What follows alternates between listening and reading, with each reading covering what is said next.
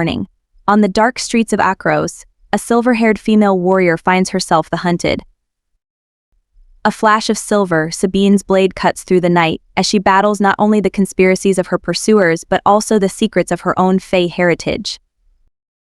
The interweaving of Fae and demonic bloodlines, magic and swordplay entwined, Sabine's adventure has just begun.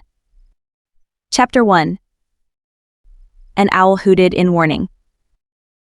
Sabine brushed her fingers against the handle of a throwing knife strapped to her thigh, but she didn't alter her stride. Boots crunched upon the cobblestone street behind her at a steady beat, keeping pace with her.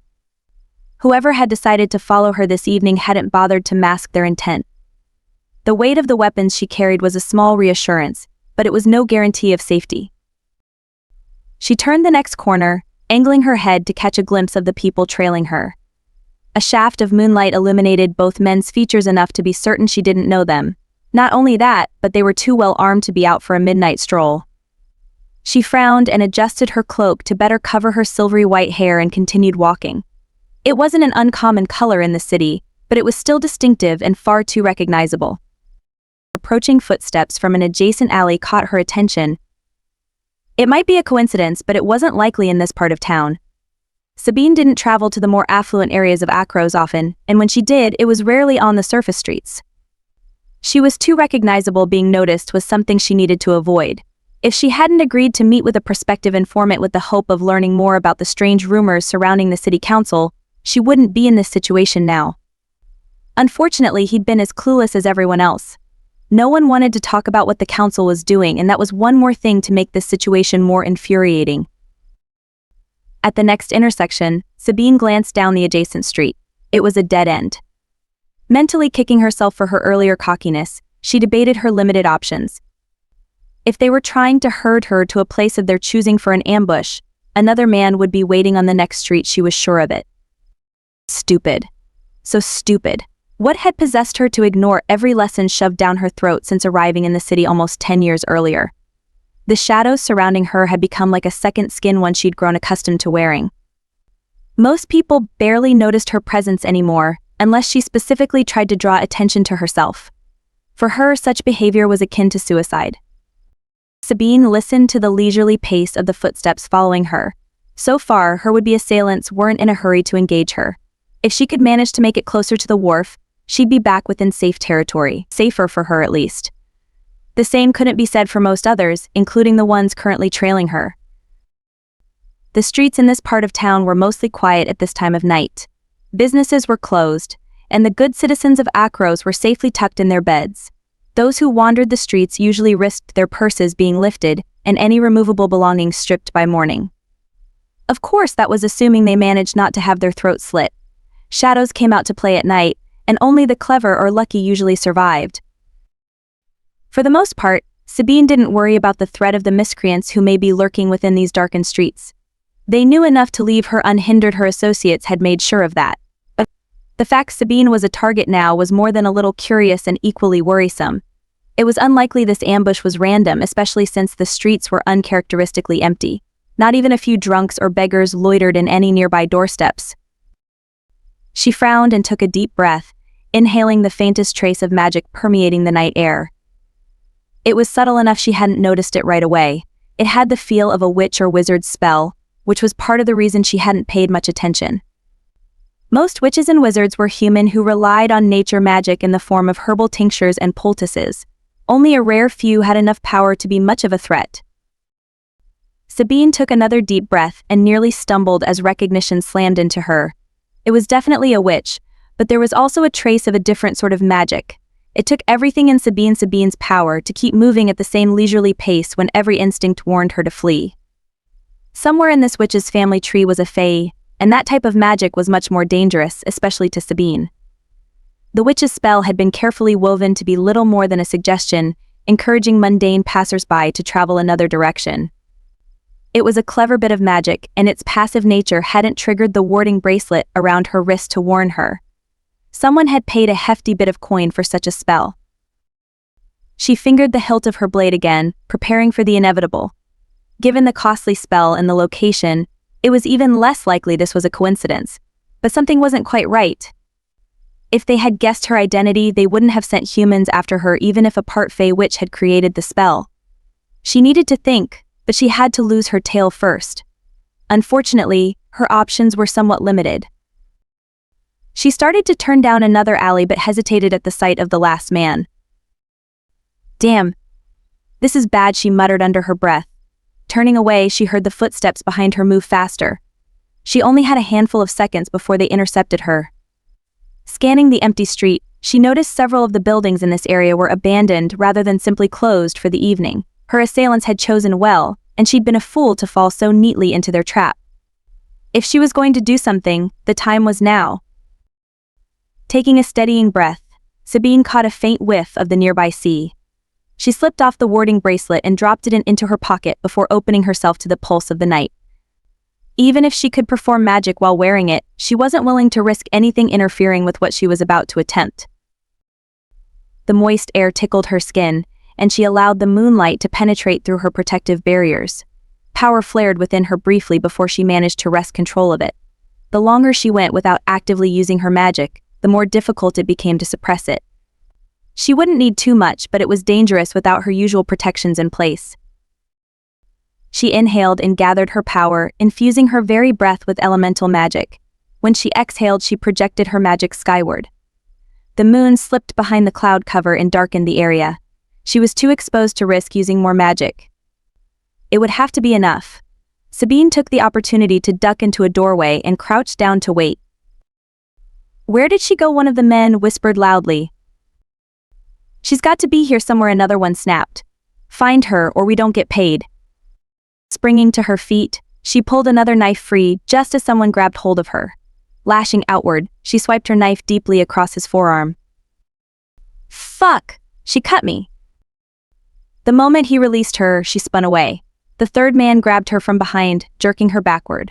A sharp, stinging sensation burned along her side as his knife sliced across her skin. Ignoring the pain, she stepped down hard on his insole.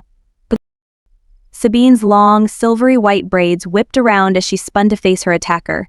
She slashed with her blade, feeling the soft flesh give way until it met bone. He cried out in pain, and she yanked out the knife. Before she had time to flee, the fourth man appeared and rushed toward her, knocking her to the ground. Her knife flew out of her hand, the metal clattering against the paving stones. "I've got you, bitch," he rasped in her ear. The stench of stale sweat and cooked onions choked her senses. Sabine raised her knee between his legs. Sweaty onion man grunted in pain. In one swift movement, she withdrew another dagger and slashed diagonally across his throat. Blood splashed outward, and she ignored the gurgling noise as she scrambled to her feet. 2 down, but there were 2 more who needed to be eliminated. "Kill her already," a man shouted. Aha. So not an abduction. They wanted her dead. A blonde man rushed toward her, and she kicked out at him. He stumbled backward as her heel hit the center of his chest. Sabine turned toward the one who had shouted. The scar on his chin was vaguely familiar, but she wasn't sure where she'd seen him before. Grabbing her, he shoved her hard. Her back hit the wall, and she let out an oomph as her breath rushed from her lungs. The flash of a blade caught her attention, and her eyes widened at the sight of the ancient iron dagger and the tattoo on the inside of the man's wrist. Any doubt she had about the randomness of the attack fled. If she were going to survive the next few minutes, she needed to take drastic measures. Hiding in the shadows wouldn't matter if she were dead. Her middling weapons skill was no match against this opponent. Dropping to her knees, Sabine cut her palm and slapped her bleeding hand against the ground. Pulling the earth's energy up through the paving stones, she held up her other hand and projected the power outward in a sharp blast. Her would-be assailant flew backward, hitting the opposite wall. "It's her," the tattooed man shouted, pointing in her direction. "Kill her, now." The blonde man rushed forward in her direction. His weapon wasn't iron, but it was no less deadly. She couldn't risk performing more major magic and alerting everyone of her presence. Death always happened in threes, and she was one power pull away from a calamity. She needed to make sure the next person who fell was one of her enemies. Bracing herself, she remained crouched as the man ran toward her. A moment before impact, she leaned forward and pushed herself upright with the blade still in her hand. The angle was perfect to pass between his ribs and straight into his heart. Yanking the knife free, She shoved him aside and prepared to throw her weapon. The last man, the one who'd held the deadly iron dagger and promised to be the most formidable, was on the ground with a puddle of blood pooling beneath him. A dark-haired stranger stood over the body. He yanked his sword free, and Sabine raised her hand, preparing to let her knife fly. His eyes widened slightly, and he held up his hand in a peaceable gesture. "I swear to you my word is as strong as the elements. I mean you no harm." Sabine froze at the irrefutable oath he'd made. The language of fairy wasn't uncommon within the city, although many of the residents had adopted a bastardized version, or used a mixture along with the common tongue. But the ritualistic words he'd uttered were not common knowledge, nor was the formality of his speech. The oath was enough to stay her hand, but she wasn't foolish enough to lower her weapon. The man standing before her radiated tightly controlled energy, unlike anything she'd seen before. The color of his aura, a rich silvery blue, reminded her of the night sky after the sun slipped past the horizon. His golden skin and dark hair indicated he wasn't Fae or even a native to Akros, but he might be wearing glamour to hide his true nature. It was too dark to see his eyes, but she wondered if the secrets he harbored would reflect back at her. Sabine straightened slowly, refusing to lower the knife in her hand. Beautiful or not, no one would know the oath unless they were intimately familiar with the Fae and their ancient customs. He appeared decidedly human, but his energy was something more.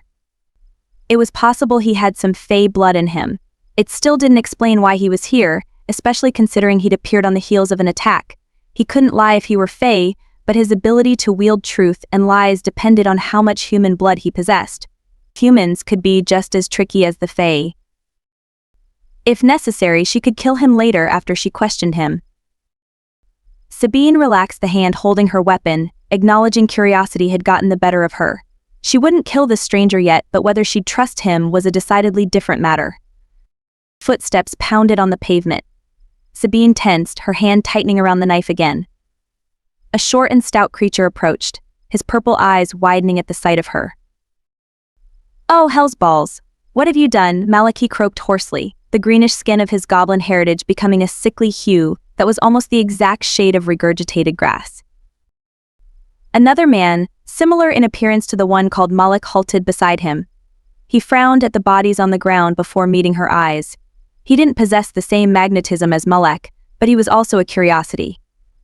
If he were completely human, she'd swallow her knife whole, but he definitely wasn't full-blooded Fae either. Sabine would bet her last weapon neither one of them were from Akros. Sabine's eyes narrowed on the familiar goblin. "Pausgil, are these friends of yours?" Pausgil swallowed and hastily nodded, shifting nervously from foot to foot. His tongue flicked out again before he responded.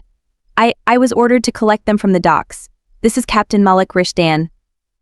Pausgil gestured to the man who had spoken in the language of the Fae before gesturing to the other. "And this is his first mate, Levin Corinth. They've just arrived in Akros. I'm escorting them to the tavern to meet with Dax." The goblin paused for a moment, hunched his shoulders, and hastily added, "Why, with your permission, of course." Sabine blinked at him. The goblin trembled in terror. She was surprised he hadn't fallen to the ground with the way his knees were knocking together. There wasn't much she could do about dispelling his fears. In any other situation, she'd simply walk away and leave him to his errand. The attempt on her life had changed things. She couldn't afford to back down, not now. But she could resolve this entire situation as expediently as possible. Sabine tucked one of her braids behind her pointed ear, using the gesture to buy a few moments of time while she studied this Captain Malek Rishdan. He didn't appear like any ship captain she'd ever met. If he were new to Akros like the goblin claimed, it was unlikely he was involved in the recent attack on her. She wouldn't write him off completely, but Dax's goblin messenger would never dream of being involved in a plot against her. Dax was the leader of the local thieves guild, and he wasn't exactly forgiving when it came to those who betrayed him. She took a deep breath but couldn't detect any lingering foreign magic in the area. The spell encouraging people to avoid these streets had broken during her power pull on the earth. She couldn't sense active magic from Malek or his companion either. But still, his connection to the Fae was troubling and curious at the same time. If Malek had business with Dax, she'd cross paths with him again. Although Dax's involvement might prove to be inconvenient. Dax was unpredictable at times, and Sabine wasn't willing to risk him killing off the ship captain.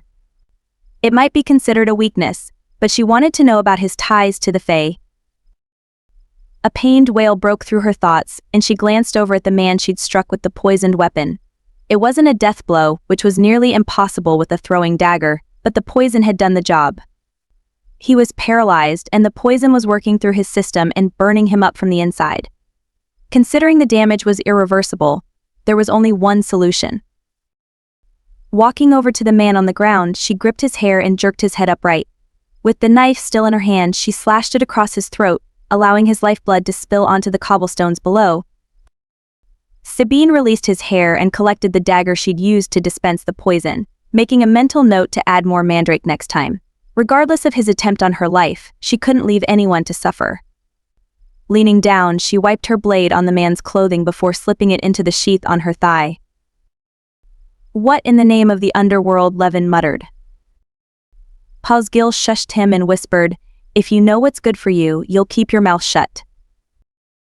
Sabine lifted her head to regard the goblin again. Her reputation wasn't the best, but the fear emanating from Pausgil was a little excessive. Most goblins enjoyed it when a little blood was spilled. It was considered something of a sport among their kind. Pausgil's eyes gleamed with a wild hunger, but his fear overshadowed everything else. If Dax's little minion was so out of sorts that he wasn't licking the blood from the cobblestones, the stories floating around about her were even worse than she'd assumed.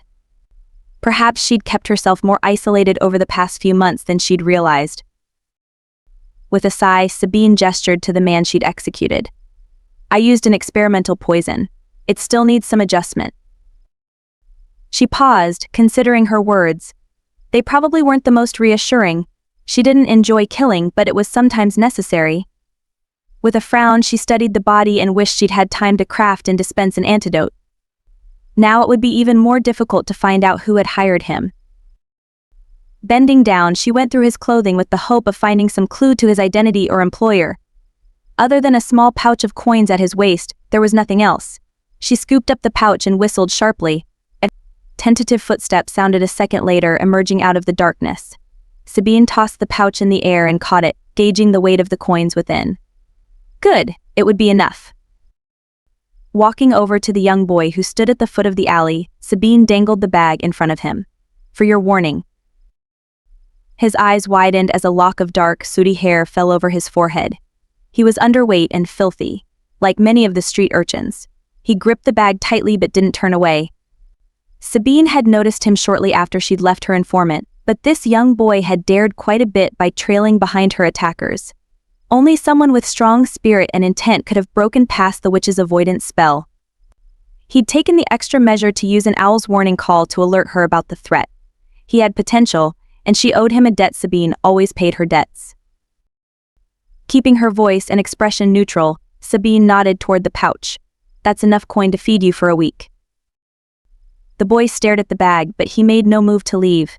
She arched her brow at him and waited. In her experience, people had to want something badly enough to do what was necessary to make it happen. If this boy couldn't bring himself to ask the question, he wasn't ready. After a long moment, the boy lifted his head and held out the bag. "I'd like to trade for a wooden coin." Sabine tilted her head and idly tapped the hilt of her knife with her fingers. The boy's eyes widened, and he swallowed. His nervousness was obvious, but she was more curious about whether he was willing to fight through his fears to accomplish his goals. Unwilling to make it easy on him, she frowned at him. "That's a lot of coin to exchange for a piece of wood. Are you sure that's what you want?" His hand clutching the bag trembled, but he nodded. The determination in his eyes was enough to erase any lingering doubt. "Very well," she agreed and took away the purse. Opening it, she slipped out a coin and infused a bit of magic into it. Out of the corner of her eye, she caught Malek's sudden interest as he took a step toward her, presumably to get a better look. Ishin. As she had suspected, the captain was sensitive to magic. That must have been what caused him to come down the street in the first place. His magical sensitivity might be a problem, but it also made her question his origins. Anyone who was wholly human wouldn't have felt the magic she'd pulled from the ground, especially while they were hidden behind the witch's avoidance spell. Forcing herself to ignore the intriguing stranger, she focused again on the boy in front of her. "What do they call you?" Johnny, he said, straightening his thin body. He couldn't be older than 9 or 10, but he had the world-weary gaze of someone who had been on the streets for most of their life. Do you know who I am, Johnny? A trace of fear came back into his eyes, but he nodded. Sabine kept her expression neutral, not allowing him to see the sadness that filled her. He may know the name she went by here and the persona she'd carefully crafted, but only a select few knew her true identity. Just like the shadows hid her from view most of the time, so did the surrounding rumors. Holding out the wooden coin she'd transmuted, she placed it in Johnny's hand and traced her fingernail over its surface. Choices surround you and dictate possible paths to your future. A baker at the south end of town needs an assistant. He grows older and has no children, but he would gladly pass along his knowledge to one who is eager to learn and serve. The boy stared in wonder at the loaf of bread now etched into the coin. It was little more than a parlor trick. Anyone with an ounce of magical ability could perform such a thing. But there is always another choice. Sabine paused and flipped the coin over before tracing her finger over it again. If someone is smart, quick, and lucky, they may survive what the future holds. It would be a life of danger, but one with great rewards and greater risk. How much of each depends solely on you. There are no guarantees in either choice, just a chance to unlock a different path than the one you currently walk. Johnny's eyes lit up, and he opened his mouth to make his choice. She gave him a curt shake of her head, and he froze, clamping his mouth shut. Sabine withdrew her hand, leaving the impression of a knife on the wooden coin in his hand. No, Johnny, you will think upon your choice for at least one full night. After that, you can make your decision. As long as the coin remains in your possession, the choice is yours and yours alone. He lifted his head again and closed his fist over the coin, gripping it tightly. I won't let anyone take it from me. She inclined her head in acknowledgement of his words. Based on his demeanor, that small piece of wood had just become the most important thing in his life. You have a fortnight to make your choice. If you wish to become an apprentice, you will take the coin to Bjorn, the proprietor of Batter's Edge. In exchange, he will provide you with a bed, food, and a chance for something more, but only if you're willing to prove yourself. Do you know where his shop is located? Yes. She nodded. If you wish to have a chance to learn the craft of those who live in the darkness and dance on the edge of a blade, you will take your coin to Copper's Crossing and find Edvar. Do you know him? Johnny nodded eagerly. Sabine resisted the urge to snort. Everyone seemed to know Edvar, a former street rat who had his hands in all sorts of pies. Edvar was going to have to start staying in the shadows. He was incredibly talented but a little reckless at times.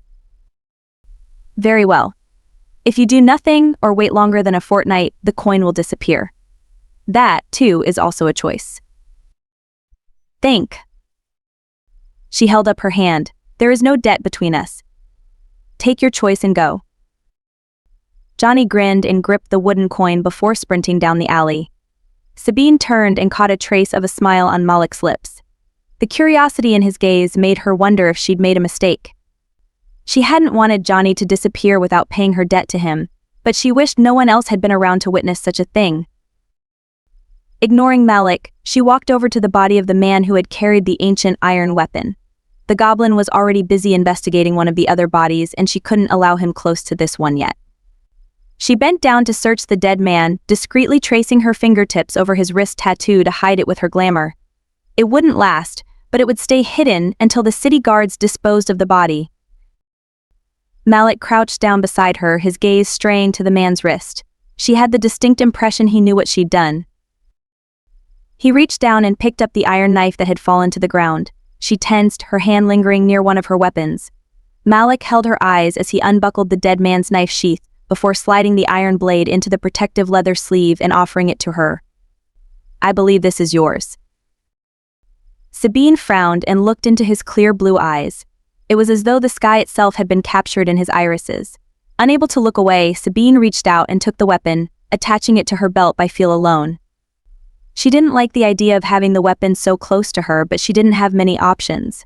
It would be a while before she could discreetly dispose of it, but it was safer with her than in someone else's hands. She stood and assessed Malek, once again feeling a pull toward him. He was a mystery she'd need to solve sooner rather than later, but the matter of the dead men took precedence as well as the injury at her side and her hand. Unwilling to risk sending Malek off to Dax without some form of protection, she took a step toward him. "It would seem I also owe you a debt," she said, not specifying whether she meant his efforts at killing one of her attackers or his silence about the dead man's tattoo. Either way, all debts needed to be paid. The unbalance hung heavily in the air between them, demanding satisfaction. He searched her expression for a long time. Finally, he inclined his head. "A debt is due." Sabine froze for a split second, surprised by the language he'd used. It was the formal exchange of an obligation, even if his words had been spoken in the common tongue. Although many people formalized a debt, few outside fairy used the traditional wording. Tilting her head, she studied him but didn't see any trace of the Fae in his features or a hint of glamour. There was something about him, though, something dangerous and deadly. Taking a step toward him, she allowed a small smile to curve her lips. "What do you wish of me, Captain Malek Rishdan?" Malek swallowed, his Adam's apple bobbing as his heated gaze perused her up and down.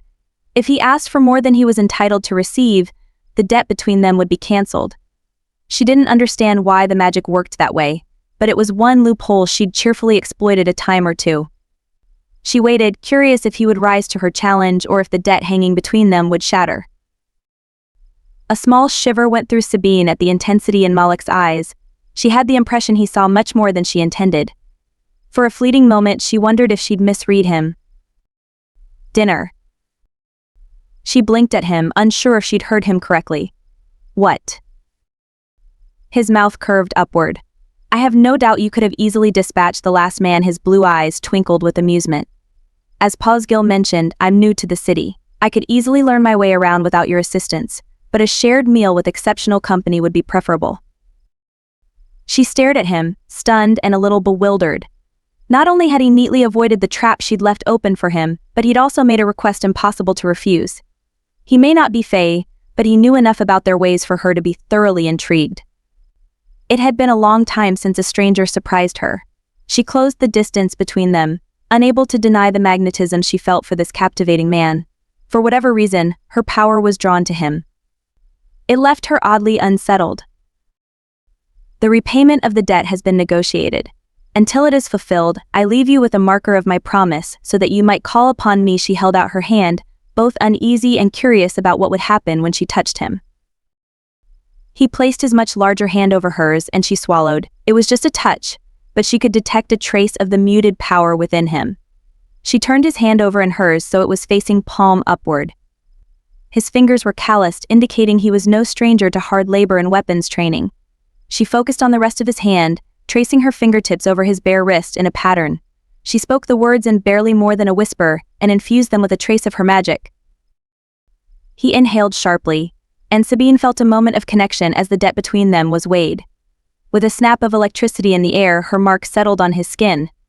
Since the debt was hers to repay, she also accepted the searing pain as though she'd applied it to her own skin. Burying her reaction, she traced the design again. "The agreement is accepted, witnessed, and sealed." She lifted her gaze to meet his eyes.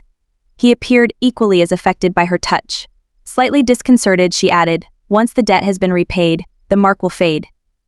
If I expire before the debt is collected, the mark will fade. If you pass on before it is collected, the mark will fade." Malek placed his other hand over hers, trapping her hand between the warmth of his skin. It took everything she had to continue to breathe normally. Something about this man called to her on an elemental level, and for that reason alone, he was dangerous. He squeezed her hand gently.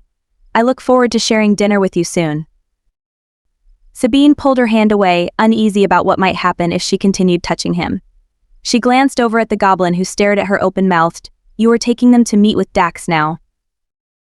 Posgil clamped his mouth shut and straightened. "I'd be honored to escort you too. I'm sure Dax will have questions about this attack." She narrowed her eyes. That was putting it mildly.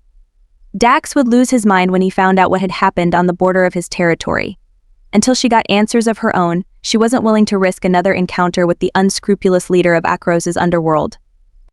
"I trust you can relay the events to the best of your knowledge. I have other matters that require my attention." When Posgil's skin flushed to that sickly green color again, Sabine relented slightly. Aside from accompanying him and handling Dax herself, There wasn't much she could do except make it clear to Dax that she had refused to go. There would likely be consequences for her decision, but they couldn't be helped, especially since she was bleeding.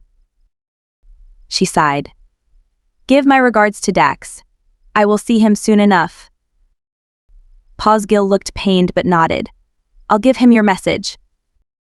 She darted another quick glance at Malek and pulled her hood over her head. If he managed to survive his encounter with Dax, she'd have a chance to discover more about him. In any event, she'd done what she could to protect him until then. Heading away from the alley, Sabine gathered some of the lingering shadows around her.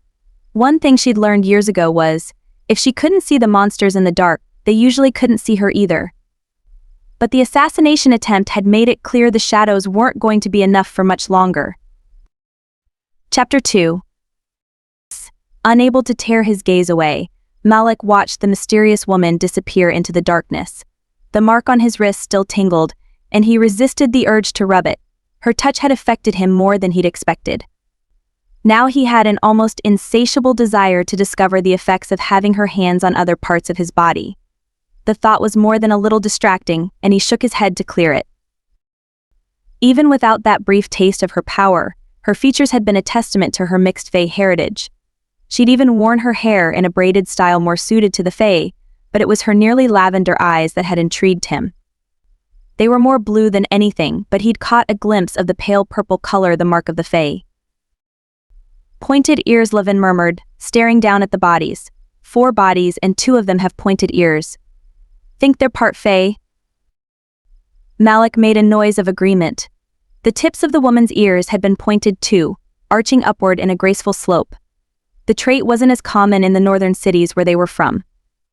He'd heard some people living in Akros were of Fae descent, but he hadn't realized the strength of those ties until now. At least we know we're in the right place, Malek whispered. The goblin's forked tongue flicked out as he gleefully pocketed another pouch of coins from one of the dead men. Levin snorted. I don't know about that. The Fae are supposed to be the keepers of the forests and lakes. I can't imagine someone with a lot of Fae magic living in a city like this. Ah, Levin, have a little faith, Malek said with a grin and clapped his friend on the shoulder. The goblin cocked his head. You have an interest in the Fae. Malek studied Posgil in surprise. Goblins were one of the lesser Fae, but they had very little magic. It was unlikely he could help them, except to provide some information. Of course, tales of their beauty and magic are legendary. Anyone would be intrigued. Are there many Fae living in the city? Posgil grinned, his tongue darting out between his lips. We have quite a few with Fae blood, but no full-blooded Fae. Those taste of high magic and sex. I doubt they'd allow you close enough to take a bite, Levin said dryly. I've heard the Fae are a bit more discerning in their tastes. Posgil shrugged. The unseelie Fae are more open-minded than the seelie. How do you think some of these dead men ended up with pointed ears? When the unseelie emerged from Underhill after the Dragon War, some took humans as lovers to replenish their numbers. Levin frowned. Underhill? You're referring to the underworld. Malek leaned over to study one of the men's ears. Other than a slight point, he didn't see any other sign the man had been Fae. It's one and the same. The Fae refer to it as Underhill, but the demons and dwarves call it the underworld. The unseelie Fae escaped their service to the gods and fled there. Levin rubbed his chin and thought. I'd wondered about the difference between the seelie and unseelie. You're saying the seelie remained as servants to the gods and caretakers of the forests. Yes, Malek said. Posgil scooted over to inspect the last dead man. He was having a little too much fun playing with the bodies. They'd need to pull him away soon, if he didn't knock it off. They were already running late for their appointment. Malek turned back to Levin. The Fae who remained in the light were seelie, while those who embraced the darkness and abandoned their creators were unseelie. Their magic is similar, but the unseelie had to twist theirs into something darker to defend against the demons and dwarves while they were trapped in Underhill. Posgil dipped his finger into some of the blood on the ground and licked it off. You know your history, Captain Malek. I'd think someone with your learning wouldn't be such a fool. Levin stiffened at the insult and slapped his hand against his sword's hilt. Watch your tongue, little man. The goblin huffed and finished searching the last body. I'll have you know Dax won't be pleased with you threatening me. You're in his city now." Malek glanced over at Levin and shook his head. Pausgil could hide behind his master all he wanted for the time being, but the minute Malek got what he'd come for, he'd abandon this ruse. "What did you mean about being foolish?" "You'll find out soon enough." Pausgil straightened and brushed the dirt off his hands. "Now then, we'd best be on our way. The city's guards will be along shortly, and they won't take too kindly to us being here. One near-death experience for the evening is more than enough, although I'd rather face down the guards than risk running into Sabine again." Malek looked down at the body of the man whose tattoo had disappeared with a small swipe of magic. For some reason, Sabine hadn't wanted Pausgil or anyone else to see the design. It had been some sort of dagger with the edge wrapped in ivy. The tattoo had been distinctive enough that Malek intended to learn more about it, and hopefully about the mysterious woman who had hidden it. The goblin started heading out of the alley, and Malek walked alongside Levin, taking the opportunity to study the city. As first impressions went, Akros wasn't particularly remarkable. Though it was a little rough around the edges, it was similar to dozens of other cities lining the coast. The biggest difference was, it was the gateway city to the southern lands, housing one of the largest mixed magical communities in the world. Pausgil pinched the bridge of his pointed green nose. "How'd you convince Sabine not to kill you?" Levin smirked. "He has that effect on women." Malek shrugged, not bothering to explain. He suspected her hesitation had been the result of his hasty attempt to speak the language of the Fae. He'd caught the surprise in her eyes. "What do you know about her?" Pausgil darted a quick look at him. "I know enough to stay away. Dax won't be happy when he finds out what happened or about your dinner invitation. You'll be lucky if he doesn't kill you right off." "Please tell me she's not involved with the leader of the Thieves Guild," Levin muttered.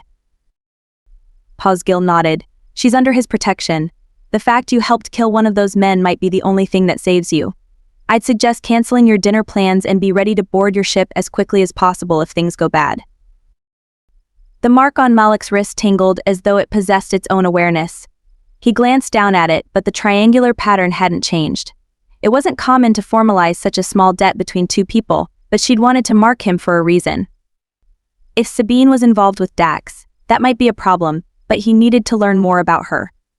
The mark was a guarantee he'd see her again, otherwise he wasn't sure he would have allowed her to walk away. Her power had been like a beacon calling to him from the docks when he'd disembarked from his ship.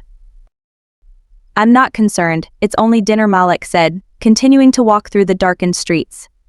The buildings in this area of town were more run down and a number of them were abandoned. Even though the streets appeared to be empty, he could feel the weight of eyes upon them. Pausgil snorted. "Dinner." "Right." The goblin looked around and lowered his voice to a hushed whisper. "The last man who looked at Sabine the way you did was found floating in the canal. His limbs had been ripped from his body and were never recovered. The guards said they thought it happened while he was still alive." Levin shot him a warning look, but Malek ignored him and continued walking. He'd hoped to have been here a bit longer before offending the disreputable guild master, but he wasn't about to abandon his purpose. They turned a corner, and this street was markedly different. Lanterns lined the path, and the street was more congested. It was still a poor area of town, but a handful of prostitutes lounged against the wall, calling out a greeting to them as they passed. A few other people were milling around nearby. Some were a little too sharp-eyed considering the location and time of night, which led Malek to believe they were some of Dax's men.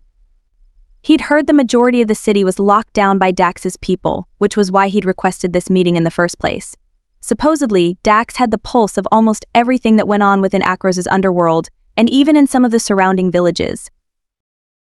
At the end of the street stood a brightly lit tavern.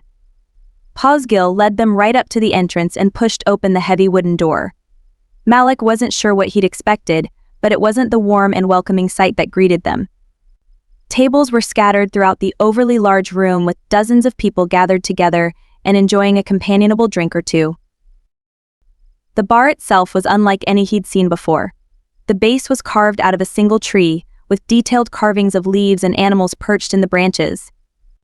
The top of the bar was almost equally captivating, with what appeared to be fractured glass that caught the light of the candles, reflecting it throughout the room and giving the surrounding walls a warm, cheerful glow. Several more doxies made the rounds throughout the tavern, most of them more appealing than the ones lingering outside. The patrons, on the other hand, enforced the idea this wasn't the most reputable of areas. They had the sharp eyes and hardened lines on their faces that made it clear they were intimate with the darker side of life. Each one of them appeared heavily armed, and more than a few had scars from previous run-ins with a blade. Pausgil pushed past the bar and headed directly to a man standing guard in front of another door. The man's eyes narrowed on Pausgil, and he crossed his arms over his chest. Undeterred, the goblin straightened his body. "I've brought Captain Malek and his first mate to see Dax." "It's all right, Campo. They're expected," a man said from behind them. Malek turned to find another man with mixed Fae heritage. He had the same light hair and eyes as Sabine, but there was a coarseness to his features Sabine had lacked. The tusks jutting out of his mouth made Malek question if he carried a bit of troll in his bloodline. Malek detected a faint trace of power surrounding him, but it was more Fae than troll. "Apologies, Javine, Sir Pausgil sputtered, his eyes wide at the approaching Fae. "I didn't realize you were here." Javin frowned at the goblin. "Dax expected you earlier." Pausgil swallowed audibly, his coloring deepening to a sickly green. The metallic and bitter scent of the goblin's fear was enough to make Malek's nose itch. The goblin hopped from foot to foot. "We ran into some trouble, but everything's okay, we handled it." "Yep. Everything's fine, nothing to worry about." "You can explain your delay to Dax," Javin said before turning toward Malek.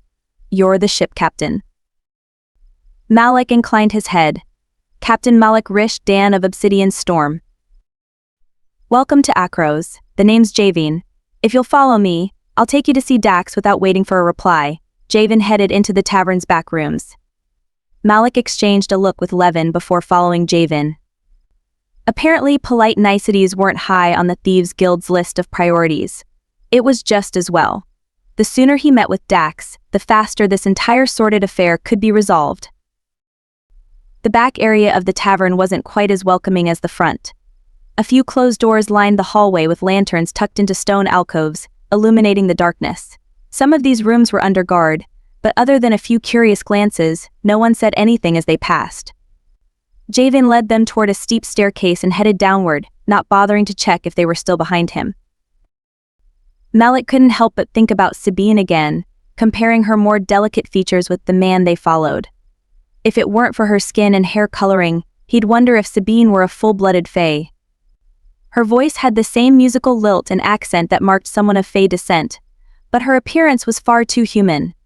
Part of him wished he'd had a chance to hear her speak more of their language to determine if she carried that same inflection in her words. The few pure-blooded Fae he'd known had the ability to cause a reaction simply by speaking. That was part of their gift and power. Some of their words could cause ecstasy while others could drive someone mad. During the last war, Fae captives had to be gagged to prevent them from singing their way to freedom or inciting mass panic. At the bottom of the stairs was an expansive corridor. The air was heavier down here, with a trace of moisture, and Malek detected the faint sound of rushing water, most likely from one of the canals. A set of heavy double doors was built into the wall, and Javin pushed them open and led them into a larger room. This had the appearance of a meeting room with an elongated table set up in the center. A handful of people were gathered around the table talking, but it was the man standing at the head of the table who commanded Malek's attention. Levin inhaled sharply, and Malek had to force himself not to react or reveal his surprise. For all his inquiries into Dax and his group, no one had even hinted the man he stood before was a demon. Most of them were confined to the underworld, unable or unwilling to venture into the sunlight, which weakened their magic significantly. If Malek had known the guild leader's identity, he would have handled this entire endeavor differently, or even possibly dismissed Dax as a potential resource. This new development made Malek even more curious about Sabine and her ties to a demon. If legends were true, the dwarves and demons shared the same origins as the Fae. The demons, with their penchant for violence and working the underworld forges, took up residence in the deepest levels of Underhill. They became the caretakers of the molten rock and fires burning deep within the world's core. Demons twisted their brand of magic into weapons, lashing out with fire elemental abilities, and it was that same fire ability that concerned Malek now. He only hoped the warding necklace around his neck was powerful enough to mask his true intent. The witch who had crafted it for him had assured him of such, but they hadn't anticipated the need to deceive a demon. Levin whispered, "We might want to rethink this plan. Demons have ties to the Fae, but this is too risky." Malek shook his head as Javen approached the demon standing at the head of the table. In a voice too low for anyone else to overhear, Malek said to Levin, "Not just yet. This might still work out to our benefit." Levin frowned at him, but Malek didn't elaborate. Even though they were in a cellar underneath the tavern, Dax shouldn't be able to live within a mostly human city cut off from the magic of the underworld. Perhaps Akros had a larger source of magic than rumors claimed, or maybe Malek didn't know the full truth about demons. Either way, he intended to get to the bottom of it. The man standing at the head of the table was a powerful and massive man, with skin the color of the darkest obsidian. He was a true master of the night. Even the light from the lantern seemed hesitant to touch him. The room fell silent as Javen leaned in close and whispered something to the demon. Dax lifted his horned head, his amber eyes holding the flame of his ancestors as he pinned Malek with his gaze. No matter what he'd hoped, Malek couldn't deny the truth. Dax would be an adversary who would require careful handling.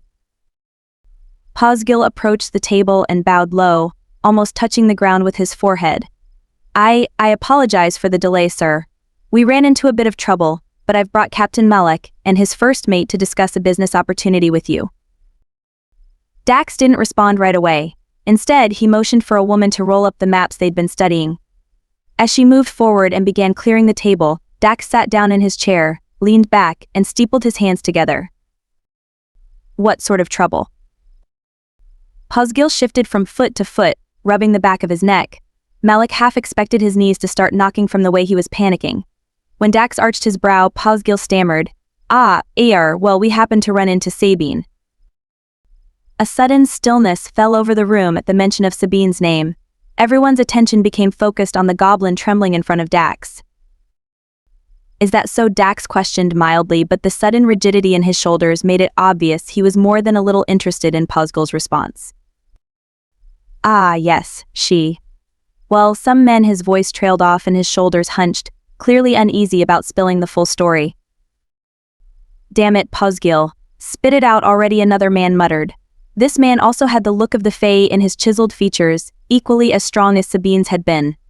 With his nearly white blonde hair and pale blue eyes, he could have passed as one of Sabine's close relatives. But unlike Sabine and Javen, Malek didn't sense even a faint hint of power from him. "Right. Sorry," Varen, Posgil said with an eager nod. "Some men attacked her, but she's okay, she's fine, they're all dead." "I see," Dax murmured, drumming his fingertips on the arm of his chair. "And where did this happen?" "Over by the butcher's shop on East End Lane." Posgil clasped his hands together tightly. From the way his gaze darted around the table, he was obviously fearful he'd be blamed for the attack. Varen frowned. "How long ago did this happen?" "Right before we arrived here. The bodies are probably still warm and their blood still wet." Posgil snickered, his forked tongue slithering outward as though he could still taste the blood in the air. Dax motioned toward two of his men. They both nodded and hastened out of the room. When they were gone, Dax leaned back in his chair again. "And what of Sabine?" She Posgil cleared his throat. "I believe she'll see you soon. She sends her regards." "Does she?" Dax murmured with a trace of a cruel smile. A heavily armed woman with a long scar down the side of her face spoke up. "Should we attempt to track her?" "That won't be necessary. You won't find her unless she wants to be found. She'll reappear soon enough," Dax said with an absent wave. "Was there anything else, Posgil?" Posgil gestured to Malek eagerly. "It was fortunate Captain Malek arrived. He helped Sabine kill one of them." Dax arched his brow, sweeping his gaze over Malek. Despite Posgil's claims, the look wasn't overly friendly. "Sabine is under my protection. If you aided her, it would seem I owe you a debt." The mark on Malek's wrist tingled, almost in warning. "That won't be necessary. The debt belongs to Sabine and it has been settled between us." Dax froze, his features hardening. He studied Malek for a long time, and Malek felt the weight of his gaze as Dax caught sight of Sabine's mark on his wrist. A brief flash of anger streaked through his amber eyes, turning them to a sharp silver before they reverted to their normal color. For whatever reason, Dax wasn't pleased with this newest development. Dax pushed up from the chair. In that case, perhaps we should discuss why you're in my city. Malek inclined his head.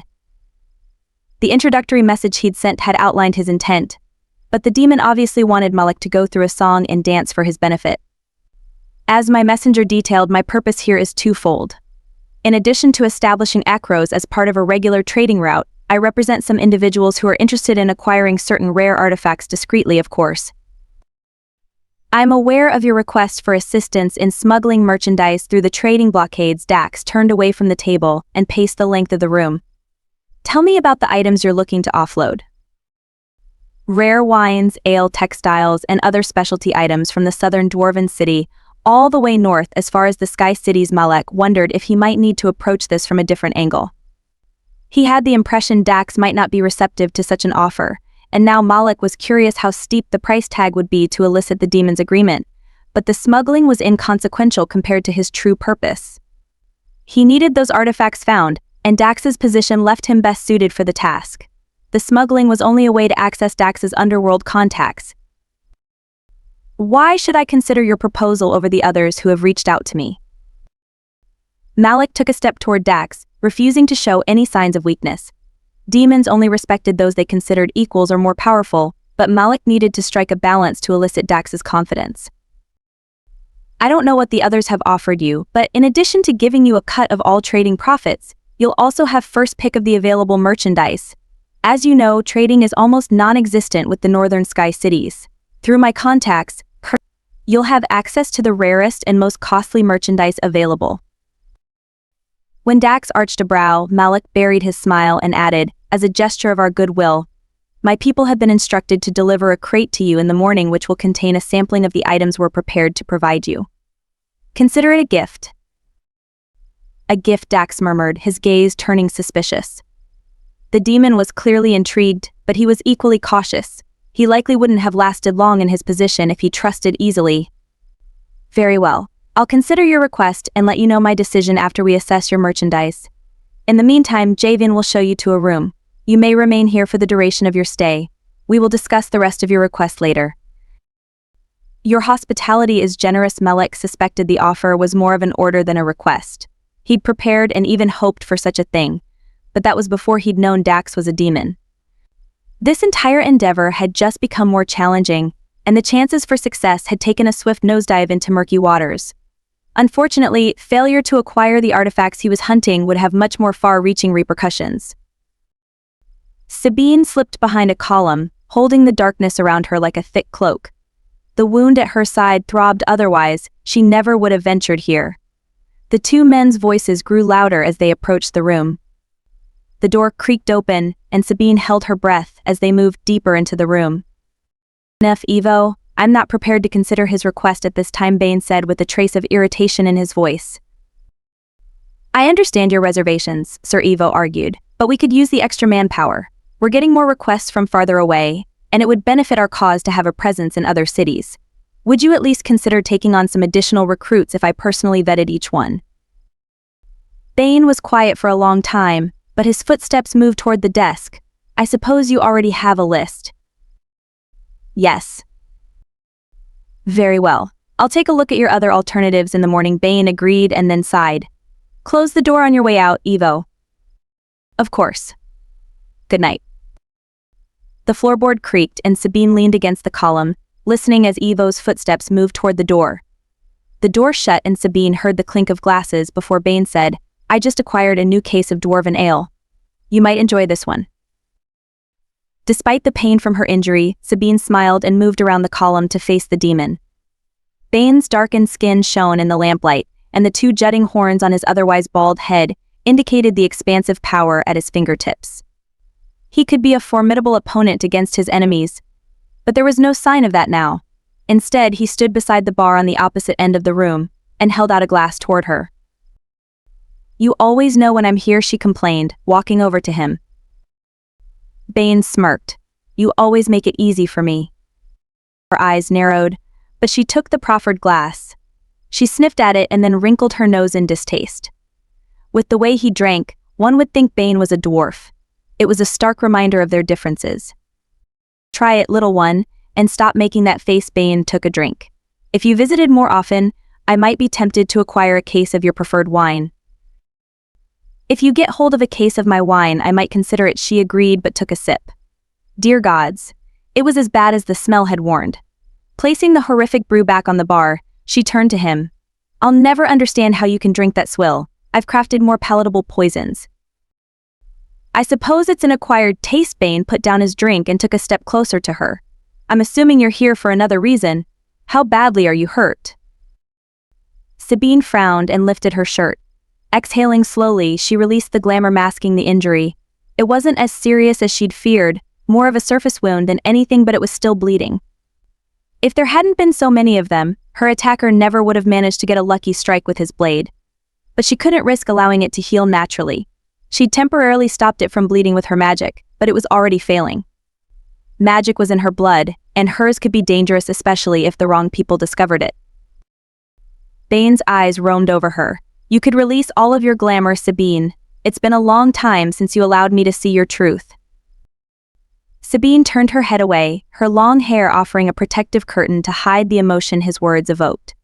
Over the years, she'd only risked lowering her glamour in times of great need. It was painful holding on to it all the time, but she'd grown accustomed to it. When one lived with constant pain for so long, it became part of their psyche. But part of her still yearned for freedom. Don't push, Bane, not here. It makes it harder to hold on to it when you say such things. He fell silent and trailed his fingers over her side. His touch was gentle, but Sabine winced as he brushed against the injury. When he spoke, a sharp edge of fury laced his tone. Who's responsible for this? She turned back to him. Fix it in my hand. Then I'll tell you what I know. Bane scowled and continued to trail his fingers over her skin. When nothing happened, she narrowed her eyes at him. You're as stubborn as Dax. Heal it or back the hell off. Don't compare me to him, he growled, threading his power through his fingertips and into her skin. Despite what many people believed, healing wasn't a pleasant experience. The body would repair itself naturally over time, but a forced healing made the recipient relive the original injury only worse. For every action, there is an equal and opposite reaction. Magic was the same. Every small bit required a type of sacrifice. Her own brand of magic was no different. When she'd killed those men, she'd stolen part of their life's energy and had been holding it in reserve. Through touch, she now gifted some of it to Bane in exchange for his healing. He eagerly accepted the offering, easing the balance of debt between them and erasing the burden from her soul. His fingertips became more heated as they trailed over her skin, healing her injuries. He leaned toward her, putting both his hands on her waist and pulled her closer. With a growl, he lowered his head and kissed her. Sabine immediately stiffened, surprised at his lapse in control. But this was Bane. He never would have kissed her unless he needed her and what she could offer. Relaxing her body against him, she sent more of her magic toward him in a gentle wave. He deepened his kiss and his touch became more demanding. She placed her hands against his chest, and he broke the kiss. Breathing heavily, he gazed at her with a wild, heated look in his eyes. It was both unnerving and thrilling. Instead of backing away, she lifted her chin to meet his eyes. Any sign of weakness could be used against her. Bane was dangerous on the best of occasions, but he always pushed himself too far, especially with her. What do you need from me, Bane? He gripped her tighter before releasing her suddenly.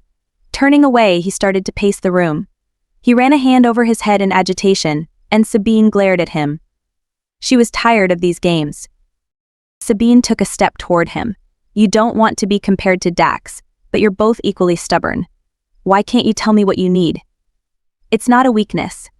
I've never refused you when you've asked for my magic or needed an outlet for yours. That was our agreement all those years ago.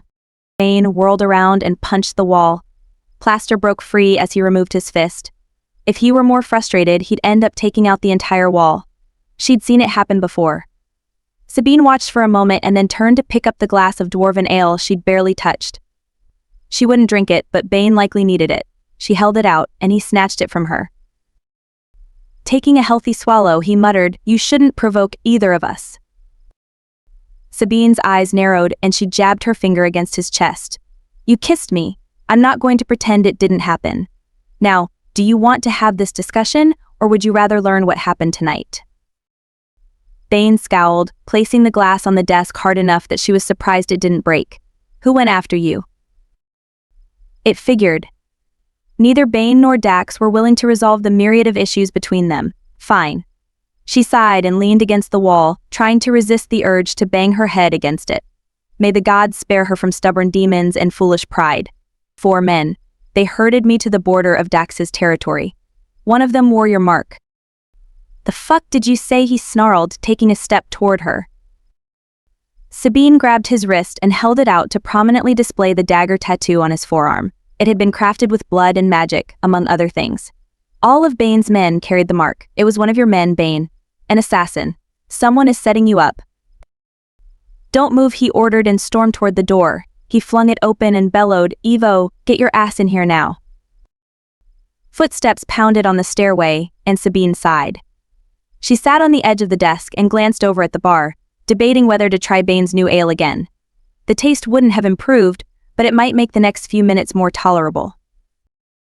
What's going on? Evo's footsteps faltered as he entered. Sabine? I wasn't aware you were here. Sabine gave Evo a curt nod in greeting. She didn't care much for him, and Evo wasn't overly fond of her either. But Bane trusted him, even if she'd rather drink a case of that ale in lieu of spending another moment with Evo. If she were being fair, it wasn't exactly Evo's fault. He was loyal to Bane, and Evo believed her presence caused problems for his boss. As long as Dax considered Sabine under his protection, he would continue trying to meddle in Bane's affairs, especially when she was around. Sabine described the man. Bane shut the door a bit more forcefully than necessary. She shrugged. Human. A bit taller than me, short brown hair, scar on his chin, smelled like leather and oil. Evo darted a quick glance at Bane. Who is she describing? Bane didn't stop his pacing. A man wearing our emblem attacked her tonight. Evo's frown deepened. I'm assuming the man is dead. Sabine arched her brow, trying to bury her irritation. I think my presence is answer enough. Evo blew out a breath. It sounds like Nafor, one of our newer men. Bane pointed a finger at Evo. This is why we're not opening our doors to more recruits. I want a list drafted of all his closest associates immediately. Bring me everyone who was recruited shortly before or after him. I want everyone questioned. Tonight. Sabine slid off the desk and stretched. Thanks to Bane's healing abilities, her side felt remarkably better. Now that she'd given Bane sufficient warning, she needed to figure out how her attackers knew where to find her. Only a couple of people had known her plans to speak with the clerk working in the city council's office, and she needed to question each of them. She headed toward the window. Do what you must. I have other things requiring my attention. Sabine. Bane called out, and she turned toward him. He held her gaze for a long time, indecision warring on his face. She waited expectantly, but he didn't say anything else. It wasn't surprising. Bane might want to keep her safe, but he wouldn't dare try to keep her here against her will. He knew she'd never volunteer to remain if she had a choice. Instead, she gave him a small smile. Good night, Bane. If you need me, you know how to find me, otherwise I'll see you soon. Without waiting for a response, she climbed back out the window and headed toward the commercial district. It was time for the hunted to become the hunter.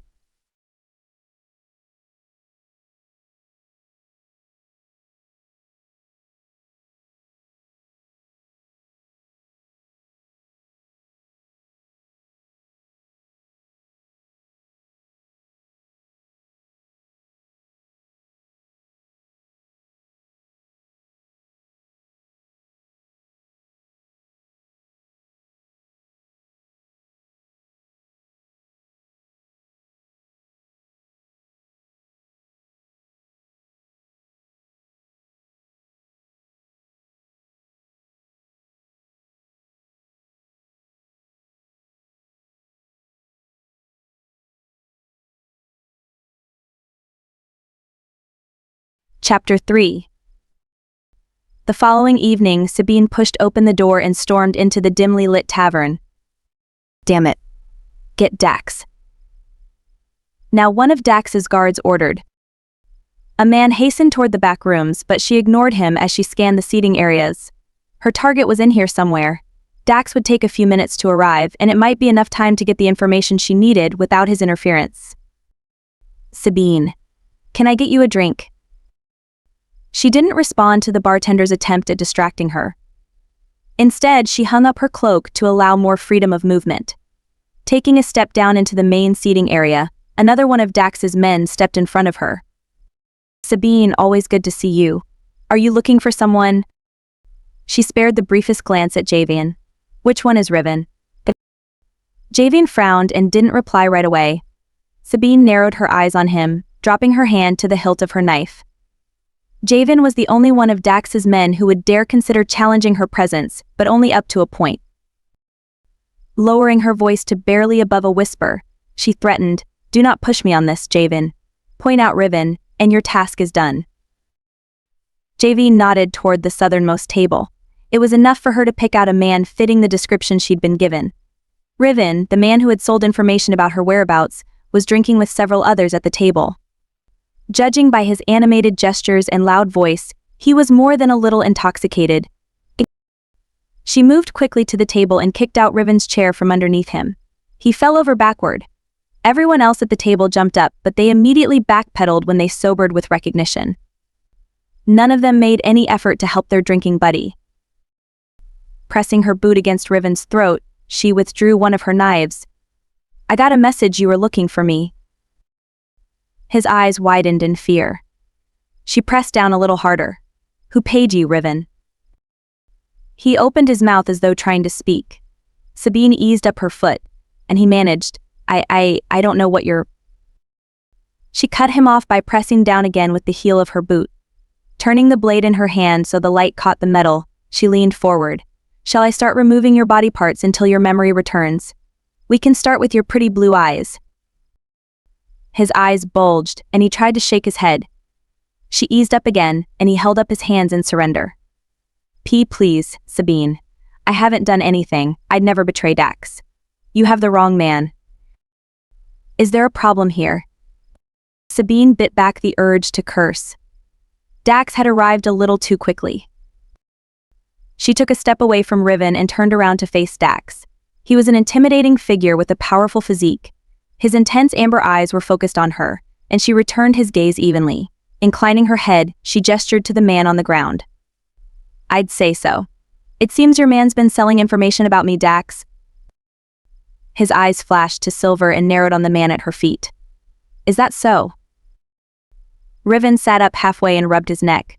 "I swear I'm loyal to you, Dax. I'd never do anything to betray you." Dax scowled and crossed his arms over his chest. "Which is it? Are you calling Sabine a liar, or have you been selling information?" Sabine leaned against a column as Javian and Campo moved forward and hauled Riven to his feet. Riven's expression was full of panic now, and he searched the room for anyone who might intervene. The fool. No one would challenge Dax, especially when his eyes were silvered. She must be mistaken. I would never."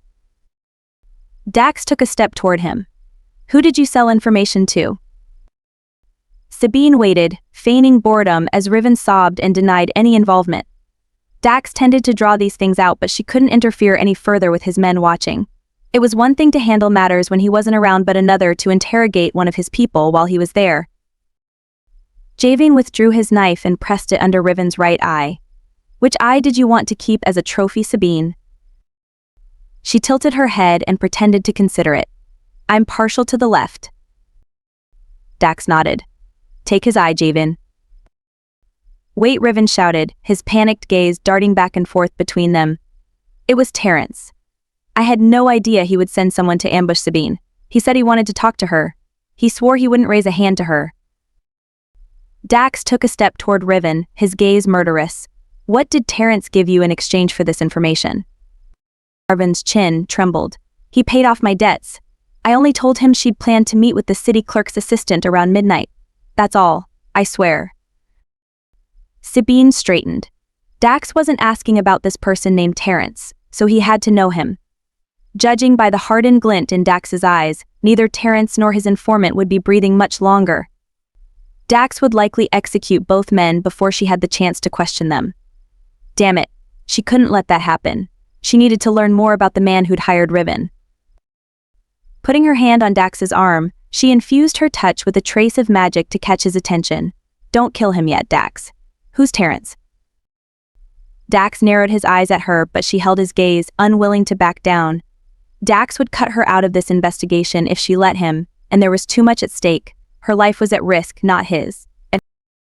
If you won't tell me, then give me 10 minutes with Riven. Call it compensation for your man selling information about me. Riven's eyes widened. She started to move toward Riven to question him, but Dax grabbed her arm. She wasn't surprised. He'd never let her interrogate one of his men once he was involved. Demons were impossibly controlling, and Dax was no exception. In one smooth movement, she withdrew her knife and tried to move forward. Dax yanked her backward and she started to spin away, but he wouldn't relinquish his grip. Stepping hard onto his foot, she tried to sidestep. He pushed her up against the column, using his heavier body mass to trap her. It was nothing more than she'd expected. Dax had been training her in fighting techniques and weapons for the past several years. Fortunately, she'd learned to anticipate some of his moves. They'd done this particular dance many times, and she wasn't above being sneaky. Sabine pressed her knife against his abdomen and smiled sweetly. We can play later, Dax. I need answers first. He gave her a wicked grin, his eyes flashing with the thrill of the hunt and the challenge she offered. Haven't I told you never to draw your weapon unless you intend to use it? From you, this is the equivalent of foreplay. Despite herself, she laughed and relaxed her grip on the knife. Dax trailed his hand down her arm and encircled her waist. He leaned in close and whispered, "Don't run away until I'm finished here, beautiful. Otherwise, I will hunt you down, and you know how much I love the chase." She didn't reply, and he chuckled before turning back to Riven. Dax's comment wasn't exactly an agreement to share information, but he knew she wouldn't remain here for long if he wasn't forthcoming. Dax walked over to the man on the ground. "You disappoint me, Riven." Riven's chin trembled. "I swear, I didn't know what Terrence had planned. I never would have betrayed you. Terrence said he needed to talk to her without you knowing about it." Sabine winced. That was the wrong thing to say. Apparently, Dax agreed. He stormed toward Riven and grabbed the man around the throat. Yanking him up, Dax shoved him against the wall and snarled, "That is betrayal." Riven started thrashing, trying to escape Dax's ironclad grip. Sabine turned away, not willing to watch any further. Riven screamed, but Sabine knew his night was just beginning. Dax would probably keep him alive for a few days to make an example of him. It would be some time before anyone else considered betraying Dax again. Unfortunately, that meant any information she needed would have to be elicited from Dax himself. He'd never let her anywhere near Riven now, even if she insisted. For all his flaws, Dax took his oath to protect her seriously. They just disagreed on what that entailed. But it wasn't an oath to her, so her opinion apparently didn't matter, or so the old argument went. Sabine walked over to the bar and slid onto an empty stool. A loud crack sounded behind her, and from the piercing scream that followed, she guessed Dax had broken something. She blew out a breath, debating whether to slip away. Sometimes Dax enjoyed torture a little too much, but she suspected he'd meant what he said. Dax would come after her if she left. He wouldn't hurt her when he found her, but he'd take out his anger on everyone else around him. If she remained, she'd at least have a chance to diffuse the worst of it. "Take him downstairs and chain him up," Dax ordered, and Riven's screams became garbled whimpers as though he'd been gagged, or was in more pain than the human body could handle. "Find out what else he knows, but keep him alive. I'll see to him later." She didn't turn around to look. Henry, the bartender, had gone pale as he stared over her shoulder, presumably at Dax. Henry had seen a great deal over the years, so she had to assume it was particularly bad. Sabine drummed her fingers on the top of the bar. "What do you have to drink tonight?" Henry blinked at her, and she nodded toward the bottles behind the counter. He needed to snap out of it before Dax got over here. Henry swallowed. "Ah, sorry about that. We have..." "Get her some of the wine we just received." "There's a bottle behind the bar," Dax ordered from behind her and pressed his hand against her back. She started to turn toward him, but she caught sight of the ship captain, Malek, sitting at the end of the bar. She stared at him for a second before forcing herself to turn away. It wouldn't be a good idea to show any interest in Malek while Dax was in a foul mood. It was hard to resist not taking another peek. The magnetism between them undeniable, but something wasn't right. She'd marked Malek. She should have sensed his presence before now. There were rumors about items that could interfere with a mark or bond, but she'd never experienced anything like that before. Dax trailed his hand down her back. Her eyes narrowed on the demon in warning, but he simply grinned and sat on the stool beside her. The bartender put a silver goblet in front of her. She picked it up, inhaling deeply and breathing in the heady scent of the fruits and forest. Her eyes widened in surprise. Fairy wine was difficult to come by and the price very dear. That Dax was willing to go to such lengths made her wary of his motivations. He wasn't usually known for his generosity. Knowing Dax had procured it for her made her feelings toward him soften a bit. Perhaps that had been his intention. His fingers stroked the thin material of her shirt as she took a sip of the wine. Her eyes unwittingly fluttered closed as the taste of home settled on her tongue. It was rich with earthy undertones, and the memories of the forest and laughter flashed through her mind. There was something else under the surface, lurking at the edge of the memory. Before she could focus on it too much, Dax leaned in close to her and whispered, "I'm tempted to take you, and that bottle downstairs. I bet I could make you forget about everything, more than any glass of wine." Sabine blinked up at Dax, not terribly surprised the threat of torturing Riven had incited some of his other appetites. Even if she rebuked his invitation, he'd shrug it off and find someone else to share his bed. It wouldn't require much effort either. The tavern was currently full of women who would happily accept any invitation he made to them. They had a complicated understanding between them, so he wouldn't care either way. On some level she did care about him, but their relationship was built out of necessity, not from any tender feelings. Most people didn't understand their arrangement and assumed they meant more to each other than they did. Then again, most of those people were more human than other. Humans had some bizarre notions about intimacy and sex that hadn't dissipated even though they'd come to this world through the portal thousands of years ago. Sabine swirled the wine in her glass while deciding on an appropriate response. "Maybe if you tell me what you know about Terrence, I'll be more inclined to consider your offer." Dax settled back in his seat and motioned for Henry to get him a drink. Terrence is recently new to the city.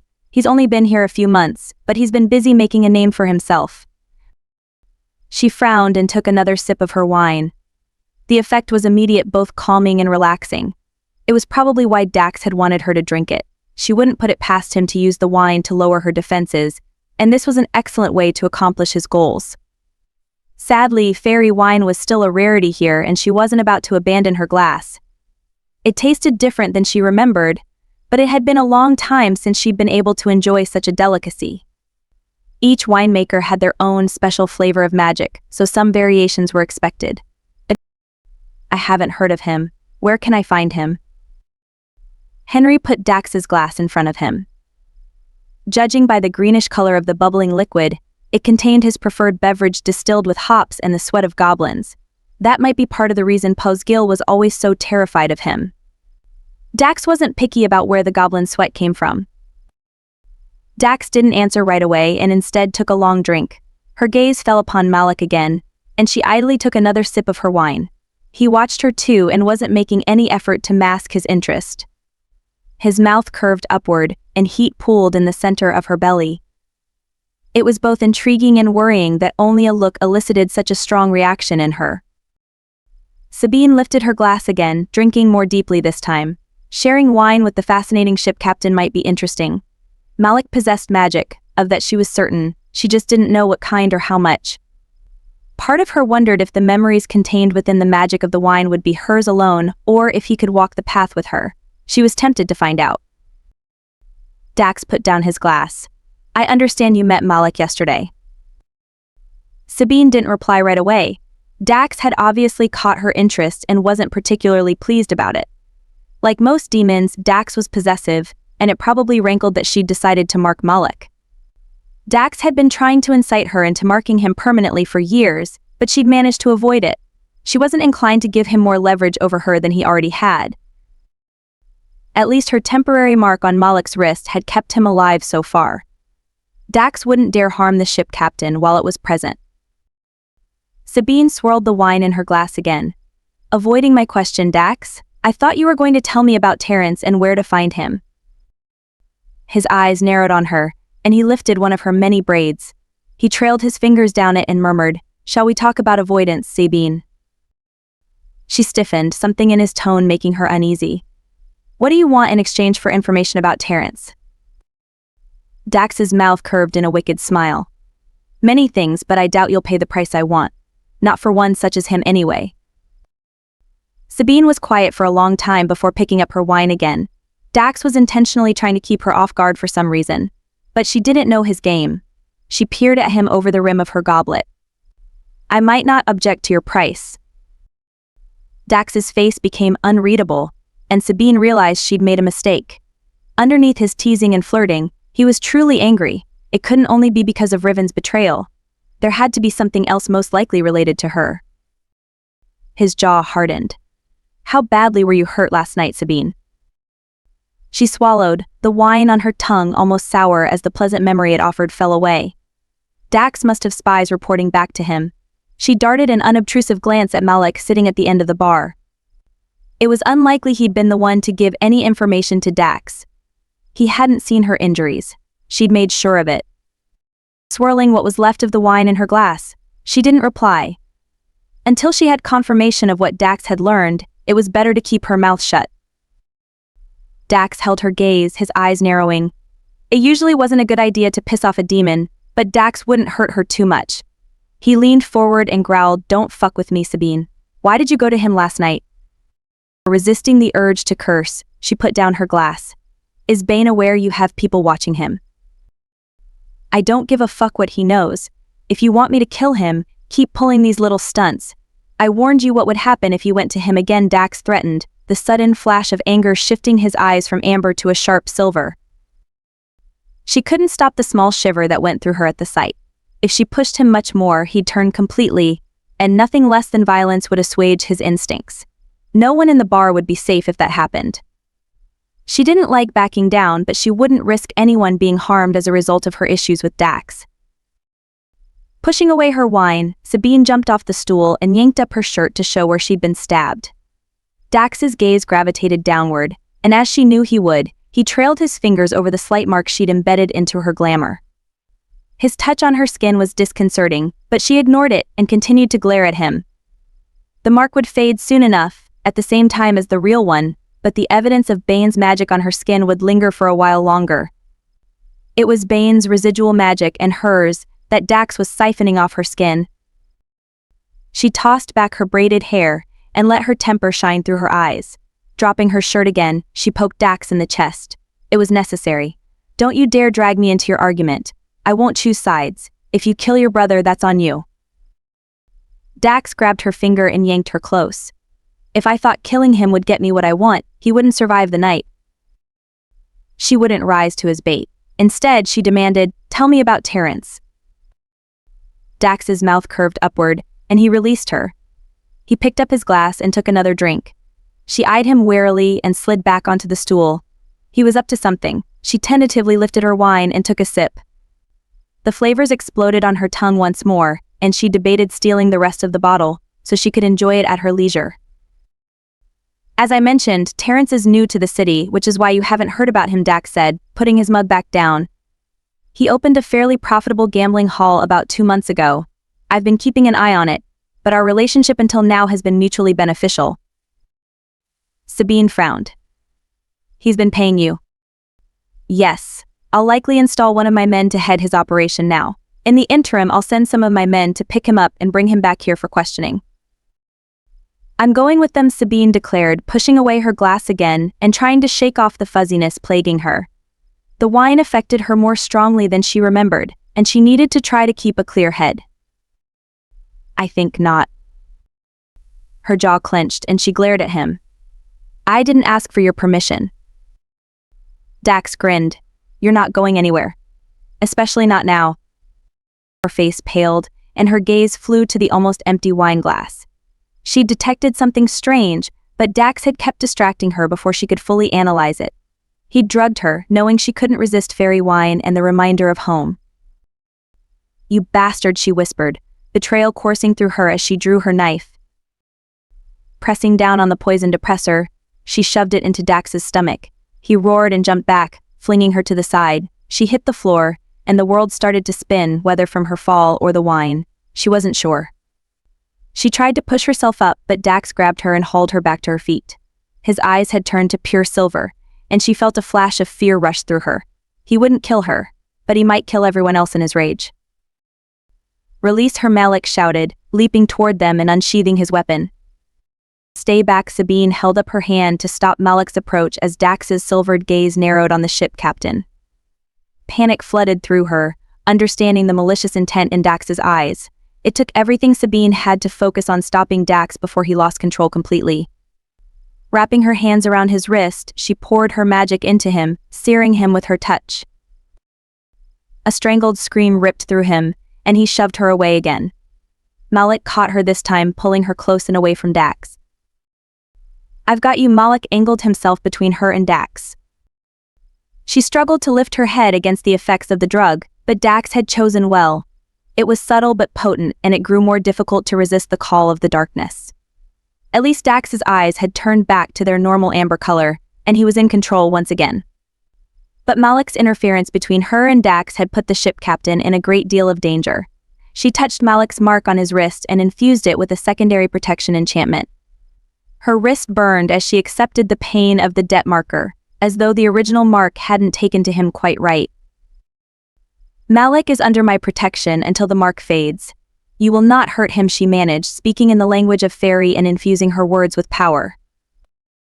Dax's eyes flashed with temper at her order, but it was enough. He'd have to obey and keep to the oath he swore years ago to protect her. Harming Malek would hurt her, leaving the debt between them unresolved. Leaning heavily against Malek, Sabine stopped fighting the effects of the drug and slipped into unconsciousness. Chapter 4. Malek wrapped his arms around Sabine, holding her tightly as her body went limp. Levin moved forward, taking a protective stance beside him with his weapon drawn. Malek didn't fully understand everything that had happened between Dax and Sabine, except she'd most likely saved everyone still inside the tavern. A number of people had fled the minute she stabbed Dax, but there were still too many onlookers. When Dax's eyes turned silver, Malek had thought he might have to abandon his subterfuge to stop the demon from killing everyone. He wasn't sure how, but Sabine had managed to bring Dax away from that dangerous edge. It only reinforced Malek's earlier belief that Sabine had been touched by the Fae, especially after hearing her speak words of power. No one with only a trace amount of magic could have such an ability. Javian, the man who had helped restrain Riven earlier, moved toward Sabine. Through the tusks jutting from his lips, he demanded, "Give her to me." "Not going to happen," Malek retorted, refusing to release Sabine. It wasn't simply a matter of his protective instincts when it came to her. Until he knew what Dax planned to do with her, he wasn't letting Sabine out of his sight. Right now, she was his best chance at finding someone with enough Fae magic to serve his purposes. If Dax intended to harm her, he'd have to go through Malek first. Dax yanked Sabine's knife from his stomach and clutched his wound. Black blood oozed down his midsection, and he leaned heavily against the counter. Sweat trailed heavily over his obsidian skin, and Malek suspected she'd poisoned him, just like the man who'd attacked her in the alley. In a raspy voice, Dax said, "Let Malek bring her, and have someone locate Esmel. She was downstairs earlier." Without waiting for a response, Dax staggered toward the back rooms. Javen motioned for Malek to follow him, stopping only to issue instructions to a few of Dax's people. Malek bent down and lifted Sabine into his arms. She was lighter than he expected, and he caught a faint scent of the night-blooming flowers he'd noticed last time she'd gotten close to him. Having her in his arms was strangely disconcerting, and a surge of protectiveness filled him as he breathed in her alluring scent. It was another indicator of the potency of her Fae magic if she could affect him this strongly even while she slumbered. "Are you sure about this?" Levin whispered, still holding tightly to his weapon. "If you're wrong about her, we've just alienated our biggest potential ally." "I'm sure," Malek said, prepared to come up with another plan if his beliefs were unfounded. He wasn't willing to allow anything to happen to Sabine. He wasn't sure why he felt so strongly about her, but he doubted the mark she'd left on his wrist had anything to do with it. Even before she'd marked him, he'd been drawn to her. It was why he'd searched for the burst of magic he'd felt that night. It had called to him. In here, Javen led him into a large bedroom suite. A few pieces of highly decorative furnishings were situated in the room, but there were no personal mementos. It had the appearance of being a temporary room, and not one that was frequently used. Dax staggered over to a chair and slumped down on it. Javian gestured to the bed. Put her down over there. Malek carried Sabine to the bed and gently placed her on it. One of the braids binding her hair fell across her face. He brushed it aside, allowing his fingers to trail over her soft skin. Looking at her in this unguarded moment made it easy to understand why even the gods had succumbed to the allure of the Fae. And Sabine was only part Fae. Take her weapons, Javian Dax muttered, dropping Sabine's poisoned knife on the desk with a clatter. The key to the chest is on the table beside the bed. Lock it when you're finished and toss me the key. He rubbed his abdomen. Fuck. This hurts. Where the hell is Esmel? Varen's bringing her, Javian said, walking toward the bed. Malek moved to stand in front of Javian. Until he was sure they didn't intend to harm Sabine, he wasn't about to let them take her weapons. I want your word you won't harm her. Dax's eyes narrowed. Sabine may want you alive for some reason, but you're in my den. I'll flay your skin from your body if you continue to interfere. Levin cleared his throat. Malek, maybe we should. Malek held up his hand to stop Levin's objections and turned back to Dax. Your word, Dax, or I won't allow your man to get near her. Despite being wounded, Dax pushed up from the chair and his eyes flashed silver briefly before reverting to amber. You're trying my patience, ship captain. Sabine is mine. You will allow her to be disarmed, or I swear by the last memory of the exiled gods, you won't leave this room alive. Malek arched a brow, making it obvious he wasn't intimidated by Dax's threat. Dax may be a formidable opponent, but so was Malek. The warding necklace around his neck warmed against his skin, serving as a warning that his suppressed power was quickly rising to the surface. Javian studied Malek, considering him thoughtfully. You have my word, Dax does not intend Sabine any harm, and her weapons will be returned. If she's armed when she awakens, she may try to kill Dax again, and she may be harmed accidentally if he has to physically remove them. He darted a meaningful look at Sabine's knife lying on the desk where Dax had dropped it. This is only a precaution to prevent another incident. While he wouldn't blame Sabine for trying to kill Dax, Malek couldn't fault Javian's logic. Stepping aside, he watched as Javian began removing her weapons. The deference Javian displayed while disarming her was somewhat surprising. He seemed to avoid touching her as much as possible, making each movement deliberate as though aware two powerful predators were carefully observing him. Malek counted at least a half-dozen weapons, including a set of silver-throwing knives. Each one appeared to be extremely high quality, and even the weapon sheaths were intricately designed. It wasn't something he expected to find among this band of ruffians, but then again, nothing was exactly as he'd anticipated. Javian opened the chest and placed Sabine's weapons inside just as a woman with an explosion of red curls and vivid green eyes ran into the room. Her clothing was equally bold, a kaleidoscope of colors that didn't quite fit in with the serious tone of the other tavern patrons. She gasped and skidded to a halt, her eyes widening at the sight of Sabine on the bed. What happened to her? Should we call Bane? Dax scowled. She's fine, Esmel. I need you to figure out what the hell kind of poison she used on me. This one is stronger than the last. Esmel hesitated, darting her gaze back and forth between Dax and Sabine.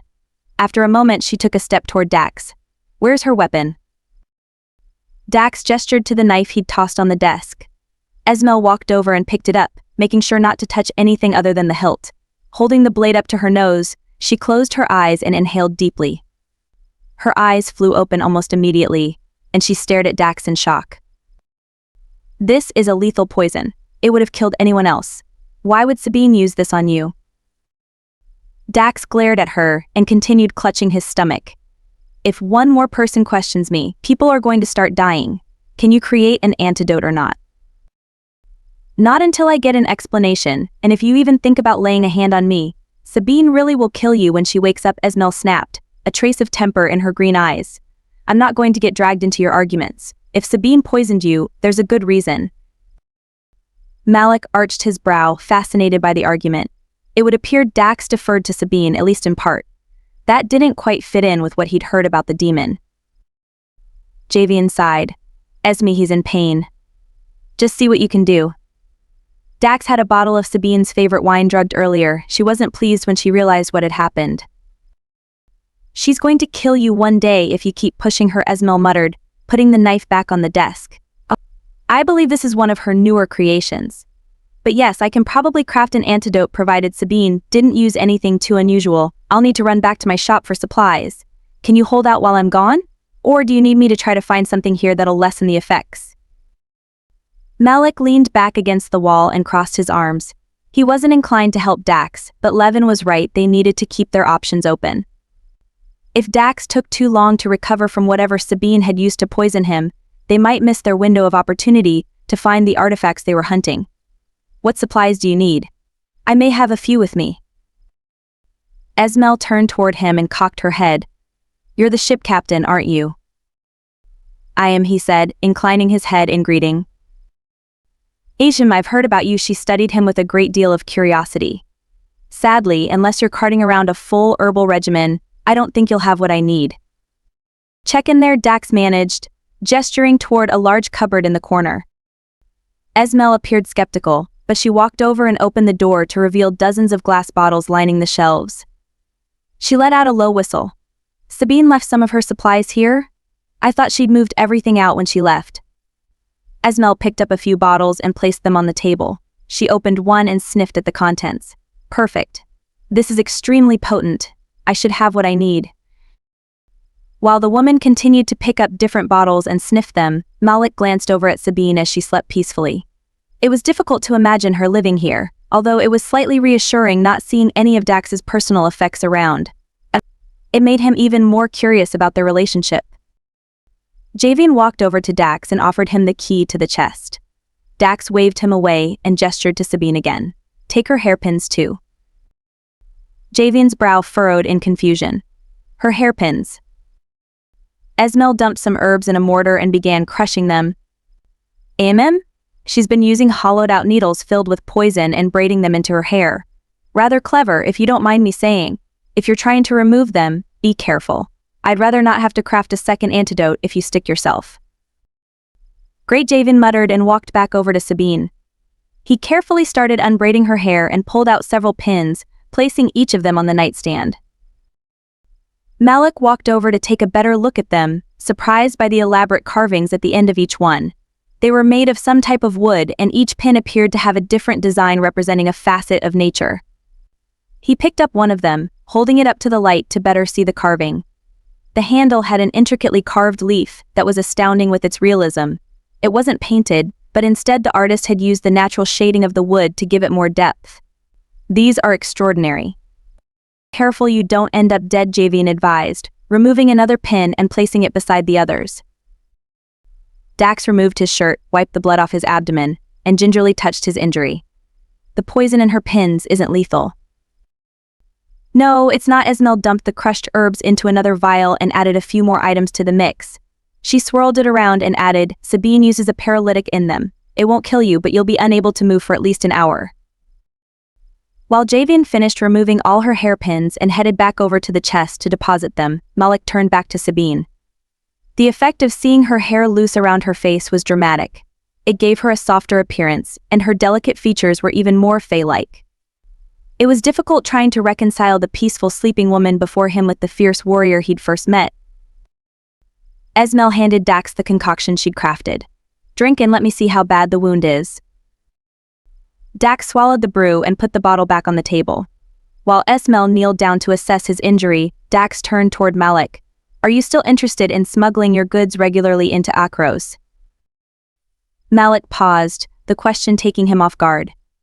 Dax had been intrigued when they delivered a chest of rare items to the tavern, but he hadn't brought up the business side of things until now. "I'm interested." Good. Dax leaned back, allowing Esmel to poke at his injury. "I'm willing to grant you rights to dock in the port as often as you need. My people will circumvent customs and help distribute your goods. One of our warehouses will also be at your disposal for storing your merchandise." Malek arched his brow. He wouldn't be opposed to having unfettered access to Akros, especially given what he'd discovered so far about their residents. But he hadn't heard the price yet, and in exchange. Dax's expression became calculating. As previously discussed, I retain first rights to your merchandise and an equal cut of all profits. You will also agree to transfer Sabine's mark to me. Esmel froze and Javine tensed. Their reaction was telling in itself, but Malek wasn't sure why Dax would request such a thing. The mark was trivial, little more than a formal acknowledgement of a barely negligible debt. Dax was giving it far more weight than he should, unless he knew something Malek didn't. The mark on his wrist tingled, and he resisted the urge to rub it. Malek wasn't in a hurry to get rid of it, least of all to someone like Dax. He didn't know everything about debt markers, but he wasn't inclined to agree until he knew the possible repercussions. While I appreciate the offer, I must refuse your terms. The mark simply represents a debt. The terms have already been agreed upon. Before Dax could respond, Esmel blew out a breath. You'll live, Dax. You consumed enough of her magic that you're healing without my interference. She picked up his discarded shirt and wiped off her hands. Although if Sabine finds out you tried to buy her mark, not even my efforts will save you. Dax didn't reply. Instead, he motioned to Javin. Take a few men and go down to Terrence's gambling hall. I want him brought back here for questioning before Sabine wakes up. And if he resists? Dax narrowed his eyes. Make it clear this isn't a request. I want answers, and I don't particularly care how I get them. If he wants to survive the night, he'll cooperate. Otherwise, start cutting off limbs. He doesn't need hands to spill his secrets. Javian inclined his head. I'll grab Varen and we'll leave immediately. Malek frowned. He didn't want to leave Sabine, but Esmel was currently checking on the sleeping woman. He suspected Esmel wouldn't allow anything to happen to her, and he needed to learn more about this plot. Right now, Sabine was the most promising candidate to fulfill his purposes, but Javin and Varen had Fae in their bloodlines. It would only prove beneficial to his purposes if he helped them resolve the situation. I'll accompany you. Javin paused, glancing over at Dax with a question in his eyes. Dax scowled and tossed his shirt back onto the table. Fine, take him with you. Chapter 5. A warm hand stroked Sabine's bare stomach. She opened her eyes to stare up at Dax.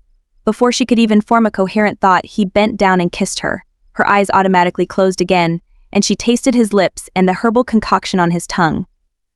His hand lowered to her hip, and he deepened the kiss, sliding his leg in between hers. It had been a long time since she'd kissed him like this. Need and desire welled within her, but something tugged at the edge of her memory. There was a reason they hadn't been intimate in months, but with his power trailing over her skin in the same pattern as his hand, it didn't seem terribly important.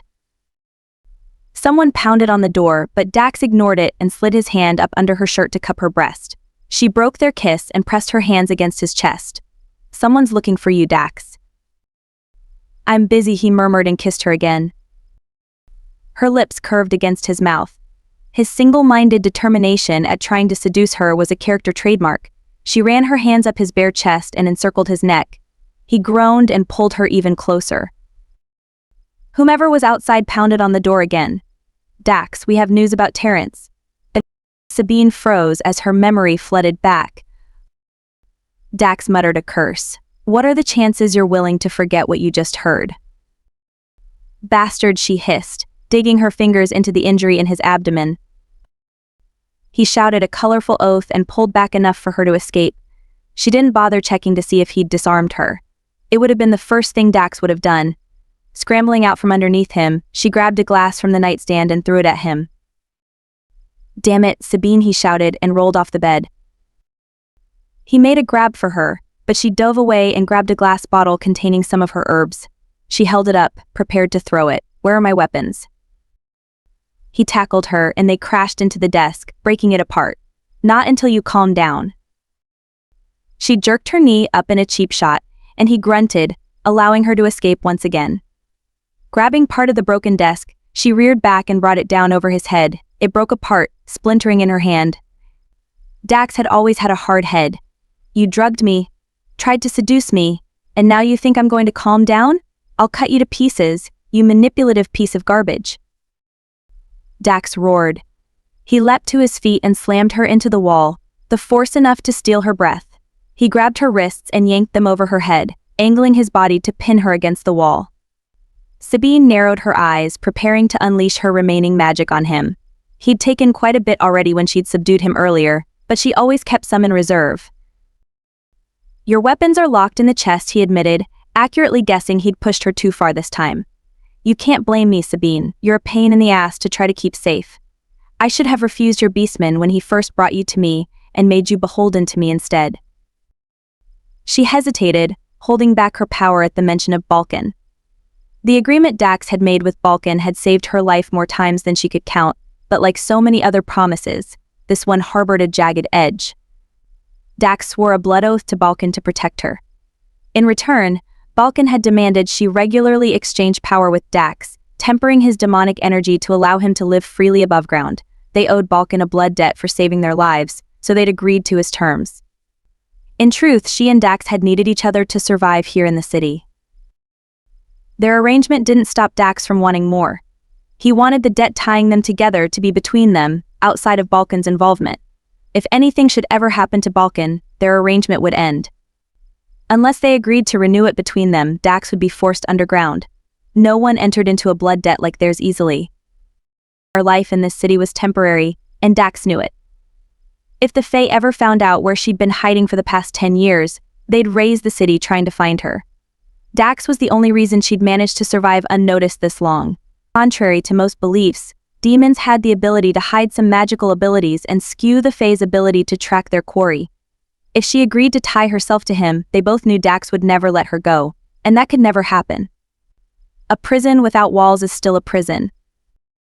Sabine wasn't foolish enough to think Dax had any real feelings for her. She was simply the reason he was able to live within the city, unlike most other full-blooded demons. Although, she sometimes wondered if Dax had decided to make his headquarters in the tavern's basement because its underground location was still a seat of power for him. She lifted her head to meet Dax's predatory gaze. Underneath, she caught a hint of the vulnerability he kept hidden from the world. The sight was enough to ease away most of her anger, but she didn't dare remark upon it. Sabine released a sigh. "Where's the key to the chest, Dax?" His lips curved in a smirk, and he kissed her neck. "My pants. Do you want to go looking for it?" Despite herself, she laughed. He was a scoundrel who frequently pushed his advantage, but they'd always walked a fine line with each other.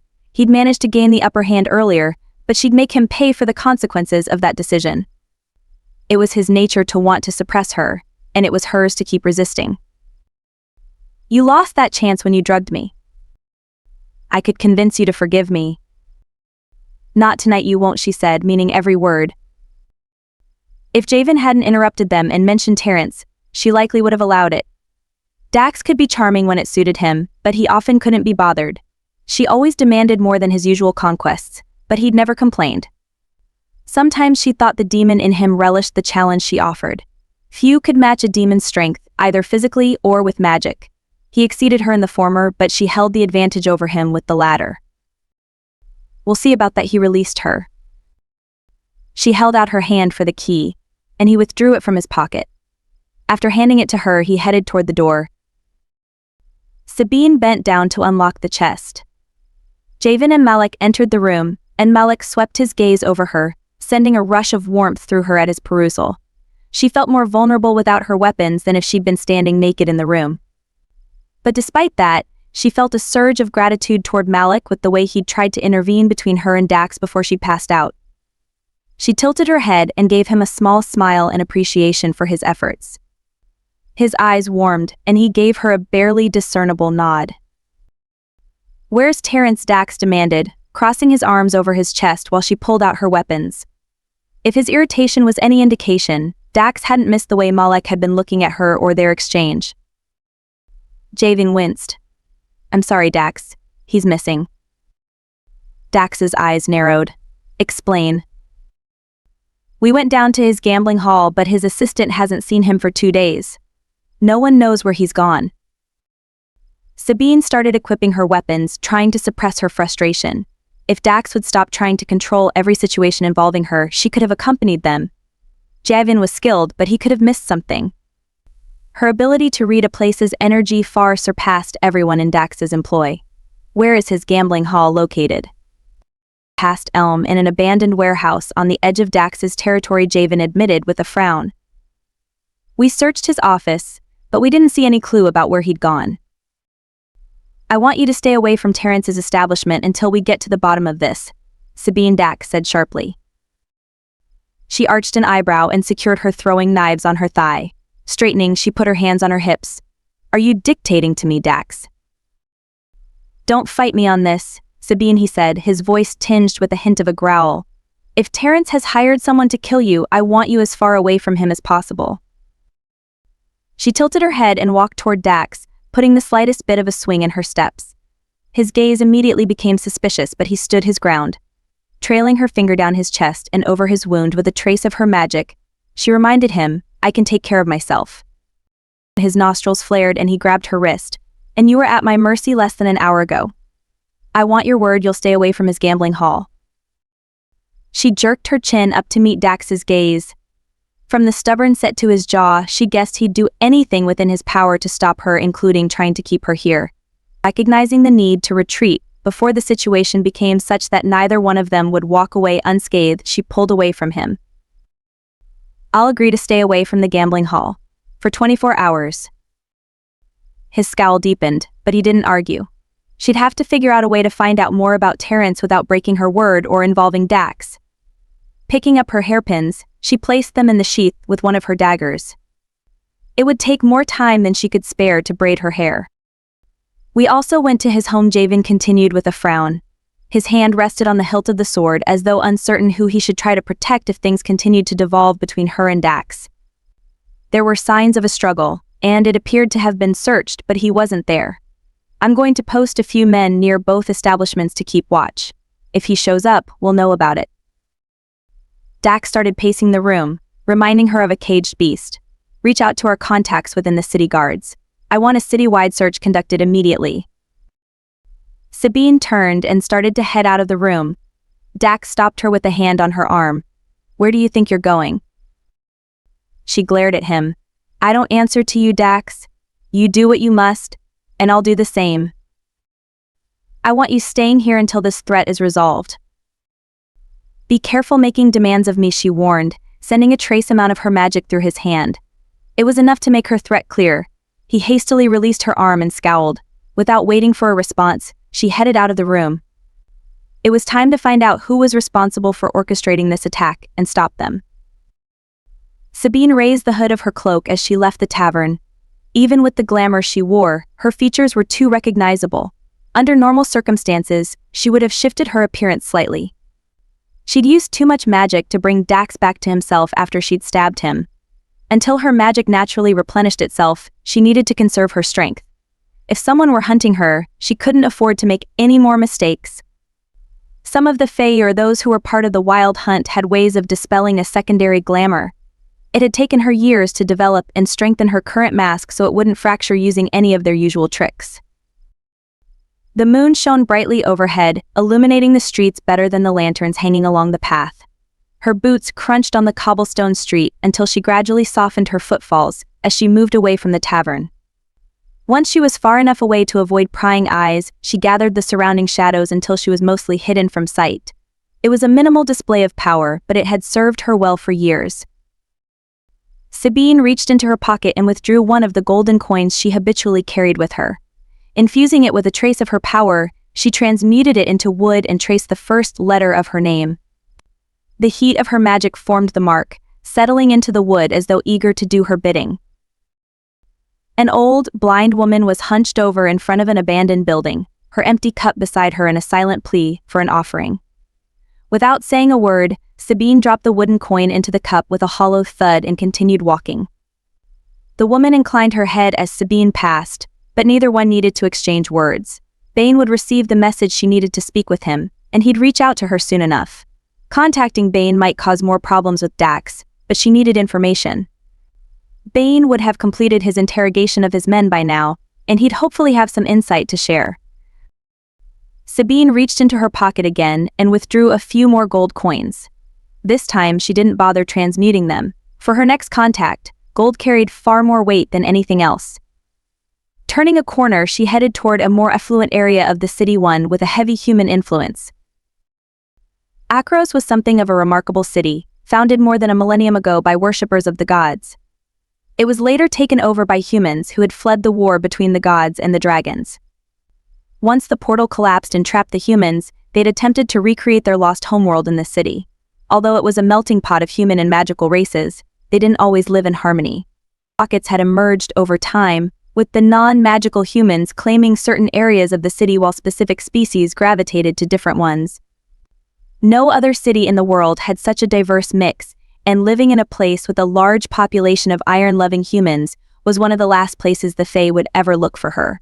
Or so she hoped. Sabine sighed, trying to bury her fatigue and focus on her surroundings. The streets weren't nearly as congested at this time of night.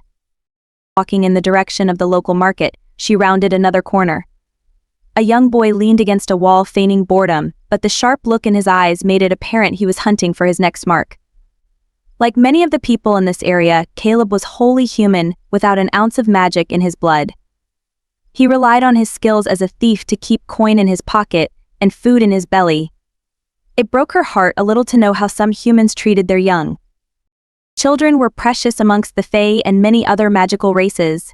Perhaps it was because they were slow to reproduce, though even wild animals typically cared better for their young than some humans. Although she'd been a child once too, one with a death threat hanging over her head, forcing her to flee her home. Maybe the Fae weren't as dissimilar to the humans as she'd once thought.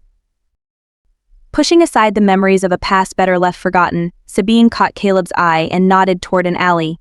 He slipped around the corner, and she followed him, halting once they were both out of sight from anyone who might be passing by.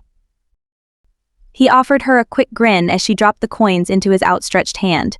"What do ya need from us, milady?" She paused, studying Caleb in the moonlight. He was possibly a dozen years in age, but he carried the same worldly weight in his eyes as many of the street kids. At least he wasn't as malnourished as he'd been when she'd first met him more than a year ago. The realization warmed her.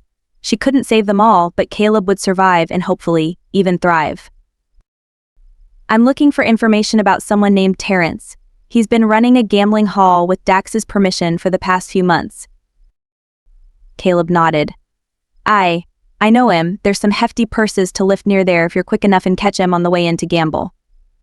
Her mouth twitched in a smile. "I bet. Do you go there often?" He shrugged. "Nah. Better coin here. What you want to know about him?" "He's disappeared. I need to locate him before Dax finds him," she said quietly.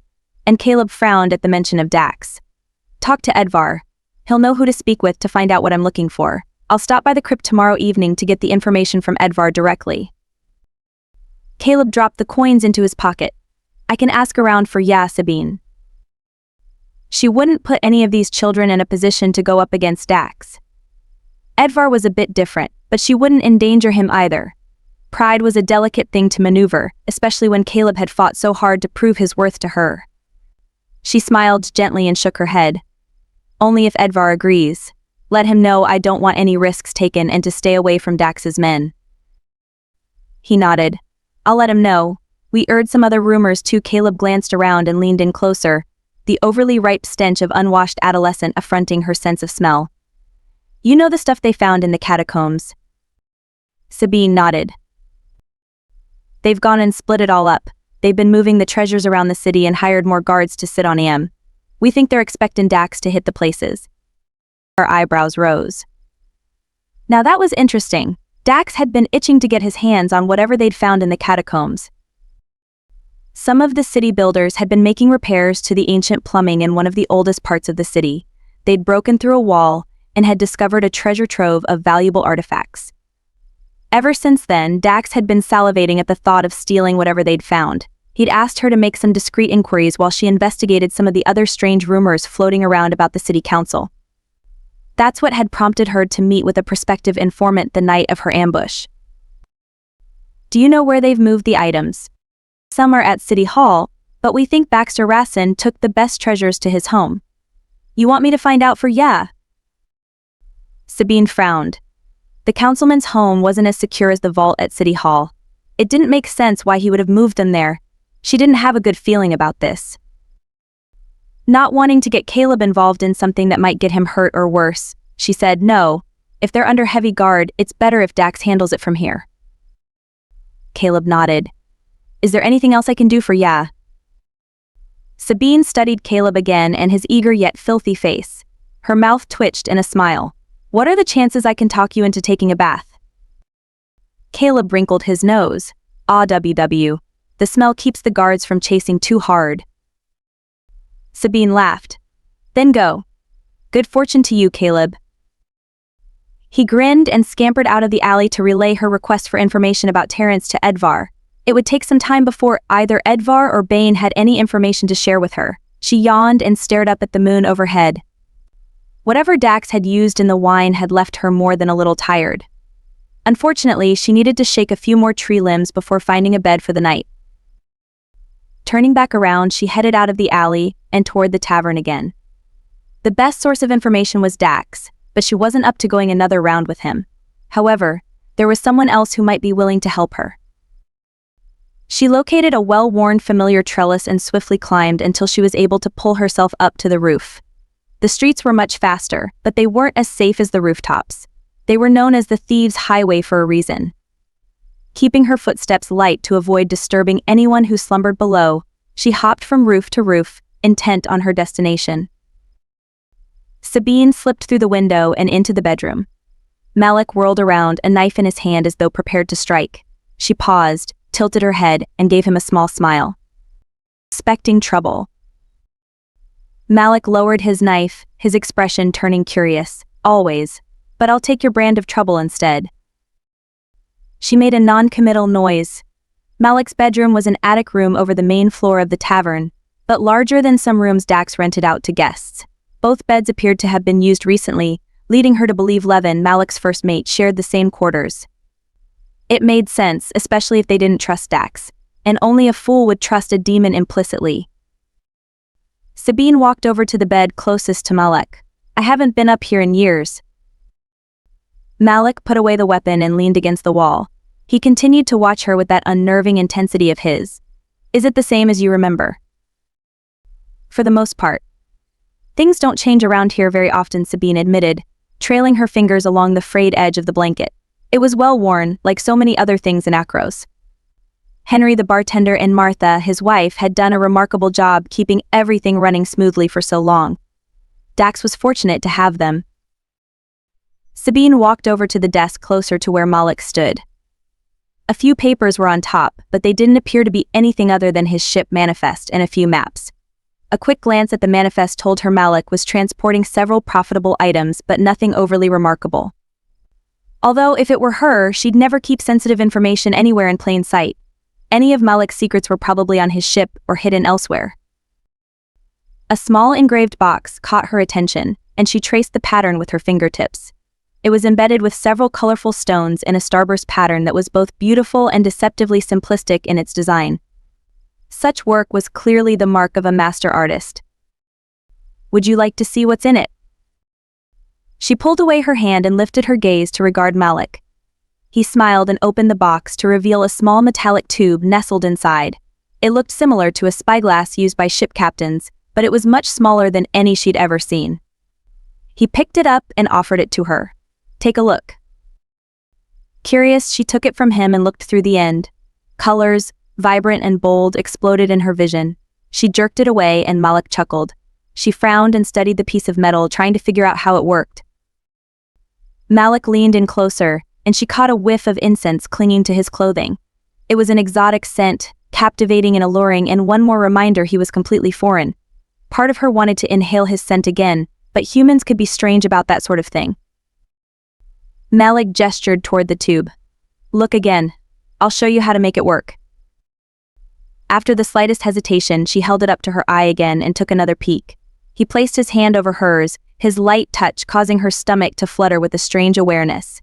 She swallowed, trying to suppress her instincts and not respond with her magic. "What do I do?" "You turn the end like this," he whispered, his voice husky and almost right next to her ear. It was enough to send a small shiver through her. Gods. If he could cause this sort of reaction with nothing more than a slight touch, she was at a disadvantage. Keeping his touch light, he turned the end of the tube, and Sabine gasped. Colors shifted and merged in a hypnotizing and silent dance.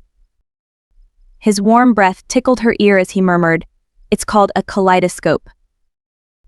"It's beautiful," she whispered, unable to tear her gaze away from the swirling colors. "I've never seen anything like this." His fingertips brushed against hers again, and she lifted her head to find him studying her intently. He searched her expression for a long time. "If I offered it to you, would you accept it?" Sabine frowned and reluctantly put it back in the box. For him to ask such a question might mean he suspected her origins. It could be innocent, but he'd also caught her using major magic on the night of the attack, and then using glamour to cover up the tattoo. One incident might be explained away, but she'd been careless lately. Even using her magic to temper Dax's rage earlier had been a mistake. Too many coincidences could force her into betraying all her secrets. It was regretful, but spending too much time with him was probably dangerous. At the very least, Malek had some knowledge about the Fae. It wouldn't be difficult for him to draw his own conclusions. His life would be forfeit if he discovered the truth. Dax or Bane would kill him without question. She didn't want anyone else's blood on her hands unnecessarily. "Your offer is generous, but I'm wary of accepting gifts." He nodded and closed the box, hiding the wondrous creation from view. "I can understand that. Perhaps you'll reconsider once you get to know me better." She didn't respond. Instead, she studied one of the maps spread out on the desk. Many of the ports were marked off with different symbols, but there was no way to know what they meant. "Have you been to all these locations?" "Yes," he admitted, looking down at the map. "What about you? Have you traveled much?" She shook her head. "No, I haven't had the chance. Do you have a favorite place?" Malek leaned against the desk. "Several. One of the most unique was Razadon." Her eyes widened. "You've been to the Dwarven City." He chuckled. "The last time was about 2 months ago. They're selective about who they'll trade with, but it's always profitable." She closed the distance between them, wanting to learn more. "What's it like?" His smile deepened, and his eyes warmed at her interest. "It's more astounding than the stories you've probably heard. They have trading stalls set up outside of the city, but the entrance is nestled within a mountain where they've carved out the side of it and underneath. That's their true home. The city itself is completely underground, but there's magic within their walls." Sabine bit her lip, trying to imagine the scene he described. She'd read some ancient texts when she was younger, but the colorful illustrations had only piqued her curiosity. A few travelers had passed through Akros on their way to or from the Dwarven City, and she'd eagerly listened in on some of their stories. Is it true that each carving holds the traces of the artist's memories? That's what they say. Malek agreed and studied her for a long time. As it happens, we're planning to return in the next few weeks. If you're interested, you're welcome to join us. There's room on the ship for one more. Sabine paused, somewhat surprised by the suggestion. It was a nice thought if she were truly human, but it was too risky to travel there, especially with him. She might be able to hide her identity for a short time, but it would be impossible in close proximity on a ship. Besides, she ran the risk of her glamour being stripped away the minute she stepped foot inside the Dwarven City. It was rumored the dwarves had wards in place that could negate such magic. She didn't know if it was true or not, but she couldn't take that chance. Turning away, she walked over to the bed, feeling the weight of Malek's gaze on her. He hadn't pushed, but each of his questions and comments had been carefully designed to chisel away at her facade. Over the years, she'd found the questions that weren't answered could tell her more about someone than if they had answered outright. Malek was a little too appealing, and it was time to return the favor by setting him off balance. Aware of his interest in her, she sat on the edge of the bed. She tucked her loose hair behind her ear and gave him a small smile. "I came here tonight because I hoped you might be interested in making a trade." He slowly perused her up and down, the heat in his gaze warming her from within. He took a step toward her, his mouth curving upward. "I'm listening. What sort of trade did you have in mind?" She bit her lip and lowered her gaze, hoping he wouldn't disappoint her. He wasn't Fae, but he knew enough about their ways that he might prove to be fun to barter with again. It had been a long time since someone had surprised her the way he had with his dinner invitation. Trailing her fingers over the blanket, Sabine said, "Nothing too difficult. I'm simply looking for some information." Lifting her head, she peered at him through her lashes. "What would you like from me in return?" He paused and then chuckled, shaking his head. "Having you on my bed is giving me all sorts of ideas, which I'm sure is exactly what you intended." His gaze roamed over her again, this time more thoughtfully. I think I need to hear what information you're interested in before we discuss the terms. I'm afraid you'll have the advantage, though, because I'd like to keep you exactly where you are. Her smile became genuine, and she stood. She affected him, but he was also wary. Good, he was going to be fun, but she wouldn't toy with him too much. The magnetism between them was potent enough to make seducing him more than a little appealing, but she needed to learn more about him before deciding. Sadly, that would have to wait while other pressing matters were pursued first. You went with Javian to retrieve Terrence, correct? His brow furrowed. Yes, but as Javian mentioned, Terrence is missing. I came upstairs not long after you left, so I don't know if Dax has heard anything more yet. Why? Do you want me to find out what's going on? Sabine made a non-committal noise. It was a sweet offer, but Dax would do everything in his power to keep Malek out of it.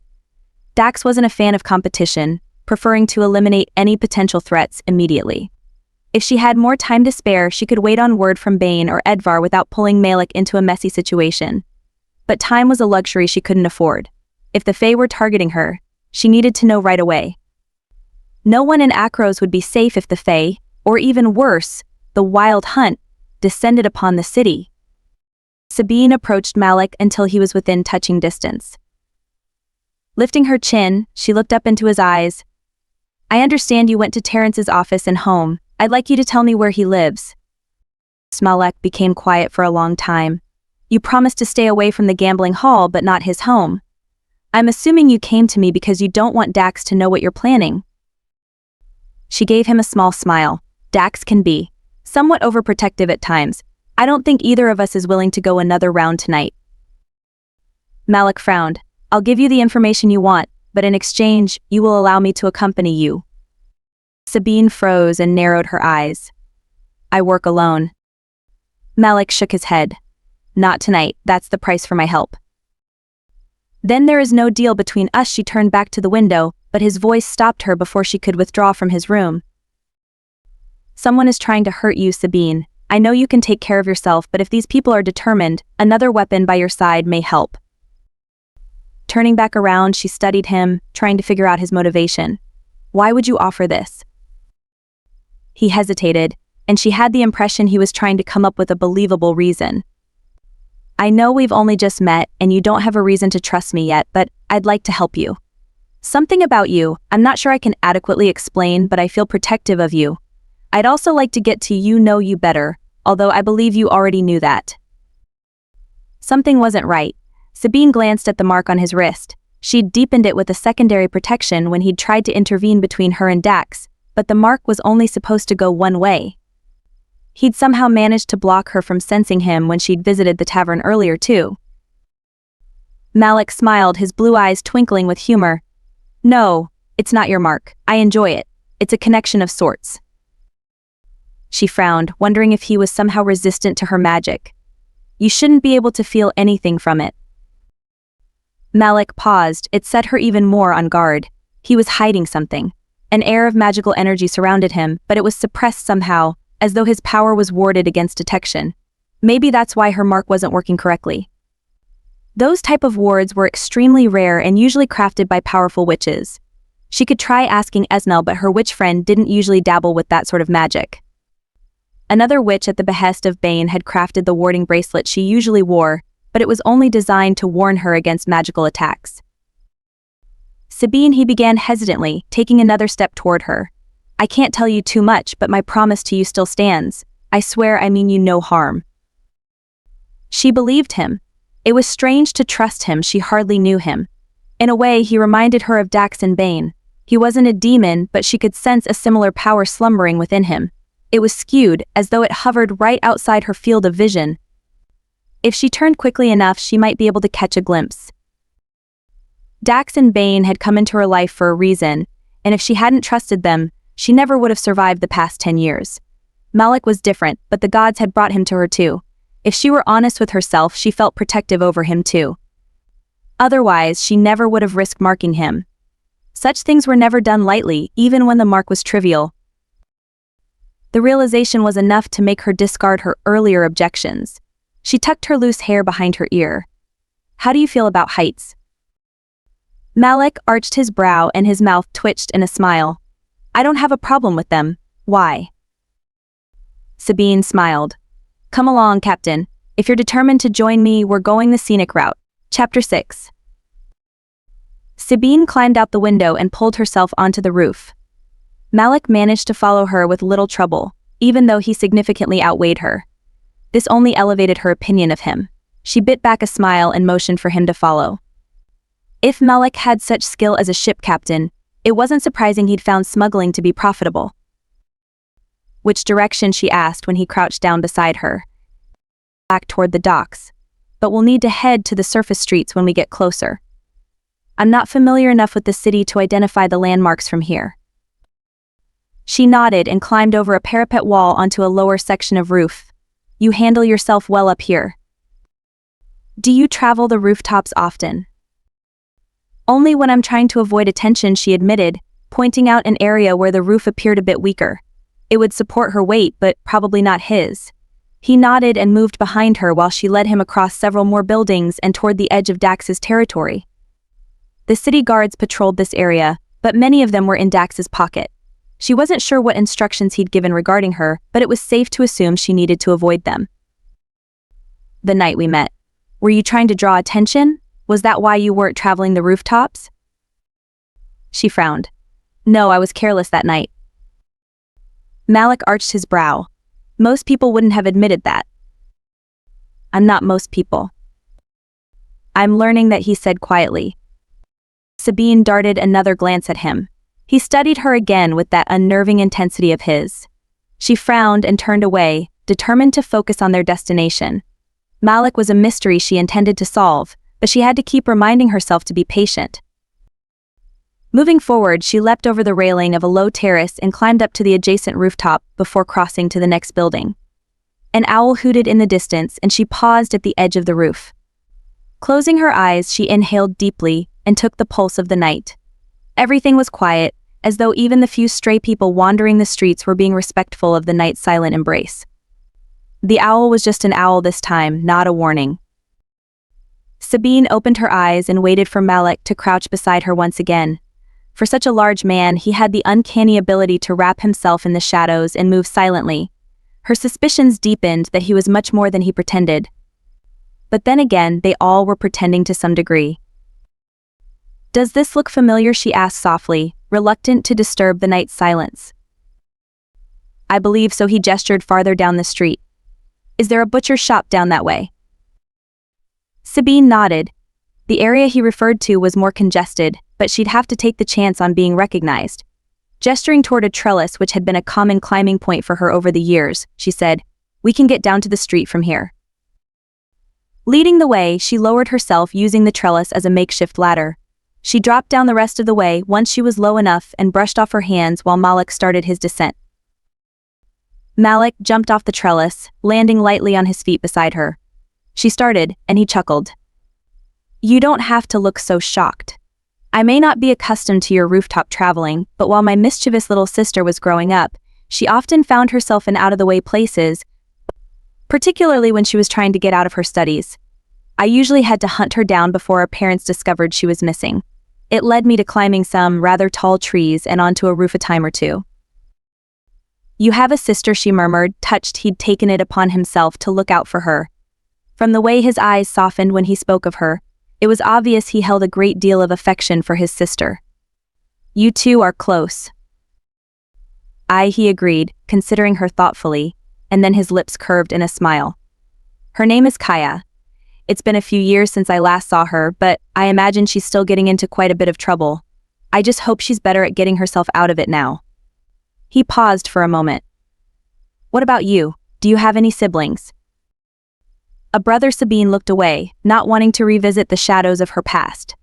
Sometimes it was better not to speak of such things, especially when the night was eager to capture careless words and send them back to those who might be listening.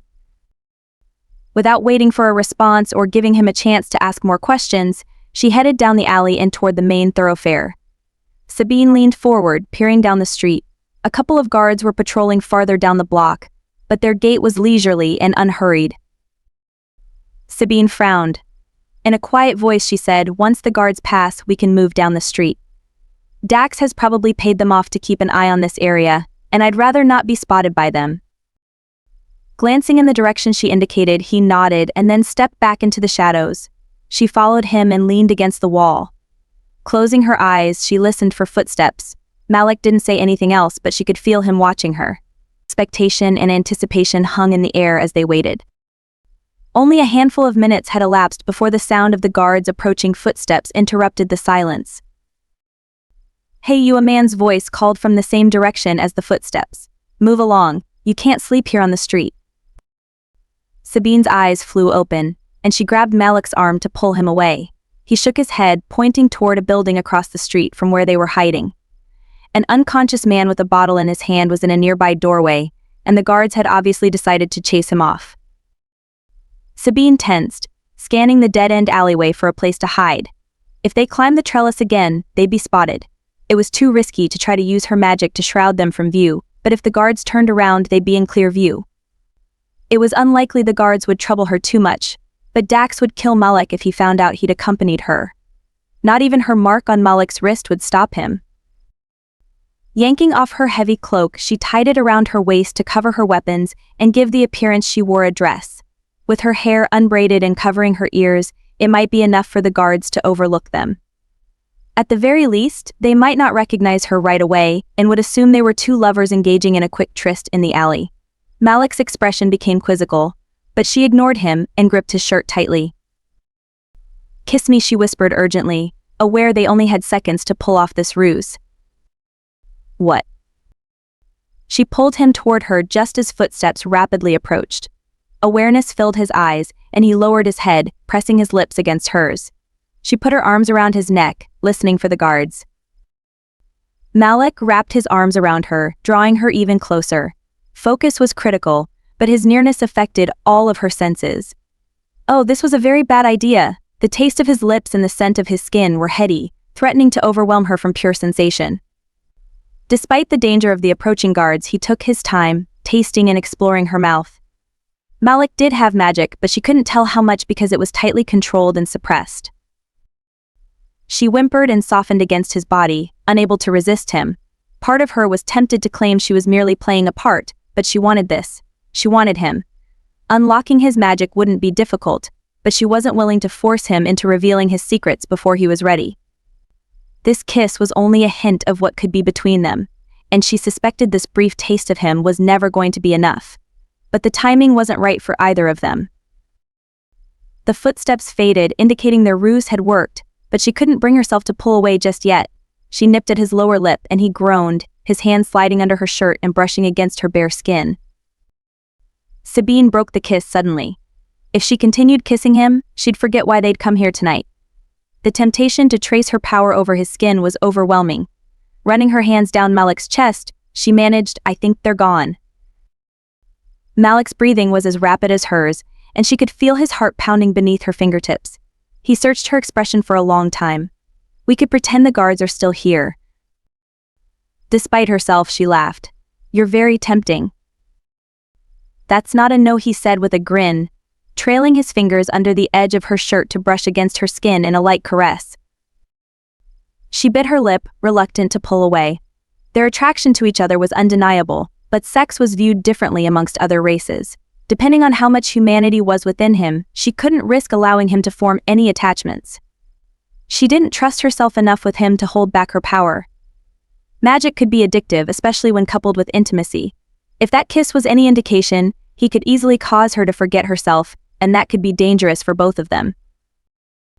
With a small smile, she said, "No, it's not. But we should keep moving." Malek's eyes filled with something akin to regret before he moved away from her. She missed the warmth of his body almost immediately, but the space between them brought some clarity. With a sigh, Sabine focused on what needed to be done, namely getting to the bottom of who was behind the attack. Chapter 7. Malek crouched down beside Sabine in the alley and studied her profile. Part of him was surprised he'd been able to convince her to allow him to accompany her. Everything about her was fascinating. Each time he got a glimpse of one of her pointed ears hidden underneath her hair, he wanted to trace its graceful slope with his finger. She smelled incredible too, like the forest and moonlight. His reaction to kissing her had also surprised him. He'd been ready to forego years of tutelage and preparation within seconds of having his hands on her. Releasing her had been more difficult than he'd expected. She glanced over at him with cheeks that were still slightly flushed. With her silvery hair loose around her face and sparkling lavender eyes, he couldn't help but stare. She was exquisite. Unfortunately, judging by Dax's earlier reaction, the guild leader also thought so. He was getting some mixed information about their relationship though. She didn't appear quite as enamored with Dax. "It's the building up ahead on the right," he said, slipping into the language of the Fae. It had set her off guard before, and part of him wanted to see how she'd respond again. "Which floor does he live on?" she asked in the same tongue, leaning forward to get a better look. He paused in surprise, her pronunciation making her normally sultry voice even more captivating. At the very least, one of her parents was Fae. Her inflection with those two words was completely natural. She turned to look at him, a small frown on her face. He cleared his throat, trying to focus again on her question.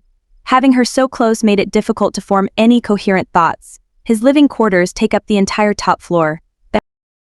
She nodded. "I don't see any other guards other than the ones we already passed. Dax probably hasn't moved his people into position yet. We'll need to hurry before that happens."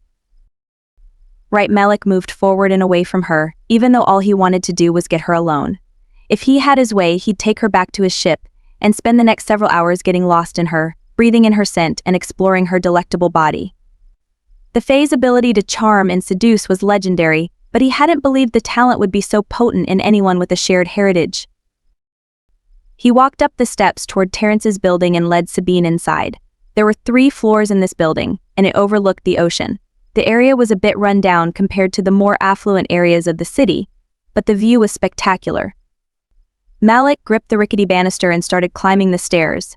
Sabine's footsteps behind him were completely silent, so much so that he kept checking to make sure she was following him. They'd closed the door to Terrence's apartment when they left earlier, but Javen hadn't bothered to lock it. Malek opened it to find nothing had changed. The apartment was still in shambles, making it obvious the entire living quarters had been thoroughly searched. Sabine moved into the room and swept her gaze over the furnishings. Books and cushions had been tossed around and papers littered the floor. Her frown deepened, and he followed her into the room, curious to learn what she'd hoped to find. Sabine trailed her fingers over a table, her tactile exploration making him wonder what it would be like to have her hands on him. He'd noticed she'd done the same thing when she'd been in his room earlier. It was an endearing quality, but it might be more than that. Some magic users could read energies through touch. If that was one of Sabine's talents, it could be extraordinarily useful depending on how powerful it was. She crossed the room, stopping at a small bar area. He turned to see what had caught her attention, but it was simply a bottle of a very expensive dwarven ale. Sabine picked it up and studied the hand-drawn label. "Have you tried that?" She nodded and placed the dwarven ale back on the bar. "Yes, it's a bit of out of place here though." Malek studied the rest of the bottles on the bar. Most of them had been opened, and there were a few homegrown liquors. She was right, such a costly brew didn't quite fit in with the rest of the selection. Malek picked up the bottle in question, but it was still sealed. Unusual, but it hadn't been here long. "It's a shame to let this go to waste," he murmured, debating whether to take it with him. Her mouth twitched in a smile. "We can't have that, can we?" He chuckled. "It would be a travesty. What are the chances I can convince you to share a glass with me?" She tilted her head, and the tip of a pointed ear peeked through her hair. "It's not really to my taste." He nodded, unsurprised by her admission. "You prefer fairy wine, right? I happen to have another case of that on my ship. You have my word none of those have been drugged." Sabine arched her brow. "You have me intrigued, Captain. Is it safe to assume Dax acquired the wine from you?" "Indeed, but I can assure you I had no knowledge about what he planned to do," Malek said with a frown. "If he had known, he would have put a stop to it. I picked up a couple of cases from a merchant in Karga after I left the Dwarven city. Dax took one of those cases off my hands." Sabine studied him thoughtfully and took a step toward him, closing the distance between them. "Dwarven ale is difficult to come by too. Did you bring any of that with you?" "Actually yes," Malek admitted, trying to recount how many cases he'd offloaded since he arrived. "I'll have to check my inventory lists. But I know we brought several crates to shore. Dax received one of them, and I believe he handled the distribution of the rest. Sabine reached for the bottle in his hand, her fingers brushing against his. When was it distributed? The items were moved to a warehouse the first day we arrived in port. When did you arrive? The night we met. He shook his head, unsure where she was going with her inquiries. We arrived the day before, but Dax wasn't available to meet with us then. My first mate, Levin, made the arrangements to distribute the goods with the dockmaster. He's the one who agreed to coordinate an introduction to meet with Dax so we could secure Akros as a regular trading port. She tapped the cork on the bottle. Could this bottle have come from your supply? It's possible. Why? What are you thinking? Sabine gave a half-hearted shrug and moved away to investigate the rest of the apartment. His eyes narrowed slightly, watching as she moved throughout the room. She disappeared into the bedroom, and Malek followed her. Clothing was strewn around the room, even the mattress had been cut open and searched. A bookshelf was toppled on its side with the contents scattered on the ground. Sabine walked the length of the room, paused at the wall, and then turned back around. Her footsteps were silent, but she almost seemed to be listening for something as she moved toward him. Running her hand along the wall, she paused at a corner and took a step backward. She stared at the wall for several heartbeats before bending down and touching the floorboards. With a frown, he put the bottle on the messy dresser. Did you find something? There's something here, she said, crawling along the floor and pressing down. Her fingers located a knot in the wood, and she pulled up a loose floorboard. Reaching into the dark hole, she withdrew a small book. What is that? She turned the pages and frowned. I'm not sure. May I? He asked, and she offered it to him. It was a small leather-bound book that appeared more like a ledger than a notebook. Symbols, numbers, and seemingly random letters were scribbled inside. The handwriting was atrocious, but he'd seen coded entries like this before. It's a ledger written in code. You know what it means? She moved closer to him. He leaned over to show her the different columns. If he's running a gambling hall, these could be people who owe him money. I believe the first column may represent a date. The next set would be the name of the person, and the last is probably the amount they're up or down. Sabine frowned. Is Riven on that list? It's possible. Figuring out which entry belongs to him might be the key to unlocking the rest of the code. She lifted her gaze and he was taken aback once again. Her eyes were the palest of blues, but in the right light, the lavender deepened. It made her appear even more fae-like. She placed her hand on his arm, and the mark on his arm warmed as though it recognized her. Do you know how to break the code? He paused, wondering whether she would agree to accept his help. She hadn't been willing to accept the kaleidoscope as a gift, much to his disappointment. If he had any hope of convincing her to trust him, he needed to make it clear there was no obligation in return. Otherwise, she'd likely cut him out of her investigation. I enjoy solving these types of puzzles. I've seen enough of these codes that I can probably decipher it, but it'll take some time. She gave him a small smile, drawing his attention back to her mouth. The urge to kiss her again was overwhelming. This woman was going to drive him to the edge of all distraction. Sabine looked up into his eyes.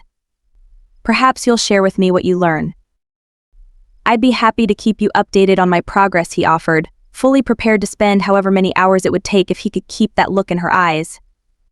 Her hand stayed on his arm as she studied the room again.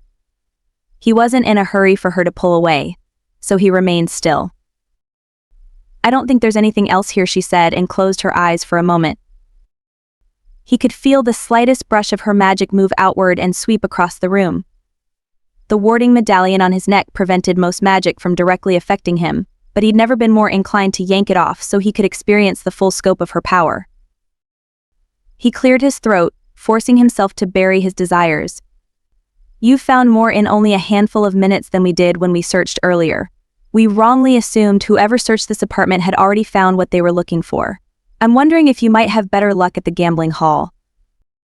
Sabine pulled her hand away and tucked her hair behind her ear. I might, but not until tomorrow evening.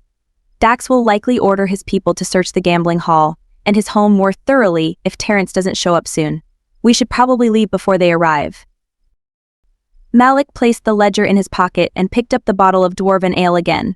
Unable to resist touching her, he placed his hand on her back and led her toward the door. She looked up at him but didn't make any move to pull away. He needed to go for a dip in the ocean to cool off after tonight. They headed downstairs together, and she halted right at the door. Leaning into him, she whispered, "We need to see if there's a back exit. I just saw one of Dax's men."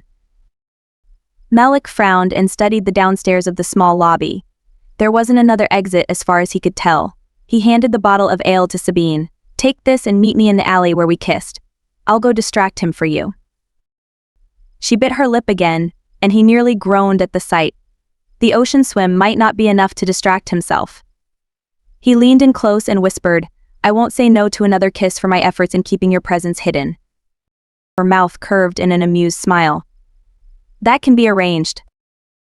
He grinned, shoved his hands in his pockets, and whistled a tune as he walked out the front door. The possibility of having to deal with an enraged demon had never been more attractive. Malek had the feeling another kiss from Sabine would definitely be worth the cost and so much more. Sabine barely resisted the urge to laugh. Malek was a little too charming. Even if he hadn't suggested it, she wanted to kiss him again to see if the first time had been a fluke. She had the feeling their next kiss would only fuel the flames even hotter. She ducked down as he headed out the door as though he was simply out for a pleasant stroll. Dax's man would probably recognize him and ask him why he was here, but his presence would be easier to explain than hers. He should be safe enough as long as Dax didn't learn Malek was helping her. Making sure to stay within the shadows, she slipped out the door and headed for the alley. Malek joined her only a few minutes later. She offered him the bottle of ale, and he took it with a mock bow. "I'd ask for my kiss now, but it's probably not a good idea to stay here. I'm not sure if Dax's man believed my excuses." She gave him a teasing smile. "Then we'll have to see about settling my debt when we're alone." His eyes sparkled. "You won't hear any complaints from me, shall we?" Sabine tucked her hair behind her ear and led him back toward Dax's territory and the tavern. If Dax or any of his men saw her from this point onward, it wouldn't matter. She might not be able to lie, but it wouldn't be difficult to lead them to assume their meeting was simply a coincidence. Thankfully, she'd managed to get some information from Terrence's home, but it had raised more questions than answers. If Malek managed to decipher that notebook, it might lead her to the person who had hired him. Her only other option was to go through Dax again, but she wasn't inclined to ask him for any favors. "How long have you and Dax known each other?" She frowned. Normally, she wouldn't answer such personal questions, but Malek had earned the right to know some truths. "Several years. I met him when I came to the city." "Where are you from originally?"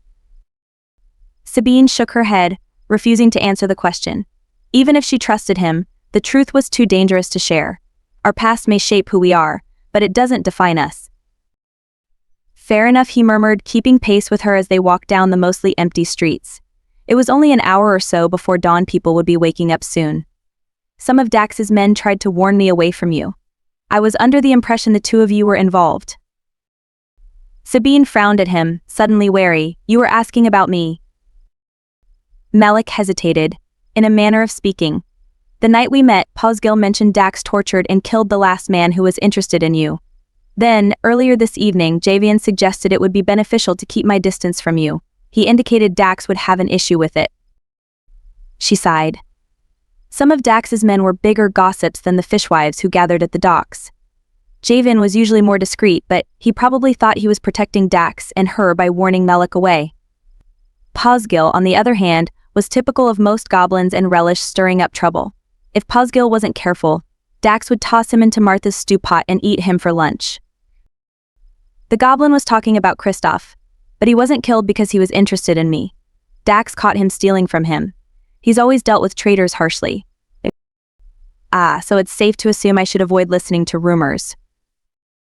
Sabine paused and turned to face Malek. "That would be wise, but I'd like to give you another bit of advice too." He arched his brow. "I'm listening." "Don't underestimate Dax. He's smart and ruthless, and not even my mark on your wrist will protect you for long. Tread lightly around him, Malek." Malek's lips twitched into a hint of a smile. "You believe I need protection." She glanced down the street to make sure it was empty before looking up at him. You claim you've come to Akros to establish a profitable trading route, but no one comes to this city to secure a fortune. Everyone's either searching for something or hoping to forget something. As long as you're claiming anything different, Dax will never trust you. He studied her for a long time. Why are you here, Sabine? I'd like to forget, she murmured and lowered her gaze. There were so many things better left forgotten, but her past was reluctant to release her from her chains. Hey, Malek said gently and touched her arm. She lifted her head, somewhat surprised by the genuine remorse in his eyes. I'm sorry if my question upset you. I didn't realize it was a painful subject. Sabine nodded. You may want to be careful asking too many questions in Akros. You have few allies here, and you'll have even less if Dax decides you're trouble. I won't be able to help you if that happens. Reaching out, she touched the mark on Malek's wrist and infused it with more of her magic. It flared to life briefly before dimming again. Malek wasn't shy about asking her probing questions, and it would be better for both of them if she allowed him to walk away now. Even though it was the smart decision, she couldn't bring herself to part ways with him permanently yet. Gesturing down the street, she said, Take this street to the end and then turn left. The tavern will be at the end of the road. You should be able to find it without much trouble. I'd take you there myself, but it would be better for me to stay away for now. Malek placed his hand over hers, his touch searing her like a brand. When can I see you again? She smiled, unable to hide her pleasure at the question. Before she could respond, he tensed and looked at something over her shoulder. His hand flew to the hilt of his knife, but Sabine took a step toward him. Placing her hand against his chest, she urged, It's all right. He's a friend. He paused and arched his brow. Are you sure? I'm not getting particularly friendly vibes. Her smile deepened, and she glanced behind her. Bane was hidden in the shadows, but she knew he was there and waiting for her. It was curious Malek had also sensed his presence, and one more indicator the enigmatic ship captain had magical inclinations. Yes, but I should go before he gets impatient. I need to tell him about Terrence. Malek frowned. Very well, but I would like to see you again. She bit her lip, feeling the steady beat of his heart underneath her fingertips. It wasn't smart, but she wanted to see him again too. A friend of mine is an herbalist with a shop not far from here. I use her workshop to create the poisons I use for my weapons. Esmel. Sabine tilted her head, regarding him with surprise. You know her. We met earlier tonight. She helped create an antidote for Dax. Ah, she murmured, making a mental note to ask Esmel what she'd thought about Malek. Her shop is called Witch's Brew. I'll be there in the afternoon if you'd like to meet me. Malek reached down and captured her hand. Raising it, he brushed a soft kiss against it. Until tomorrow. Charmed by the gesture, she smiled. May peace walk with you even in your dreams, Malek. Turning away, she headed toward the demon waiting in the shadows. Bane stepped into the light as she approached. He smirked and nodded toward Malek. New conquest? The kiss on your hand was a nice touch. Behave, she said, continuing to walk down the street. Bane chuckled and fell into step beside her. I'm surprised my brother hasn't killed him yet. We both know how Dax feels about competition. She made a non-committal noise. Dax was probably counting down the minutes until she lost interest in Malek. I've marked him. Dax will leave him alone for now. Or try to find a way around your mark, Bane muttered with a hint of a growl in his tone, indicating he wasn't pleased she'd marked Malek either. What do you know about this stranger? And why the hell would you mark him? She gave him a sharp look. I'm not discussing him with you. Very well. I'm assuming you're on your way to Esme's shop. We need to discuss a few other things like the people hunting you. She nodded and continued heading in that direction, more than a little weary. She needed to get some rest before she collapsed. Yes, but we can talk inside. Dax has people watching the outside of Esme's shop, and I'd rather they not hear what we discuss. If you go around back, I'll lower the wards for you so you can slip over the wall. That won't be necessary. My men chased Dax's people away from Esme's shop earlier. After I got your message, I assumed you'd be heading here tonight. Bane gestured toward an alley where he had someone standing watch. She didn't recognize the person, but she wasn't as familiar with Bane's people. Sabine blew out a breath and muttered, Great. More trouble. Dax is going to love that. I can handle my brother. Bane put his hand on her lower back to lead her toward Esmel's front door. Sabine traced a pattern on the door and infused it with her magic. The warding shimmered with a bluish light before falling away. Witch magic typically flared blue when it was triggered or deactivated. She didn't quite understand why various colors were associated with different types of magic, but most people couldn't see them. They might catch a trace of light or a shimmer in the air, but not much else. Pushing open the door, she led Bane inside the warm and inviting shop. It didn't matter what time she showed up, Esmel always seemed to know when to expect her. The fire had been banked, but it provided enough warmth in the shop to eliminate the worst of the night's chill. Sabine pulled off her cloak and hung it on the hook. Esmel had left a pot of tea on the counter with a note. Sabine picked up the message and smiled at the handwritten script. Don't argue, just drink the damn tea. It figured. Esmel might be human, but she was also a rather talented witch who enjoyed dabbling in charms and elixirs. Unfortunately, that meant Sabine was frequently volunteered to be a test subject in Esmel's creations. Her friend meant well, but Sabine tried to escape from Esmel's experiments whenever possible. Her magic was much better than her cooking and brewing abilities, which could be quite harrowing at times. Lifting the top of the teapot, Sabine inhaled and then wrinkled her nose at the pungent aroma. Apparently, Esmel was worried about the effects of Dax stealing her magic earlier. In addition to a magical enhancement herb, she also caught a faint whiff of another plant that encouraged relaxation. The two herbs were in direct contrast to each other, not only with their intent but also with their flavors. Sabine motioned for Bane to carry the pot while she picked up a jar of mint and 2 cups. If she had to drink the foul concoction, Bane could suffer too. I'm not drinking that, Bane said, warily eyeing the 2 cups she'd grabbed. She headed up the stairs toward her room, trusting he'd follow her. I'm going to add some mint. I've tasted Esme's brews. You don't have enough mint in that little jar to cover up the taste, maybe not even in her entire garden. She grinned and pushed open one of the doors at the top of the stairs. Don't be a baby. You'll hurt Esme's feelings. At least I won't be hurling my guts out, Bane muttered, walking into the bedroom Sabine used on occasion. She didn't stay at the shop all the time, but often enough Esmel had offered her a private bedroom. Sabine suspected Esmel would prefer if she moved in permanently, but she wasn't willing to endanger her friend. Too many people might be inclined to hurt Esmel if they knew how much Sabine adored the human witch. That happened once, and she's gotten a lot better. Sabine motioned for him to place the teapot on the dresser. She opened the jar of mint and doctored the tea to mask the worst of the taste. Leaving it to steep, she put her loose hairpins on the dresser, and then sat on the edge of the bed to pull off her boots. Bane wandered over, picked up one of Sabine's hairpins and studied it. Are you going to tell me why you're not wearing these tonight? You don't normally keep your hair down. I do when your brother's being a pain in the ass, she muttered and started pulling off the rest of her weapons. He arched his brow. What did Dax do now?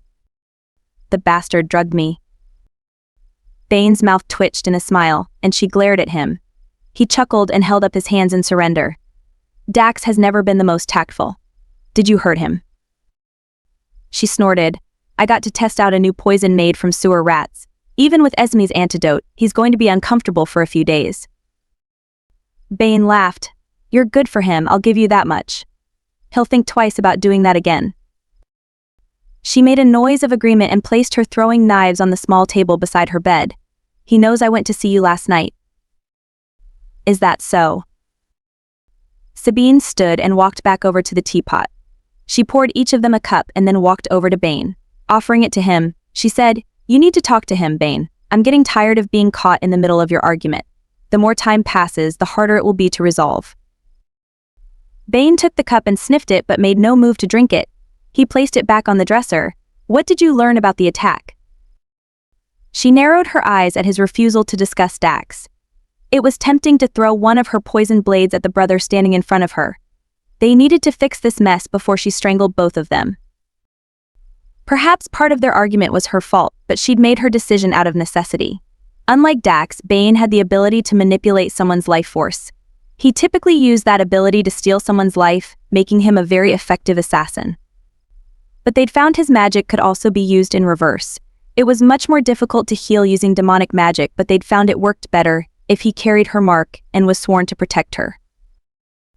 Dax hadn't been pleased when he'd learned about it, and it was still a point of contention between them. The knowledge his brother could live above ground due to her protection mark chafed.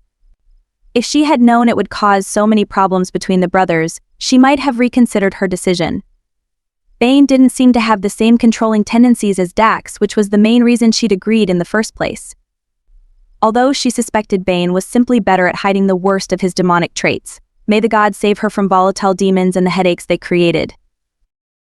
Irritated by the whole mess, she snapped, "Don't push me tonight, Bane. I'm exhausted and I've had a rough few days. Drink your damn tea, or get the hell out of my room." His amber eyes flashed silver for a second before they faded. He wasn't as quick to temper as Dax, but she'd had it with both of them. She waited, tapping her foot impatiently, and arched her brow at him. He held her gaze and picked up the tea, took a drink, and grimaced. Placing the cup back on the dresser, he crossed his arms over his chest and glared at her, as though daring her to challenge him further. She wouldn't. Someone could only push a demon so far, even one as even-tempered as Bane. Sabine took a sip from her cup and wrinkled her nose. It wasn't horrible, but Bane was right, it was barely palatable. She'd have to talk to Esme again about masking some of the more offensive herbs. Placing her cup on the dresser, she pulled open one of the drawers to find an oversized shirt to wear to sleep. Last week, Dax asked me to reach out to some of my contacts to see if I could get any information for him. He was interested in some strange happenings with the local politicians over the past 2 months. Money has been changing hands, and there's been a heavier presence of armed guards in certain key areas around the city. Bane arched his brow. "I've heard similar complaints from some of my men. It's made moving unseen a bit more difficult. Do you know why?" She hesitated. "Not exactly. I've only begun putting bits and pieces together, but most of this is supposition. Some of Edvar's street kids heard rumors about a cache of ancient artifacts that was recently discovered in one of the catacombs under the city." Bane snorted. "Let me guess, my brother wants to steal them." She smiled and nodded. "Most likely. At the very least, he wants to know what they found. Dax believes they've hired mercenaries to help guard the items, but they keep moving them around. So far, everyone's been tight-lipped about it. His contacts in the city guard don't even know what they're hiding." "How is this related to the attack on you?" Sabine picked up her tea and took another sip. "I contacted Thomas, the owner of a nearby general store, and asked him to arrange a meeting with an informant in the city council's office." Bane frowned. "Thomas? Dax's fence? What does he know about the city council?" She shrugged. "Nothing, but his cousin works as a clerk for the city council. When I stopped at the general store, I didn't realize one of Dax's men was in the back room unloading some merchandise that had arrived by ship. Riven overheard my conversation about the planned meet. He told someone named Terrence where I was going to be. I believe Terrence orchestrated the attack, but I don't know if he was ultimately responsible." Bane scowled. "I've met Terrence. Dax allowed him to set up a gambling hall not far from the docks. If he's the one responsible for this, I'll handle him." Sabine frowned and started unfastening the laces of her shirt. It seemed as though everyone else knew about Terrence, except for her. She'd wanted to put some space between her and Dax, so she'd decided to take a step back from some of Dax's dealings. Now she wondered if that had been a mistake. Terrence is missing, and Dax has people searching for him. How much contact did you have with him? Bane leaned against the wall, watching as she pulled off her shirt. Nudity was common enough amongst her people and his, but Bane had already slipped once the other day by kissing her. She arched her brow at him, and he grinned. "You can't blame me for looking, little one. A beautiful woman should always be admired. But to answer your question, I had very little interaction with Terrence. He hired us to kill someone a few weeks ago, and it's possible that's how he came into contact with one of my men. Nafor was assigned to the task." Sabine frowned and pulled on her nightshirt. Nafor had been the man from the alley with the tattoo, indicating his allegiance to Bane and the Assassin's Guild. Everyone who wore one celebrated the Dark Masters, those gods who were responsible for death, revenge, and chaos. Bane had his own version of the tattoo on one of his arms, and it was an easy way to identify others who followed their credo. "You don't normally talk to me about your assassination contracts." No, and I'm not giving you details. But in this case, you need to know the connection between my people and Terrence. She nodded and reached down to unfasten and slip off her pants. Do I need to know who the target was? Not right now. I'm investigating any connection to you, but I don't believe there is one. It wasn't a difficult target, which was why one of my newer recruits was tasked with killing the mark. Sabine tucked her loose hair behind her ear. There might be another possibility. Your feud with Dax isn't a secret, and most people believe I'm the reason for it. I think it's interesting Terrence hired one of Dax's men for information about me, and then he hired one of your men to kill me. Bane straightened. You believe someone's trying to play us against each other. Walking back over to the bed, she opened the drawer of the nightstand and withdrew the iron dagger she'd collected from Nafor. Even through the leather sheath, the cold iron warmed her skin enough to make it uncomfortable. Direct contact would burn her, not even water would quench the flames. It's a possibility, but he had this. She offered the knife to Bane, and his eyes flashed silver once again. This time they stayed that way for almost a full minute while he tried to get himself under control. She waited, knowing his anger wasn't directed at her, but it wasn't a good idea to push him too far in this state. Dax's temper was explosive and immediate, but Bane's could be much more dangerous when it was fully unleashed. Bane exhaled slowly and gripped the knife. Someone knows who you are. Or suspects, yes, she folded down the blankets in the bed. Many people believe I'm more Fae than human, so this may be a coincidence. It could even have been part of the payment. Iron weapons are rare, even here in a city where the metal can be more easily tolerated. Did you tell Dax about this? She climbed into bed and looked up at Bane. His eyes had returned to normal, but it wouldn't take much to set him off again. Not yet. I planned on telling him tonight before he decided to be an ass. If someone is hoping to take advantage of your disagreement, it's up to both of you to resolve it. Bane's jaw clenched and she sighed. It was too late at night to deal with a brooding overprotective demon. The sun was going to rise soon, and she needed to get some rest before Esmel's clients started showing up.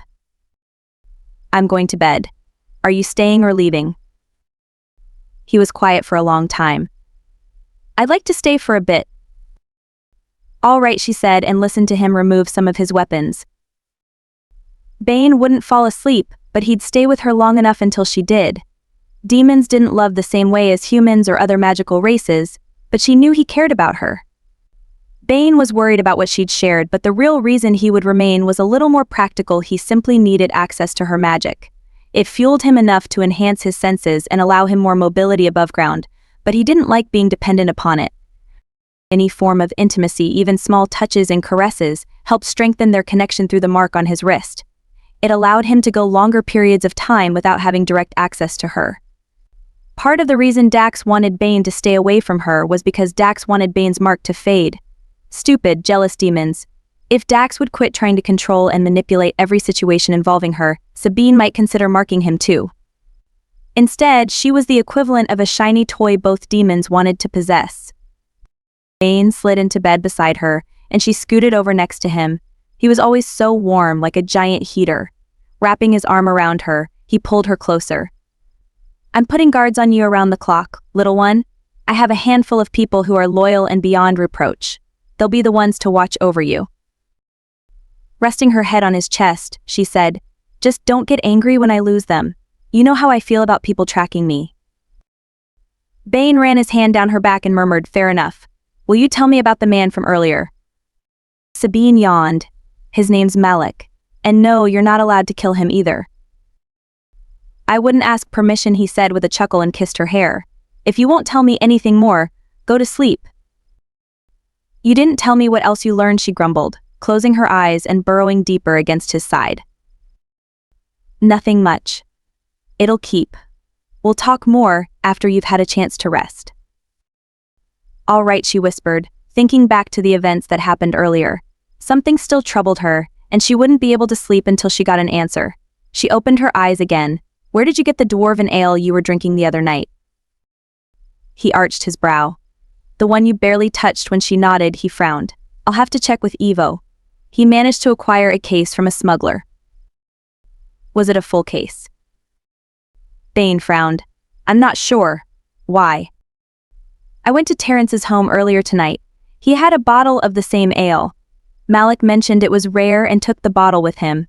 I'm wondering if it came from the same case. Bane narrowed his eyes. You need to tell me more about this Malek. If he had a hand in this. I don't believe he's responsible for the attack, she interrupted, refusing to let him continue with that line of thought. If Malek had meant her any harm, she wouldn't have been able to mark him with protective magic. The mark wasn't working quite right, but she should have been able to sense malicious intent. That was part of the reason she'd done it, but she didn't intend to admit that to either Bane or Dax. They had a habit of killing off any perceived threats, regardless of whether they were real or not. Sending a calming wave of her power over Bane, she continued, Malek's a smuggler. That's how Dax managed to drug me earlier. He used a bottle of fairy wine from Malek's supplies. The dwarven ale we found may have originated from the same shipment, but I don't believe Malek had anything to do with the attack. Bane caressed her back, sliding his hand under her shirt to touch her bare skin. When did he arrive in town? The day before the attack, she admitted, cuddling against Bane once more.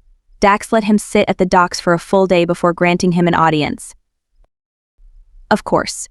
Dax always enjoys lording over his subjects, Bane muttered and then sighed. Get some sleep, little one. I suspect you're going to need it. Chapter 8. A bell chimed in greeting as Malek pushed open the door to Esmel's shop. The magical ward protecting the shop tickled his skin and heated his necklace, but he ignored it, recognizing it was only to prevent anyone from entering who may intend harm. The store was busier than he expected, and a couple of the customers glanced over at him briefly before turning back to the shelves they were browsing. Bottles of liquids and dried herbs lined the shelves on the walls, while plants in various stages of drying were tied to racks overhead. A fire crackled cheerfully in the fireplace, and several candles were placed around the room, providing a cozy atmosphere. An older woman was seated in an overstuffed chair by the fireplace sipping from a steaming cup, a teapot on the table next to her. Rather than the cold and dank atmosphere he'd experienced in some other witches' shops, this entire store felt more like a warm and inviting home. It only elevated his opinion of Esmel. She obviously didn't need the traditional trappings to encourage business. The woman he'd met the day before flitted around the shop, smiling and laughing with customers. Esmel was once again wearing bright and vivid colors, and she smiled as she handed one of her customers a small cloth pouch. Add a small pinch of this mixture to your bathwater. You'll be feeling better in no time. Bless you, Esme, the elderly woman said, clutching the bag tightly to her chest. I thank the gods every day for bringing you to Akros. I don't know what we'd do without you. Esmel beamed a smile at her and walked the old woman to the door. You know it's always a pleasure to have you visit me, Lenore. But next time I hope it's just because you'd like to share a cup of tea. Oh, I'll be back soon enough. You couldn't keep me away. Esmel closed the door behind the woman and turned to face Malek. Her eyes twinkled in amusement. I was told a handsome ship captain might be visiting my garden today. Malek chuckled. Oh. She gestured toward a door at the back of the shop. I think you'll find my garden quite fascinating. There are all sorts of lovely flowers and a few poisonous ones. You might want to step lightly. Before he could respond, Esmel swirled away in another wave of color and toward another customer. Malek grinned and headed for the heavy wooden door. This time, when he opened it, there was no sensation of the warding, which led him to believe it also encompassed the garden area. But what he hadn't been expecting was the explosion of colors and scents permeating the air. The garden was a wonder with almost every type of flower and plant imaginable. He paused, unable to do anything but take in the sight of the unusual oasis in the middle of the disreputable city. It reminded him of the gardens from home, especially the one that had been lovingly tended by his grandmother for years until she'd passed away. He'd never thought to see their equal again. Malek took a few steps on the cobblestone path and then halted as a furious buzzing noise rapidly approached. He turned to see a tiny man wearing a pair of overalls flying in his direction. The small pixie wielded a miniature spear and brandished it in his direction. Halt. State your purpose, stranger. The high-pitched sound of other voices could be heard, and Malek caught sight of several other pixie faces peering at him from the foliage. Making an effort to keep the smile off his face, he held up his hands. My name is Malek. Sabine's expecting me. Sabine? You must have the wrong garden. There's no pixie named Sabine here. Begone, the pixie sneered, still waving his weapon threateningly. Hush. Barley, a tiny female pixie, flew out from underneath a large leaf. Her bright yellow dress put him in mind of one of the flowers gracing the garden. She darted close to him, looking him up and down curiously. Don't mind Barley. Sabine put him in charge of defending the garden. He takes his job very seriously. I can see that, Malek agreed, both curious and fascinated by the pixies. Pixies were particular about inhabiting certain gardens, choosing their homes with care. They naturally gravitated to areas with a fae presence, and it shouldn't have surprised him to see them in the southern lands. But he hadn't anticipated seeing them in a city garden plot. I'm Blossom. I'll take you to Sabine. I'd appreciate that. Malek glanced over at a scowling Barley. The little pixie still hadn't bothered to lower his weapon. I'm watching you, Barley warned, waving his spear in Malek's direction, and causing a shimmer of pixie dust to flutter to the ground. Any sudden movements and you'll feel the sharp edge of my thorn. Blossom giggled, a light, merry sound reminiscent of bells. She motioned for Malek to follow her and flew down the path. He kept to the cobblestones laid out as a charming walkway and moved deeper into the garden. Everywhere he looked, more exotic plants and flowers greeted him. The sound of trickling water caught his attention, and he wondered if they had a private spring here too. As he turned a corner, he nearly stopped in his tracks. Sabine knelt a short distance off the cobblestone path in a patch of sunlight as she collected some plants. She hummed a wordless tune as she worked, and he was taken aback at the vaguely familiar melody. Her hair was once again braided, but this time flowers had been woven into the braids instead of poisoned hairpins. For the first time since he'd met her, he had the feeling he was seeing the real Sabine.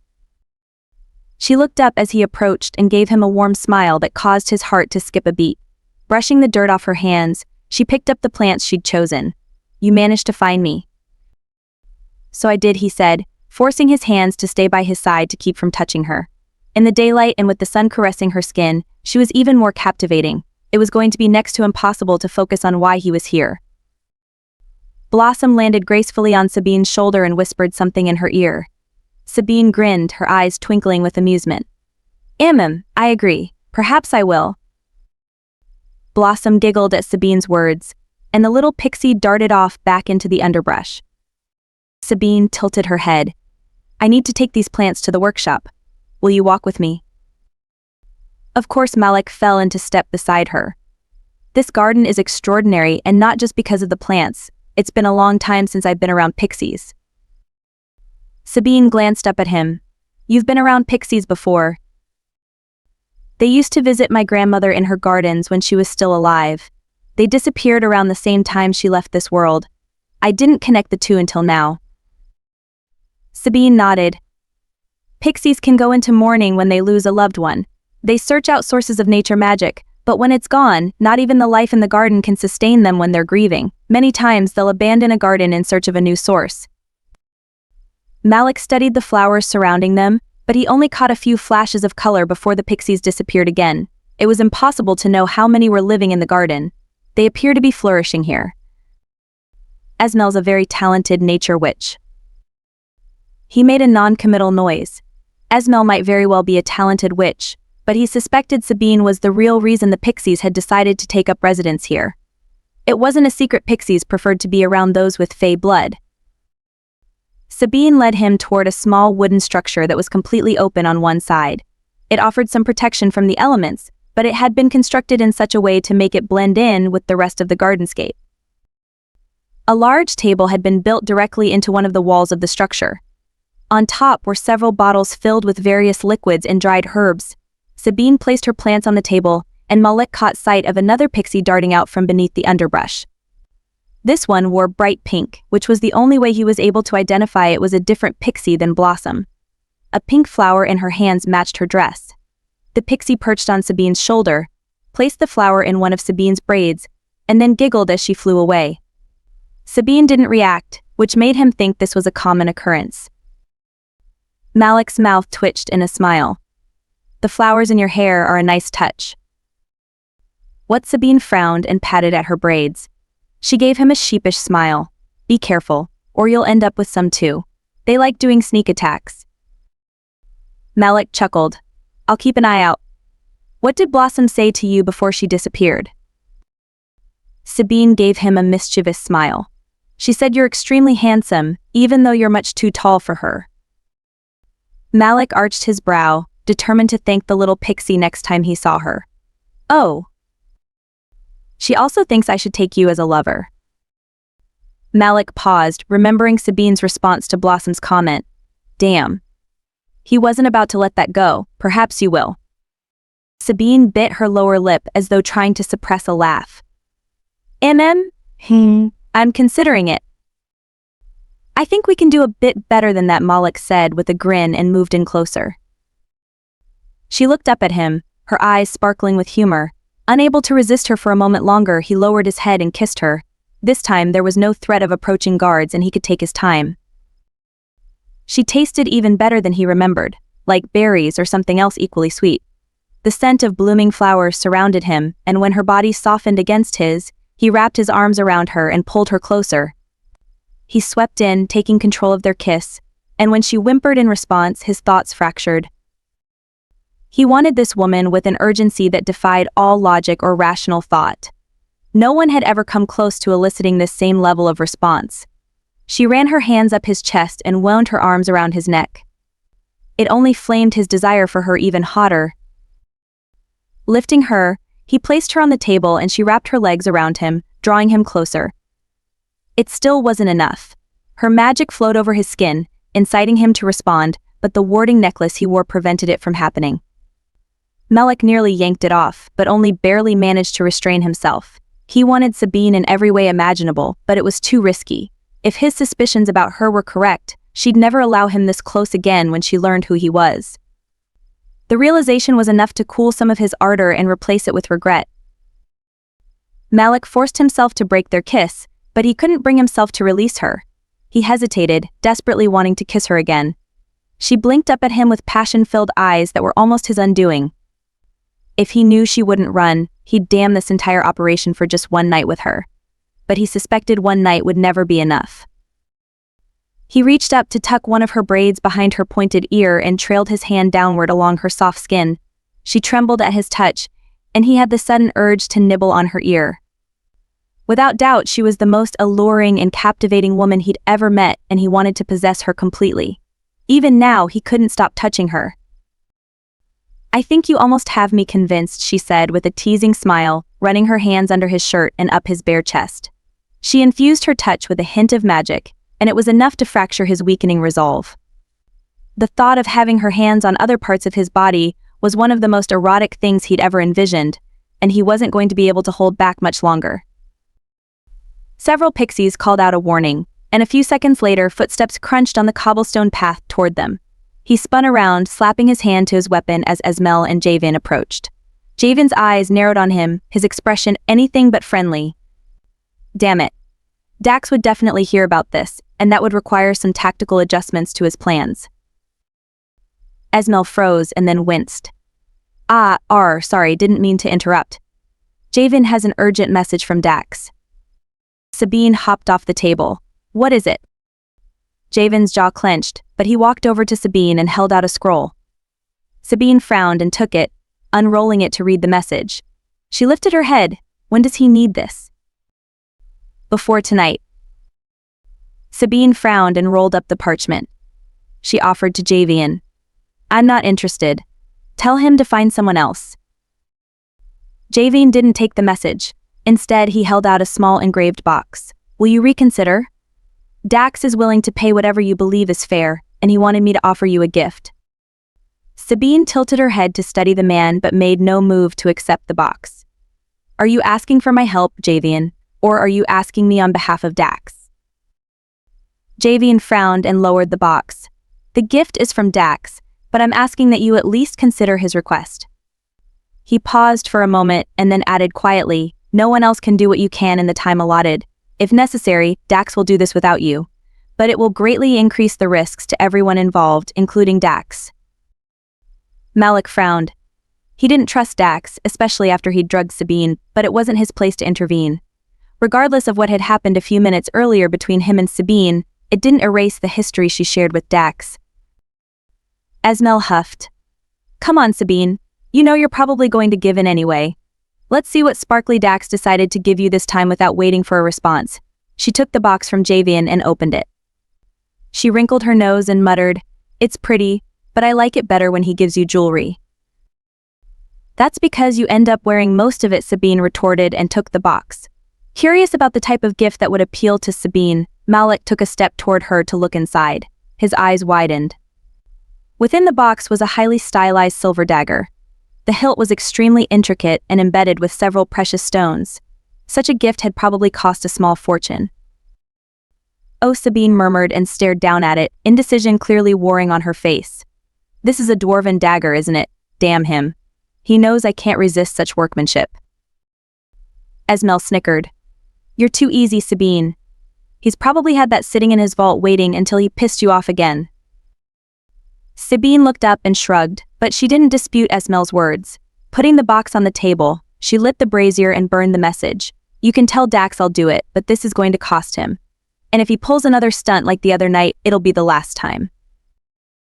Javen's shoulders relaxed at her agreement, and he nodded.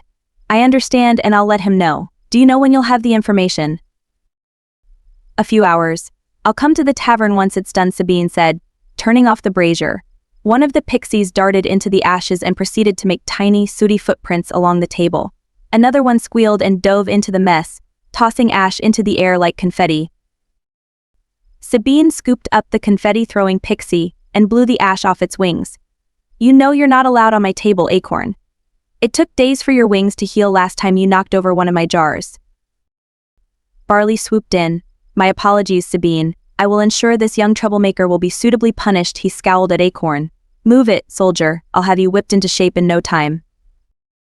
The young pixie's eyes widened in fear. He threw his little body down on Sabine's palm and begged for forgiveness.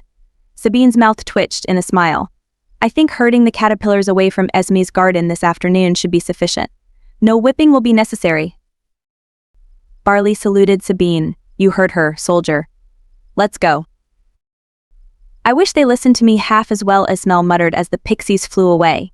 "I'm still finding pixie-sized hand and face prints all over my windows." Sabine brushed the ash off her hands. "Put out some sugar water or a honey cake. Tell them they need to clean the windows before they can have any. It'll get done in record time." I'll have to try that." Sabine turned toward Malek and gave him an apologetic smile. "I'm afraid I need to take care of something." "So I gathered," he murmured, wishing he'd had an opportunity to get a look at the message from Dax. "Do you need help with anything?" Before Sabine could respond, Javen interrupted. "Dax would like a word with you, Malek. He sent a message to your ship requesting an audience. I'll be happy to escort you to him." Malek resisted the urge to curse. The last thing he wanted was to deal with Dax, especially when he'd just had Sabine in his arms. He still didn't know what Sabine saw in the demon, nor did he understand the connection between them. If he didn't need to worry about offending the master thief, he'd say to hell with Dax. But until he found what he came for, Malek needed to continue this charade. Esmel cleared her throat and picked up the box containing the silver dagger. "I'll take this inside for you, Sabine. You can pick it up whenever you're finished, doing whatever it is you need to do. Come on, Javen, you can wait for Malek in the shop." Javen scowled and shot Malek a warning look before turning and following Esmel. His meaning was clear. He wasn't happy about Malek getting close to Sabine. That was too damn bad. Sabine reached out and brushed her fingertips across the mark on his wrist. It flared to life briefly at the contact and then settled down, but he knew she'd infused more of her magic into it. Even now, it coursed through his body in an erotic wave of heat. Sabine placed her hand on his chest. "I'm glad you stopped by, Malek. Maybe we can continue this later." He barely resisted the urge to groan. This woman had managed to get under his skin already. One small touch from her was enough to make him want to pin her against the table again. He lowered his gaze to her mouth, tempted to kiss her again, but he wasn't sure he'd be able to stop. He needed to figure out a way to convince her to trust him, before she learned the truth. It was only a matter of time before he gave up trying to suppress his instincts when it came to her. Reaching up, he caressed her face. "You couldn't keep me away." Her mouth curved upward, and she pressed a light kiss against his lips. You should go. Dax gets grumpy when he's kept waiting, but I look forward to seeing you again soon. Sabine watched Malek head back to Esmel's shop and leaned against the table for support. She'd never been so drawn to someone before, and it had thrown her completely off balance. Years of lessons with Dax and Bane had taught her critical skills and self-control, especially when it came to her magic, but she'd finally met someone who challenged that foundation. Balkan, the beastman who'd helped her escape the Fae years ago, was going to be furious if she jeopardized everything. Blossom swooped down and perched on her shoulder. I knew it. You are going to take him as a lover, aren't you? I'm not sure that's a good idea, Sabine admitted, even though she thought Blossom was probably right. If Javen hadn't interrupted them, it might have happened much sooner than she intended. Did you pick up on any magic from him? I can't quite get a read on him. He's definitely not fully human, even though he's pretending like you, Blossom said, her wings buzzing close to Sabine's ear. He was wearing a ward. I couldn't get close enough to find out. Barley tried to. Sabine frowned. Yeah, I sensed the ward. I think that's the reason my mark is breaking down so quickly. I have to keep refreshing it. I wish I knew why he's holding on to it. I even tried enticing him a little with my magic to get him to lower it, but that didn't work either. Blossom pulled on one of Sabine's braids, most likely adjusting one of the flowers. He likes you, maybe he's hiding too. Maybe you are meant to be together like fated lovers from the old days. Sabine sighed. That doesn't happen anymore, Blossom. We've corrupted too much of the natural magic of this world since the portal closed. It's nothing more than a fairy tale now. Blossom flew off her shoulder and faced Sabine. Putting her hands on her hips, Blossom said, but you're helping to bring it back. You're returning the balance. Maybe he can help you. Sabine shook her head and pushed away from the table. It was a pretty thought, but it was impossible. If he were full-blooded Fae, she would know it. Dax has another job for me. I need to get some information for him, so I'll be gone for the rest of the day. I know you're hoping Malek is special, but I want you to stay away from him. No following or spying. It's too risky in the city. The pixie's wings drooped. Sabine automatically held out her hand, allowing Blossom to perch on her palm. Blossom's bottom lip stuck out in a pout, and the pixie crossed her arms over her chest. He won't catch us. He's been around pixies before, Sabine reminded her gently. You're very talented, but it's too dangerous. If it weren't for all of you, this city would have been unbearable for me to live in. I don't want to risk losing you. Blossom wrapped her arms around Sabine's thumb and hugged her. When she finally had to leave Akros, she would miss Blossom and the rest of her family. It was sometimes difficult for pixies to abandon a garden once they'd established roots. Sabine had made it a point to warn them against doing such a thing. This wasn't a permanent spot for them, and they'd only temporarily claimed it. Pixies lived in large family colonies, and at last count, this garden had 43 tending it. She knew each one of them by sight, with their own peculiarities and personalities. Blossom had been the first to find her, but it hadn't taken long for other pixies to take up residence. She cared about all of them, but Blossom would always have a special place in her heart. Sabine smiled at the little pixie and sent a wave of her magic over her. Blossom trilled in happiness, and a wave of pixie dust scattered around her. Will you come back later? Probably not. It's not safe to stay at Esme's too many nights in a row. I'll try to visit tomorrow. Will you collect some mint from the garden tonight? Esme's getting a little low. Blossom nodded. It's a good moon. It should be potent tonight. I'll have some of my sisters help me. A pixie shrieked somewhere deeper in the garden, and several giggles followed. Sabine grinned as Blossom took off in search of the mischief makers. Plucking the flowers out of her hair, she headed for the shop. It was tempting to leave them in, but it didn't exactly fit the image she'd cultivated. The pixies seemed to enjoy braiding her hair, so she usually let them do it while she worked in the garden. They frequently got a little carried away. She pushed open the door of the shop to find Esmel busy helping an older woman, so Sabine simply waved to her before grabbing her cloak and heading out into the sunlight. Night was the preferable time to travel, which allowed her to either gather the shadows to help hide her identity or traverse the rooftops. But she couldn't risk using the thieves' highway in the daylight. The chances of someone seeing her were too great. As she moved through the busy streets, she used glamour to make small changes to her features and mask her appearance. With each step, she darkened her skin, elongated her nose, and added a few wrinkles for good measure. She'd spent too long in Akros and was becoming too recognizable. She was reluctant to leave the small family she'd created here, but it might be safer for all of them as she moved on. The thought filled her with regret, but she wasn't willing to risk endangering any of them if her identity was discovered. The city streets were crowded with merchants hawking their wares and trying to solicit prospective patrons. Sabine ignored them and made her way toward the oldest section of the city, relaxing slightly as the crowd thinned. The remnants of ancient power drifted upward through the cracks in the cobblestones lining the street, a residual effect from the time the gods still walked this world. It was rumored the worshippers of a mated pair, Ethos, the keeper of shadows, and Brymus, mistress of twilight, had originally built Akros. They had long since abandoned the world with the rest of the gods, forced into exile during the Dragon War. The touch of their magic still remained, and it was their lingering power that helped Sabine hide in the city.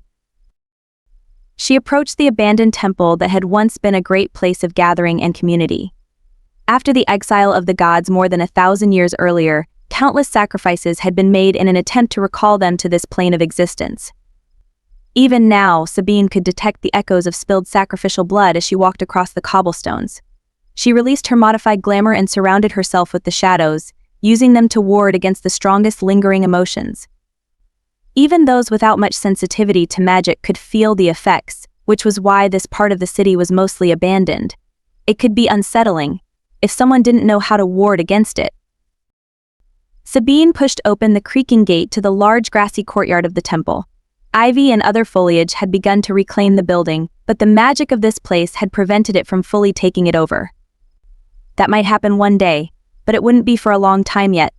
The gods had protected this place well, and most of their magical protections still worked. Turning away from the temple, Sabine headed toward the rear of the building where the burial stones and crypt remained. The burial stones were large obelisks carved with runes. Some were traced with protections, while others detailed the names and feats of those who were buried within the crypts. The language was old, from a time before the humans had come to the city. To her knowledge, no one except the oldest magical races could read the language or access the magic of the stones. This was the greatest source of power within the city, but only if you knew how to properly tap into it. A young boy emerged from behind one of the burial stones, his eyes lighting up at the sight of her. Sabine gave him a warm smile. "Good afternoon, Toby. Any problems today?" He shook his head and grinned, revealing a gap where he'd lost another tooth. Toby had been a fairly recent addition to Edvar's little band of rebels, but he appeared to be thriving. There were too many orphaned or abandoned children in the city. It broke her heart a little, but it was impossible to help them all. Sabine approached one of the largest crypts and traced a pattern on the door, using the surrounding magic to unlock it. She'd originally intended to make this her own private getaway to escape from Dax and Bane when they irritated her, but she'd quickly seen others had more pressing needs. With so much lingering power, she'd been able to teach the human children how to manipulate some of the magical doorways in this area. It offered them a measure of protection and a place where they could live safely without fear. The rune glowed in acknowledgement of the power she offered, and the door slid open with a groan. Stepping into the dark hallway, she formed a light in her hand, one of the earliest magics she'd learned as a child. It was bright enough to chase away the darkest of the shadows, but not enough to eliminate them completely. After all, the shadows were what gave this place its power. They could be used but never destroyed without creating an imbalance. At the bottom of the stairs, Sabine traced another rune onto the wall. A hidden door opened, and she released her summoned light source before stepping inside the old stone building. It was part of the crypt but couldn't be easily accessed if one didn't know the path to walk or the correct combination of runes. Deeper within the building, she heard laughter and other voices. Sabine paused for a moment to listen. It always warmed her heart that these children could still find reasons to smile when life had been so cruel to them. She'd once laughed that way too, but it had been stolen from her a long time ago. It had been years before she'd learned how to smile again, but some semblance of safety had to be achieved before she could embrace those emotions. She still wasn't safe and probably wouldn't ever be, but she'd come to terms with that. She wasn't sure if these children felt the same way, or if they'd released their earlier burdens when they embraced the sanctuary of the crypt. Either way, every time she came here and saw them, her soul lightened. Dax didn't understand why she bothered with these forgotten children, and even Bane had been somewhat perplexed. Esmel, on the other hand, seemed to sympathize with their plight. The witch regularly asked after them and left small sacks filled with children-sized clothing and other items on Sabine's bed for her to take to them. A teenage girl, maybe a dozen years younger than Sabine, stepped out from one of the rooms. Her eyes widened and a broad smile crossed her face. "Hey Sabine, I heard the door and thought Toby might have been coming in." Sabine smiled at Talia. "No, he's still outside. How are you feeling?" "Much better. The tonic you sent over from Esme worked great. Edvar's even sending me on a job tomorrow." The dark-haired girl grinned and tucked one of her braids behind her ear. She'd started trying to wear her hair in a similar style to Sabine's several months ago. One of these days, Sabine might try to bring Talia to visit the Pixies. They'd enjoy meeting her. Sabine nodded. "Good. I'm looking for Edvar. Do you know where he is?" "He was in the dining hall a few minutes ago. Do you want me to let him know you're here?" Sabine shook her head. "That's all right. I'll find him." Ignoring Talia's curious look, Sabine headed down the hallway in the direction of the voices.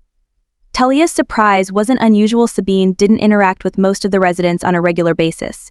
They all knew who she was and she'd recruited a few of them. It was better if she kept her distance. The more relationships she developed here, the harder it would be when she finally had to leave. As it was, Edvar and Talia had come to mean a great deal to her. Her departure would affect them the most, but she'd warned them it was inevitable. Sabine entered the dining area, which had previously been empty and abandoned for generations. Edvar and the other children had spent months trying to return it to some semblance of its former glory. They'd done a remarkable job with their limited resources. The walls were stone and the table itself was a heavily carved piece of wood that was ancient in origin.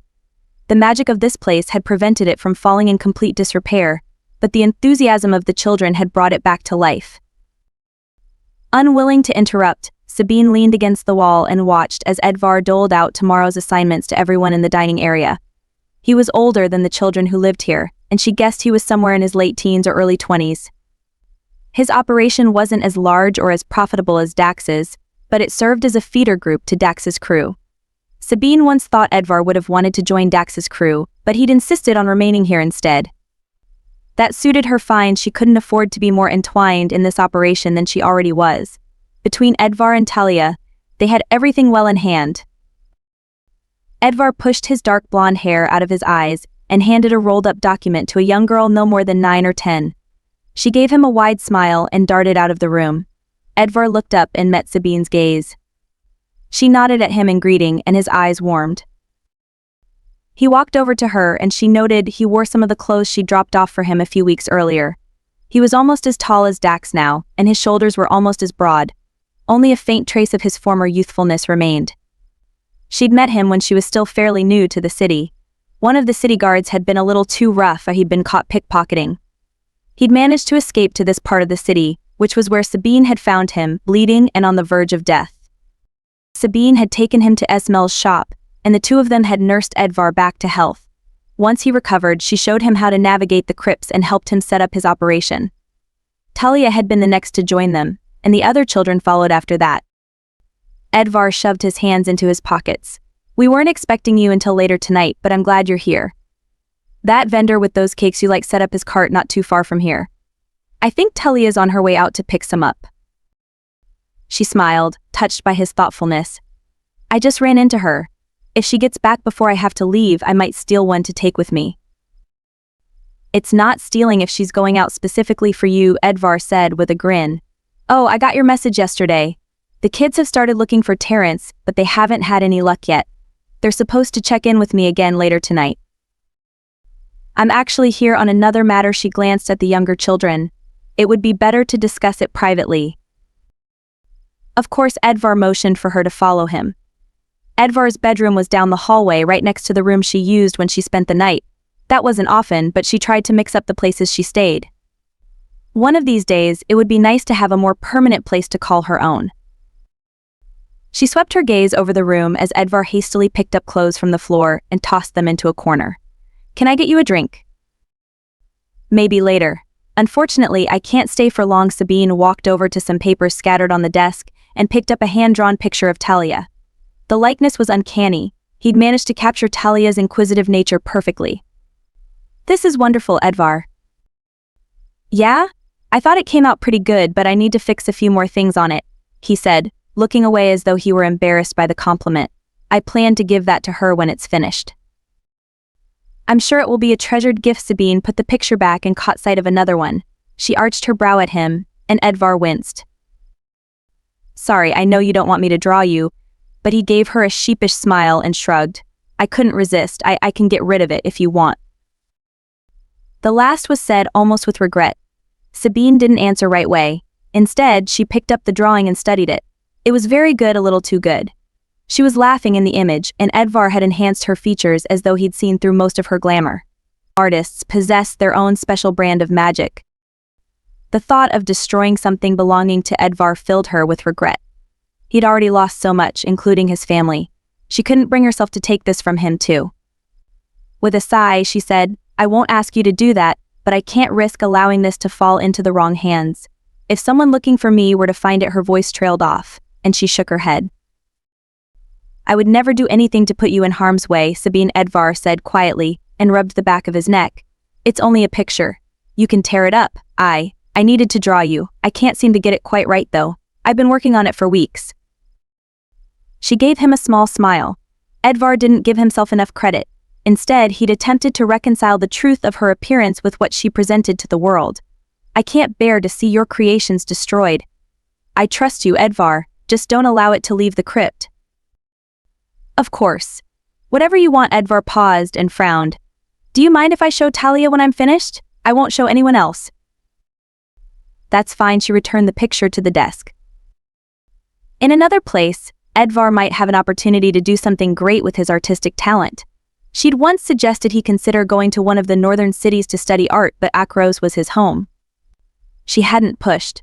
One thing she'd learned over the years was everyone had their own destiny to follow. Turning back to Edvar, she focused on the reason Dax had asked her to come. "Do you know Baxter Rastin?" "The councilman." Sabine nodded. "I need a drawing of his house. I've been inside a few times, but I don't have your artistic talent." Sure. Edvar picked up his sketch pad and sat on the edge of his bed. "Do you want the exterior or interior?" "Both. We're running a job there tonight and I need to have a detailed floor plan for Dax and his crew." Edvar frowned and started to sketch. "I can do that. I remember the outside of the house well enough. I used to pickpocket not far from there when I was a kid.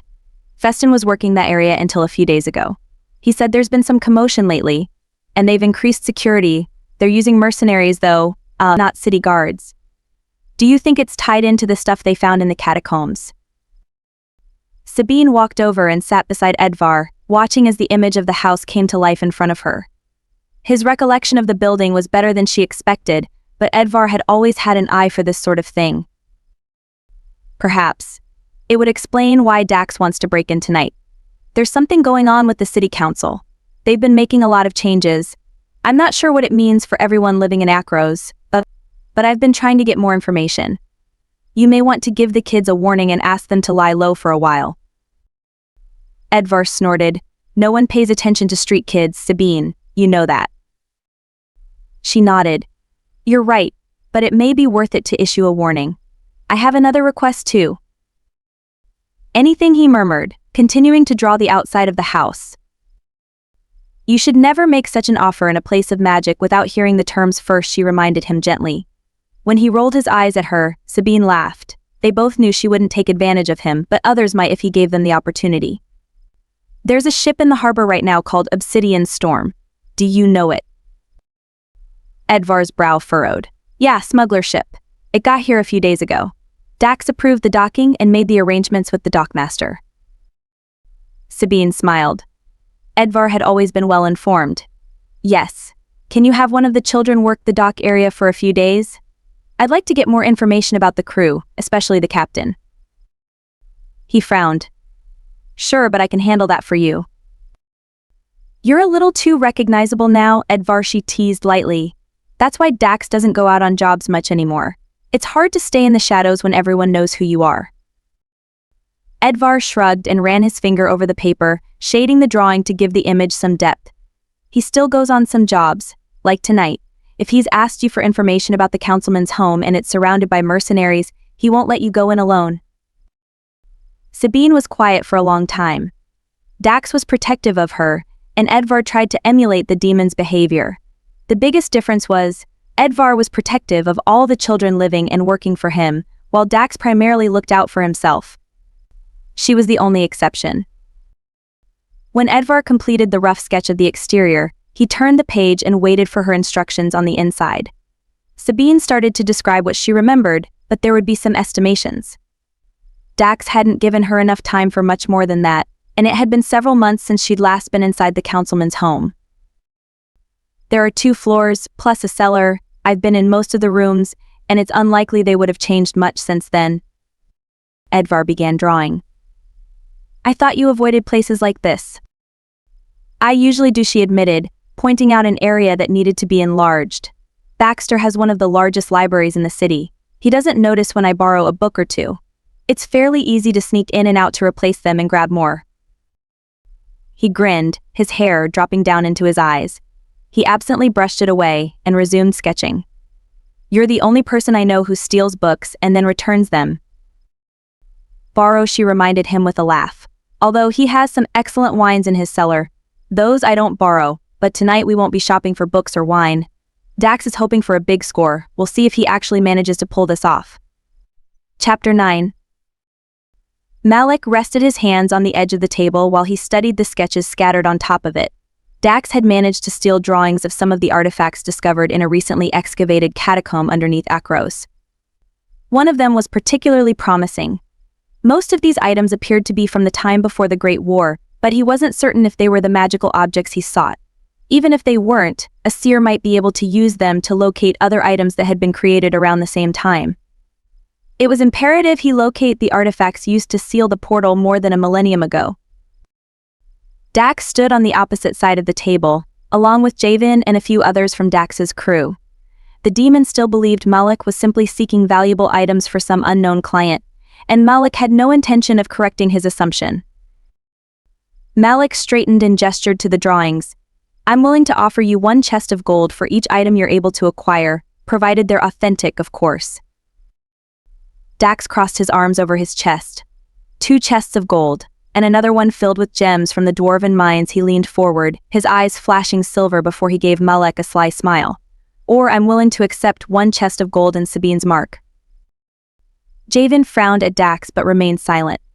No one else had any reaction, which led Malek to believe Javen knew why Dax wanted the mark transferred to him. Malek's jaw clenched. The price Dax demanded was more than he was willing to pay. He wasn't about to turn over Sabine's mark to the demon. 1 chest of gold and 1 chest of precious gems for each artifact you acquire. Sabine's mark is mine. He pushed away the sketches. There's no guarantee these items are the ones I'm seeking.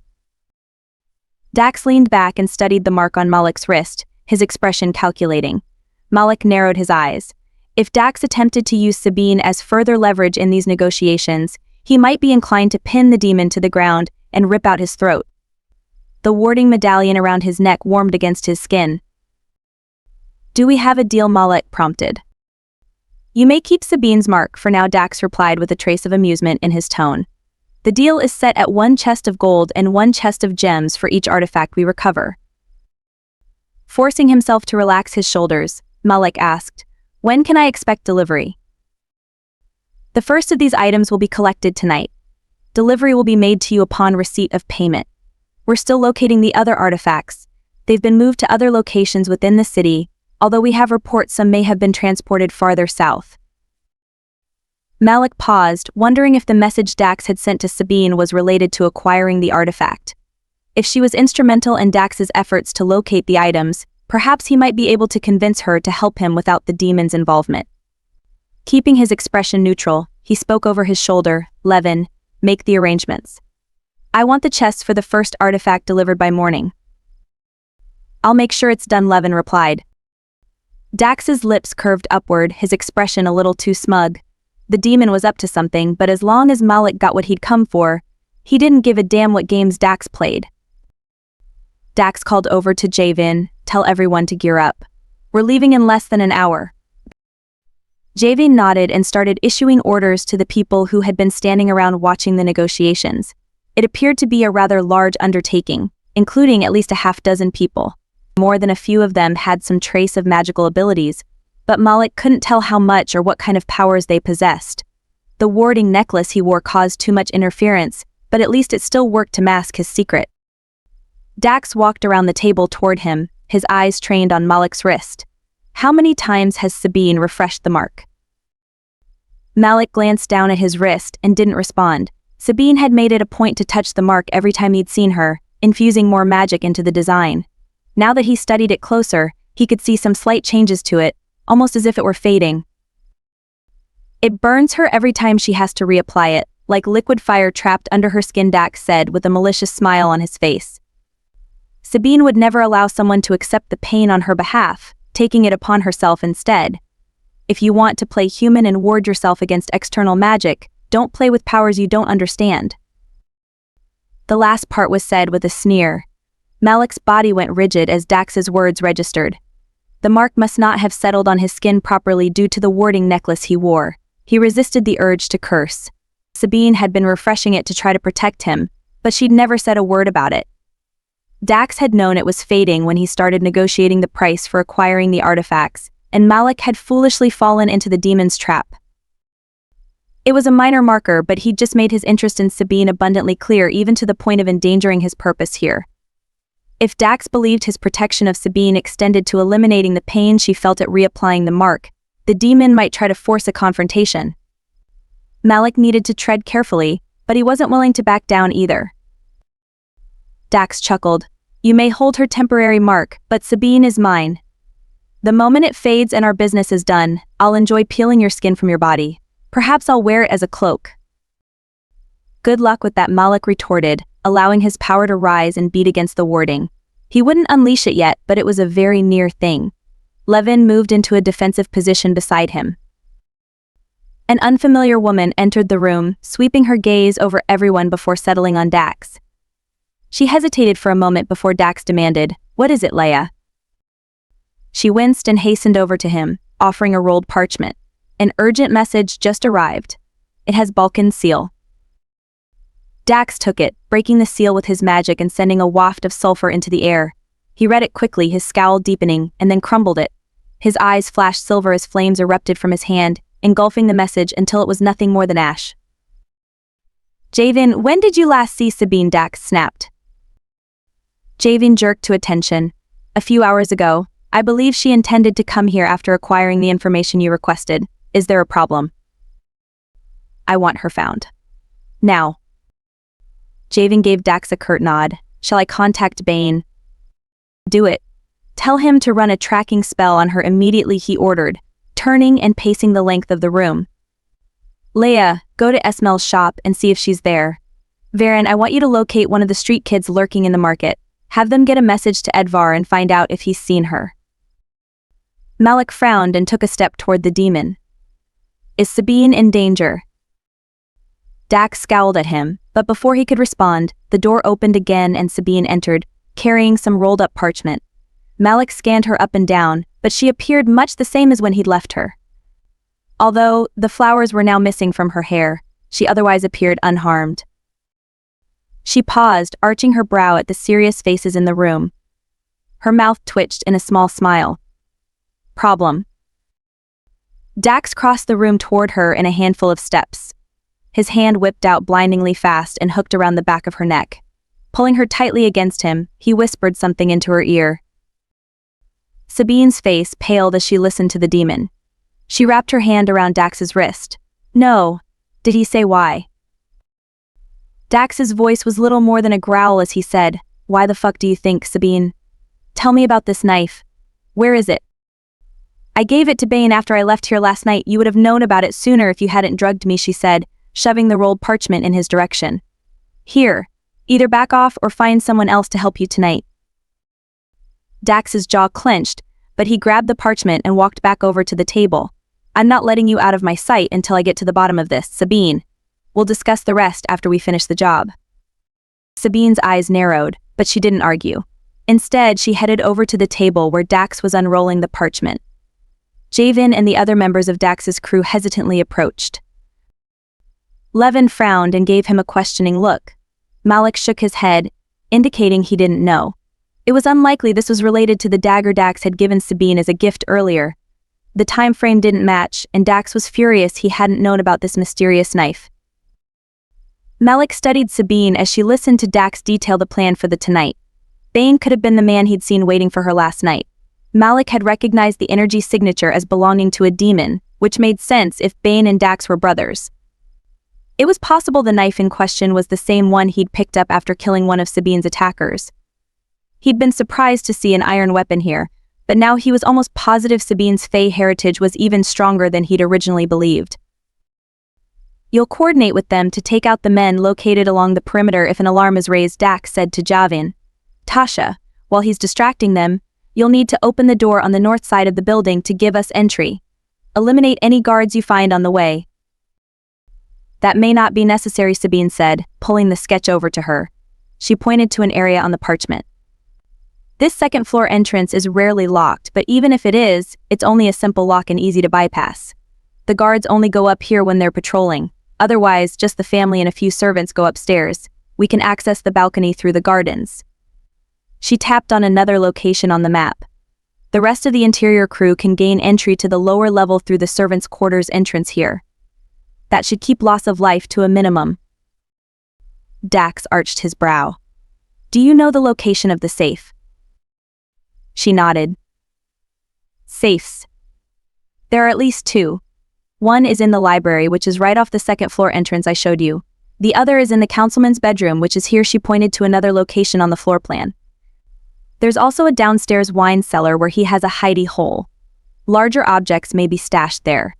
If there are more safes or hidden locations, I don't know where they are. I wasn't searching for them. How many times have you been in there? Tasha smirked.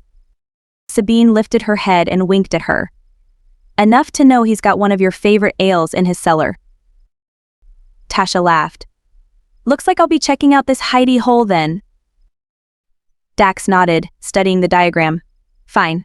Sabine, you're with me. After the distraction to lure the guards away, we'll enter on the second floor. Everyone else, keep to your positions and the original plan. I want us to be in and out of there fast. Malek looked down at the elaborate floor plan and then at Sabine. If she was the key to locating this artifact, he needed to see how it was done. I'm going with you. Dax narrowed his eyes. And what makes you think I'll allow that? The fact I'm paying you. Malek held Dax's gaze, refusing to back down. I'm providing you with a great deal of coin to secure this artifact, and I intend to make sure there are no problems. This is not a request. Sabine blinked, regarding him with surprise. This item is for you. Malek nodded at her. Yes, I've hired Dax and his crew to acquire this artifact. Out of the question. This was not our agreement. You'll receive it as previously discussed. Dax snapped, crossing his arms over his chest. I will not take an untested observer along with my crew. Not only that, but I don't trust you. Name your price, Malek challenged. Before Dax could argue further or make another outlandish request, Sabine put her hand on the demon's arm. Another weapon on our side may tip the balance in our favor, Dax. If they're moving the artifact out tomorrow, you know we need to do this tonight. We haven't had time to properly case the place. Malek knows how to walk in the shadows. I think you should allow it. The air shifted around the demon, and Malek had the sudden insight Sabine was sending a small wave of her magic into him. She gave the demon a small cryptic smile and barely discernible nod. Dax turned back to him with a look of disgust. Very well, you may accompany us. In return, you will deliver another chest of coin at the same time as the rest of the payment. If you are the reason this endeavor fails and we are unable to secure the item, the full payment is still due. Malek inclined his head in agreement. He wasn't sure why Sabine had helped convince the demon, but he wasn't going to argue. The sooner he completed his mission and left this city, the better. As Sabine had warned him, Dax was growing more suspicious and less tolerant of Malek's presence. He just hoped he might be able to convince Sabine to come with him when he left. Sabine stood in the alley behind Dax with Malek standing beside her. Everyone was in position, waiting for Dax's signal. He turned to Malek and pulled out a knife, flipping it over and offering it hilt first. A blood oath is required. or you will wait here in the alley." His eyes flashed silver. "This is not a request." Malek narrowed his eyes but didn't take the blade. "What oath?" Sabine tensed, knowing this could get ugly. She had the impression Malek was as much a predator as Dax, and neither one was willing to back down. It was probably foolish of her to intervene in their argument earlier, but Sabine was curious about why Malek wanted to come along. She'd wrongly assumed Dax would have regulated him to accompany Javian, but Dax had decided to keep Malek with them instead. If she had to guess, she'd say Dax was still trying to manipulate the situation so he could eliminate Malek. She might understand and respect Dax's reasonings for the oath, but Malek wouldn't.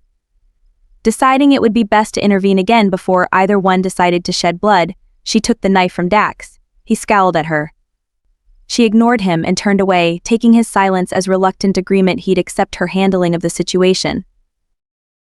Sabine looked up at Malek, whose expression had softened to one of curiosity. The oath she was about to ask him to make was one that had to be adhered by both magic users and mundane humans. It wasn't something done lightly, and she wouldn't normally ask such a thing. If Malek refused, Dax would kill him right here and now, and she would have to stand by and let him. Hoping she wasn't wrong about Malek, she chose her words carefully. "The night we met, you offered me your word you didn't intend me any harm. Tonight, I ask you to make it official. By blood and moonlight, I ask for your oath you will not reveal anything you see, hear, or learn tonight." Malek straightened, darting a quick glance at Dax before focusing on her again. The ship captain nodded and held out his hand, allowing her to place the hilt of the blade in it. A surge of relief rushed through her at his quick acceptance. Malek flipped the knife around, much in the same manner Dax had done, and sliced open his non-weapon hand. He curled his injured hand into a fist. "By blood and moonlight, I swear I intend you no harm. I further swear not to reveal any secrets that might be seen, heard, or learned tonight without your leave to do so." Sabine held out her hand, and he placed his injured hand over hers. His blood spilled onto her hand. She froze, staggered by the raw power in his blood. Her gaze flew up to meet his, but he kept his expression neutral. Only the slight tension in his shoulders belied his nonchalance. She swallowed her unease and blew softly over his hand, infusing her breath with the magic of her ancestors to seal their bargain and heal his wound. She wasn't a healer by any means, except for this one ability granted by a promise and gift of blood. Still somewhat shaken by the unexpected rush of power in Malek's blood, she managed to complete the ritualistic words, "By blood and moonlight, I accept and bind your oath." Sabine started to pull away, but Malek captured her hand. He held her gaze, lifted her hand, and placed a gentle kiss on it. Charmed by the romantic gesture, she gazed up at him and gave him a shy smile. It might be a small thing to others, but no one had ever treated her like this before. Dax scowled, snatched his knife back, and resheathed it. "Sabine, it's time." Reluctantly, she pulled her hand away from Malek and nodded. It was time to honor her part of the debt they'd forged years earlier. One caveat to their original agreement was if Dax's coffers dropped below a certain amount, he had the right to call upon her for assistance. He'd been spending quite a bit of coin lately trying to get information about the city council and paying off guards, but part of that was because he was trying to expand his territory. She knew Dax sometimes manipulated the situation as it pleased him, particularly when he was in a mood and she wasn't feeling accommodating, but they always adhered to their agreement. Sabine removed her cloak, needing more freedom of movement. Dax took it from her, tossing it out of the way and deeper into the alley. They'd retrieve it later, or one of his men would. Dax's hand wrapped around her neck, the skin-to-skin contact necessary for what they were about to attempt. It was only when he was hiding her presence in this manner that she could safely tap into the full scope of her magic. Otherwise, those who hunted her would be drawn to her power like a beacon. She paused for a moment, wondering if the magical burst she'd exhibited during the ambush had drawn attention to herself. Perhaps that was the reason Balkan was returning to Akros. He'd told her he would come for her when it was time to bring her home, but it was still too soon. The timing wasn't right yet. Dax stroked her neck in a warning, and she pushed aside the errant thoughts to focus on the task at hand. Dax had never been overly patient, and they had a job to do. Although major magic could be worked without blood, a few drops helped make it easier and allowed her to keep excess power in reserve. It was also risky because blood contained power, especially hers. Sabine pulled out her dagger, pricked her finger, and allowed 2 drops of blood to fall to the cobblestones. In the language of her birth, she whispered, "By blood, by magic, by rights of both, I call upon the memory of the gods who have abandoned this world. May the darkness fall and shadows dance freely within the night." Clouds, dark and ominous, streaked across the sky, stealing the light of the moon. Sabine pricked another finger and allowed 2 more drops to fall to the stones below. She knew without looking the first ones had dissipated the moment the magic consumed her blood. "By blood, by magic, by rights of both, I call upon the memory of the gods who have abandoned this world. May the light shine brightly within those who embrace the darkness." A sharp and biting wind blew through the streets, causing fallen leaves and debris to scatter. As the magical wind caressed Dax's men, it would infuse them with power, giving them enhanced speed and luck for the duration of the magic. She cut a 3rd finger and held it up. Dax leaned forward, catching her blood on his tongue before the drops could fall to the ground. He closed his eyes for a moment, and she could feel her magic rushing through him and filling him with purpose. Until the moon returned and the magic exhausted itself, his power would be magnified far beyond his normal abilities. His ties to this world were once again cemented, and he was now as powerful here as he would be trapped in the underworld. Stolen blood could never be used for this purpose, even though many had tried over the centuries. The magic flared bright and true only when offered as a gift or a bargain was struck. Dax stroked her neck again, indicating it was done. He released her and moved forward to the end of the alley, waiting for Javian to initiate the distraction. The moon's disappearance was the prearranged signal for Dax's men to move into position.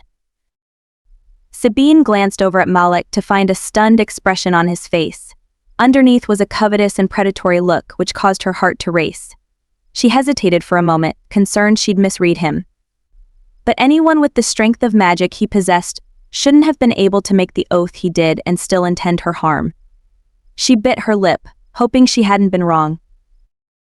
As though sensing her unease, his expression gentled and he reached out, brushing the backs of his fingers against hers. He gave her the slightest hint of a smile as his eyes warmed. It was enough to make her relax.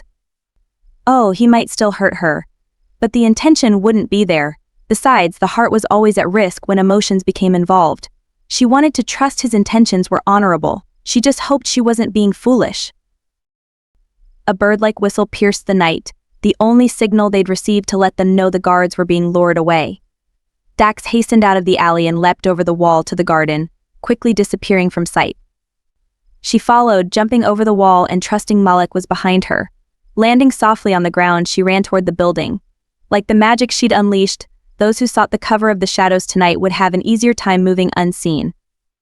They still needed to hurry because the more people who were involved, the faster the magic would dissipate. Dax bent down, offering her a foothold. She ran, using the momentum to throw herself into the air and over the second-floor balcony. She could have made it without his assistance, but she needed to conserve her remaining magic until after they escaped. Kneeling in front of the double doors, she tested the door to find it locked. Withdrawing her knife, she pricked her finger again and coated the tip of the blade with a drop of blood. At this rate, she was going to run out of fingers. Pressing the point of the dagger into the door lock, she listened for the almost silent snick of the lock disengaging. Dax climbed over the balcony, dropping down silently. She moved away from the door, allowing him to take point. Malek appeared almost a second later, moving closer to the building and deeper into the shadows to hide from anyone who may have a view of the balcony. Dax leaned against the wall at the edge of the door and glanced down at her. She gave him a nod, indicating it was unlocked. Dax pressed his hand against the door and closed his eyes, undoubtedly using his abilities to search for any life force present on the other side. After several heartbeats, he opened the door and slipped inside. She motioned for Malek to stay close as they crept behind Dax. The councilman's home was more of a mansion than a house, with hand-carved furniture and rich tapestries. The faint scent of a cigar tickled her nose. Sabine rubbed it absently as she gazed longingly at the floor-to-ceiling shelves filled with books on almost every subject. It had been a few months since she'd last visited, and it appeared the councilman had obtained a few more tomes. Pushing aside the temptation to explore these new treasures, she headed directly for the safe embedded in the wall. It was unlikely it contained the item Dax was looking for, but they couldn't move on until they checked. Sabine moved aside the picture hiding the safe and stepped back, allowing Dax to begin working on the lock. Malek positioned himself close to the window to watch the streets below for the guards. Sabine didn't bother. Javen would keep the guards busy for a while. Instead, she ran her fingers over the books on the shelves and studied some of the newer titles. The councilman had been busy collecting books on magical items. She didn't remember any of these from her last visit. Curious, she pulled one out and flipped it open to a marked page. Malek approached her and placed his hand against her back, leaning over to see what had caught her interest. She glanced up at him but didn't pull away. Malek seemed to take every opportunity to touch her, and she'd found she enjoyed it far more than she expected. The book she'd picked up appeared to be little more than nonsense. It was a madman's ramblings, most likely a human who was running tests on items forged with magic. A lot of it was speculation about things he didn't understand. When the humans had become trapped on their world and the portal closed, they began hunting for ways to adapt to living amongst the magical races. The first witches and warlocks were created using these methods, trying to steal magic from others and forcing it to bend to their will. Like the offering she'd made to Dax, magic needed to be gifted or part of a bargain for it to remain effective. The humans eventually realized this simple truth, which ended up being part of the reason there were so many mixed heritages. Even Esme was mostly human, but somewhere in her family line was a dryad who had mated with a human. The notes scribbled in the margins of the book were a little more interesting.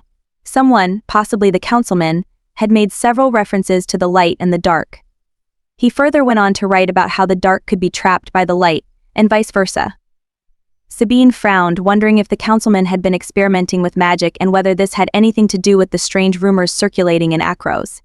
If Baxter had discovered the artifacts were magical items, he might be trying to use them for some unknown purpose. It would explain some of the secrecy. Dax opened the safe and Sabine slid the book back onto the shelf. She'd have to come back at a later time and investigate more thoroughly. Leaning over Dax's shoulder, she watched as he pushed aside some papers to reveal a box tucked into the back of the safe. He pulled it out and flicked it open, studying the sparkling diamond necklace resting inside. It wasn't dwarven workmanship nor magical in nature, and only somewhat pretty. Dax arched his brow in a silent question. She wrinkled her nose and shook her head. He nodded, withdrew the necklace, and tossed the empty box back into the safe. If she had indicated she liked it, the jewelry would probably make its way into a gift of some kind for her. Since she was ambivalent about it, Dax would likely sell it and distribute the profits to his crew. It clearly wasn't the item they were hunting, so Dax put it in his pocket, closed the safe, and moved the picture covering it back into position. Malek glanced at her with a question in his eyes. She shook her head to indicate they needed to keep looking. Dax moved to the door leading out into the hall. Pressing his hand on the door, he closed his eyes again and breathed deeply. His shoulders tensed and he jerked his head in her direction. Sabine grabbed Malek's hand and pulled him into the corner of the room just as Dax moved in front of them. Reaching out, she touched Dax's hand and focused on gathering the surrounding shadows just as the door swung open. The light in the room changed slightly, but not enough to alert anyone of the deepening shadows. It wasn't an invisibility spell. Such things were impossible, but perceptions and lighting could be changed to hide someone from view. It was also possible to plant a suggestion for people not to notice them, encouraging them to slide their gaze past them as though they were a fixture or furnishing. The magic flowed over them, not penetrating Malek's warding, but it didn't matter. The type of magic she was using wasn't designed to affect him directly, it was simply necessary to mask his presence. Footsteps moved across the floor of the library, most likely from one of the guards patrolling the house.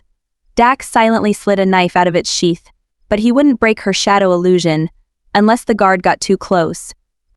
Sabine kept her breathing quiet and glanced over at Malek to see he'd also angled himself protectively in front of her and had drawn a weapon. Despite the danger, she smiled to herself at the gesture. She could handle herself fine, but it only reinforced her earlier decision to trust him. The moment the guard was gone, Dax slipped his knife back in its sheath and jerked his head toward the door.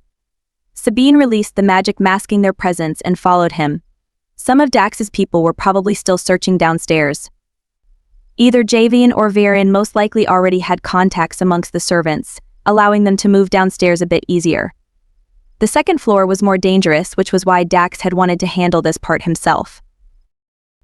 Even with her ability to manipulate the shadows, moving around unseen with 3 people was far more challenging than if she'd been alone. But with the guards or hired mercenaries lurking around, Dax would never have agreed to allow her to break into the councilman's home without him. Malek carried himself well though. He hadn't panicked, which was always a concern when someone was new to this type of activity. It made her even more curious about his background and where he'd learned some of his skills. They moved down the hallway toward the master bedroom, the other location with a hidden safe. Thievery had never been her primary motivation.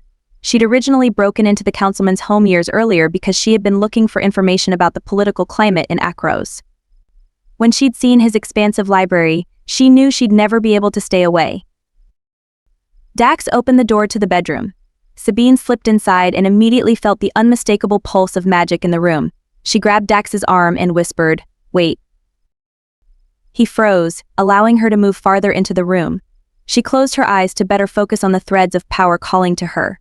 It was subtle and elegantly crafted, but it was difficult to sort through all the layers. She shook her head and tried to bury the unease plaguing her. Dax moved beside her. "What is it?" "Fae magic of a sort. Ancient. But it's different from anything I've felt before. It's been changed somehow." She let her voice trail off, unable to fully explain what she was picking up. It was almost as though there was a component about the magic that had changed from its original purpose. Malek arched an eyebrow. "Do you know where it's coming from?" She swallowed and nodded, walking over to where she knew the safe was hidden. Unlike the safe in the library, this one was seated in the floor. She moved aside the heavy woven rug covering it, and Dax knelt beside her, studying it. "Any traps?" She frowned, placing her hand directly on the safe. She closed her eyes and sent her awareness outward, but she didn't pick up anything except the strange magic. "I can't be sure. Something is strange about the item in there. It may be interfering with my senses." Dax muttered a curse under his breath. She frowned, but it was impossible to offer him any real assurances. Something wasn't right, but she couldn't tell any more than that. "Malek, watch the door," Dax ordered and pulled out his lockpicks. Sabine sat back on her heels, waiting for him to work through the lock. In a few quick movements, he'd slid the tumblers into place and wrenched open the door. A black velvet bag was inside. The shape revealing the object was longer than the length of her hand. Dax started to reach inside, but she grabbed his wrist. "Wait, let me." His inquisitive gaze flew to her, but she couldn't put it into words. She knew this item was dangerous to him, but she didn't know how. Leaning down, she picked up the cloth pouch, the heavy weight somewhat surprising. When nothing happened, she relaxed and opened the bag to ensure this was the item they were seeking. It was a golden chalice encrusted with several precious stones. The workmanship was remarkable, and unlike anything she'd ever seen. She held it toward Dax to show him, and he thrust his hand into the bag. His back bowed and a shout exploded out of him, his eyes flashing silver and staying that way. His skin shimmered, the color deepening to a sickly blue-black. Sabine gasped, terror flooding through her as Dax's tenuous grip on his demonic abilities faltered. Something was draining his life force and pulling his demonic powers to the forefront. His hand tightened around the chalice, and his body started to tremble uncontrollably. Flashes of gray light snaked up his arms, pulsing in time with the magical trap surrounding the chalice. Sabine fumbled, trying to pull out her knife as Dax let out an ear-deafening roar that undoubtedly alerted everyone within the surrounding buildings to their presence. Malek swore and dragged a dresser in front of the door to barricade it. "If you can snap him out of it, you need to hurry. We won't have much time until they break down the door." Sabine blew out a breath, knowing they had even less time than that. The gray color of the magic imprisoning Dax could only be the work of a necromancer or one of its minions. Necromancers always corrupted the natural order of things to suit their purposes. They sipped on souls the same way she might enjoy a glass of fairy wine. If she couldn't bring Dax back under control of himself, he'd rend a path of death and destruction in his wake until the spell killed him. The only thing that might work was to counteract the death magic with a source of life. Slicing open her hand with the edge of her blade, Sabine slapped her bleeding hand against Dax's mouth. He latched on, drinking it as she poured her blood and power into him. Hopefully, it would be enough to break the chains tethering him to the chalice.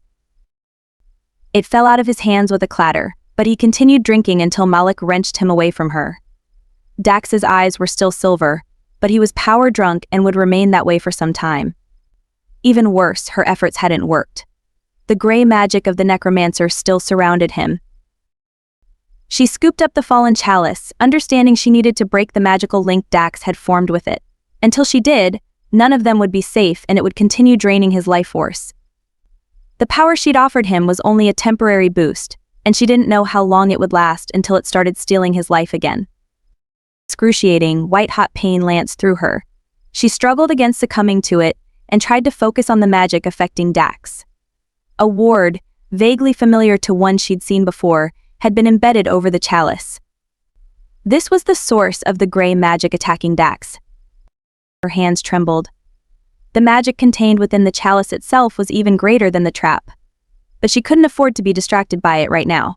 Whatever the chalice was, it wasn't killing Dax. A necromancer had crafted a lich ward, a nasty piece of spellcraft specifically designed to drain someone's life force. Dax must be the intended target, which was why she could still see the gray magic surrounding him. It was impossibly complex, and Sabine didn't have enough time for a more traditional severing of its hold over Dax. She turned her attention to the chalice itself and the source of power she sensed within it. Some long-dormant part of her knew it was crafted by the Fae. She explored it carefully, searching for a way to use it to break the hold over Dax. An unfamiliar scene flashed through her mind's eye. A ritual. Drums. Words etched into her mind, unlike anything she'd heard before. It was a memory, but it had never been hers. The scent of sulfur and burnt leaves filled the air, but it wasn't from Dax's power or even from the necromancer's trap. It was a long-forgotten remnant from the time the chalice was first forged. In her hands was an object of power.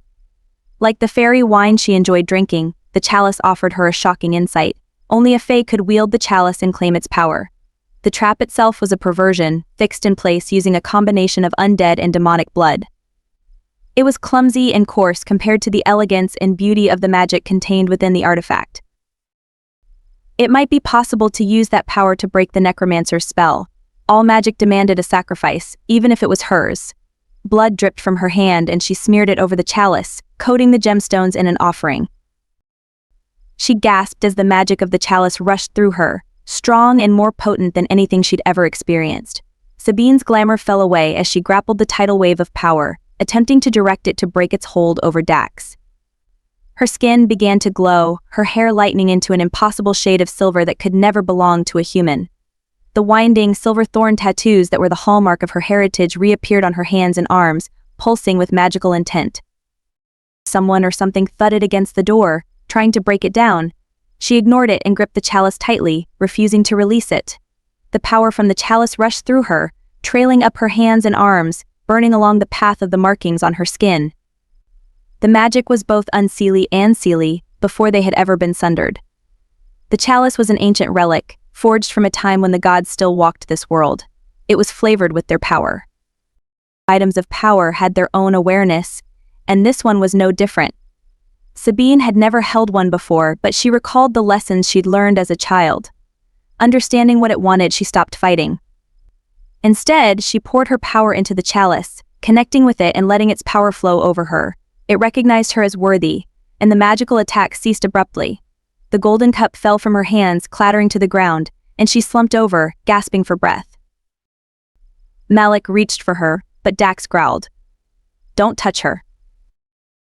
"Dax," she whispered, recognizing most of her magic had been used trying to break the trap holding him. Dax wrapped his arms around her and pulled her to her feet. The pounding at the door continued, and she dimly heard the sound of wood splintering. At least Dax seemed to be in control of himself once more, and one crisis had been averted. Dax scooped her into his arms and carried her over to the bed. "Do you have enough strength to hide yourself?" She blinked, trying to fumble with her limited magic, and nodded. It would be a crude undertaking, but it was imperative it be done. The glamour settled over her skin, 1,000 pinpricks as she fixed the illusion in place. "We need to get her out of here," Malek warned, pushing another piece of furniture in front of the door. They'd break it down any minute, and she couldn't risk being caught here in her weakened state. "There's an attic access in the sitting area," she managed, leaning against one of the posters of the bed and trying to fortify her remaining strength. It would take some time and rest before her magic naturally replenished itself. Dax yanked open the attic access, studying the darkness. We can escape to the roof and over to the adjacent building. Can you climb? Sabine winced.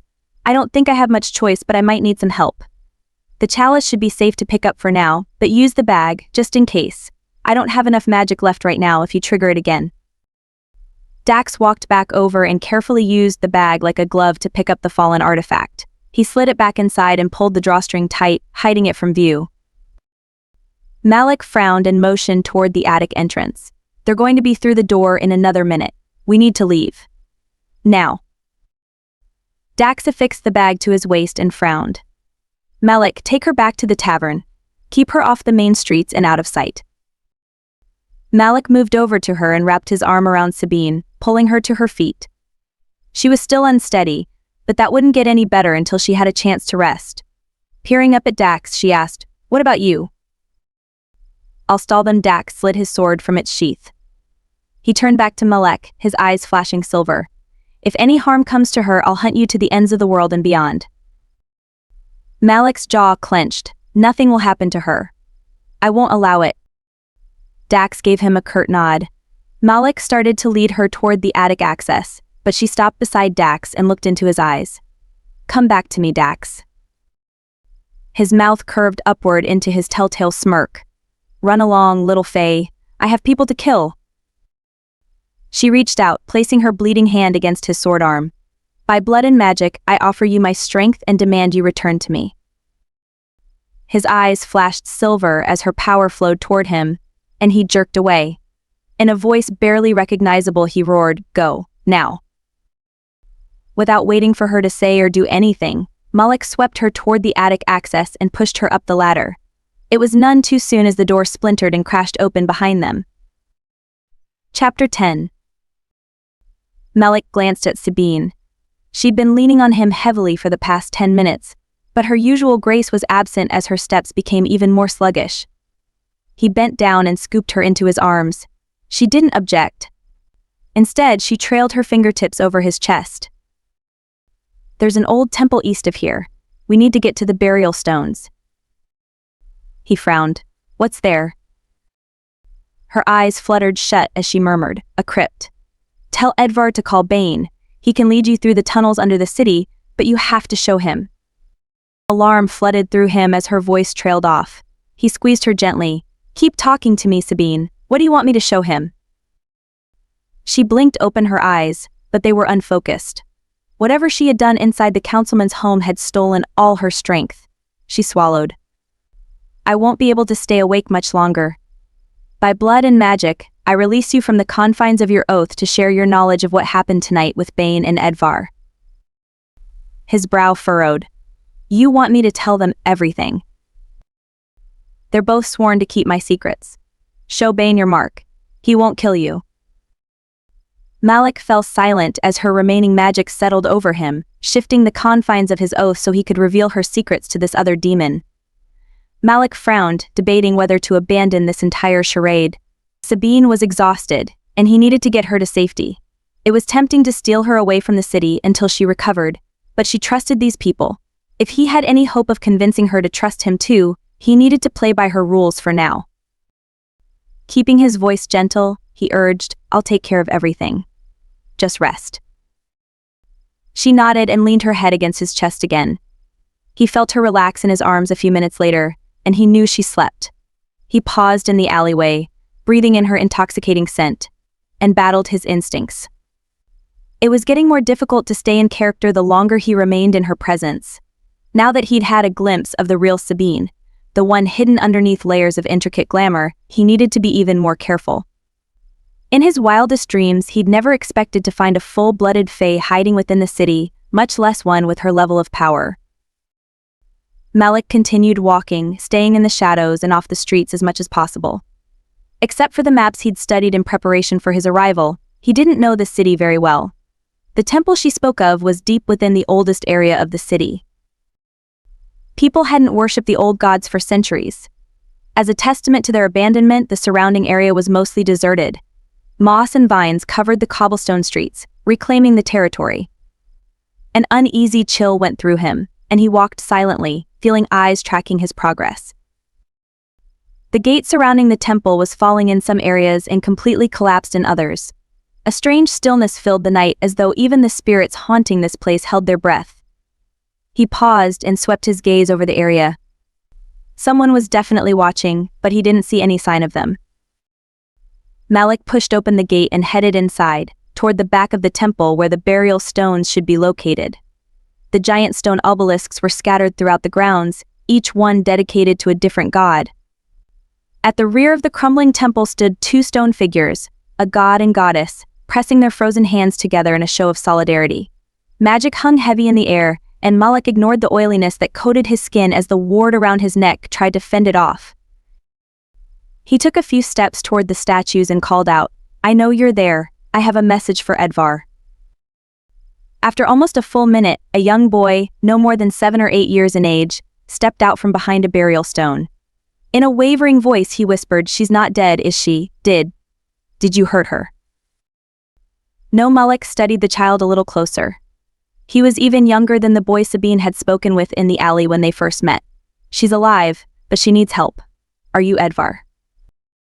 The boy shook his head and motioned for him to follow. "No, but I'll take you to him." He scampered behind the burial stone again and moved aside some bushes. A tunnel descended into darkness. "Stay close. Walk in my steps. Light doesn't work here, but I know the path." Malek arched a brow but followed the boy's instructions. The moment he entered the tunnel, the strong chill of magic crossed over his skin. It was different from the source of power he felt from Sabine, but it was similar. Someone with Fae blood had placed wards here, powerful ones. Sabine's warning about needing an escort suddenly made sense. If a Fae had set traps here, no one would be able to pass without severe consequences. He doubted even the warding around his neck could protect him. The boy stepped forward, and a trail of green illuminated his footsteps. Malek's eyes widened in surprise. It was some sort of moss generating its own light. Someone, most likely Sabine, had shown the child where he needed to walk.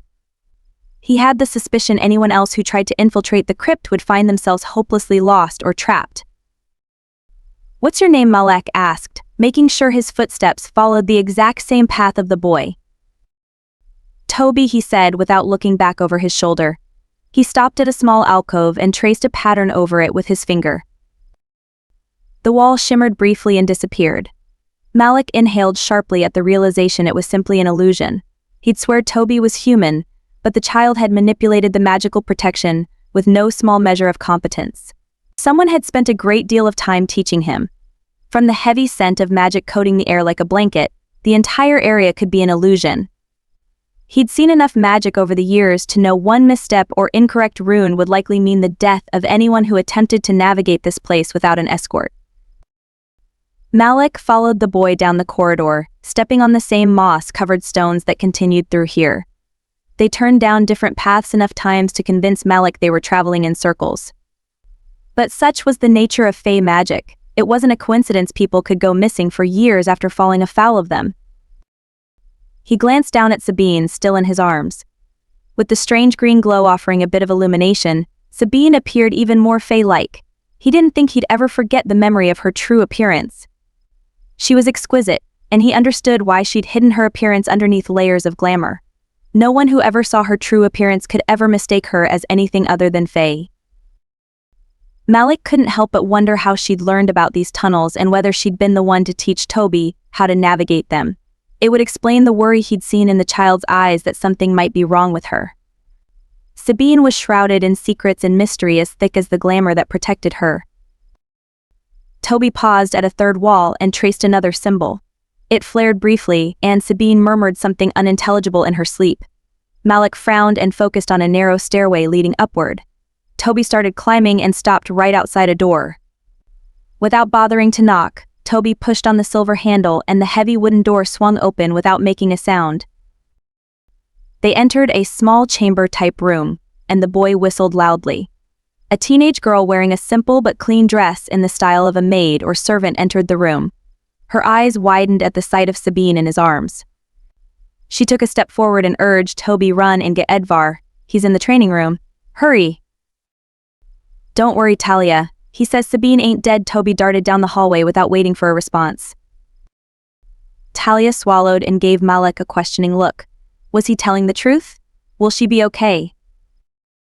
She's sleeping, but I must speak with Edvar right away.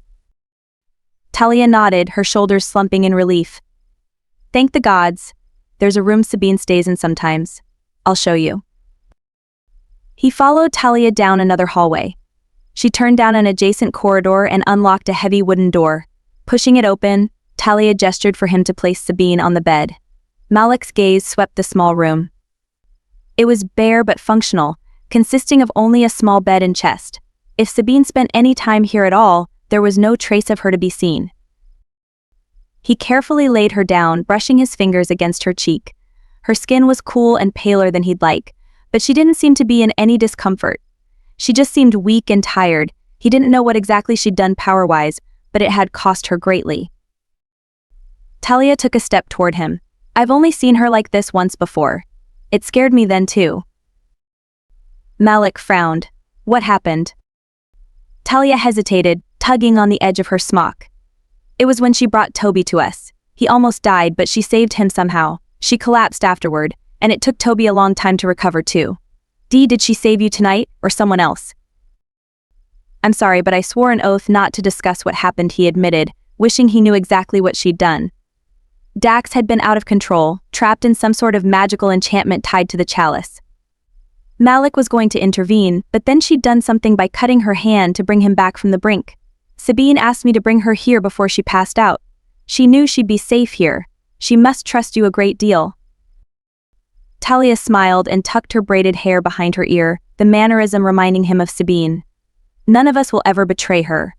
Most of us owe our lives to her in some way. Malek sat on the edge of the bed, trying to appear less formidable. Does Sabine live here with you?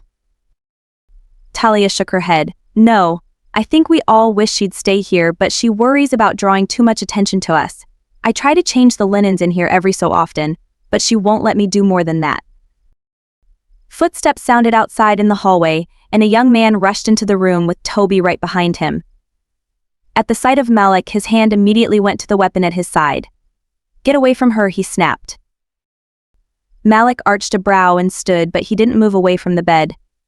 Are you Edvar? He inclined his head, but didn't release his weapon. Yes. Who the hell are you? I'm Malek. Sabine's unconscious but otherwise unhurt. Before she passed out, she asked me to bring her here to you. She wants you to call Bane. Talia's face paled. Toby backed away a few steps, his eyes wide in fear. Edvar muttered a curse. Talia, go clear the lower levels of everyone except Raf and Shari. Toby, lock down the crypts. Without a word, Toby disappeared. Talia hesitated. She can't mean for you to bring him here, can she? Go now, Talia, Edvar ordered. Sabine wouldn't have used those words unless that was what she needed. She trusts him, so we need to do the same. Talia swallowed and ran from the room. Edvar walked over to the chest and opened it. He withdrew something that appeared to be a small wooden disc and drew his knife from its sheath. He took a step toward the bed, but Malek moved in front of him. I think you need to tell me what you plan to do with that first. Edvar narrowed his eyes. He might be on the cusp of manhood, but there was a depth to his gaze as though he'd lived a lifetime already. I don't know you or owe you any explanations. Sabine wanted you to bring her here for a reason. Now move aside and let me do what I must. Malek held his gaze for a long time. He was tempted to push the issue, but Sabine likely wouldn't appreciate him bullying someone she wanted to protect. If his suspicions were correct, Sabine was protecting all the children within these walls. Malek stepped aside, and Edvar dropped to his knees beside the bed. His hand trembled slightly as he lifted Sabine's uninjured hand. Malek had stopped to bind the wound on her other hand once they were away from the councilman's home. Sabine had been frantic about stopping her bleeding, which made sense given her true identity. Edvar used the knife to prick her fingertip. Blood welled to the surface, along with the heady scent of the forest and wild magic. Malek froze as Edvar coated the wooden disc with Sabine's blood. It soaked the surface almost immediately.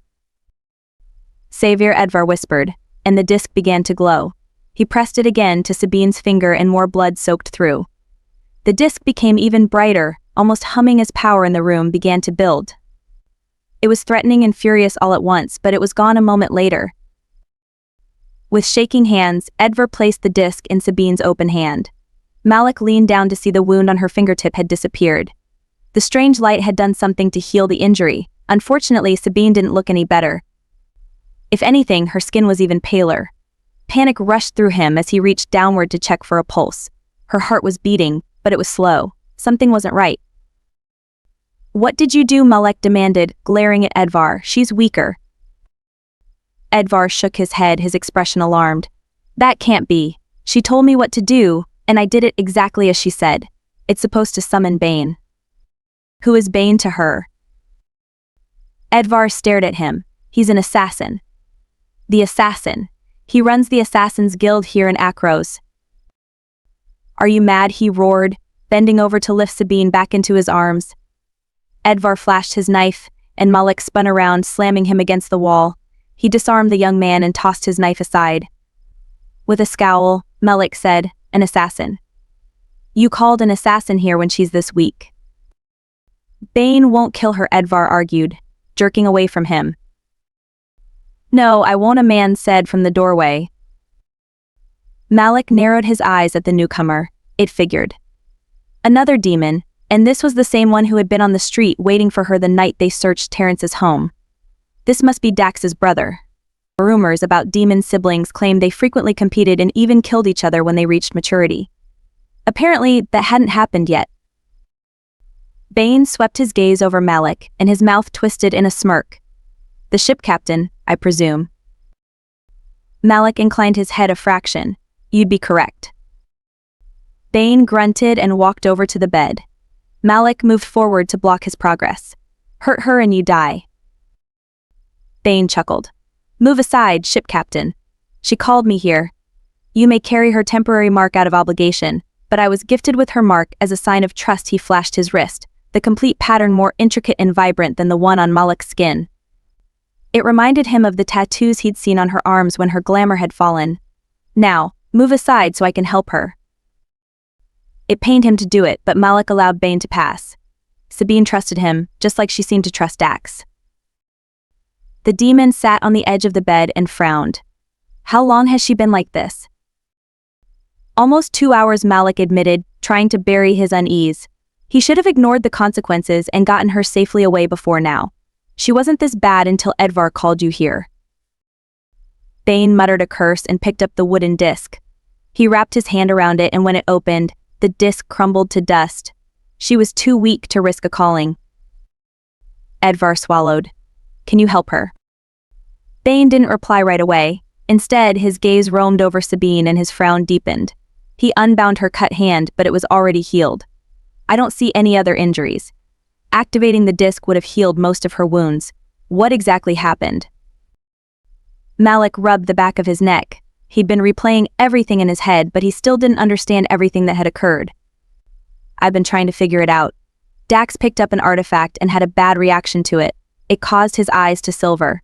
Sabine managed to bring him back to himself using her blood, but then she did something to disable the magical protection around the chalice. She was weaker afterward, but not this bad. He stared at the sleeping woman, wondering if the entire thing had been a trap. "We got pinned down and couldn't get out. Dax told me to get her out of there while he created a distraction. Sabine asked me to bring her here." Edvar nodded. "Sabine was here earlier tonight. She needed floor plans drawn up for the councilman's home. I think they were going after some artifacts that were found in the catacombs." Bane's shoulders tensed. Did Sabine touch Dax after she picked up the item? Malek frowned. "Yes, when we were trying to escape. She was already weak by that point. Would she have transferred more of her power to him?" Bane nodded. "Unfortunately, yes. If she thought Dax was in danger, she would have made every effort to prevent him from falling into complete bloodlust. I took a trace amount of energy from her the other day, and I can share some of it with her now. In her current state, it won't be enough. I need to return her to Dax. He can return more of what he's taken from her." Malek clenched his teeth. For some reason, and even though he didn't have any right to feel that way, he didn't like the idea of her sharing magic with Bane. Such a thing could be extraordinarily intimate. It was also a sign of trust. Most people avoided demons, but Sabine had embraced both of them and shared power with them. That wasn't an act done lightly, especially between Fae and demons. Bane reached down and took Sabine's hands in his. The air shimmered around them, but it was barely discernible.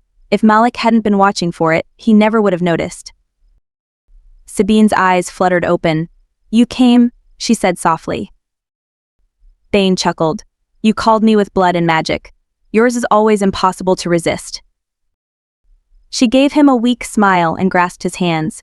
"Will you lead Malek back to the tavern through the tunnels? The guards will be looking for us."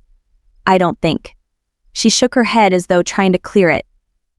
"I don't think I'll be able to stay awake long enough to show him the way." He arched a brow. "I'm not in the habit of saving lives other than yours, little one. But for you, I will do as you ask and return you both to the tavern. I'm assuming Dax is waiting there for you." Sabine nodded and closed her eyes again, and Bane's shoulders tensed. He shook her awake and demanded, "What have you done, you beautiful little fool? How much power did you share with Dax?" She blinked several times, but it was apparent she was struggling to stay awake. Not Dax's fault, she slurred. It was a lich ward. Embedded over the chalice and activated by touch. I broke the hold over Dax, but not without consequences. "Where is this chalice?" "With Dax, but it's old, Bane. Very old. Both seelie and unseelie." Light and dark fused together. Like the book said, she gripped his hand tightly and tried to sit up. "My glamour failed. Dax couldn't shield me. He was fighting off the effects and offered himself as a distraction so I could get away." "My brother was a fool to take you with him," Bane muttered and pulled her off the bed. "I'll take you to Dax, but I will not leave you with him. There will be repercussions from this, Sabine." "You can't interfere with our agreement," she managed, struggling to stand on her own. When she faltered and Malek reached for her, Bane hissed at him, his eyes flaring silver. Malek's hands curved into fists, regarding the demon with irritation. If he forced the issue, Sabine might get hurt, but standing down was one of the most difficult things he'd ever done. "Don't," Sabine whispered, placing her hand against Bane's chest. "Malek helped me. I wouldn't have gotten away if it weren't for him. The magic you gave me is already fading. We need to hurry." Bane glanced down at her and back at Malek with a look of disgust. He lifted Sabine into his arms. "Follow closely, ship captain. She wants you alive, but her safety is my priority. I won't wait for you if you fall behind." Malek nodded and followed the demon back down the corridor. Sabine had already slipped back into unconsciousness, and Bane shifted her over his shoulder. Malek suspected he moved her so he could have his weapons hand-free. Bane might have agreed to honor Sabine's request, but he'd likely try to wriggle out of it at the first opportunity. Malek wasn't overly concerned, except he'd need to break his own wording if it came down to a fight between them. The thought of wards brought him back to Sabine's earlier comment. He'd heard of lich wards, but he hadn't known it was possible to escape from one once it had been triggered. What did she mean about a lich ward? I don't know everything she was talking about, but whatever Dax tried to steal, the ward may have been designed to target him specifically. Dax has been causing trouble for the city leaders, and they've been trying to shut him down for some time. My brother likely wouldn't still be alive if it weren't for Sabine. Bane placed his hand on the wall and traced a pattern. A symbol flared briefly with a potent red light before the wall disappeared from view. Whatever magic Bane had poured into the mark had shifted the barrier hiding the passage. Malek suspected no one other than a demon could have opened that particular wall. The way into the crypt might normally be closed to Bane, except for this one time when Edvar had summoned him.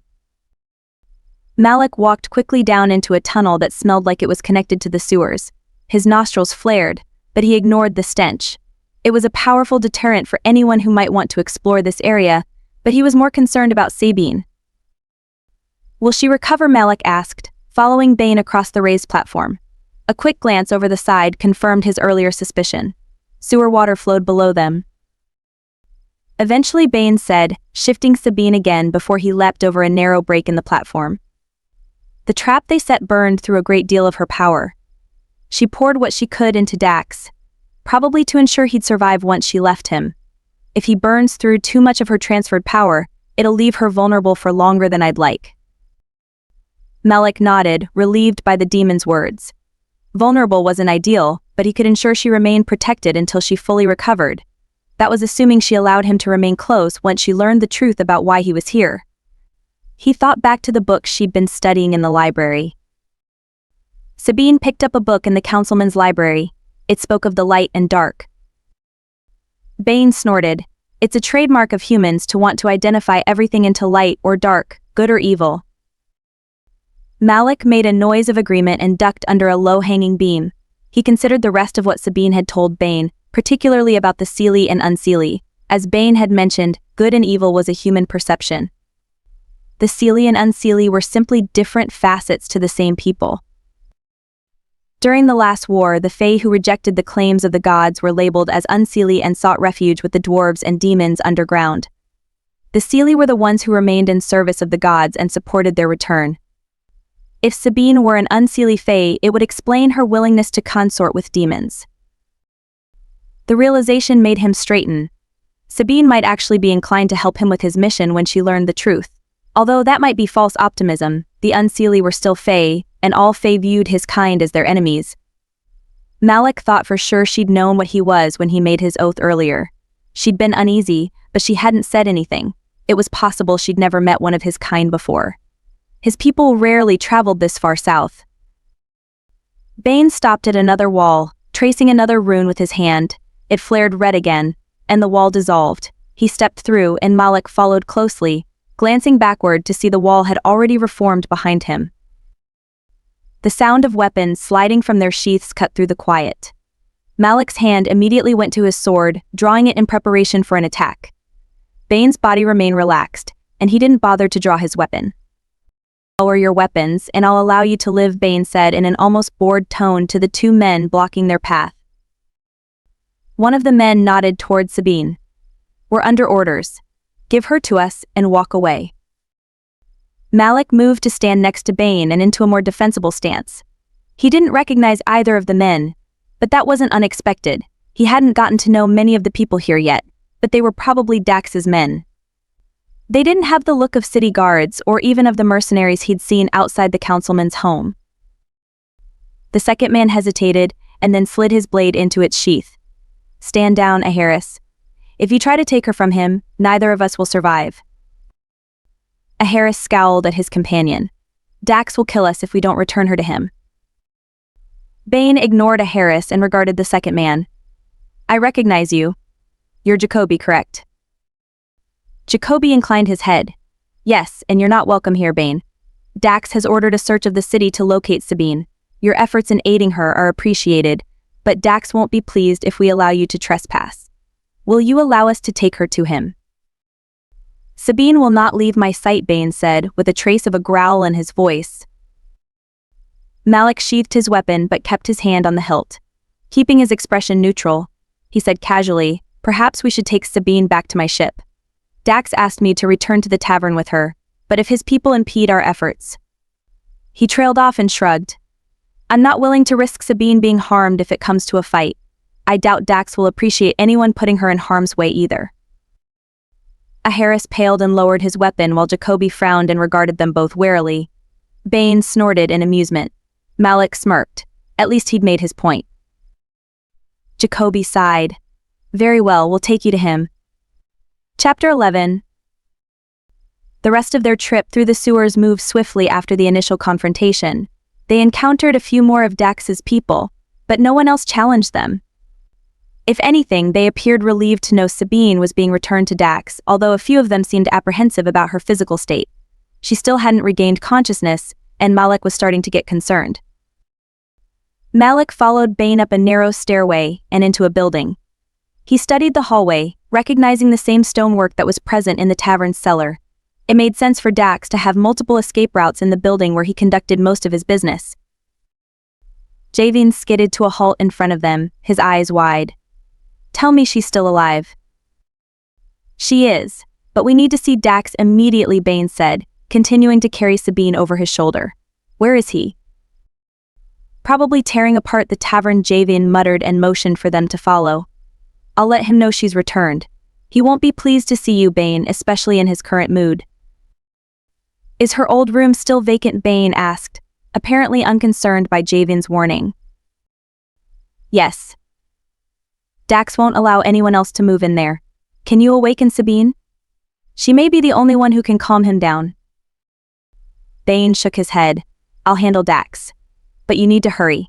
I can't wake her up again without his help. Javing gave him a worried look but nodded and disappeared to another part of the tavern. Malek opened the door to the room Dax had taken her to after he'd drugged her. The shattered bottles had been cleaned up and the broken furniture replaced or repaired. It was as though nothing had ever happened. Bane placed Sabine on the bed and Malek frowned. Her face was still too pale, and even her breathing seemed to be labored. Judging by Bane's pinched expression, the demon was also concerned. He'd never thought to see a demon worried about anyone else's welfare, and it surprised him. Dax entered the room only a handful of heartbeats later with Esmel running behind him. His eyes were silvered and he glared at Bane. Demonic magic filled the room, recognizable by the telltale sulfuric scent. You dare come here? In my presence? Without waiting for a response, Dax charged toward Bane. The two demons locked horns and crashed into the wall, claws and blades flashing. Esmel's eyes widened. With a muttered curse, she ran back out of the room. Malek jumped toward the bed, intent on protecting Sabine while the demons fought within the confines of the small bedroom. Moving at a speed too fast to ever be considered human, they fought with weapons, horns, teeth, and claws. They crashed into the desk, splintering it apart. Sabine is mine, Dax roared, trying to connect his claws with the soft flesh of Bane's stomach. Bane blocked the attack and gripped Dax's horns, shoving him backward against the wall. Malek had the distinct impression Bane wasn't trying to kill his brother, but the same couldn't be said for Dax. Esmel ran back into the room with a large pot of water. She tossed it over the two demons and shouted, "Grow." The water covering the two demons transformed into a vined plant, pinning them both against the wall. It made them pause long enough to focus on Esmel standing defiantly in front of them. Malek stared at the red-headed witch in surprise. Such magic was far beyond a witch's normal ability. He'd only thought a fae or a dryad had the power to transmute water into plants. Esmel lowered the pot and put her hand on her hip. "Are you two quite finished?" Dax scowled and sliced through the vines with his claws. "You dare much, little witch." Me, Esmel demanded and gestured to Bane. "He brought Sabine back here, and your response is to what? Kill him for it. You're both supposed to protect her, but Malek's the one standing guard over her. Now knock it off. Both of you. If I'm going to try to help her, I can't waste my magic trying to tie you two up." Bane cut the vines restraining him. "She's right. We don't have time to revisit old arguments. Sabine is dying." He glanced at Sabine's unconscious form. "I don't know if your healing skills will be sufficient for this task, Esmel." Esmel glared at the demons and pushed past them, intent on reaching her patient. Malek moved aside to let her pass, but he wasn't willing to let the demons approach until he was sure they were back in control. Dax watched Esmel check Sabine over, and his silvered eyes reverted to his normal amber color. Bane's eyes had changed back almost immediately after the water had hit him. Malek sheathed his weapon and stepped aside. Esmel made a clicking noise with her tongue and headed toward the cabinet where the herbs were stored. "Dax told me what happened at the councilman's home. I don't see any physical injuries, but she's far too weak. I can barely sense her magic. I might be able to brew something that'll help strengthen her, but we need to get it down her throat." Dax sat on the edge of the bed. "She wasn't this bad when I last saw her." "What happened?" Calling Bane said in a dry tone. "I gave her what I could, but I've not taken much of her magic lately. She told Edvar how to summon me."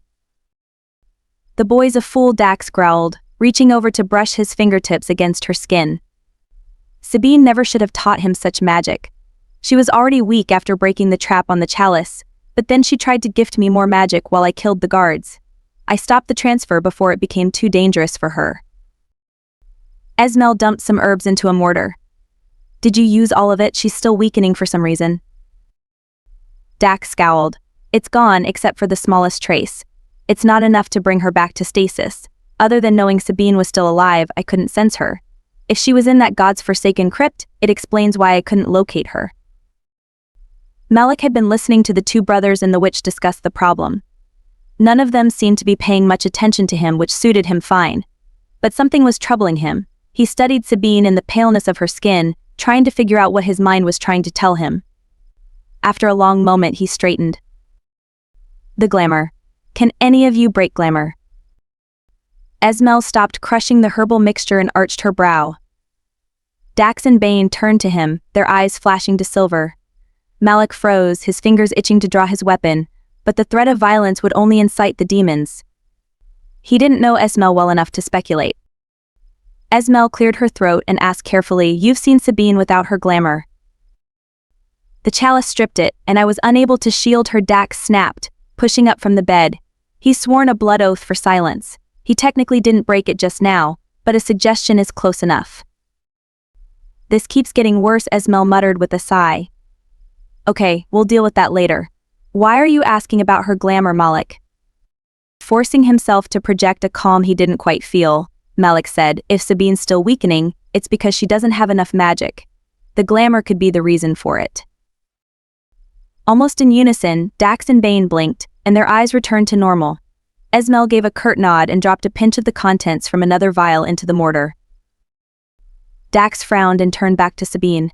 "You may be right about the glamour, but Sabine is the only one who can remove it." Bane studied Malek carefully, his gaze suspicious as he crossed his arms over his chest. "What do you know of glamour?" "Not a great deal," Malek admitted truthfully. None of his people possessed such abilities, and they didn't have a way to remove it either. Glamour was one of those tricky magics that usually worked because everyone believed it to be true. Some lesser creatures could have theirs broken by disbelieving it, but the Fae were the strongest of all magical creatures when it came to that talent. To his knowledge, not even another Fae could break it. He'd hoped whatever ties Sabine shared with the demons might be enough to allow them to manipulate her magic. Bane swept his gaze over Malek again. "You're not human." Malek paused before responding. "No, I'm not." Dax frowned. "What the hell does that have to do with anything? No one can break glamour." "What are you?" Bane demanded, narrowing his eyes on Malek. "I'm no threat to Sabine," Malek replied evenly, unwilling to divulge his identity.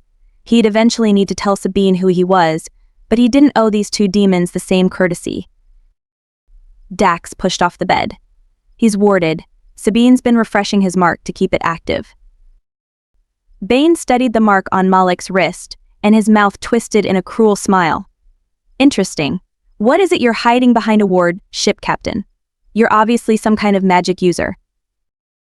Esmel arched her brow. "You're not a witch. Part Fae, maybe? The pixies said Malek knew about them." Malek frowned, wondering what else the pixies had said. "I'm not Fae."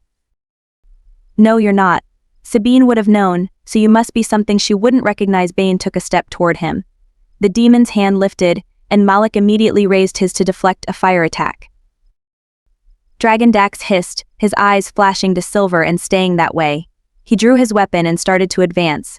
Bane grabbed his arm and spun him around, slamming him against the wall. Dax roared out a challenge, but Bane didn't release him. Esmel gaped at them, darting a worried glance at Sabine sleeping on the bed. "Think, brother," Bane ordered, holding Dax in place. "He's here for a reason." "I don't care about his reasons," Dax hissed. "The dragon dies." "Try it," Malek snapped, prepared to yank off the ward around his neck. If he needed to kill both demons, so be it. "Enough," Bane shouted, using his body to keep Dax contained. "Sabine doesn't know what he is, or she never would have offered him a mark of protection. She trusts him, perhaps foolishly, but we may be able to use him to help her." Malek paused in surprise. He wasn't sure what the demon intended, but if it helped Sabine, he'd consider it. How? Dax scowled, but he'd stopped fighting Bane. "No, I will not allow him near her. Balkan will be arriving in the city either tonight or tomorrow." Esmel straightened. "Balkan and Sabine are linked, right? Can't he share power with her?" Bane arched his brow. "The beastman is coming here." When Dax gave him a curt nod, Bane muttered a curse and released him. Balkan may be too late. During the short walk here from the crypt, Sabine weakened a great deal. She's fading. Bane held out his arm to show the mark on his wrist wasn't as vibrant. "I don't know if she'll last another few hours, much less until tonight." Malek's gaze fell on Sabine, and a heavy weight pressed on his chest, making it difficult to breathe. Not only had he started to care a great deal for her, but she was the best chance he had to save his people. "You believe I may be able to help her?" Dax scowled. She won't thank any of us if we allow a dragon near her now that we know the truth." Bane didn't respond right away. Instead, he continued to regard Malek thoughtfully. Such rational behavior from a demon was suspect, but it was better than Malek being forced into killing Sabine's friends. Besides, trying to shift into his dragon form here would endanger everyone, including Sabine. "Why are you here?" Bane crossed his arms over his chest. "You've made an effort to get close to Sabine. Why?" Malek held Bane's gaze. He could refuse to answer, but it would be unlikely either brother would allow him to help Sabine, and he needed her to survive. "I've spent the last several years trying to track down the artifacts used to close the portal. I heard a rumor some ancient artifacts had resurfaced in Akros, so I brought my ship here and requested an audience with Dax." Bane nodded. "And you were seeking those with enough magic to power them?" "Yes," Malek admitted, glancing down at Sabine again. "The Fae have closed their forests to all outsiders. I had hoped to find someone in the southern cities with enough magic to use the Fae artifact once I discovered it. I'd originally believed Sabine might have a close relative who was a full-blooded Fae." "You're a fool," Dax said with a sneer. "Dragons imprisoned and slaughtered her people for generations, and you believe she'll help you?" Malek's shoulders tensed. "I believe, once I have a chance to speak with her, she'll consider it. Sabine is unlike anyone I've met. I've never heard of another Fae caring for demons, human witches, and orphan children. Yet, in the short time I've known her, I've seen the depth of the ties Sabine's forged in this city." "He swore a blood oath earlier tonight that he intended her no harm," Dax said, his mouth twisting in a smirk. "Even if Sabine refuses his offer, she's protected from any retribution. But I'd rather just kill him. Problem neatly solved." Malek glared at Dax. "Even without swearing to it, I still wouldn't harm her. You can try to kill me, but it won't end well for you." "Can you breathe dragon fire while in human form?" Bane asked, his words seemingly casual, but Malek didn't believe that for a minute. Malek didn't answer, unwilling to give his enemies any insight into his abilities. Esmel's brow furrowed as she shook her head. Bane? I don't know much about dragons, but there has to be another way. Sabine won't be happy if we allow him to use magic on her, especially while she's unconscious and defenseless." Ignoring Esmel's objections, Bane focused on Malek and gestured to Sabine. "She marked you, which has created a tie of sorts between you two, even if it's temporary. If you can send your power through the mark, it should be enough to awaken her so she can drop her glamour." Taken aback by his suggestion, Malek glanced at Sabine's still figure. "Dragonfire could kill her."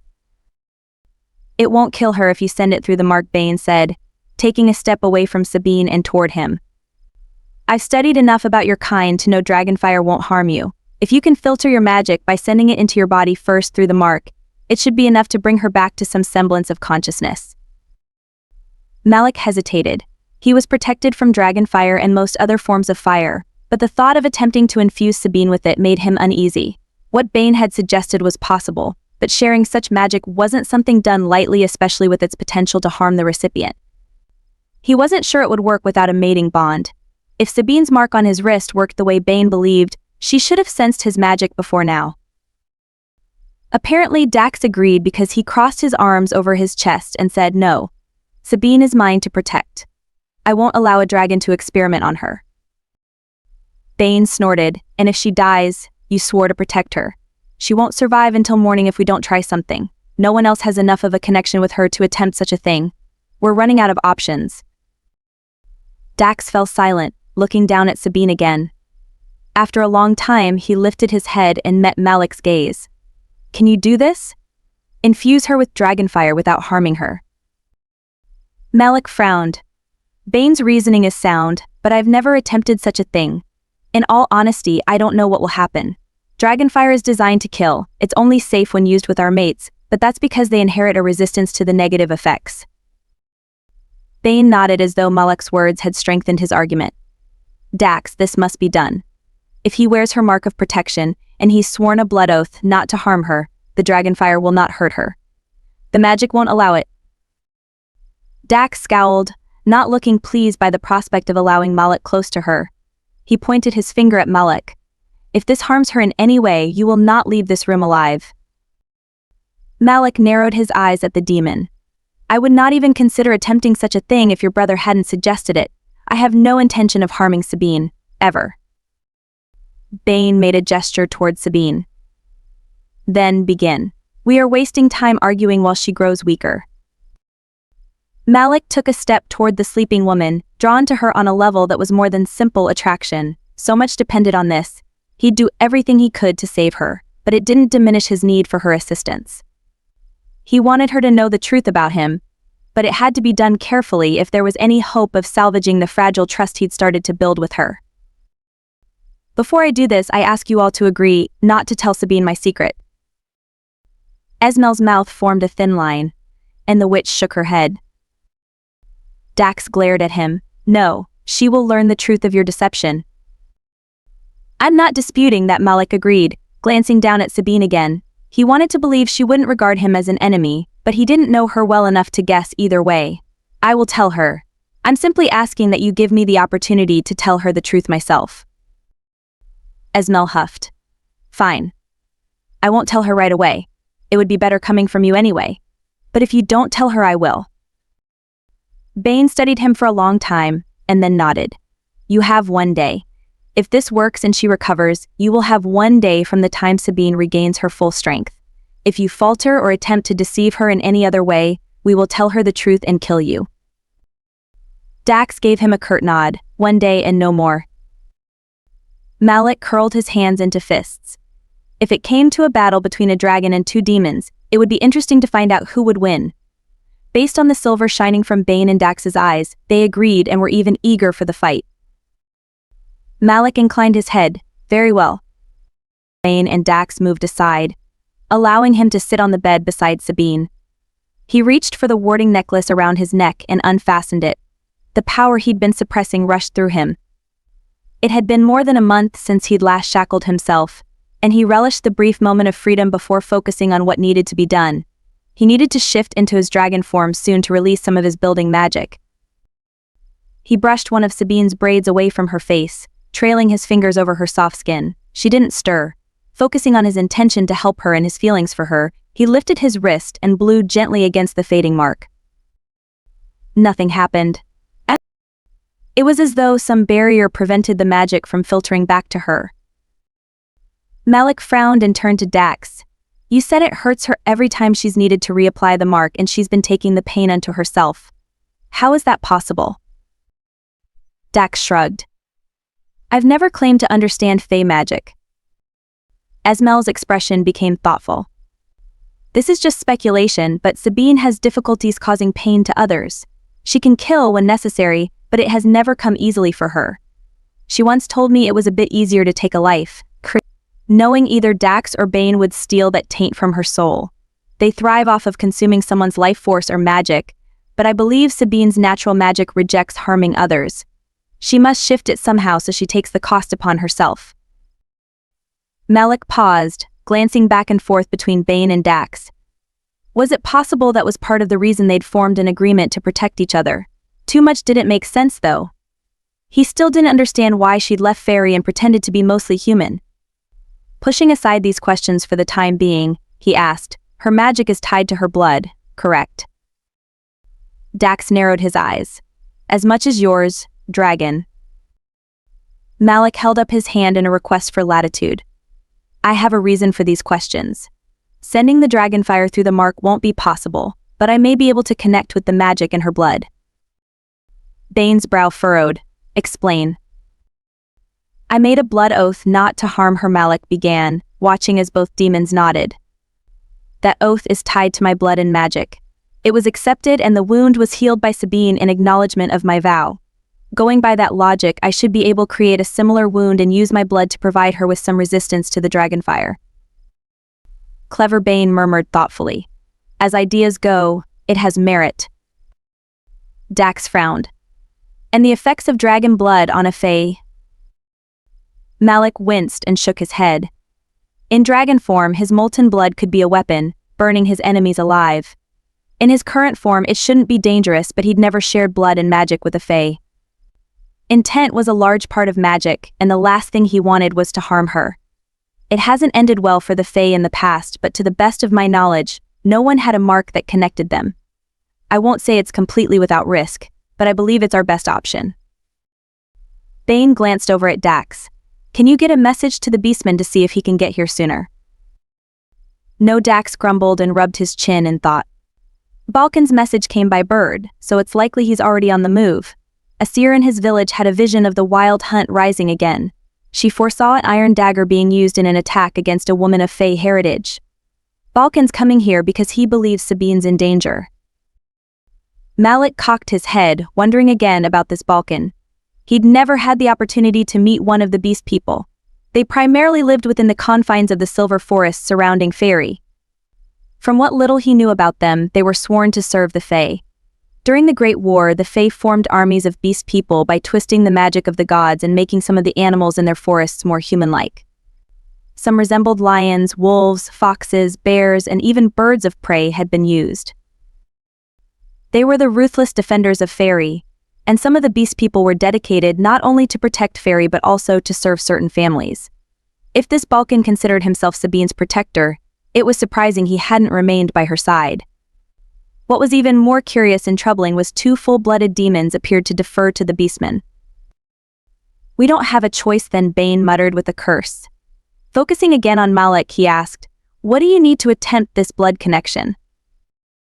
A small cut on her hand and mine will allow my blood to enter her wound and offer her some measure of protection. Malek turned back to Sabine and took her hand in his.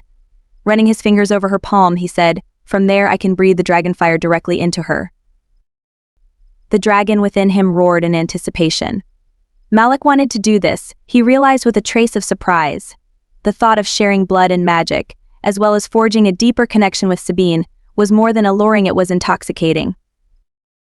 Then do it, Dax said, gesturing for him to get on with it. Malek withdrew his knife and cut his hand first before turning the knife on Sabine. He hesitated and then shook his head. One of you needs to make the cut. My oath prevents me from any harm, even if the end result will help her. Dax nodded and took the knife, cutting a small line on Sabine's palm. She murmured something unintelligible in her sleep, but didn't awaken. Blood welled to the surface of her hand. Malek clasped his hand over hers, allowing their blood to intermingle. Her magic, potent and beguiling, surged through him, and he closed his eyes, breathing in her power. She was exquisite. Her raw energy was more enticing than anything he could have imagined. He opened his eyes to look down at her, willing her to awaken. Intention was an important part of this magic, and he needed to focus on protecting and reviving Sabine. Still grasping her hand, he pressed his lips against hers and exhaled the dragonfire into her body. Sabine's mouth parted on a gasp, and she murmured his name. In the throes of her healing slumber, Sabine didn't resist him or the magic he offered. He cupped the back of her head with his free hand, continuing to infuse her with his power. The smell of night-blooming flowers he'd begun to associate with Sabine filled the air and co-mingled with the sharper scent of smoke and burnt leaves from the dragonfire. Reluctantly, he eased away, but the sense of awareness and connection remained. Sabine blinked open her eyes, her brows furrowing in confusion as she whispered, Malek.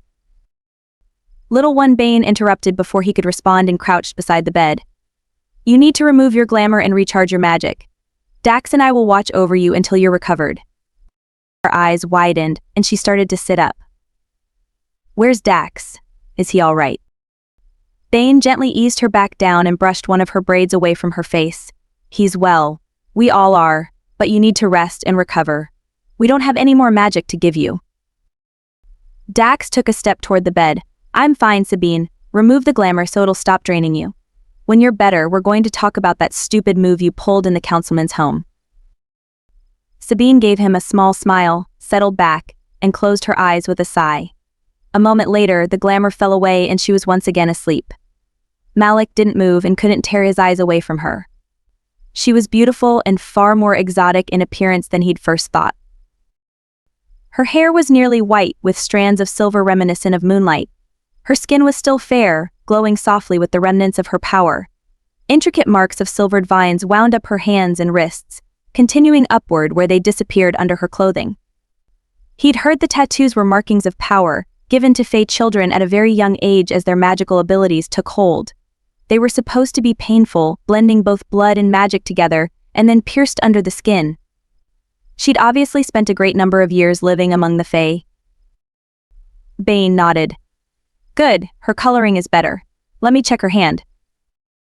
Malek hesitated, wanting to continue touching her but knowing he needed to pull away. Reluctantly, he released her, and Bane took her injured hand.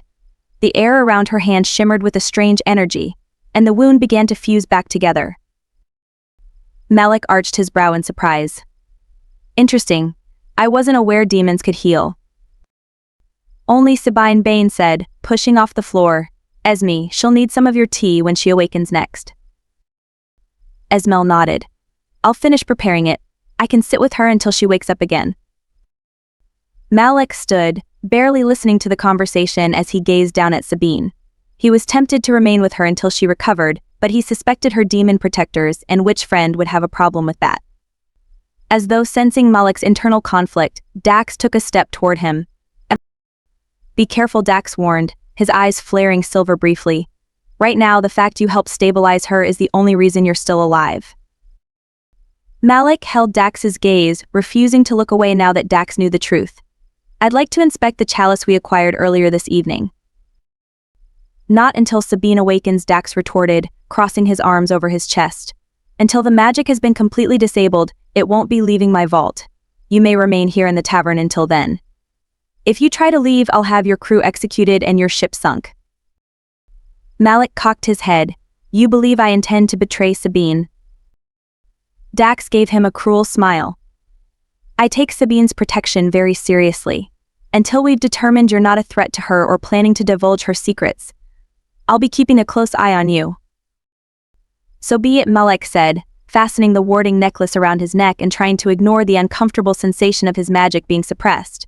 He hadn't intended to leave now that he'd found Sabine, and Dax had just made his life much easier. Without another word, he turned and left the room. Chapter 12. Sabine opened her eyes to stare at a familiar ceiling. She had no recollection of how she'd ended up back in her old room at the tavern. A scraping noise caught her attention, and she turned her head. Esmel glanced up from where she was weaving herbs on a new drying rack. Oh good, you're finally awake. We were starting to get worried.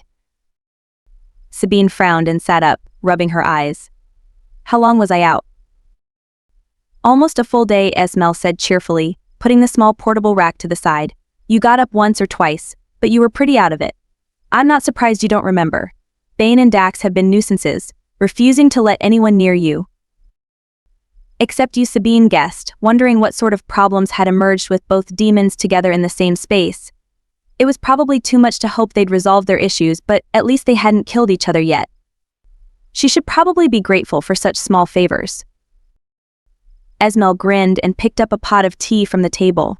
She poured a cup and said, I told them they'd have to deal with you if they tried to keep me away. I swear, they're the two scariest people in this city, and they're terrified of you. Sabine yawned and stretched. If they knew what was good for them, they'd be more scared of you. One little waggle of your fingers and you'd turn them into toads or hang them from a tree by their horns. Esme laughed and handed her the cup. Sabine sniffed at it, but it was a simple combination of complementary herbs. She took a sip. This is pretty good. Blossom gathered more mint for you. Esmel nodded. She did. I think she's worried about you. Sabine lifted her head to meet Esmel's gaze. How so? Esmel put her hand on her hip, tilting her head and causing a red curl to fall across her forehead. She brushed it aside absently. Something about the moon disappearing? A magical explosion that brought another family of pixies to my garden? She had a fit and said she was going to track you down if you didn't show up soon. Sabine squeezed her eyes shut and groaned. Blossom was probably beside herself at being unable to communicate with her. If Blossom knew the other pixie clan, it was unlikely their arrival heralded good news. The other option was even worse. If her magical workings had drawn the attention of an unrelated clan, that meant the ripple effects of her power had scattered far beyond the boundaries of Akros.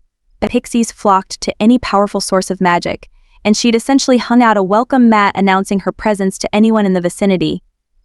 On another note, Esmel said, that ship captain came in to check on you a few times. I thought Dax or Bane were going to kill him, but they seemed to have reached an uneasy truce of sorts. I talked to him a little bit while we were waiting for you to wake up. I wasn't sure about him at first, right? But I can see why you're interested in him. Sabine frowned and looked down at her arms, but her glamour was back in place. She had a vague recollection of Malek kissing her, and Dax and Bane telling her to release the glamour.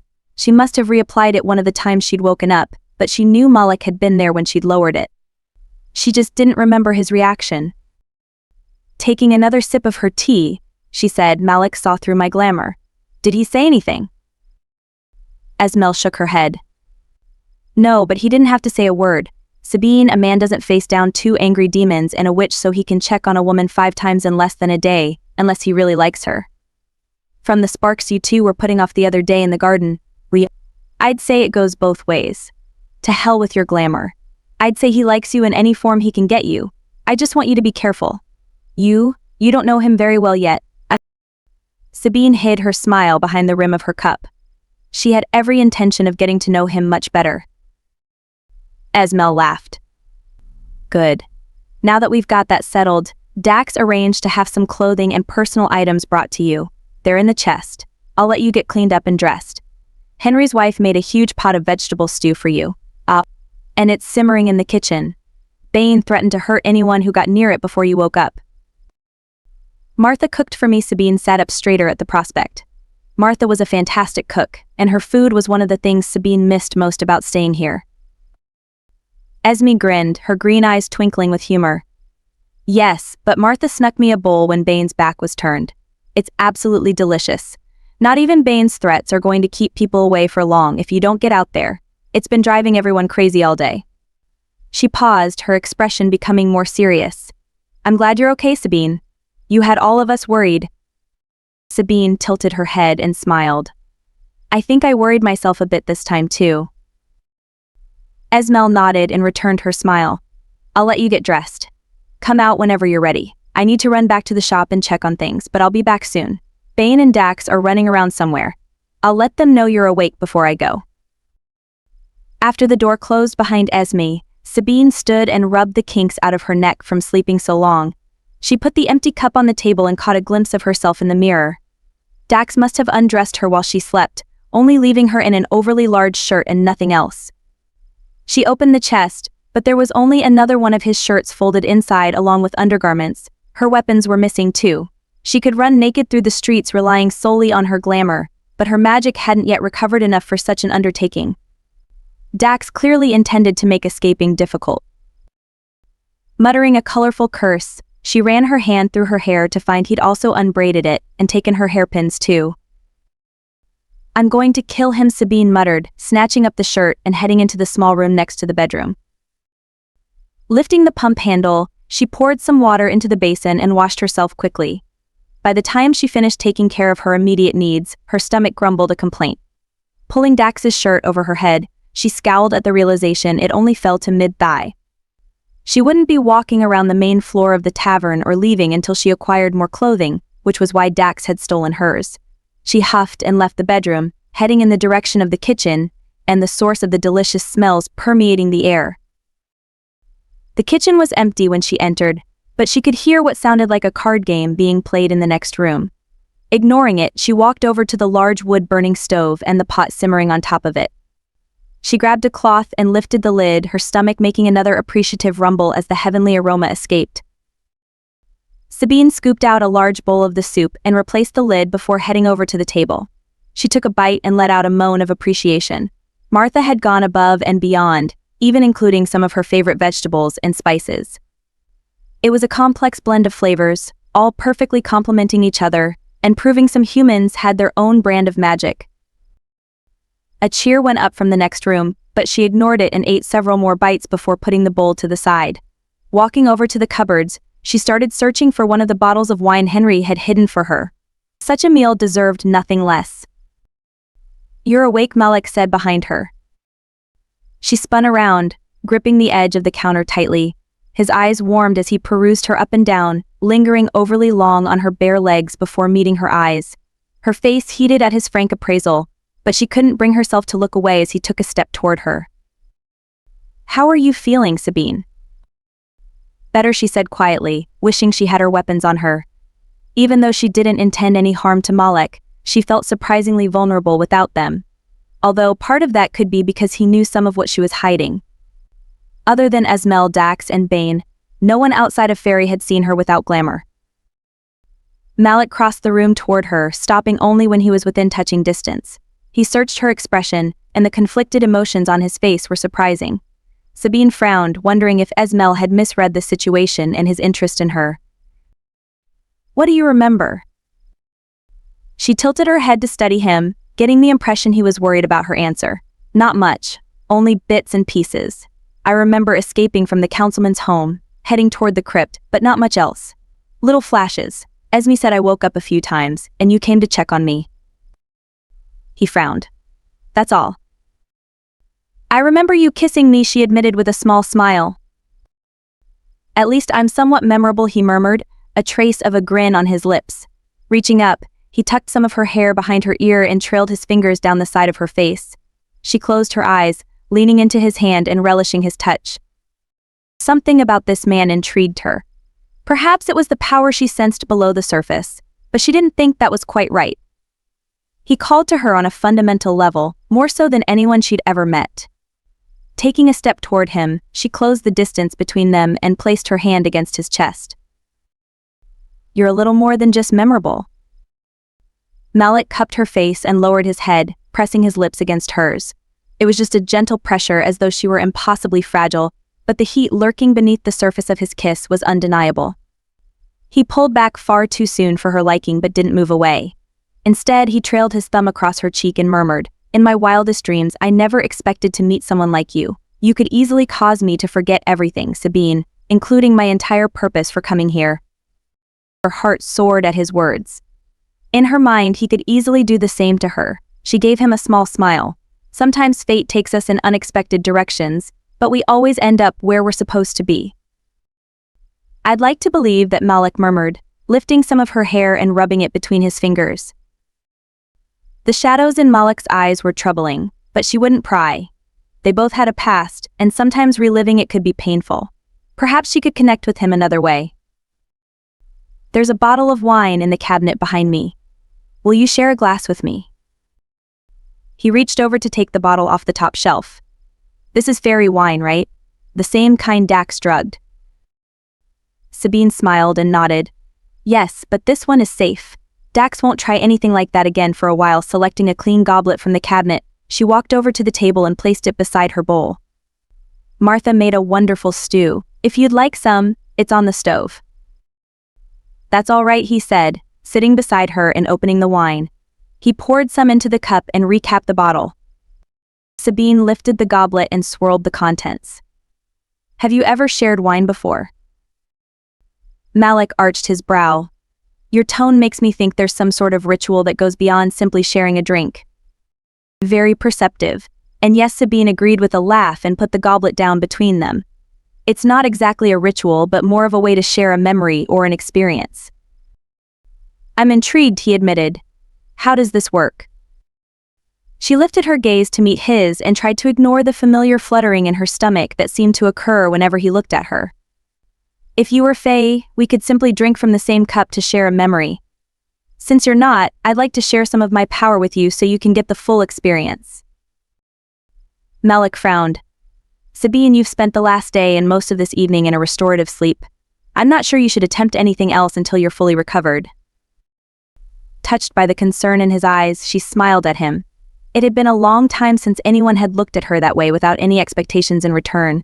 Reaching over, she placed her hand over his. "This isn't major magic, it's simply a sharing of power with very little cost. The magic itself is in the wine. I can unlock it so you can experience it too." "How?"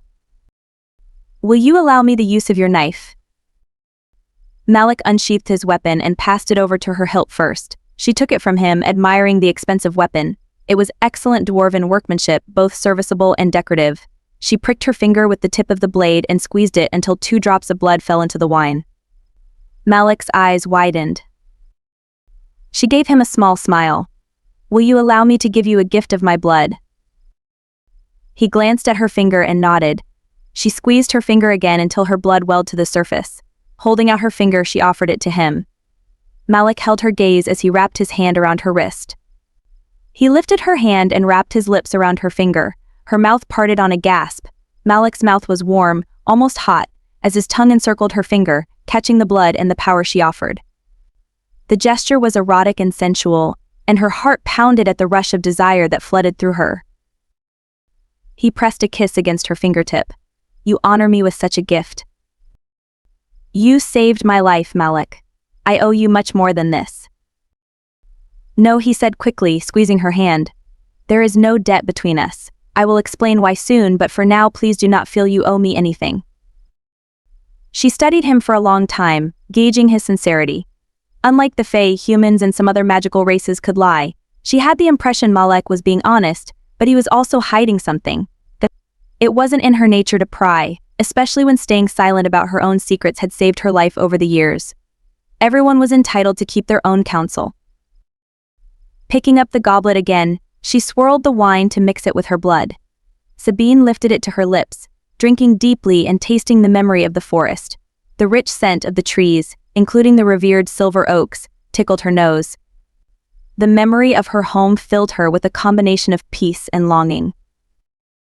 She offered Malek the goblet, and he took it, taking a sip of the wine. His eyes widened and then closed, and he took a deep breath. His voice, when he spoke, was filled with awe. "The silver forest. It's the forest that protects the home of the Fae." "Yes," she said quietly, pleased he could see it. His eyes opened, and he gazed at her with wonder. "I had no idea this was possible. Every time you drink fairy wine, this is what you experience." Sabine laughed and shook her head. "No, each vintner has their own specialty, and each bottle is identified by the memory it may evoke. A bottle with a green mark on the top, such as this one, usually contains the memories and magic of nature or the forest." Malek chuckled. "I had no idea. Now I'll need to check the rest of the cases on my ship. What do the other colors mean?" "It depends on who crafted it and the magic of the person drinking it," she admitted, reaching for the goblet again. "Usually, a purple label will draw upon the creativity of the drinker. You may hear music or revisit a book you loved. Blue is more soothing, perhaps holding a memory of a peaceful place you once visited. Red is the color for passion, and that wine is usually shared between lovers." I wonder if I have any of the red bottles." Sabine laughed and took a sip, once again allowing the memory of the forest to fill her with a peaceful calm. She offered it to him. "This time, close your eyes and take a drink. I want to show you one of my favorite places in the forest." He did as she asked, and she placed her hand over his and closed her eyes, reaching for the connection between them.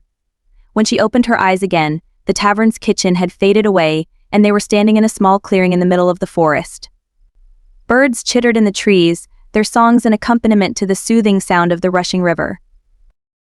Malek stared at the trees overhead in amazement. She approached him quietly. "I wasn't sure you'd be able to see it this vividly." At the sound of her voice, Malek turned toward her and froze. His heated gaze roamed over her, and he swallowed. Sabine looked down at herself and the Fae markings that traveled up her arms. She wore a simple dress in the style of her people, which showcased the pattern marks she'd attained during her younger years. She gave him a shy smile. "Here you see me as I really am without any glamour, or at least how I see myself in my mind's eye. Illusions don't always work for the Fae when we're lost in memory." Malek closed the distance between them. He reached up to tuck her loose hair behind her ear and trailed his fingers down in a gentle caress, their path sending a surge of heat through her. "You're the most beautiful woman I've ever seen, Sabine." He paused and his brow furrowed. "Is this dangerous for you? Can anyone else see you?" Sabine shook her head, touched by his concern. "No, we'll hear if anyone comes into the kitchen, but they won't see anything other than two people sitting at the table with their eyes closed." Malek reached down to take her hand in his.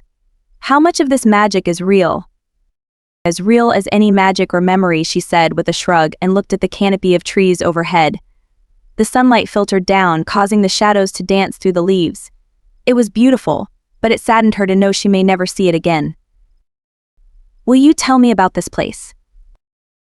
She nodded, continuing to hold his hand as she led him toward the river. "I spent a lot of time here as a child. Whenever my brother and I wanted to avoid our lessons, we used to sneak away and come here. We spent far too much time reenacting the last war, but we always won in a sweeping victory. You mentioned your brother before. Is he still with the Fae? Sabine frowned. Even in this place of memory, mentioning certain names could draw unwanted attention and allow some creatures to listen in. Dreamwalkers and memory walkers were rare, but not unheard of, especially among the Fae and some of their allies. It's better not to say too much. He squeezed her hand. I never thought to see the inside of the forest. Your people don't allow outsiders to come here. It's not forbidden, but it's not done lightly either, she admitted, watching the sunlight dance over the water. The forests are sentient, and once permission is given, it's difficult to revoke it. It's only one of our defenses, but it's very effective. Malek looked upward again at the trees. This entire place is incredible. I can see why you'd want to visit it like this. Sabine smiled, glancing up and trying to see it through his eyes. She hadn't traveled much, but the protective trees didn't exist anywhere else in the world. Others had tried to steal saplings and transplant them in other areas without success. They fed off sunlight and Fae magic, which was why they were so rare. The leaves were a deep green like any normal oak tree, but the veins of each leaf were streaked with silver, like the marks of power etched on her skin. Malek reached out and touched the bark of one of the trees. It's so real. The smell, the feel of it, everything. This place is extraordinary. How long does the magic last? Only until the wine is gone, she said, secretly pleased by his reaction. Some of our elders enjoy their wine a little too much, getting lost in their memories of the past instead of embracing the present.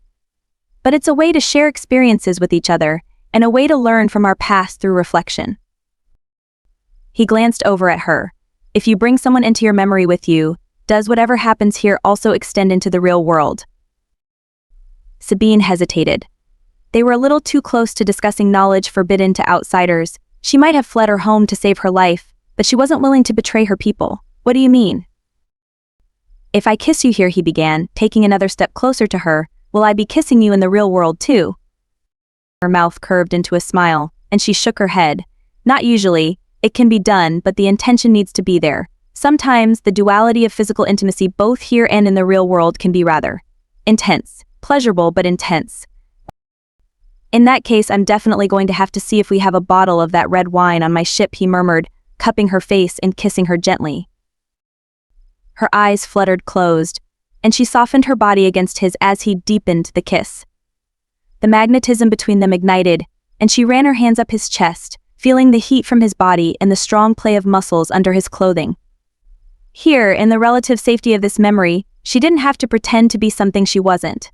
Malek might not know all her secrets, but he knew more than most people. For that reason alone, this kiss meant far more to her than it probably should. The sound of footsteps interrupted them, and Sabine pulled away, sliding them from the memory and back into the tavern's kitchen. She blinked, staring over at Bane on the other side of the room. His hands were curled into fists as he glared at Malek with silvered eyes. Malek muttered a curse and leaned back, returning Bane's scowl. Sabine frowned at Bane and stood, not particularly pleased with the angry demon vibes he was throwing off. He turned his gaze on her and blinked, the silver fading almost immediately. She relaxed as he crossed the room toward her. I was just coming to check on you. Esme said you were awake. He scanned her up and down. How are you feeling?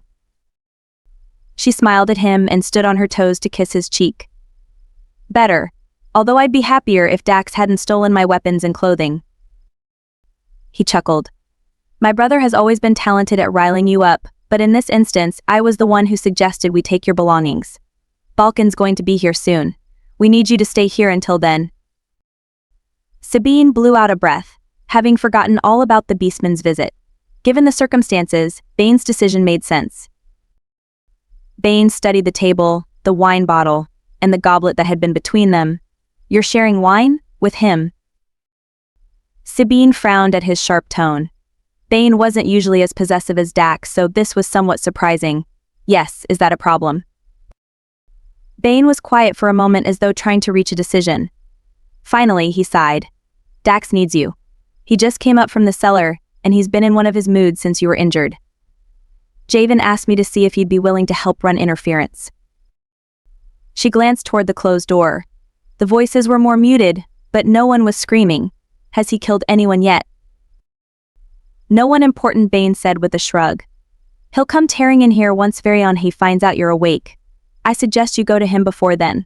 I'll clean up the wine. Sabine nodded and turned back to Malek and smiled. We'll talk more later.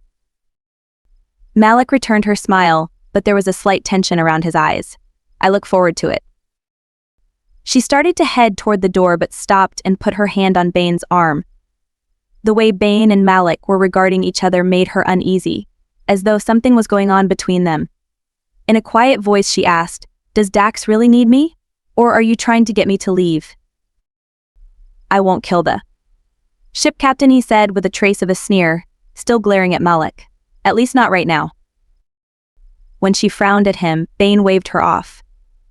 We will be out in a moment, and I won't touch a hair on his head while you're gone. But Dax will likely kill someone if you don't reassure him you're alive and well. Sabine grinned and kissed his cheek again. Turning away, she squared her shoulders and headed toward the door, mentally preparing to tame the other demon in her life. Chapter 13. Malek kept an eye on Bane as Sabine headed out of the room. The experience of sharing wine with her had been beyond anything he'd expected, and he was still a little disconcerted. As soon as the door closed behind Sabine, Malek got to his feet. You didn't tell her, Bane said with a low growl in his voice. He stormed over to the table and snatched up the goblet of wine. Putting it to his lips, he downed the rest of it. A moment later, shock colored his expression and his gaze flew to Malek. Of all places, she took you there. Malek frowned, irritated. Bane had been able to intrude on a private moment between them.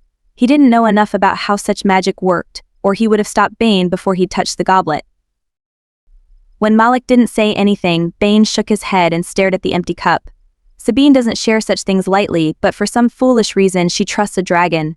She offered you a piece of herself and you took it, yet you continue to deceive her.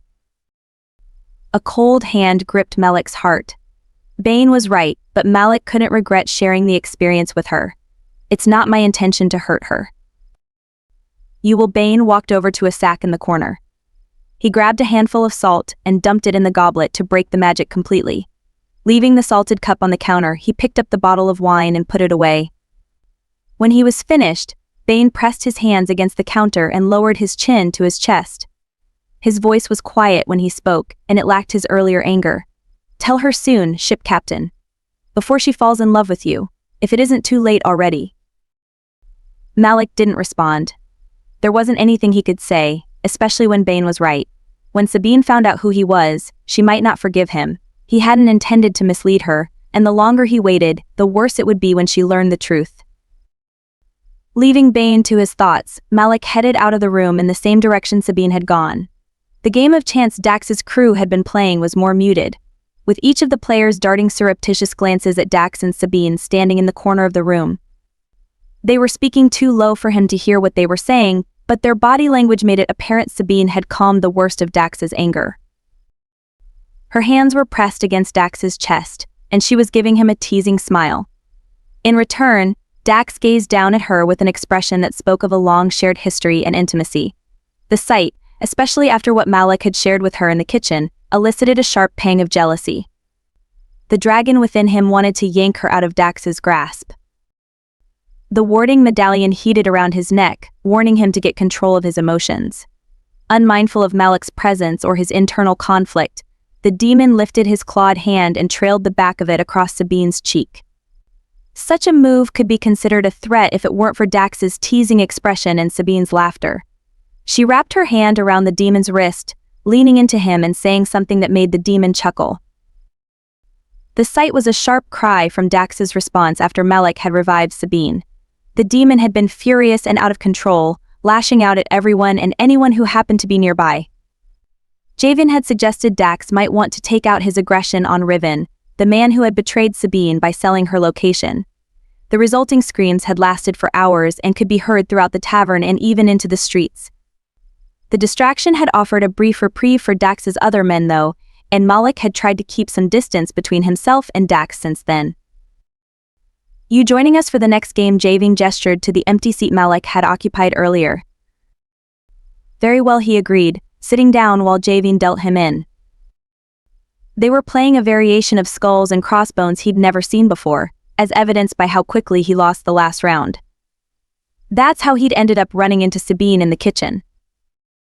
"You can deal me in two," Dax said from the corner. Wrapping his arm around Sabine's waist, he led her toward the table. The young man sitting next to Malek jumped up. "You can take my seat, Dax. I'll sit out this round." Dax didn't respond but slid into the seat, pulling Sabine down with him and onto his lap. He didn't spare Malek a glance, and instead, put his hand on Sabine's bare leg. She rested her head against Dax's shoulder while Javen collected the thin, flat wooden discs and shuffled them. Each wooden disc was painstakingly illustrated with images of different races. It was essentially a makeshift battle where each player decided what moves and countermoves they should make, depending on the makeup of the discs in their hand. At the end of the round, the person with the most well-balanced group usually won. A bit of luck didn't hurt either. Bane emerged from the kitchen area carrying a bowl of stew and put it on the table in front of Dax. "She needs to eat something." Sabine frowned. "I had a few bites." Not enough. Bane's tone brooked no argument, and he turned away and walked back into the kitchen. "Eat," Sabine, Dax ordered, nodding toward the bowl. Sabine shrugged and pulled the bowl closer to her. Everyone else at the table gave the bowl covetous looks. She arched her brow. "Martha made a huge pot in there. I can't eat all of it." Javen chuckled as two of their players jumped up and ran to the kitchen. He started dealing out the cards. Same rules as before. The last player standing wins, unless you get the crossbones. Then you have an automatic death throw at the person of your choice. While Sabine ate, Dax nuzzled her neck and murmured, "I want you staying here until Balkan leaves the city. He should be here no later than morning, unless something comes up." Sabine made a small noise of agreement. "All right, I'd like him to look at the chalice too. I'm not sure how the Lich Ward was embedded over it, and he might have an idea. What did you do with it?" "It's in the vault," Dax said, reaching for the wooden discs Javian passed to him. "If you stay longer, I could be persuaded to give you another silver dagger." Sabine paused. "Dwarven." "If you'd like," Dax agreed, studying the wooden discs in his hand. "What did you think of the other one I sent over to you?" "It's very pretty," she said, going back to her stew. "You knew I wouldn't be able to resist it." Dax chuckled and tossed a few coins on the table to place his bet. Malek studied his wooden discs, debating how much to wager. Sabine glanced at him. "You know how to play." "It's a bit different from the versions I've played before, but I'll catch on." "Show me what you have," Sabine said, leaning toward him. He held out his hand enough so she could see them, and she pointed to two of them, a troll and a goblin. Picking up a few of the coins they used for betting, she tossed them onto the table and winked at him. Dax didn't appear pleased with her offer to help him, but the demon could get over it. Malek wasn't in a mood to consider Dax's wishes when Sabine was curled up on his lap. "You're not eating," Dax reminded her. He selected one of the playing discs in his hand and tossed it onto the table. Sabine huffed, but she resumed eating. Javen slid Dax a replacement disc and looked at Malek expectantly. Malek studied his hand, curious about the two discs she'd pointed out to him. If he'd been playing the way he usually did, he'd have selected to discard different ones, probably the human and the dwarf. Trusting Sabine, he picked up the two she indicated, and she gave him a brilliant smile, her eyes twinkling with humor. Passing them over to Javian, he decided it would be worth it for that look in her eyes even if he lost. Javian handed him two more illustrated discs. He got a witch and another troll, but this troll had a higher number of bones on the card, indicating its power level. Sabine pushed aside her nearly empty bowl and leaned toward him again to see his pieces. Her eyes lit up, and she gave him a nod of approval. Dax scowled and put his hand on her leg again. "If you want to play, we can deal you in." "I'm probably going back to bed after this," Sabine said with a yawn and stretched. Her shirt slid upward, exposing more of her bare legs. Malek's gaze lowered to them, wondering if the glamour also hid markings on other parts of her body. He swallowed, trying to pay attention to what was happening as each player went around the table playing their game pieces. She leaned against Dax's shoulder again, positioning herself so she could watch the game unfold and see Malek's playing pieces. On Malek's turn, Javian tossed down a witch marker. He started to pull out his higher-level troll, identified by the number of bones on the card, but Sabine shook her head and pointed to the witch in his hand. He arched his brow but went ahead and played it, curious about her reasoning. Javian paused, darting a look at Sabine, who smiled sweetly at him. He chuckled and passed both discs to Malek, indicating he'd won that round. If Sabine's helping you, maybe we should just hand you the winnings now. I have no idea why that hand won, Malek admitted. Sabine laughed and flipped over the wooden pieces they'd just played. She pointed to an area he hadn't noticed. See the etchings on here that indicate a wind is blowing? Javian played an air witch. Yours had flames around the edges, which indicates a fire witch. Even though your game piece was lower level, wind will only enhance the fire witch's ability by causing the fire to spread. Your witch won by default. Malek leaned back in surprise, taking the opportunity to study the details on each wooden piece, including the one still in his hand. Sabine was right. Their version of the game was more multifaceted than he had expected. In addition to the bones on the card indicating their level of power, each race also had other subtle variations on it denoting the type of magical ability or strength of that game piece. This deck is extraordinary. It adds more nuances to a relatively simplistic game, Malek said, the realization only elevating his opinion of Dax's crew. They might operate on the shadowed side of the law, but they had proven themselves to be extraordinarily clever. With much more confidence now, Malek played the troll marker. Sabine settled back against Dax again, and the demon tossed out another game piece. Javian passed both of them to Dax. The game proceeded for another few rounds until Bane emerged from the kitchen. He looked down at Sabine, whose eyes had closed at some point. Good, she's sleeping again. I'll take her. Dax nodded and leaned back to allow Bane to pick her up. Put her in my room. Not a chance, Bane retorted and headed back out of the room with Sabine in his arms.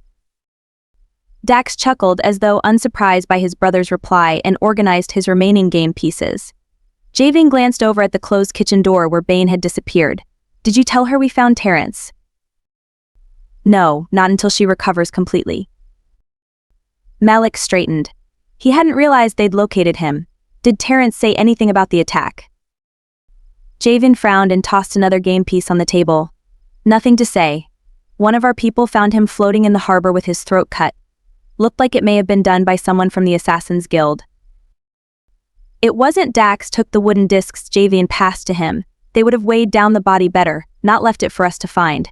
Someone wanted us to believe it was one of Bane's people. Javian's brows furrowed, and he muttered a curse under his breath. They're trying to pit us against Bane's crew. Appears that way, Dax said with a shrug. Malek frowned, selected one of his remaining game pieces, and pushed it toward the center of the table. His mind wasn't really on playing anymore. Instead, he was considering the ledger Sabine had discovered in Terrence's home. He'd started trying to decipher it, but there were a lot of things that didn't make sense. He'd planned on sharing his thoughts with Sabine first. Given the news of Terrence's death and Sabine's weakened state, he needed to reveal the information to Dax now. Sabine and I went back to Terrence's home the other night. She discovered a ledger under one of the floorboards. It was written in some kind of code. Dax's eyes narrowed. You did what? Javian winced and slid a little lower in his seat. Malek held Dax's gaze. She wanted to search his home. I accompanied her so she wouldn't go alone, especially since someone is seeking to harm her. It's a good thing she went, since she managed to discover a ledger everyone else missed. At her request, I've been working on unlocking the code. We originally assumed it was a list of debts and winnings from his gambling hall, but I no longer believe that's the case. Show me this ledger. Dax pushed away from the table. Malek handed Javian his game pieces and stood. Dax followed him back out to the main tavern room, which was in full swing and would be for several more hours. A few people he'd begun to recognize nodded at Malek in greeting, but at the sight of Dax they didn't call out or interrupt. Although Dax's thunderous expression might have had something to do with that. Malek climbed the stairs and pushed open the door to his empty room. He'd sent Levin back to the ship after he'd infused Sabine with his dragonfire. Malek hadn't shared his reasons for asking Levin to leave the tavern. His oath prevented him from telling Levin what happened, but Malek didn't want to put his first mate and closest friend at risk. Levin was a wyvern, one of the lesser dragons. In a battle between a demon and wyvern, Dax would likely be the winner. Levin was crafty and quick, but he wouldn't be a match for such a formidable opponent. Besides, if Malek failed or fell for any reason, someone needed to send word back to the Sky Cities that his efforts hadn't been successful. Walking over to the desk, he unlocked the box containing some of his maps and pulled out the ledger he'd hidden underneath them. He handed it to Dax, who flipped it open and glanced through the pages with a frown. "You've deciphered some of this." "Not exactly," Malek began and pointed to the various columns. "I originally thought these were dates, client names, and then corresponding amounts. I tried to figure out the symbols I assumed represented the coin amounts, but they weren't adding up." "How so?" Malek pointed to the last column. "There's no method for tracking the overall wins or losses. Too many of the center columns were duplicates, which is why I originally thought they were names. I still think they're names, but the last column are locations, not amounts." Dax studied the ledger for a long time. He placed it on the desk and grabbed a blank parchment. Malek handed him a piece of charcoal and the demon started sketching some symbols. It was similar to what Malek had been doing, looking for crossover between them. 3 sets of symbols were repeated regularly. "If he wasn't already dead, I'd kill him again," Dax said with a scowl and tossed the charcoal down. "Terrence was tracking Sabine, Bane, and me." Malek frowned and studied the parchment. "How do you figure? The symbols don't match up with the letters in each person's name." "I've seen codes like this before. You were close, but you didn't have all the information. Sabine used to be called Xianxia. She'd been in Akros almost 2 years before Esmel suggested she shorten her name to Sabine. She thought Xianxia sounded a little too Fae. But the name Sabine would be more acceptable for a human with Fae ancestry," Malek murmured, taking another look at the symbols. Dax was right, they matched up perfectly if you knew the alternative form of Sabine's name. How many people knew she used to go by Xianxia? Dax rubbed his chin, staring at the flickering light in the lamp, too many to reliably track. At the time she shortened her name, Bane hadn't yet split off on his own. When he left, a handful of my crew decided to follow him. All of them knew her original name, and Bane still calls her that on occasion. "Bane mentioned he thought someone was targeting you," Malek said, recalling what Bane had told him about the Lich Ward on the Chalice. "He said you've been causing problems for the city leaders." "Yes, and it's likely they're responsible," Dax admitted. "After what happened at the councilman's home, the iron dagger used during the ambush, and Terrence paying one of my men for information, it's obvious someone with deep pockets is behind this. If all 3 of us were being tracked, there are some common threads we can use to flesh out anyone else who may be involved." Malek nodded, suspecting Dax and Bane were going to be cleaning house very soon. "What are the chances this is an attack on Sabine instead of you? Why is she hiding in Akros?" Dax picked up the ledger. "You may return to your ship. You're free to remain in the harbor until we've determined the ward on the Chalice has been fully removed. After that, we'll conduct the trade as originally agreed, and you can depart from the city."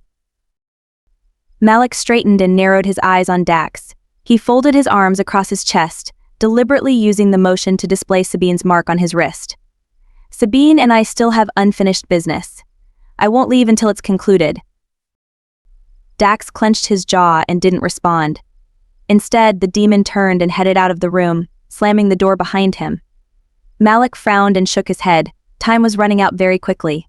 When she woke up next, he'd need to speak with Sabine privately and tell her the truth. He just hoped he didn't lose her in the process. Chapter 14.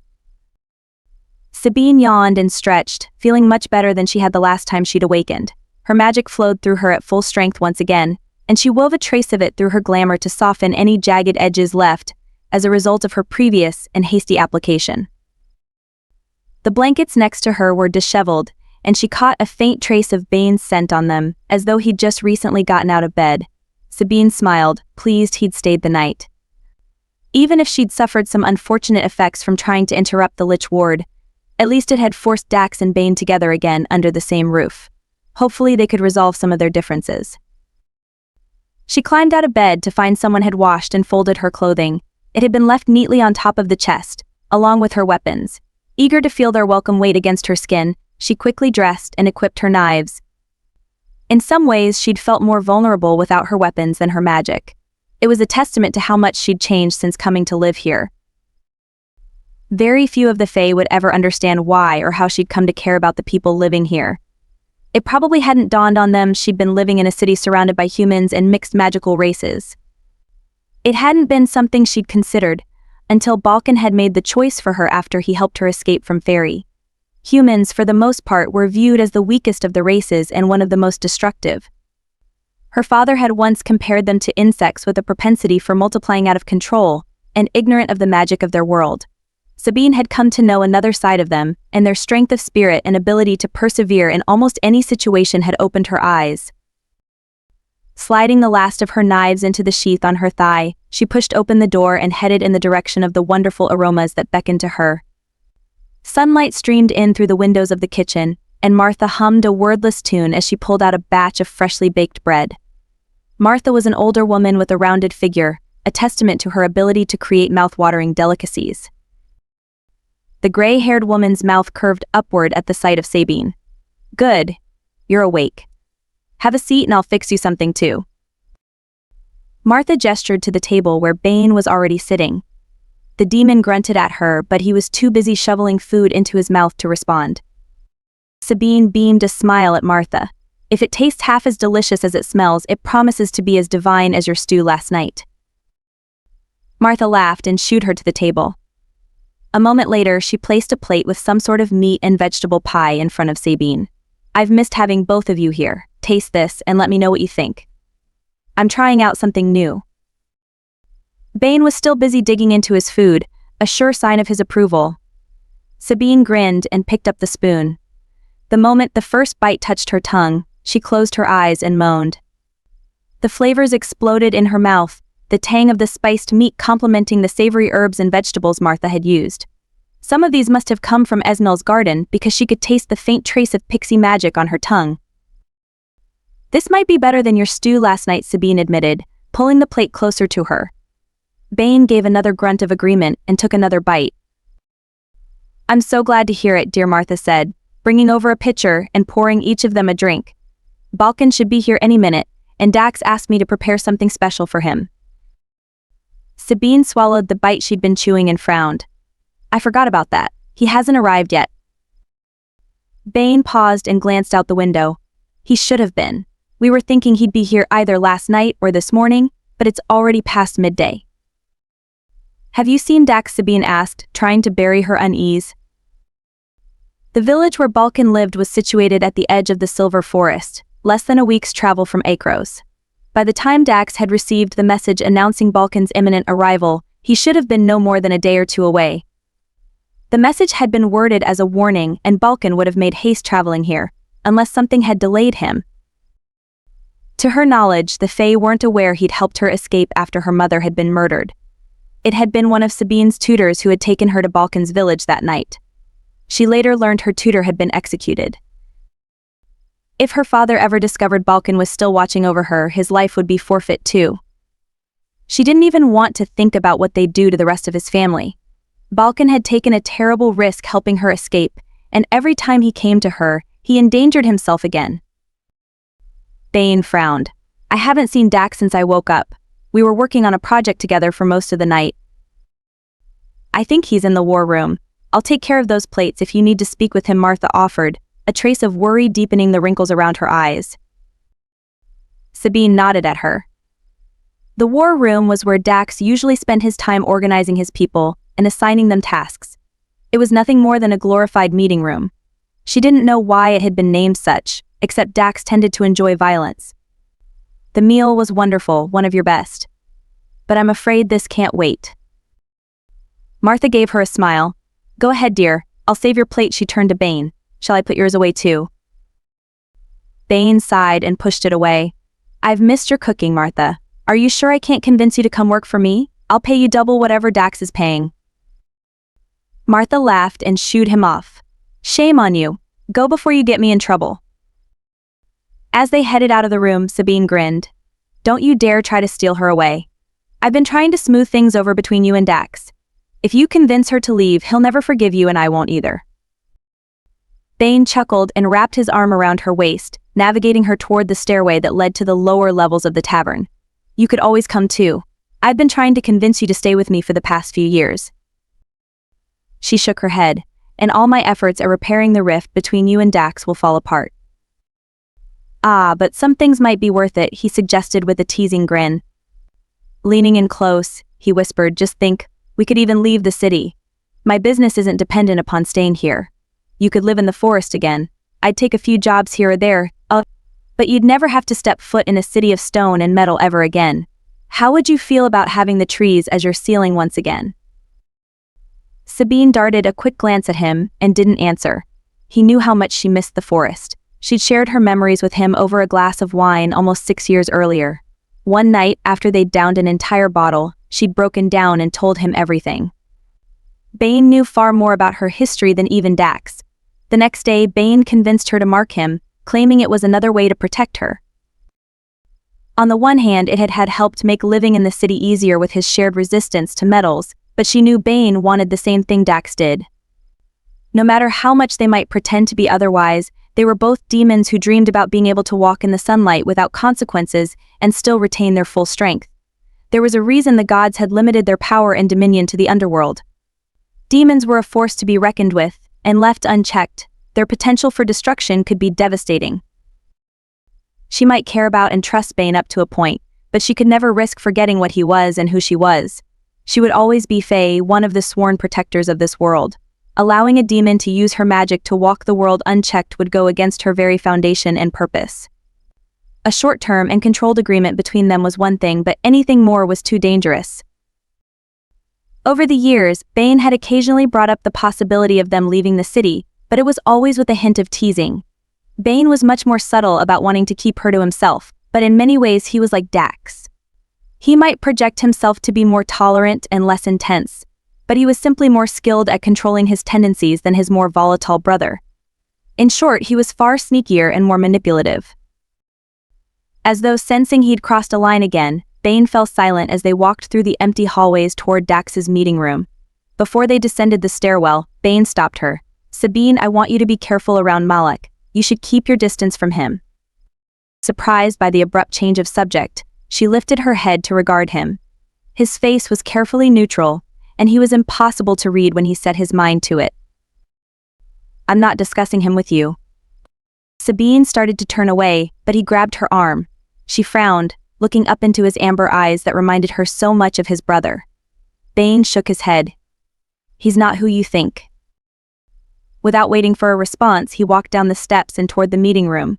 She stared after him and shook her head. Something obviously bothered him about Malek. She just wasn't sure if it was because she'd shown an interest in the ship captain, or if there was something else going on. For all the years she'd spent with Dax and Bane, sometimes it felt as though she barely knew either of them. They were as foreign to her as the humans that surrounded them. It had led to a lot of mistakes made by all of them, but they tried to avoid them whenever possible. Sabine blew out a breath and continued descending the stairs. Trying to corner Bane wouldn't get her anywhere.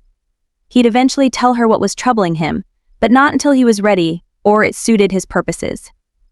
Sabine followed him into the meeting room where Dax was sitting slouched low in a chair, his hands steepled together. She halted at the sight of Terrence's ledger on the table in front of him. Parchments with scribbled markings were scattered around him, leading her to believe he'd been there for hours. You're still working on it? Bane asked, circling the table and looking over Dax's notes. Dax ignored Bane and met her eyes, a faint trace of temper in them as he gestured to the chair beside him. Have a seat, Xianxia. She froze. It had been years since Dax had called her that. It wasn't her real name, but it was close enough his use of it made her uneasy. Even more disturbing was the sight of the book and Malek not being anywhere near it. She couldn't sense him through the mark, but that might not mean anything. It still wasn't working right. Where did you get the ledger? And where is Malek? Your new friend shared it with me last night. Dax stood, his eyes flashing to silver and staying that way. Sit down, now. Sabine narrowed her eyes at Dax, sending a sharp lash of her power toward him in warning. It struck him like a whip, a not-so-subtle reminder she would never bow to him. Have you forgotten who you're talking to? Dax then versed, son of Calforce. I will never obey your commands. Dax glared at her, his breathing heavy as though he were struggling to get control of himself. Sabine remained where she was, waiting and hoping he wouldn't force the issue. Balkan had repeatedly warned her about allowing a demon to issue orders. Dax might make a request, which she could decide whether to accept or decline. But once someone allowed a demon to circumvent their will, it was much more difficult to retain their autonomy. So far it had proven to be sound advice, but the path she walked was treacherous. Sometimes she thought demons were more dangerous than the Fae who wanted her dead. Bane crossed his arms over his chest, still studying the parchment on the table. He would be no help in this, which indicated he wasn't particularly happy with her either. She just didn't know why. Something more than just jealousy or possessiveness was going on. Dax grabbed the edge of the table and hurled it across the room, causing it to splinter apart. Her heart thundered in her chest, but she didn't move. It was never a good idea to run from a predator, especially one such as Dax. It took everything in her to keep her expression neutral and her body relaxed as she held his gaze. Feigning nonchalance, she arched her brow. Well, that was rather unnecessary, don't you think? Dax snarled and prowled toward her. Despite her false bravado, he was starting to scare her. She took a half step backward before she caught herself, but it was enough to give Dax the advantage. He closed the distance between them and wrapped his arm around her, yanking her even closer. Give me one good reason why I shouldn't bind you to me right now. Sabine blinked up at him and placed her hand against his chest. You could try, but I would destroy you before you had a chance. Without giving him an opportunity to respond, she blasted him with her power. Dax flew backward, hitting the wall with enough force the stone support behind him started to collapse. Broken plaster and a piece of wood fell from above him, the dust coating the top of his head and his horns. Straightening her shoulders, she approached him. Infusing her words with magic, she reminded him, "You are not my equal, Dax then versed. You walk freely under the sun only because I will it. If you ever try to force a binding between us, I will banish you to the underworld and be done with you." You've made your point, Sabine Bane said in a dry tone and picked up the ledger from the ground where it had fallen. Dax laughed, a cruel and harsh sound. She frowned as he got to his feet and brushed himself off. Seemingly unconcerned by what had happened, Dax smirked at Bane. She's back to full power. Yes, she is, Bane agreed, flipping through the pages of the ledger. The 24-hour grace period begins now. Sabine's gaze darted back and forth between them. What in the name of Underhill is going on? Bane glanced up at her. Dax wanted to make sure you were fully recovered. Her mouth dropped open. And you didn't think to just ask. Not nearly as much fun, Dax said, picking up some of the papers and handing them to Bane. Sabine threw her hands up in surrender. May the gods save me from foolish demons. I could have hurt you, Dax. He shrugged. A bit of foreplay never hurt anyone. Sabine rolled her eyes and picked up one of the papers from the floor. Someone, most likely Dax based on the handwriting, had been working on deciphering the code. Where's Malek? I thought he was trying to decode this. He's otherwise engaged.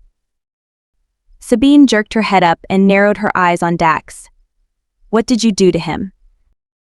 He's alive and unharmed for the moment, but whether he remains that way is yet to be seen, Bane said with a shrug. He walked over and handed her the ledger. Terrence was tracking our movements for the past 2 months, mine, Dax's and yours.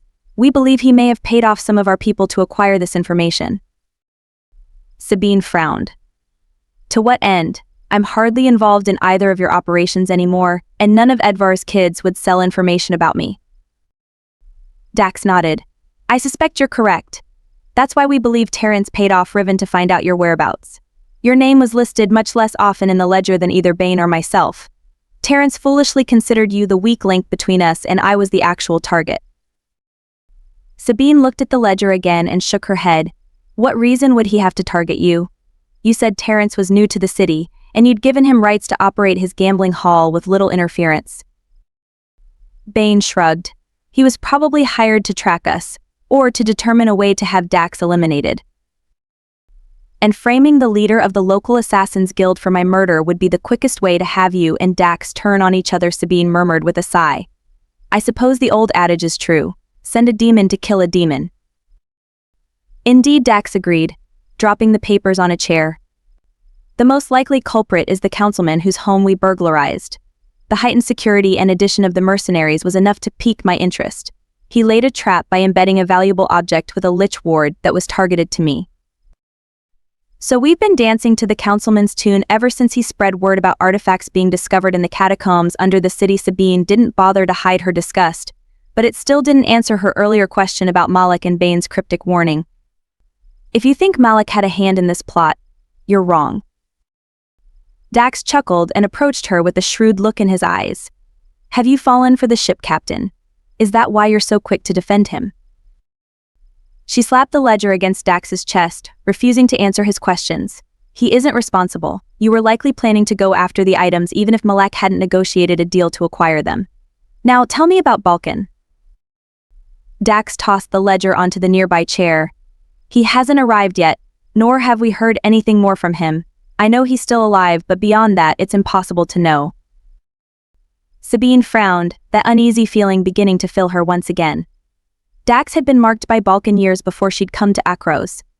Dax was able to sense him, but unlike the marks she shared with Bane, Dax couldn't track Balkan. Such an ability had to be gifted or inherited.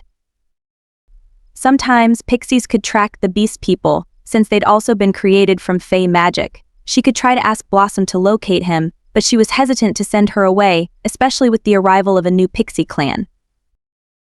A noise in the hallway caught her attention, and she turned to see Javian escorting a hooded individual into the room. Her heart thudded in her chest as he lowered his hood, revealing pointed ears and a face more animal than man. More than a millennium ago, when the dragons and other races started slaughtering her people en masse, the Fae infused their magic into some of the most dangerous creatures of the forest. They became one of their most lethal forms of defense, sworn to protect their creators, much as the Fae had once been created to serve the gods. Balkan walked upright on two legs like the humans, but there could be no confusing him with anything other than one of the beast people. Sabine suspected Balkan's family were descended from one of the larger predatory cats. He was covered with a pelt of fur from top to bottom, but the golden hair on Balkan's head was even longer, reminding her of a lion's mane. His snout was elongated, and he possessed whiskers that twitched when he was annoyed or found something amusing. They'd twitched a great deal when she'd been a child. At least until she'd been forced to flee Fairy. Balkan, she whispered as memories from the past crashed over her. She rushed toward him and he swept her up in his arms, holding her tightly against him. Sabine Theoria, he murmured in a voice quiet enough no one else could hear. She squeezed her eyes shut, ignoring the tears that escaped as the welcome scent of the forest and home surrounded her. It had been so long since anyone other than Balkan called her by her true name. His chest rumbled in a purr, and she smiled against his neck. She hadn't seen him for more than a year, and she'd missed him dearly. She sniffed and wiped her eyes. Balkan leaned back, his golden cat-like eyes scanning over her with no small amount of affection. Sabine's mother had trusted him above all others, and he'd been a near-constant fixture and protector while she was growing up. She gave him a small smile. Taking his furred hands in hers, she sent a gentle wave of her power over him. His purr grew louder, and he returned her smile. My kitten has become a fierce warrior, much like her mother, Balkan said with pride. His voice was raspy as though unaccustomed to speech, which was likely if he'd been spending most of his time in his village. His people relied more heavily on thought-based communication, rather than typical speech patterns. They could also speak to the Fae through mind contact, but demons didn't share in that ability. Dax approached them and motioned for Javian to withdraw. As soon as the door closed, Dax said, "We were expecting you much sooner, Balkan. Was there trouble on the road?" Balkan's golden eyes began to glow as they focused on the demon. "There is always trouble when dealing with the treachery of the Fae. You have been negligent in caring for my charge," Dax then versed. "The wild hunt will fly again soon." "What's happened?" Balkan Sabine asked, trying to bury the fear his words evoked. The wild hunt was a Fae creation. Once it had been used as the army of the unseelie Fae to seek out those who were oathbreakers, or to battle against their enemies. After the portal closed and their original purpose was no longer necessary, the magic changed. It was wild magic, neither seelie nor unseelie, but something in between and outside of anyone's control. Balkan turned back to her, blinking away the golden light. Whispers have reached Fairy concerning a Fae who possesses dual facets of power, both light and dark, seelie and unseelie. Your father has heard these whispers and knows you still live. He will come for you soon. Sabine's mouth went dry. and my brother. Rhys Elisar has agreed to rouse the wild hunt, in accordance with his father's wishes. It is no longer safe for you and Akros, my darling kitten.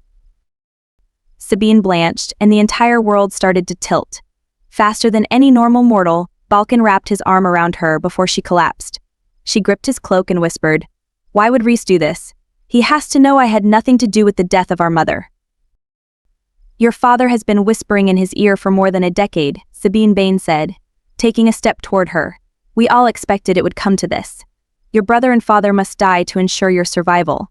With your leave, I will head to Fairy and take their heads."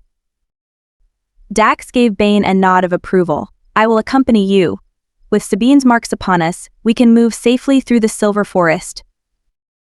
Sabine's eyes widened, and she darted a glance between all three of them. Their expressions were grim, but she couldn't allow them to do this. Pulling away from Balkan, she took a step backward and shook her head. "No. You will not kill my brother, and you won't be able to get close to my father. I will not agree to this. Your brother is planning to summon the wild hunt. He doesn't deserve your loyalty," Bane said, his eyes flashing to silver. Her hands curled into fists.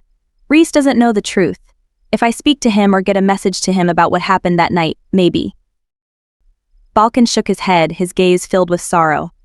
"Rhys Elisar will ascend to the Council of 8 in less than 6 moon cycles." Sabine's heart fell into her stomach. She turned away to stare at the crumbled wall where she'd thrown Dax, a fitting representation of her chaotic emotions. After the portal had been sealed with magic provided by a renegade goddess, widespread war had occurred between the races as territories were divided and reorganized. When the Fae began to face certain annihilation, they'd banded together, both Seelie and Unseelie, and formed the Council of 8 as the ruling body of the Fae. Sabine's mother had been one of the Unseelie representatives and her father one of the Seelie. Upon her mother's death, Sabine had been expected to take her place. But that was before her father had tried to have her killed. "This decision has been approved by the rest of the council," she asked quietly, already knowing the answer. "The seat has been empty since you left," Balkan said gently and rested his clawed hand on her shoulder, the gesture a comfort and painful reminder of everything she'd lost. "Your father still retains his place. Your brother will now join him." "Rhys is Seelie," she whispered, turning back to look into Balkan's eyes. "That seat has always been held by an Unseelie. Why would they allow this?" "The Seelie do not wish more of the old magic returning. They will do anything, including trickery and deceit, to accomplish their goals." Sabine frowned, suspecting Balkan was right. The Seelie had always been threatened by the darker magic the Unseelie embraced. It had been centuries since the Unseelie left Underhill to rejoin the rest of Fairy, but the division between the two groups still remained. Bane took a step toward her. "He has a point, Sabine. From what you've told me, your parents' union made your brand of magic possible. I wouldn't be surprised if they started killing off the rest of the Unseelie to prevent it from happening again." Dax crossed his arms over his chest. "Sabine, you need to be practical about this. Your father knows your continued existence is now a threat to your brother, which is why he's probably pushing for your brother's ascension so quickly. He's trying to force a confrontation and lure you out of hiding." Balkan glanced over at him and nodded. "Your protector speaks the truth. Rhys Elisar needs your death confirmed before the ascension, or he risks jeopardizing his standing among the Fae. Your father has declared him your mother's legal heir." Sabine laughed a harsh, bitter sound. "My mother never would have allowed a Seelie to take her place and allow them ruling control over the council. Rhys knows that." "That's probably why he hasn't called for your death until now," Bane said with a shrug. "But it sounds like your father has forced him into this path. His efforts at killing you failed years ago, and he's now assigned your brother to the task. Do not sacrifice yourself to protect someone who doesn't deserve it. If you aren't willing to strike, my brother and I will act as your weapons." "No," she snapped, curling her hands into fists again and infusing her voice with power. "I will not allow you to kill my brother. You would do well not to ask me such a thing again." Without waiting for a response, she stormed out of the room. The hallway was clear, most likely on Dax's orders. With Balkan's arrival, he would have made sure to keep everyone away. Balkan was too recognizable as being connected to the Fae, and he didn't possess the ability to glamour himself. The lack of curious onlookers was for the best. In her current mood, she didn't want to see or talk to anyone. Pushing open the back door of the tavern, Sabine stumbled out into the sunlight and bent over, resting her hands on her thighs as she tried to breathe through her tumultuous emotions. The smell of stone, dead wood, refuse and human frailty and sickness filled her nose. She squeezed her eyes shut, trying to find a calm oasis in her mind. It was always so difficult here without the forest and nature surrounding her. She stared up at the sky, thinking of Rhys and how things could have come to this. He was asleep the night she'd snuck out and followed her mother deep into the forest to find out who she was meeting. It shouldn't have mattered that Rhys hadn't accompanied her. He knew her better than anyone. Or rather, he had. Sabine shook her head and wrapped her arms around herself, not wanting to believe her brother thought she was capable of killing their mother. The evidence against her was fairly damning. Her father had made sure of that. Her escape from Fairy had been used against her too, but she wouldn't have survived if she'd remained. She'd been too young and inexperienced to fight against opponents who'd had centuries to hone their skills. Even now, she still couldn't match their magic. She might have raw power, but she lacked finesse. Her years of living surrounded by humans and suppressing her magic had made sure of that. Part of her had held out hope that once she returned, her brother would have joined her side to help clear her name. She'd thought, perhaps foolishly, her brother wouldn't have believed she'd been responsible for their mother's death. Twins were supposed to have a mystical connection to each other. Sadly, she'd never shared anything like that with Rhys. "Are you all right?" Sabine brushed away her tears and turned at the sound of Malek's voice. She managed a weak smile and then shook her head. Lies came so easily for humans, but the Fae couldn't lie. Sometimes she thought it might be easier if she could. "I don't think I've been all right for a long time." Malek frowned and moved closer to her. "Is there anything I can do to help?" She swallowed and glanced at the closed tavern door. Bane or Dax would probably come looking for her any minute, and she didn't want to talk to them right now. Their solution was simple: once Rhys and her father were dead, she'd be safe. That was the way of demons and one of the sources of contention between the two brothers. Find a problem and kill it. But she wasn't a demon. It would destroy something inside her to allow them to harm her brother. The only reason she'd left him behind years ago was because Balkan had assured her he would remain safe. After all, Rhys was her father's chosen heir. Balkan had made it clear he would support Rhys's execution. The thought was enough to twist her stomach into knots. She looked up into Malek's concerned eyes. "I don't think." Her voice trailed off, and she glanced at the closed door again. Her emotions were too volatile when it came to her past. Some space might help provide a bit of clarity. She straightened her shoulders. "I need to get out of here for a bit. Will you take me on a tour of your ship?" Malek paused, his eyes widening in surprise. "My ship? Ah, of course. I'd be happy to show you." "Perfect," Sabine said and fell into step beside him. Malek was quiet as they headed for the docks, both of them seemingly lost in their own thoughts. His silent presence was more comforting than she expected. His hand brushed against hers, and that slight touch made her heart flutter in appreciation at the reminder she wasn't alone. Perhaps Bane was right, and she was starting to fall for Malek. It was more than the power she sensed within him.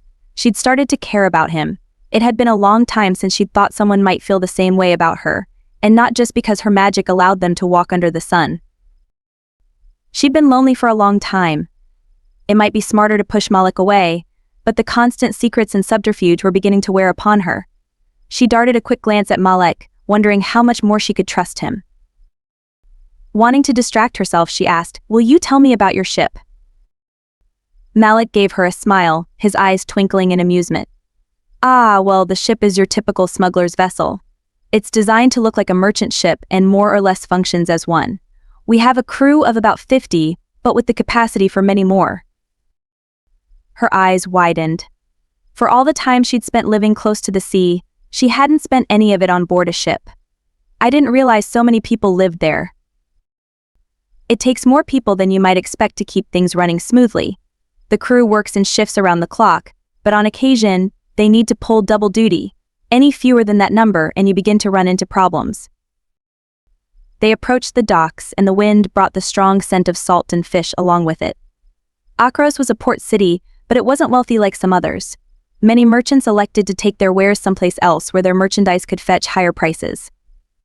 They had some quality artisans, but many of them paled in comparison to cities which specialized in exotic textiles, wines, weapons, and other items. Malek's ship was larger than she'd expected, with the center mast reaching higher than the tallest warehouse.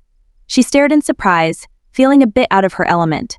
Although most Fae didn't have a problem with water, very few of them ever elected to spend time on a ship made from dead wood. Some creatures who claimed the sea as their dominion wouldn't take too kindly to any other magical race trespassing. Sabine had enough problems with the ones on land. She didn't need to add more enemies to the mix. A wooden plank bridged the gap between the dock and ship. Malek took a step onto it and held out his hand toward her. She hesitated only for a moment before allowing him to help her on board the ship. Despite its large size, the ship swayed lightly under her feet, and each of her footsteps sounded hollow as she stepped onto the dead wood. Some of Malek's crew were on the deck and called out greetings to their captain, while also giving her curious looks. Malek put his hand against her back and leaned in closer. "I can give you the grand tour if you'd like. Or if you'd prefer some privacy, we can go to my cabin and talk." Sabine swallowed, searching the dock for any familiar faces. Dax would have some of his people working in the area. Word she'd boarded Malek's ship would reach him quickly. Privacy would probably be better. "I can't stay long." He nodded and led her toward the rear of the ship just as another man ascended the nearby stairs. Levin's eyes widened at the sight of her, and he grinned. "You joining us when we depart, Sabine?" Sabine halted in her tracks. Before she could say anything, Malek frowned at his first mate. "She's simply here to see the ship. Can you arrange to have some tea sent to my cabin?" He glanced at her. "Is tea acceptable? Or would you prefer wine?" "Tea would be good," she said, unwilling to get lost in more memories, especially on the heels of Balkan's news. "Of course," Levin said easily but with a trace of his smile still in place. "I'll take care of it." He moved aside to allow them to pass, and Malek led her up some stairs to a deck area where the wheel of the ship was located. Behind it were 2 doors, and Malek opened one of them, gesturing for her to enter. She did, somewhat surprised to see a rather large bedroom with a desk, shelves, and several chests in the corner. It wasn't as spacious as the attic room in the tavern, but it was bigger than she'd expected. Levin's cabin is next door. The rest of the crew sleeps below deck. On a nice night, some of them sleep under the stars. I've done it myself a time or two. Sabine didn't answer right away, too busy looking at everything at once. It was a small glimpse into Malek's life, and she wasn't sure what she'd been expecting. The room was neat and clean but also more ordinary than the fascinating man who slept here. Pausing at the desk, she ran her fingers over the map of the world and wondered what sort of magic Malek possessed. He could be one of the merfolk or maybe a shapeshifter of some kind, perhaps one with an affinity for the sea. It would explain the power she detected within him and his decision to captain a ship. Malek leaned against the wall, seeming content to watch her explore his cabin. She trailed her fingers over the shelves, studying the titles of the books. Many of them appeared to be historical in nature, detailing life at sea or in some other port towns. "You enjoy reading? I noticed you looking at the books in the councilman's library." She nodded. "Yes, but they're hard to come by here. The councilman has one of the largest collections in the city. I recognize some of these titles from his library." A light tap on the door interrupted them. Malek opened it and accepted a covered tray from whomever stood on the opposite side. He closed the door with his foot and carried the tray over to the table. Sabine rolled up the map to give him some room.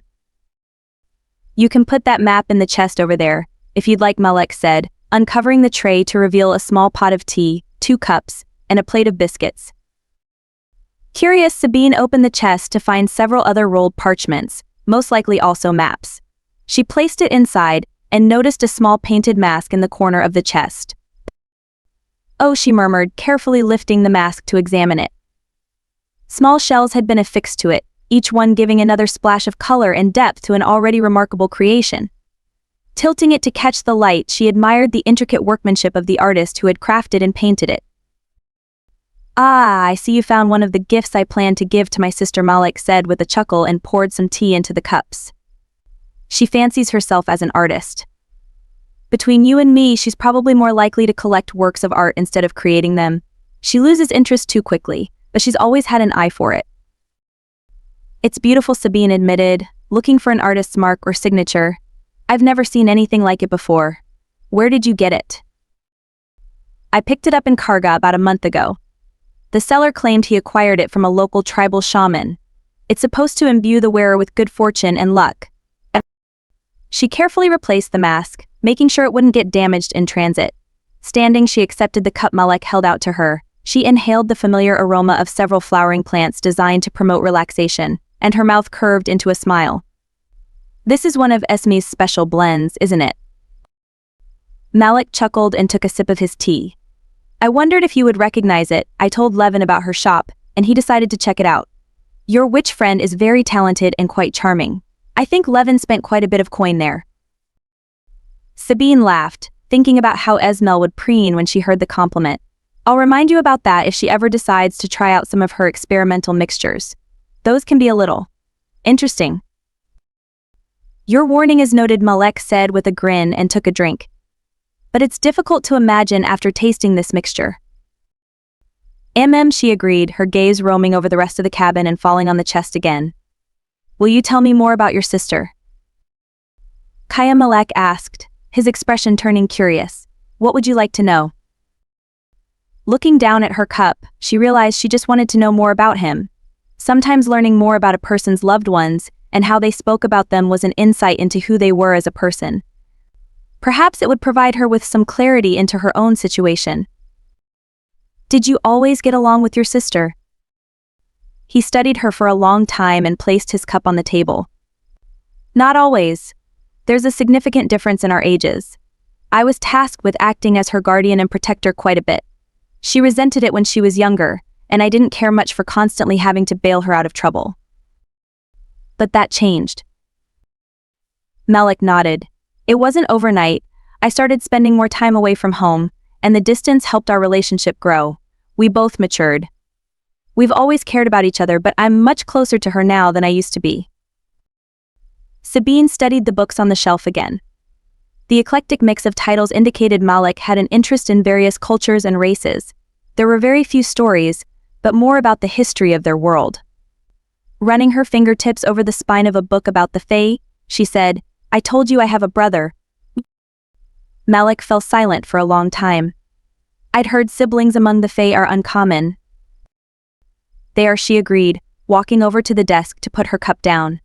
The tea had helped steady her a bit, but she still needed to figure out what to do about the situation with Reese. My people aren't as prolific as humans. Multiple children are rare enough, but twins are almost unheard of. Malek's eyebrows rose in surprise. You have a twin brother. Sabine nodded and wrapped her arms around herself as though it could protect against her emotions. Only Dax, Bane, and Esmel knew about her brother, and each of them had sworn a blood oath to keep it secret. She'd never been tempted to trust anyone else, but Malek spoke to something inside her and she wanted a deeper connection with him. When we were very young, we spent every waking moment together. The other few children were either much older or younger. Reese and I were more than siblings. We were friends, playmates, confidants. We were inseparable. But that changed, Malek guessed, sitting halfway on the edge of the desk. It did, she said quietly, running her fingers over the rim of her cup on the desk. When our abilities began to emerge, the elders began marking us in accordance with our budding powers. Each mark is created by infusing our blood with our magic below the skin. No matter what happens, we can draw upon the marks and the power locked within them. Malek nodded. I saw the markings when you lowered your glamour. It looked like it had taken a long time. Hours upon hours, she said quietly, remembering the pain. It was a rite of passage, but the agony of each mark was a type of sacrifice that could fuel one's magic to even greater heights. AFA's markings are a sign of growing power and the complexity of the magic contained within their blood. My brother's markings weren't as extensive as mine. I gained power at a much faster rate. Almost as soon as one elder finished a mark, another began. My father was convinced I'd stolen some of my brother's magic while we shared a womb. Malek shook his head, his confusion apparent. He placed his hand over hers in a comforting gesture. I don't understand. Magic can't be stolen, only gifted. Why would your father blame you? She studied his hand over hers. It was such a small thing, but it meant far more to her than it probably should. Turning over her hand, she interlaced her fingers with his. How much do you know about the Fae and how we form family bonds? He hesitated. Not much. My grandmother was Fae, but she came to live with us later in life. She wasn't a blood relative, but my grandfather cared for her deeply. She was the greatest love of his life, even though he'd met her toward the end of his. Sabine blinked up at him in surprise. That's how you know the language of the Fae and the oath of no harm. Malek nodded. Even though I wasn't related to her, she took a shine to me. Much of my childhood was spent at her home, and she'd frequently tell me stories while she gardened. That's where I first met pixies. Sabine smiled, envisioning an elder telling fairy tales to a dark-haired little boy. He was probably just as charming as a child as he was as an adult. She suspected she would have found it impossible to resist him. Children were always a fascination to the Fae, probably because they were so rare. Her people still occasionally spirited away an unwanted or partially magical child, bringing them to fairy and raising them there. It didn't occur as often now that their territory was so small, but it still happened. My parents weren't so fortunate. They had an arrangement between them. It wasn't a love match, but rather a way to consolidate power. He frowned. Is that common? Sabine shrugged. It's not uncommon. Ever since the Dragon War, my people have struggled to grow our numbers. Unlike humans, we simply don't produce enough children. A couple may be fortunate to have one child in a century, but some go most of their lives without conceiving. Our elders began arranging pairings based on what they believed would maximize the chances for a child. I'd heard something to that effect, but if children are precious to the Fae, why would your father have blamed you for being more powerful than your brother? You still share the same blood. Sabine shook her head. I shared more in common with my mother and her type of magic. I can draw upon the magic from my father's line, but my mother's magic has always been stronger for me. She claimed me as her heir, leaving my brother to follow my father. That would have been acceptable, but Reese, my brother, could only tap into our father's line. The shadows have never claimed him as one of theirs. You're unseelie, Malek murmured, studying her thoughtfully. She sighed. So many outside the Fae had preconceived notions about the unseelie and seelie. They were essentially from the same fountain of power but had different facets and purposes. The unseelie worked better in the darkness, while the sunlight was the dominion of the seelie. Not exactly. My mother was unseelie, but my father was seelie. I can draw upon the powers of the light and the dark. My father viewed it as a taint upon his magic, that his pure seelie blood should be skewed by the dark. She frowned, studying their entwined hands and the contrast of her pale skin with his more golden tones. I don't know why the elders decided to pair my parents together. It may have resulted in 2 children, but my father always resented their edict. Malek straightened, his hand tightening around hers. That's why you had to leave your home. Sabine gave a half-hearted shrug. It wasn't the whole truth, but she wasn't willing to share everything, not yet, maybe not ever. When I left, it was with the understanding my father wanted me dead. Since we're twins, my brother should inherit my magic once I'm gone from this world. But you said your brother has never shown an affinity for it, Malek pointed out with a frown. No, not for my unseelie magic, but he could take my seelie magic and entwine it with his. At least that's what some seelie elders suggested to my father. It was enough for him to believe it. She paused, staring at the closed port window that overlooked the ocean. All of this seemed like a lifetime ago, but she knew her father would never rest until she was dead. Even if Reese never acquired her mother's magic, Sabine's existence was a shadow upon her father's seelie name. With a sigh, she said, after my mother died, I didn't have a choice except to leave. I wasn't strong enough to fight my father and survive. A beastman who swore a life oath to my mother's line helped me escape from the Silver Forest. He was the one who brought me here. To a city of stone and metal, surrounded by humans, where the Fae would never consider looking, Malek murmured. Sabine looked up at him. The compassion and understanding in his gaze were nearly her undoing. She swallowed, trying to bury her tumultuous emotions. Malek reached over and cupped her face in his hands. You did what you needed to do to survive, Sabine. I can't imagine how difficult living here must be for you. In my wildest dreams, I never imagined finding someone like you. Her heart soared at his words, mirroring her own feelings for him. Placing her hands against his chest, she said, I'm glad you decided to come to Akros, Malek. I never imagined meeting someone like you either. Without another word, he lowered his head, claiming her with his mouth. His kiss took her breath away as barely restrained passion and need erupted between them. She whimpered, and he pulled her closer, consuming her with his heat. She wanted him, needed the understanding and compassion he offered like she needed her next breath. This is what she'd been missing, this feeling of connection. His power called to hers, and she desperately wanted to unleash her own. Running her hands under his shirt to touch his heated skin, she infused her touch with a trace of her magic. Through the mark she'd given him, the power between them flared to life. His kiss became even more demanding, and he lifted her into his arms. Wanting more and everything he promised, she wrapped her legs around him as he carried her to the bed. They fell onto it, and something jabbed into her side. She broke their kiss with a laugh. Weapons. Malek chuckled and tossed his sword aside, and then his clever fingers disarmed her in less time than she expected. His hand brushed against the edge of her shirt and slid underneath, caressing her bare skin.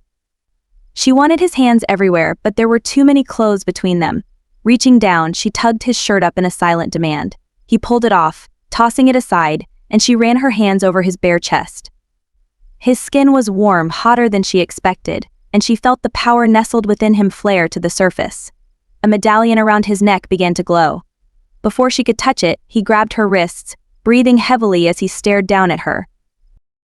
She blinked up at him in surprise, and he took a ragged breath, his expression tormented. He was gentle, holding her in place, but it was obvious he struggled with an internal battle of some kind. With another curse, he pulled away and climbed off the bed. Sabine frowned and pushed herself up as he ran a hand over his head and paced the length of the cabin. The medallion around his neck began to dim, and she arched her brow, waiting expectantly. He continued pacing for another few minutes, and Sabine settled back, taking the opportunity to admire his muscular physique. He wasn't wearing glamour. She'd thought maybe he possessed a form of it, but whatever Malek was hiding didn't translate to that type of illusion magic. He was a delicious specimen all on his own, and Sabine swept her gaze over him again. If the top half was any indication of what she might expect from the rest, she looked forward to exploring every inch of him. Malek halted, his heated gaze perusing her as she watched him from his bed. He shook his head. "This wasn't how I planned this, but I can't seem to think clearly when you're around." She laughed and sat up. Reaching down, she started unlacing her shirt. "Thinking is overrated, Malek. What I want to do with you doesn't require much thought. Only sensation." "I can't," he whispered, a trace of a growl in his voice as she slowly untied the bindings of her shirt. His medallion began to glow again, and he squeezed his eyes shut as though in pain. Sabine paused, tilting her head to steady him. Lowering her hands to the bed, she asked, "All right, why don't you tell me what's going on?" "I want you," he whispered, opening his eyes and taking a step in her direction. "Your taste, the smell of your skin, every inch of you. I see your face every time I close my eyes. I want you in every way imaginable. You're all I've been thinking about lately." Although his words made her stomach flutter, Sabine waited for him to finish. He was barely keeping hold of his inclinations, and while the thought of causing him to lose control was thrilling, she wasn't willing to push too far until she knew what was affecting him. "I'm not human," he admitted, gesturing to the medallion that had been hidden under his shirt. "I hired a witch to create a ward that would allow me to hide my magic." She glanced at the disc around his neck and nodded. "I figured that out a while ago." He paused, his frown deepening. "You did?" She gave him a small smile. "I realized you were wearing a ward when I had to keep refreshing your mark. I don't know what you are, but we all have our secrets. I'm not asking for yours." The conflicting emotions in Malek's gaze tugged at her heart. She wouldn't push him, but she wanted him to know how she felt. Keeping her voice soft, she said, "I want you, Malek. I wouldn't be here with you if I didn't think you wanted me too. But your secrets aren't part of that, unless you want to share them." Malek shook his head and wrapped his fist around the medallion. "You're irresistible, Sabine. I've wanted to have you here like this, in my bed, since the moment we met. I've thought of 100 different ways to tell you the truth, but I haven't been able to bring myself to say the words." Why not? Her first thought had been, he might possess Fae magic, but the few traces of his power that had filtered through the mark were unlike anything she'd experienced before. It was a strong and complementary magic of a sort, but the overall flavor of it was different. It was closer to Bane and Dax's power than hers. He sighed and crossed the room toward her. Sitting on the edge of the bed, he said, "I don't think you'll forgive me once you learn the truth." Sabine frowned, surprised by the depth of concern she saw in his eyes. Malek didn't strike her as someone who would worry for naught. Reaching up, she placed her hand against his cheek. "You're worried this will change how I feel about you." "Yes," he admitted as though the words pained him. "I hope it doesn't, but it will." The concern in his gaze touched her, but it also reaffirmed her earlier belief Malek had a good heart. It was enough to make her willing to abandon caution, despite living a lifetime of it over the past several years. If things were about to change between them, she wasn't in a hurry to speed it along. "Will your secret keep for a while longer?" Malek hesitated. He tucked her hair behind her ear, trailing his fingers over her skin. "Do you have any idea how tempting you are?" When she smiled, he leaned in closer and kissed her again. Her eyes fluttered closed and he cupped her face, easing her back onto the bed. A pounding on the door interrupted them. Malek pulled back with a loud curse and threatened to tear the limbs off whomever was on the other side of the door. He stood, and Sabine sat up again with a sigh. Someone shouted, and the door crashed open. Sabine dove for her weapons. Twisting her body, she gripped the hilt of her knife and prepared to throw, halting at the sight of Bane standing in the doorway. Levin stood behind him with a weapon drawn and aimed in Bane's direction.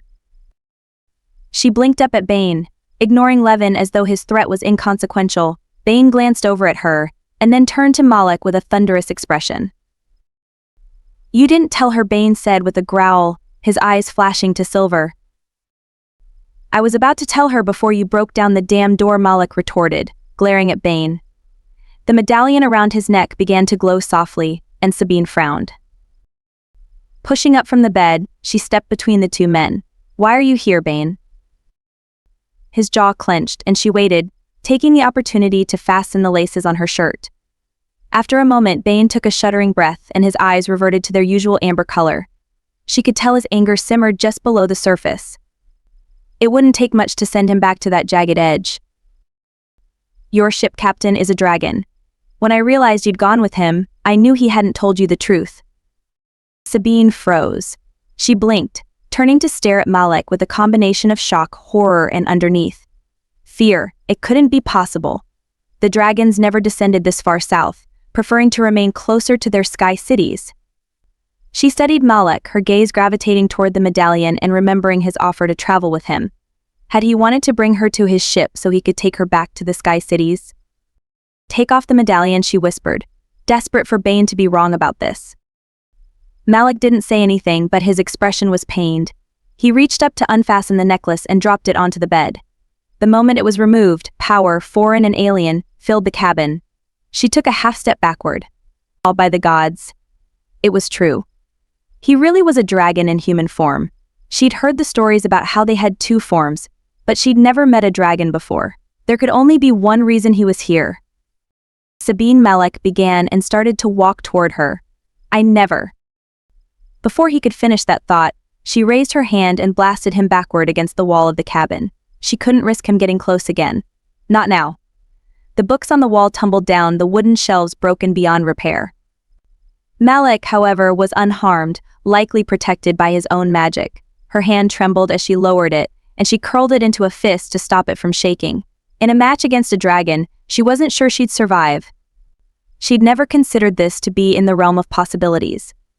In all the stories she'd heard, it had taken several Fae working together to bring down one dragon. Behind her, the sound of Bane drawing his weapon caught her attention, but Malek held up his hand. "That's not necessary, Bane. No one will harm Sabine. Levin, put away your weapon too." Malek continued to hold her gaze, but he made no effort to stand. "I never intended to deceive you, Sabine. My oath to you still holds true. I won't harm you." Bane snorted behind her, but she ignored him. Having the demon at her back helped give her the strength to remain standing. Otherwise she'd be running as far and fast as possible. "Why are you here in Akros?" "May I stand? It's a little uncomfortable here." Sabine hesitated and then inclined her head, watching as he got to his feet. Malek kept his movements slow and deliberate. Her hands flexed outward and then curved into fists again, more to stop the tremors and magic that wanted to be used. It wasn't wise to admit her increasing fear when surrounded by predators. A dragon. The man she'd started to fall for was a dragon. He was one of the creatures who had slaughtered thousands of her people, almost to the point of extinction. Sabine swallowed, her mouth impossibly dry as she thought back to every conversation they'd shared. Your Fae grandmother. The one who told you the stories. She was a captive, wasn't she? Malek winced and nodded. Initially, yes. When my grandfather met her, he fell in love with her. I believe she loved him too. At the end, she wasn't a captive. She chose to remain with him.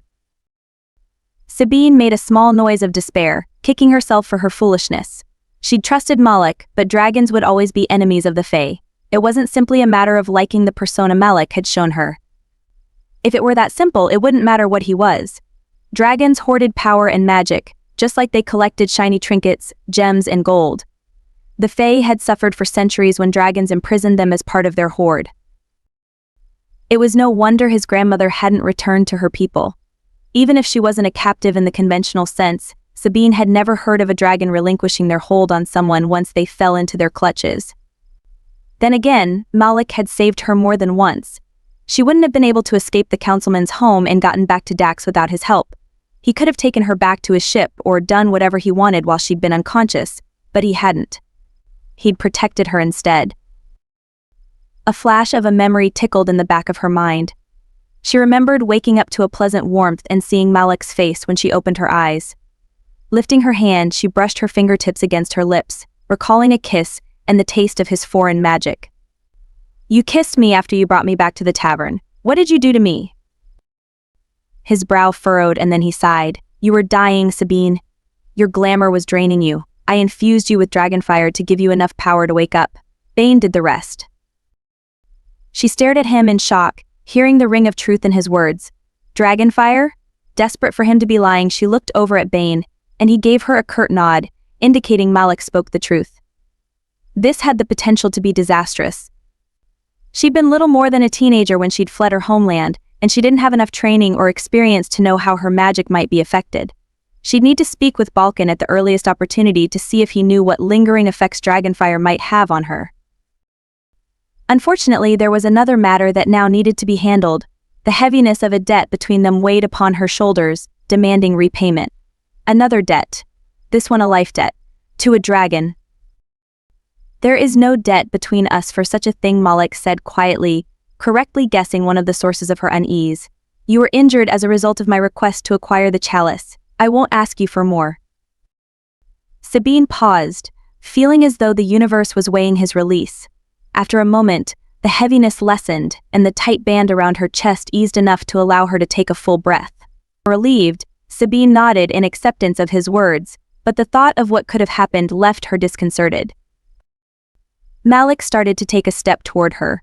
She shook her head in warning and lifted her hand again, wary about allowing him too close just yet. He frowned but remained where he stood. Why did you really come to Akros, Malek? For you, he admitted with a sigh. But not for the reasons you may think. He needs a Fae, Bane said beside her. Malek narrowed his eyes at Bane, but when he answered, he focused only on her. I heard rumors the leader of the local thieves guild had a penchant for finding rare magical artifacts, particularly those of Fae origins. I thought Dax might have a contact who was Fae, or he might have an affinity for Fae magic. I never expected to find you. Sabine frowned and lowered her hand. The chalice. Why are you looking for Fae artifacts? Not just any artifacts, Malek said, rubbing his hands over his face. I'm looking for the artifacts that were once used to seal the dragon portal. Sabine stared at him in shock and horror. The portal was a gateway between dimensions. No one knew who had first created it, most likely the gods. It allowed the denizens of this world and others to pass back and forth. As the war for supremacy progressed between the dragons and gods, their world began dying. To battle against the dragons, the gods drew upon the magic of this world to fuel their attack, which ended up crippling and killing the magical races who were dependent upon the magic to survive. Even now, the Fae were still struggling to regain their previous level of power. Understanding their world would be doomed if the war continued, one of the gods met in secret with representatives from some magical races and gifted them with the knowledge on how to end it. Several artifacts were created and then used to seal the portal, thus ending the war. Unfortunately, it also trapped everyone where they happened to be, including some humans, dragons, and other creatures not native to this world. No one knew if the battle continued in other dimensions or if any of the magical races from this world were still trapped on others. The closing of the portal may have ended the war and prevented this world from dying, but it had come at a great cost. Some races had disappeared completely. The Fae and those closely related to them still hadn't fully recovered. With the magic of the gods suddenly disappearing from the world, they might never return to their former glory. Sabine didn't know all the details about the artifacts or how they worked. Most of what she knew had been passed down in stories, with the keepers of knowledge protecting the precious tomes that detailed the Fae's history. Supposedly, the artifacts had been hidden after they'd been used to seal the portal. She didn't know where or even what they looked like. From what she could recall of the stories she'd heard, the artifacts Malek mentioned could be used to remove the enchantment on the portal. That was why they'd been split up and hidden. If the seals on the portal were removed, it would allow the war between the dragons and gods to resume. Only this time the dragons would have the upper hand since the gods wouldn't be expecting the attack. If that happened and the last of the magic faded from this world, everyone tied to it would die, especially her people. The Fae were the caretakers of this world, and they wouldn't survive its loss. Her nails dug into the palms of her hand and she shook her head. "I won't help you kill the gods." "I'm not asking for that," he said quickly, lifting his hands in a peaceable gesture. "The portal seals are failing, Sabine. Everyone in the Sky Cities feels it. The magic from the other realms is beginning to filter through. I came here to find the items that were used to close it so we can ensure another war never happens again." Bane snorted. "You can't be suggesting the dragons want the portal to stay sealed." "Not all," no, Malek admitted. "Many of my brethren eager at the opportunity to once again take to the skies and leave this dimension. I don't believe we can risk another war. For good or ill, we're part of this world. We need to protect it. Allowing the portal to open again will cause widespread destruction." Sabine frowned. "You would turn against your people." Malek shook his head. "Not exactly. I'm not alone in my thinking. In addition to my family, several other dragon clans believe the same thing. We're a minority, which is why I left the Sky Cities in secret and have been masquerading as a smuggler while I conduct my search." Bane crossed his arms over his chest. "Have you discovered any of the artifacts yet?" "Not for certain, but I believe the chalice may have been one of the artifacts entrusted to the Fae for safekeeping. I won't know until Dax turns it over to me." Sabine frowned. The chalice was old enough to be from that time, but she couldn't say whether it had been used to seal the portal. All she knew was that it was an object of power. Malek focused on her again. "Sabine, I can't imagine what you must be thinking right now. I apologize for not telling you sooner. I never expected to find a Fae here, only someone with trace amounts of power or someone with Fae ancestry. I wasn't sure that would be enough, but I needed to start somewhere. Then I met you, and I held off telling you the truth because I wanted to get to know you better." His words had the resonance of truth, but she wasn't sure she could trust him. He was still a dragon, and all the stories she knew were of terrible creatures who'd unleashed death and destruction upon their world. She didn't want him harmed, but he knew her identity and that knowledge was dangerous. "If Dax agrees to give you the chalice, will you leave Akros?" Malek hesitated. Her heart thundered in her chest, waiting for his response. He held her gaze and took a cautious step toward her, keeping his hands at his side where she could see them. She wanted to trust him, but she was still wary of his intentions. He was taking great pains to make himself appear non-threatening, which helped a bit. "If necessary, yes, but I'd like your help to locate the remaining objects. The information I've gathered over the last year indicates only a Fae who possesses the magic of the gods can wield the objects. Someone from each of the original magical races will be needed to work the actual spell to reseal the portal. But you're the only one who can locate them. I've compiled years of research that detail my findings and found a few old scraps of notes that allude to it, but I'm afraid I haven't been able to sort out everything yet. I can show you what I've learned, if you're willing to consider it." Sabine didn't answer right away. She was tempted to refuse, but part of her was curious. She might want to believe Malek, but he was right, everything had changed between them. Trusting a dragon, especially one as likable as Malek, would require careful consideration. I'm willing to review your notes and take another look at the chalice. Beyond that, I won't commit to anything more right now. Malek nodded and his shoulders relaxed as though a weight had lifted from him. Apparently her agreement had given him a great deal of hope. If you plan to return to the tavern, I can bring them over shortly. Or I can deliver them to Esme's shop. The tavern will be fine. Bane put his hand on her back. We should get back. Balkan brought more news he needs to discuss with you. She nodded but didn't make any move to leave. Instead, she searched Malek's expression. Nothing in his face or body language indicated he was being anything less than truthful. He hadn't harmed her, even when she'd used her magic against him. Instead, he'd protected her not once, but several times. The only flaw was the fact he'd hidden his identity from her. It was impossible to fault him for that. If she'd been in Malek's shoes, she probably would have done the same thing. Only a few people in the city knew her real identity, so it wasn't fair of her to be angry at Malek for hiding himself. Dragons weren't trusted anywhere in the southern cities. And he tried to tell her the truth before allowing things between them to become even more entangled. Unwilling to leave things so unsettled between them, Sabine slowly approached Malek. He didn't move, but he seemed surprised as she continued to move closer. She probably wouldn't have been so brave if Bane hadn't been standing at her back. Reaching down, she took Malek's hand in hers. Without the medallion around his neck, his power flared against hers. She jerked her head up to meet his gaze. You have nothing to fear from me, Sabine, he said gently but made no other move toward her. It's been difficult wearing the medallion when you're around. Your power calls to mine and has from the moment you first touched me. That's what you're feeling now. She didn't respond, too busy focusing on the nuances of his magic. It was stronger than she expected, even more potent than some Fae magic. Like he said, his power called to hers too, and she had a moment to wonder what it would be like between them without the medallion in the way. Tracing her fingertips over the mark on his wrist, she infused her magic into it, feeling it seal properly this time. Liquid fire heated her skin in the same location of his mark, but it was a small price to pay. Malek placed his hand over hers and squeezed it gently. Does this mean I still get to have that dinner with you? As long as I'm not the main course, she said, only halfway kidding. Malek chuckled and lifted her hand, placing a soft kiss against it. I promise. She offered him a small smile before withdrawing her hand and turning away. If Malek was typical of dragons, maybe her people had made a mistake. Perhaps they weren't as evil as the Fae believed. For now, she'd withhold final judgment. But she'd still remain cautious.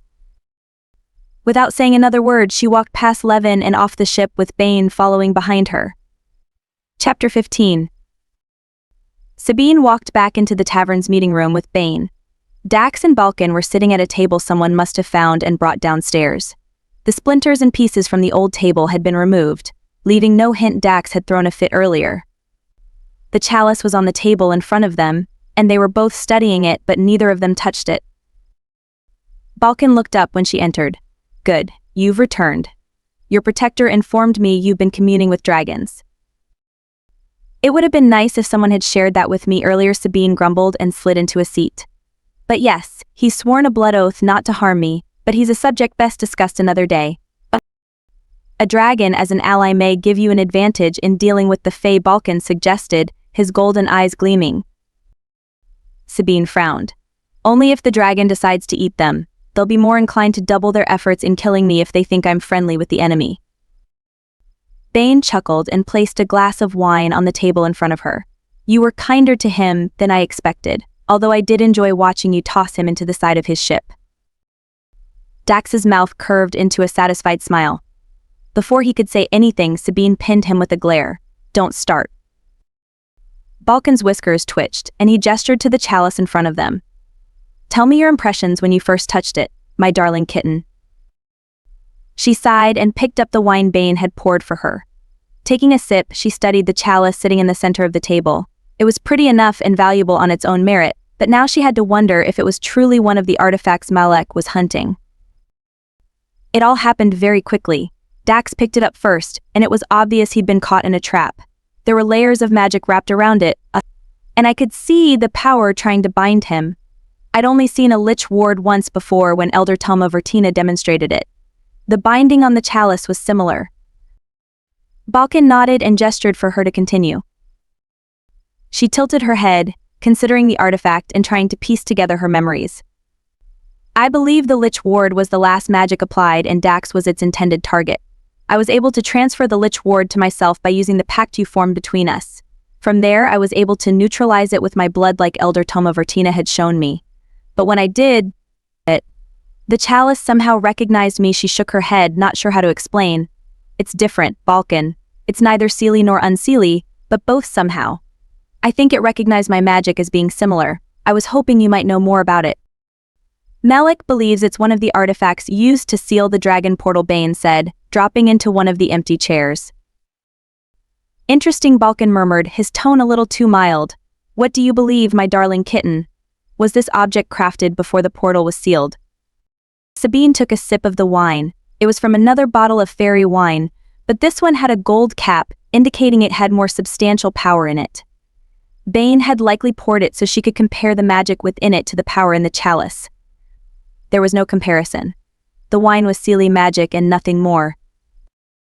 I think it's possible. Before the portal was closed, the Fae were one people, neither seelie nor unseelie. I don't know how different Fae magic was back then, but it was much closer to the true magic of the gods. I sensed something similar from the chalice when I picked it up. Balkan nodded and leaned back.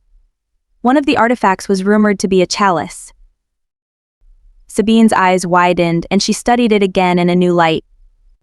My mother told me stories about the artifacts of power, but she never told me what they were. If this is the same one from legend, why would it have been hidden in a human city?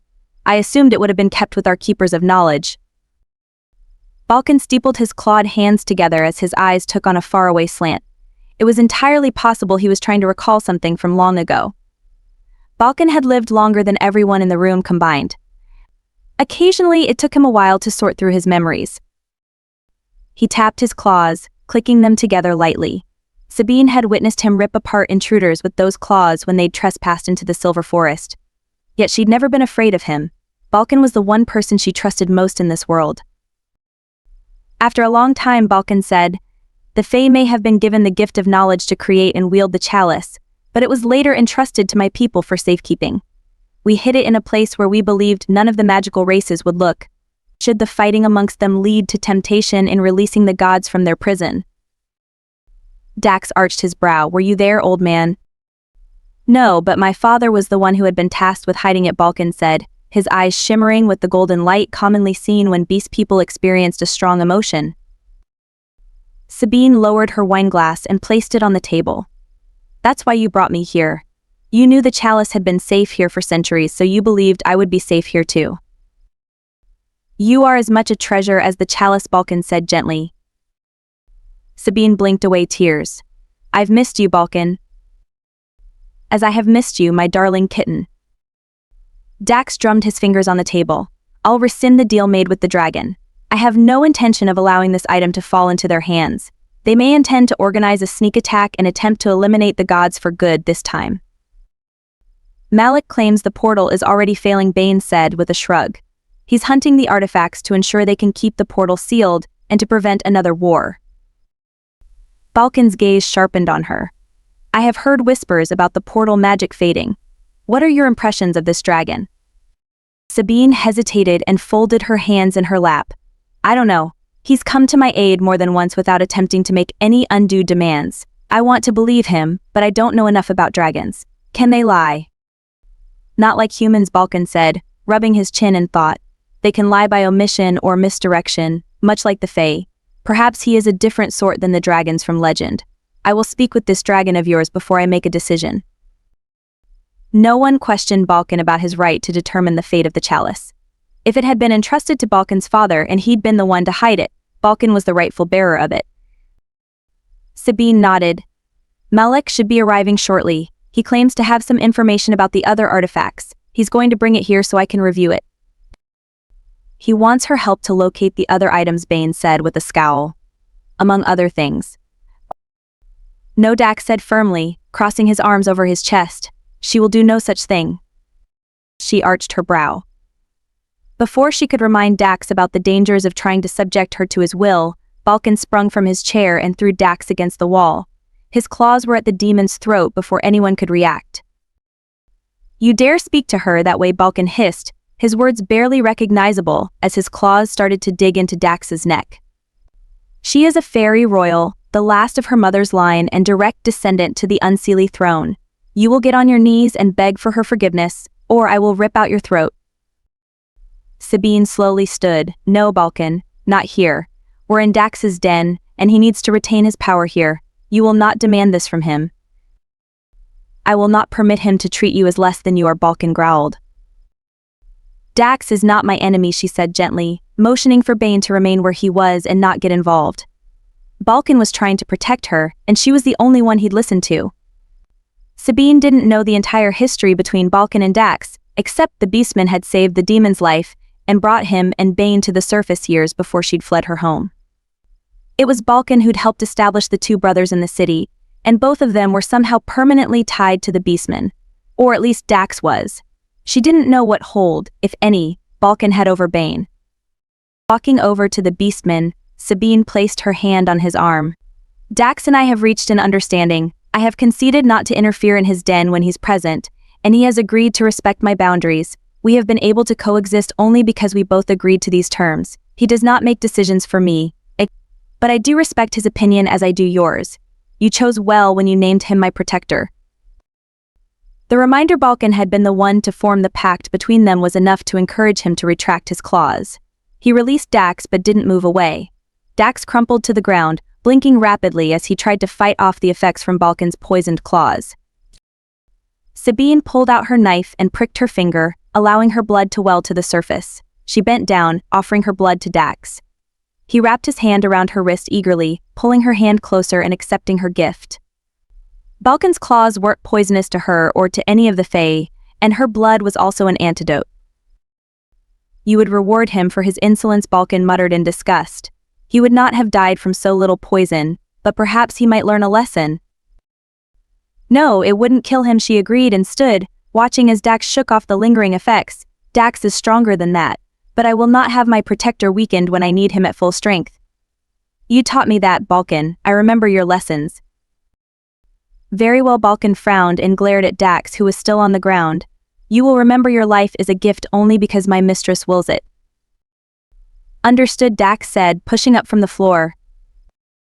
Sabine hooked her arm through Balkan's and led him back to the table and away from Dax. Even on the best of days, Dax had a way of getting under people's skin. I'm pleased to see you again, but I wish it were under better circumstances.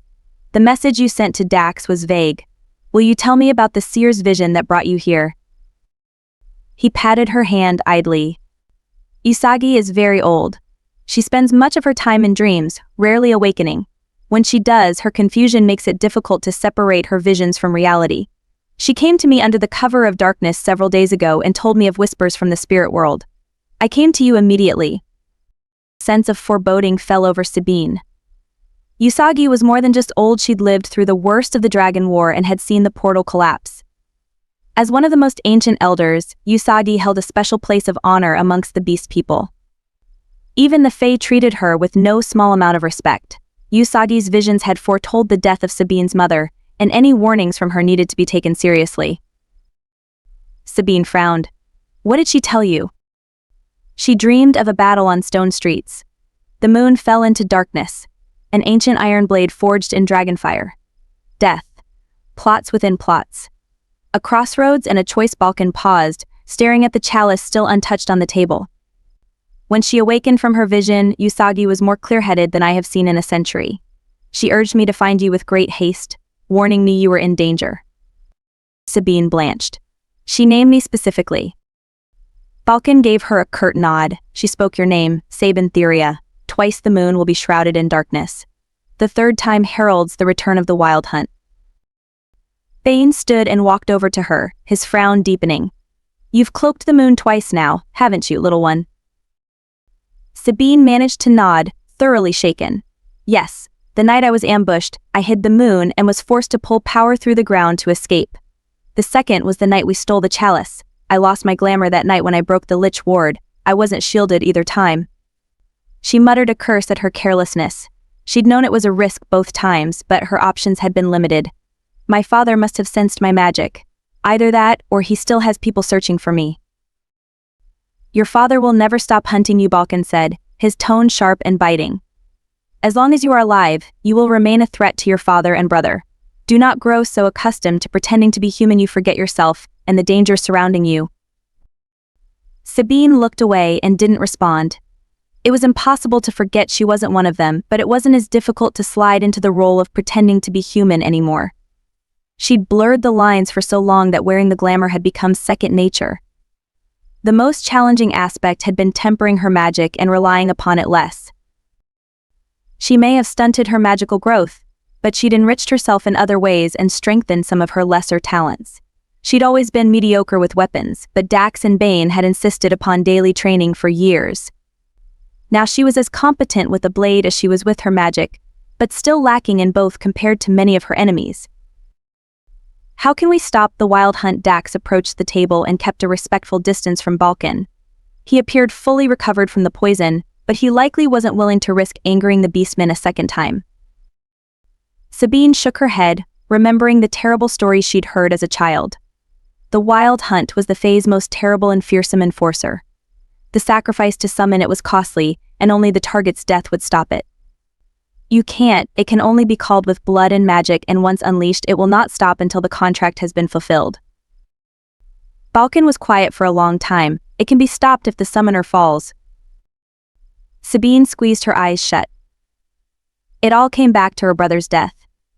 Even if she agreed to mark both demons and allowed them to go after Reese, she wasn't sure they would make it past the Silver Forest.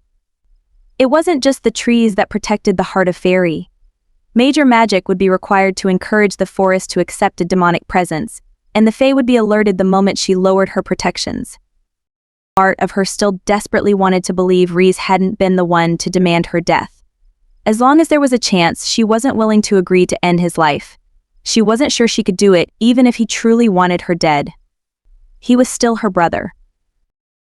A knock on the door interrupted them, and Dax frowned. That must be Esme. He walked over to the door and flung it open. Esmel breezed into the room, patting Dax's cheek affectionately as she moved past him in a swirl of colorful skirts. In her other arm she carried a small flowering pot filled with lavender.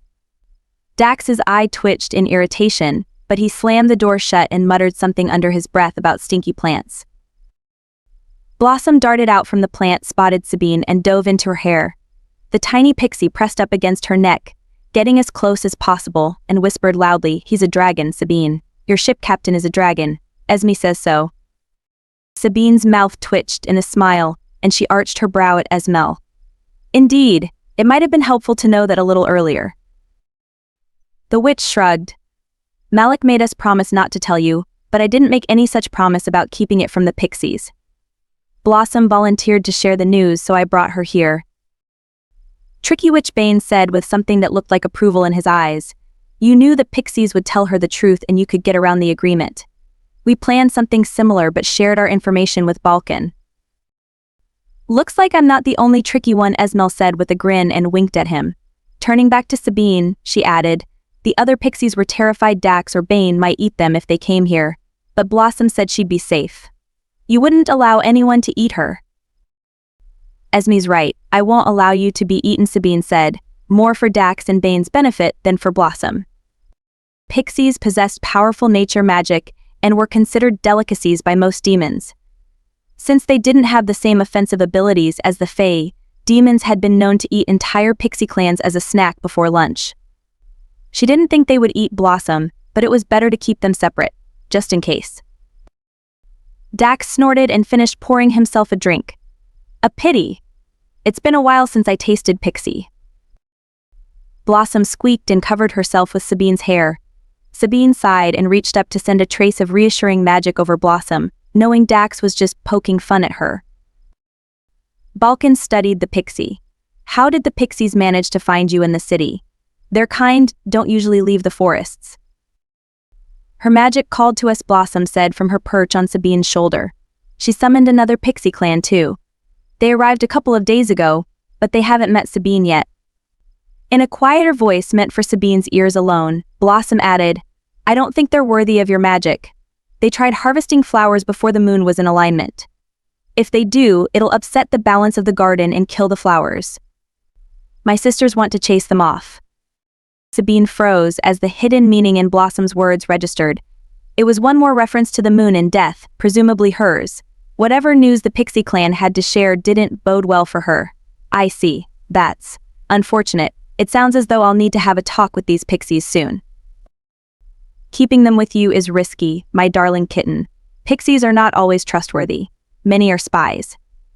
Blossom bristled at Balkan's words. I would never betray Sabine. She protects us. Esmel took a seat in an empty chair and arranged her skirt around her. I have to agree with Blossom, Balkan. They've been living in my garden for years. They're all enamored with Sabine. They won't betray her. Sabine sighed and sat in the chair again. A faint trace of pixie magic floated over her as Blossom smoothed out her hair and started braiding it. At least the task would keep the pixie calm and busy for a while until Sabine got her back to the garden. Focusing again on Balkan, she said Dax and Bane help quite a bit, but it's still not easy being surrounded by stone, metal, and dead wood. Blossom and her family help mitigate the negative effects of living in the city. I trust them. Blossom trilled happily at Sabine's words and continued braiding. Balkan frowned, but he didn't dispute her words.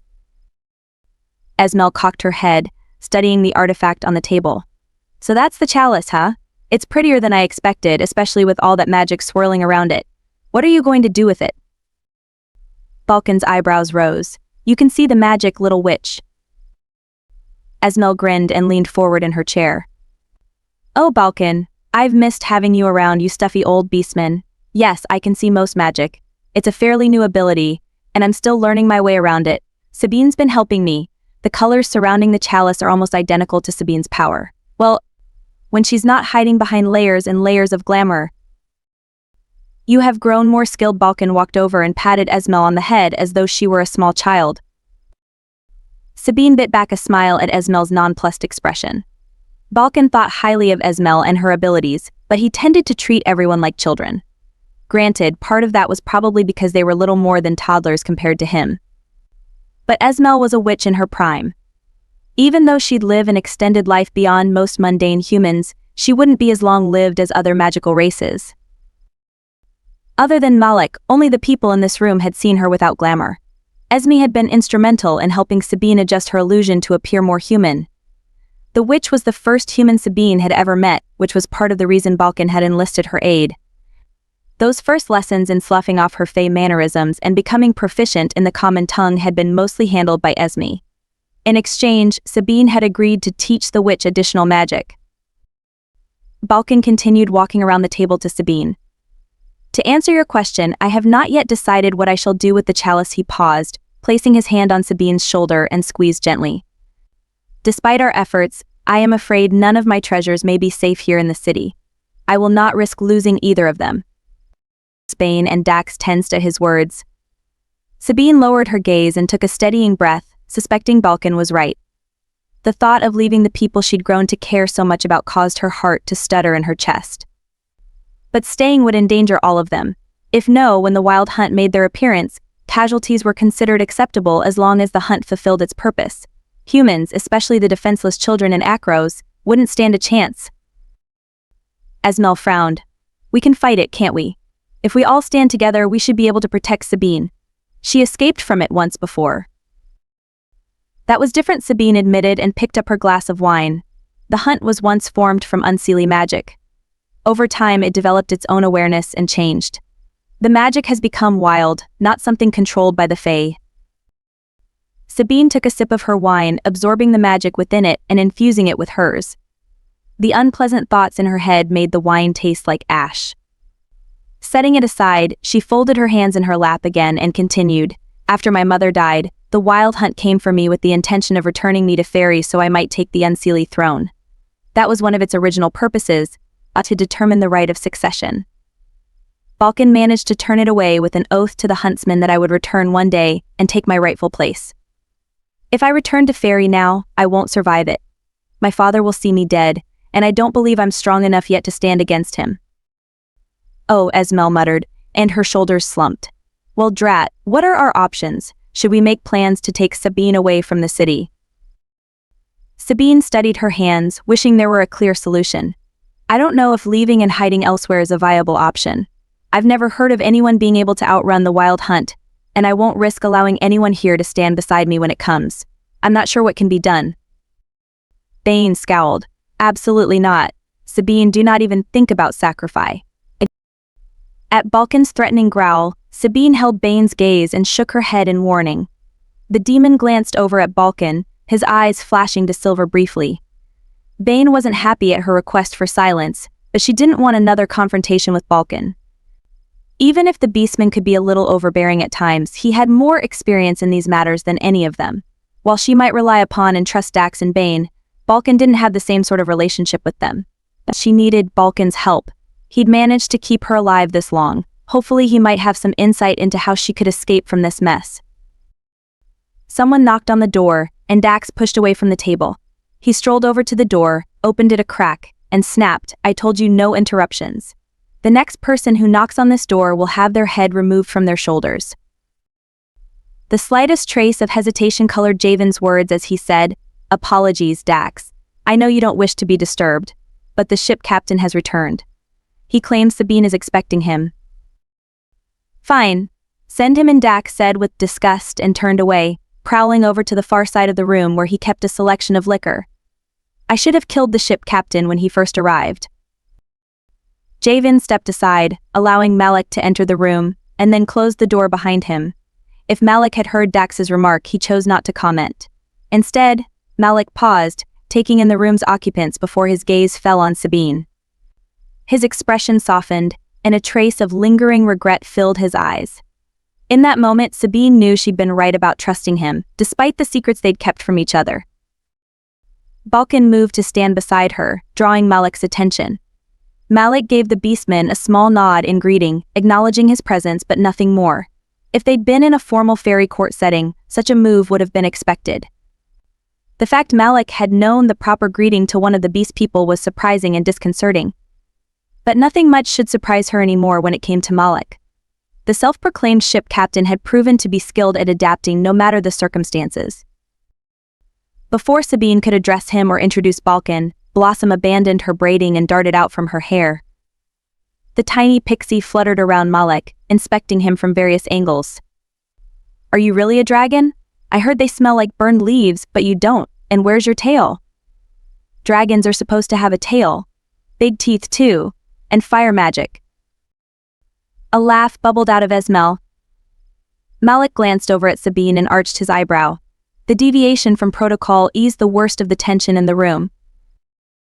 Sabine's mouth twitched in a smile. "He's really a dragon, Blossom. The warding medallion around his neck is still active. Maybe you can convince him to take it off later." She gestured to Balkan, who was still in a defensive position beside her and too well trained to relax over a pixie's wayward comments. "Malek, I'd like you to meet Balkan, my blood-bonded guardian. I believe you already know everyone else." Malek studied Balkan for a long time and dipped his head even lower, a sign of deep respect. "Well met, Balkan. It's an honor to meet one of the beast people." A heavy pause filled the room. Balkan prowled around the table toward Malek. "So you're the dragon wanting to get his hands on the artifacts used to seal the portal, and you want to use my mistress to do so?" Sabine remained still, curious how Malek would handle Balkan's questions. "I am, but only if she is willing," Malek agreed and glanced at Sabine again. He gestured to the small wooden box under his arm. "I brought some of my notes detailing my search. It's my hope Sabine will consent to aid me in my hunt for the missing artifacts. If not, I will continue my search elsewhere. I mean her no harm, regardless of her decision." Balkan's pelt shifted, smoothing over in the way it did when he eased out of fight mode. It could change instantly, but Malek's comments had in some small way reassured Balkan. The beastman didn't trust easily, but he was at least willing to hear Malek out. Sabine nodded at Balkan, and he gestured for Malek to place the box on the table. The box itself was rather unremarkable, but it appeared to have been carved from one solid piece of wood. Rune symbols of protection had been etched into silver locks, the only ornamentation on the container. Malek unfastened the locking mechanism and slid it open. Curious, Sabine walked over to the box and watched as Malek withdrew a large stack of parchment. Her eyes widened in surprise. He'd obviously dedicated a significant amount of time to this endeavor. Blossom darted back over to Sabine's shoulder and under her hair. Sabine ignored her giggles and the light tugging as the pixie started braiding her hair again. Malek spread out his notes on the table. I've brought most of my research, including information acquired by some of my family members over the years. When we first realized the portal was failing, we believed the Fae or the gods themselves had found a way to deactivate it. We've spent years trying to identify and search for the artifacts used in the original workings to seal it. Sabine picked up one of the loose parchment pieces. It was a sketch of a chalice that bore a striking resemblance to the one currently sitting on the table. How did you come to learn about this one? Malek studied the drawing she held. When I was a child, my grandmother told me the story about the portal. She saw the chalice once, before it was passed along to the cupbearer to hide. The sketch was made by her hand, years before we realized the portal was becoming active once again. I found the sketch in her belongings after she left this world. Sabine nodded, staring at the drawing again. The flowing signature at the bottom caught her attention. She didn't recognize the clan name, but the name Alessandria was definitely Fae in origin. Balkan rifled through the papers, skimming over each one briefly before he moved on to the next. He looked at the sketch in Sabine's hand and growled low in his throat. I recognize that name. It was believed Alessandria was killed in a skirmish with the dragons after the portal was closed. You claim she was living in the Sky Cities. Malek nodded. She was captured but later freed. The story I heard was, she'd been injured by an iron blade and left for dead. My grandfather found her after the battle had been won. He was so enamored with her beauty, he brought her back to the Sky Cities and offered a boon to any healer who managed to save her life. Sabine looked up at Malek in surprise. Any wounds made from an iron weapon usually acted like a lethal poison to a Fae, moving throughout their bloodstream and cutting off their ties to their magic. Iron wasn't native to this world, but the dragons had found a way to bring the rocks from the heavens and through the portal. When combined with dragonfire, these meteorites could be crafted into iron weapons. Did she recover fully? He smiled down at her and nodded. Yes, it took a great number of healers and many years before she regained her strength. While she was recovering, my grandfather visited her often. At first, she didn't want anything to do with him. He started bringing her gifts, hoping her feelings toward him would eventually change. A dragon parting with their horde Dax scoffed in disbelief and walked to the sidebar to pour himself another drink. Esmel wrinkled her nose at Dax. You're one to talk. How many gifts have you given to Sabine after you've made her angry? Ignoring Dax's scowl, Sabine asked, was that enough for her feelings to change?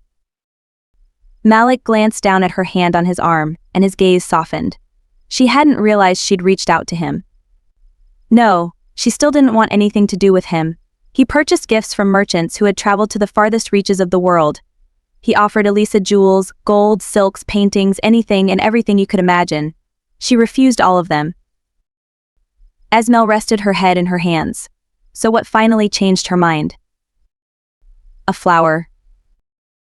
Sabine blinked up at him in surprise. She missed her home, and he offered her a piece of it. Yes, he agreed, reaching up to adjust one of the lavender flowers Blossom had tucked into her braids. He loved her too much to force her to remain in the Sky Cities, so he went to her one last time with nothing more than a flower from the Silver Forest and an offer of freedom. He told her he would arrange for safe passage back to Fairy if she wanted to return. And if not, he said his ship would take her anywhere in the world if she wanted to travel. But she didn't want to go. She'd fallen in love with him too, Sabine guessed, wondering how she would have handled it if she'd been in the same position. Leaving Fairy had changed Sabine so much she wasn't sure how she would adapt when the time came for her to return. She'd seen and done too much to fall back easily into that way of life, even if part of her desperately missed it. Malek nodded. Elisa used her magic on the flower, making it grow and designing an entire garden in tribute to it. That garden thrived for the rest of her life and was a constant source of enjoyment for our family. My grandfather frequently kept an eye out for more plants from the Silver Forest, and Elisa added them to her garden. That's how the pixies found her, isn't it? Sabine asked, recalling pieces of the story Malek had already shared. I believe so. One day they just appeared in her garden, and my grandmother was thrilled. She used to say she had her very own piece of fairy, right in the Sky Cities. Bane arched his brow. A charming yet somewhat sentimental tale. I've heard other much more believable stories about dragons and their fae captives, not to mention the ugly reality of everything that entailed. It's unlikely he would have allowed her to leave." Sabine paused and pulled her hand away from Malek in acknowledgement of Bane's warning. "You don't believe he could have charmed her?" "Anything is possible," Bane admitted, picking up her wine and bringing it over to where Sabine stood. "But this story is one that was probably told to an impressionable child, a child who would have wanted to believe in the romance of the tale, rather than the harsh truth about his family or how a fae captive could have been brutalized in the hands of the dragons." Unsettled at the thought, Sabine accepted the wine from him and took a sip, the memory of fae magic sharp on her tongue. She replayed the story Malek had just shared in her mind. Perhaps Bane was right, truth was often written by the victors, and it probably wasn't as romantic as Malek's story suggested. But maybe there was an element of truth somewhere. Malek looked down at Sabine. "I wasn't there, so I can only share with you what I've heard.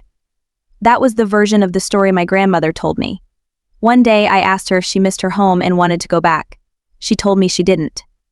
My grandfather had even offered to send word to her family, letting them know she was alive and well, but she refused. She didn't think they would understand her decision to stay. It was better," she said, "for them to think she had perished during the battle." Andrea was correct, Balkan said, putting the parchment he'd been reviewing back in the box. "I did not know her personally, but I heard stories.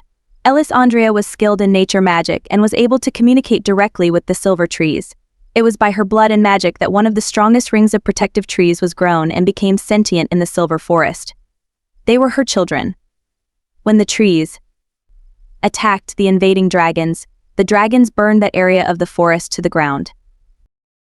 Sabine shook her head, her heart breaking for the loss of the forest. "I've never understood why they attacked the trees. They're only part of fairies' defense, not designed for an offensive attack." Balkan patted her shoulder in understanding. "It was a different time, my darling kitten. The magic of this world was being used by the gods to battle the dragons in the heavens, and very little was left over for the creatures here trying to defend the world. The Fae were dying at an alarming rate, and this world along with them. They needed the silver forest and the beast people to help protect them from extinction." "I think I'm missing something," Esmel said with a frown. "Why would the dragons have focused on the Fae and the silver forest? It's such a small piece of territory. I thought their war was with the gods." Sabine gave her a sad smile, recalling the lessons from her youth. "It was, but the Fae have always been the caretakers of this world. We were gifted with the magic of the gods, and as we nurtured this world, our power grew as did that of the gods. Once, at the height of our power, the silver forests covered much of this continent and far beyond it, but as Balkan mentioned, the trees weren't always sentient. That was done out of necessity after the dragons began targeting our people to try to diminish the power of the gods. My people were forced to withdraw to a very small and more defensible position. There, they have remained nurturing the heart of fairy. A lot of the pixie clans died too," Blossom said as she darted over to grab another bunch of lavender flowers. She buried her nose in the petals and added, "When the forests and flowers died, we didn't have anywhere to go. Nothing would grow in the sand or without the Fae to give life to the soil. It was the starving times, we remember." At the sight of Blossom's distress, Sabine held out her hand. Blossom landed on her palm, and Sabine sent a light wave of reassuring magic over the tiny pixie. It wasn't just the Fae who had suffered during the war. The effects had spread far and wide, blanketing large portions of the world and rendering some areas mostly barren. Even after the portal had been closed, the Fae were reluctant to venture far from Fairy. It was too dangerous, and their numbers were too few. The world had suffered as a result. I haven't heard it referred to as the starving times for many years. The pixie's correct though. That was why the demons and dwarves made an alliance with the unseelie Fae, Bane said, reaching over to refill Sabine's wine glass. "We embraced their darker magics and allowed them refuge in our underground cities. The unseelie were generous in sharing their magic with us. While the pretentious seelie got a sunburn, he gave her a mocking courtly bow, usually only seen in fairy. Unless they're called Sabine and Dane to bring us into the light along with her." Sabine's mouth twitched in a hint of a smile, and she shook her head in exasperation. "Behave." Malek's brow furrowed. "I haven't heard most of this. I admit information can be somewhat skewed depending on the source. My grandmother rarely spoke about the time she spent living with the Fae. She said it was too painful to remember. Dax sneered. Convenient you only remember the sentimental and romantic parts of the story, especially given your desire for Sabine to assist you. He put his mug on the table with a clank and gestured to Sabine. Regardless of what you claim, your presence here and knowing Sabine's identity puts her in danger. And that I will not tolerate. Malek arched his brow. No more a danger than consorting with demons. Dax slapped his hand to his weapon. Sabine tensed and started to intervene, but Balkan moved in front of Dax. Enough, Balkan said, a trace of a growl in his voice. I will speak with this dragon in private. Dax, you will escort the witch, the pixie, and your brother elsewhere until my business is concluded. Dax's eyes flared to silver as he studied Malek. A wicked smile curved the corners of his mouth as though pleased at what Balkan's request might mean for the ship captain. Sabine frowned, but Malek didn't seem concerned. She didn't know why Balkan wanted to speak with him alone, nor did she know Malek well enough to be confident he wouldn't offend the beastman. Even if she was still unsure about Malek, she didn't want him harmed. Esmel hesitated, glancing back and forth between them. Finally, she shrugged. Right, I'm thinking this probably isn't the best place to be right now. Blossom, you want to come with me? Sabine nodded at the pixie. Blossom smiled shyly and dove back under the cover of the lavender plant. Esmel picked up the pot and said, "We'll wait for you in the kitchen. I think Martha might have some honey cakes for Blossom." Blossom trilled happily as Esmel headed out of the room. Dax started to follow but paused, arching his brow at Bane, who hadn't moved. Bane returned his wordless stare with a meaningful look. Dax chuckled and gave him a curt nod before heading for the door. Sabine frowned. It had been several years since they'd engaged in their wordless communication, and it usually indicated impending trouble. I don't follow your orders, Beastman Bane said, crossing his arms over his chest. My agreement is only with Sabine. If she stays, I will remain with her. Sabine hesitated, glancing back and forth between Balkan and Bane.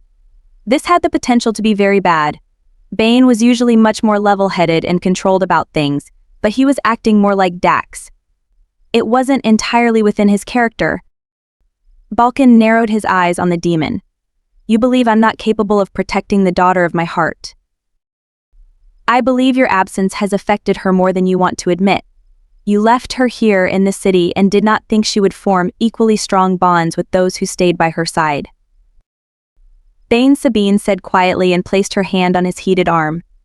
Bane might be trying to protect her, but not at the expense of hurting Balkan. Don't do this. I will not have you at odds with each other.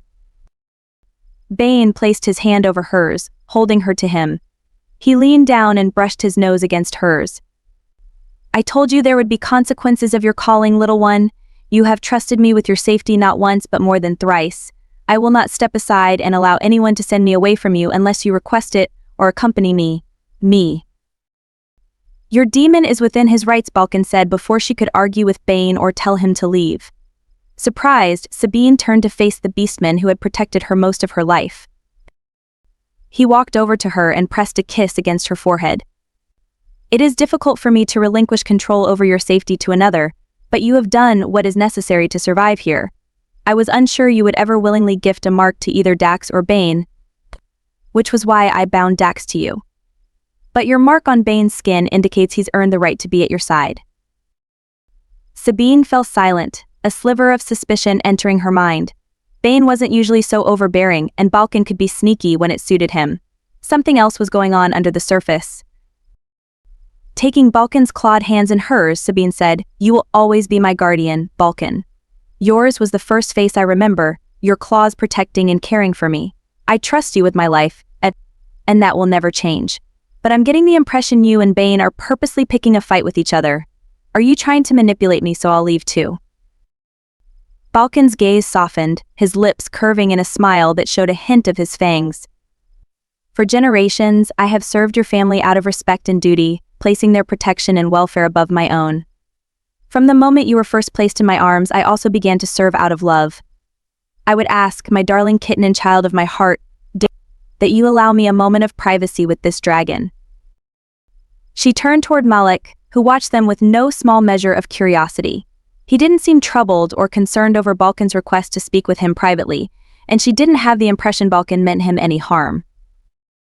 After a long interval, she nodded and kissed Balkan's cheek. In the language of her birth, she said, "You will always be the father of my heart as well, Balkan Lionanese." His eyes filled with unspoken emotion, and he gave her a curt nod as she turned away. Taking Bane's arm, she headed out of the room. Bane closed the door behind them and led her down the hallway in the direction of the kitchen. "I will not apologize for what I said to him," Bane said in a low voice. "I didn't expect you would, but either one of you could have asked me to go," Sabine said with a sigh, her thoughts considering different possibilities about why Balkan wanted to speak with Malek. Balkan couldn't order her to leave, since her rank surpassed his. The Beast People and even most of the Fae were sticklers for protocol and social niceties. Her experiences in Akros had stripped her of much of that. The learning curve upon arrival in the city had been steep. She'd been more than a little arrogant and self-assured. Dax and Bane had both delighted in teaching her the errors of her ways. "You don't need to worry. He won't kill the dragon." Sabine paused, turning to look up at Bane. "Then I was right about that being a ruse to get rid of me. Do you know why he wanted to speak with Malek alone?" Bane inclined his head and continued walking. She glared at his retreating figure, knowing he was purposely being difficult so she would follow him. Bane glanced at her over his shoulder, with a teasing grin on his face. "You coming?" "At least Balkan tries to give me the illusion he's listening to me," she grumbled, but continued down the hall. He slowed his footsteps until she caught up. "You've always known who and what I am, little one.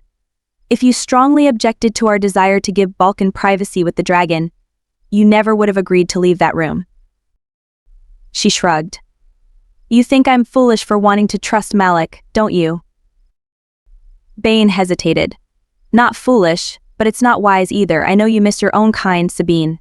The issues between Dax and myself have only made things more difficult for you. Malek possesses powerful magic, and he knows some of the truth about you. I imagine that's very appealing."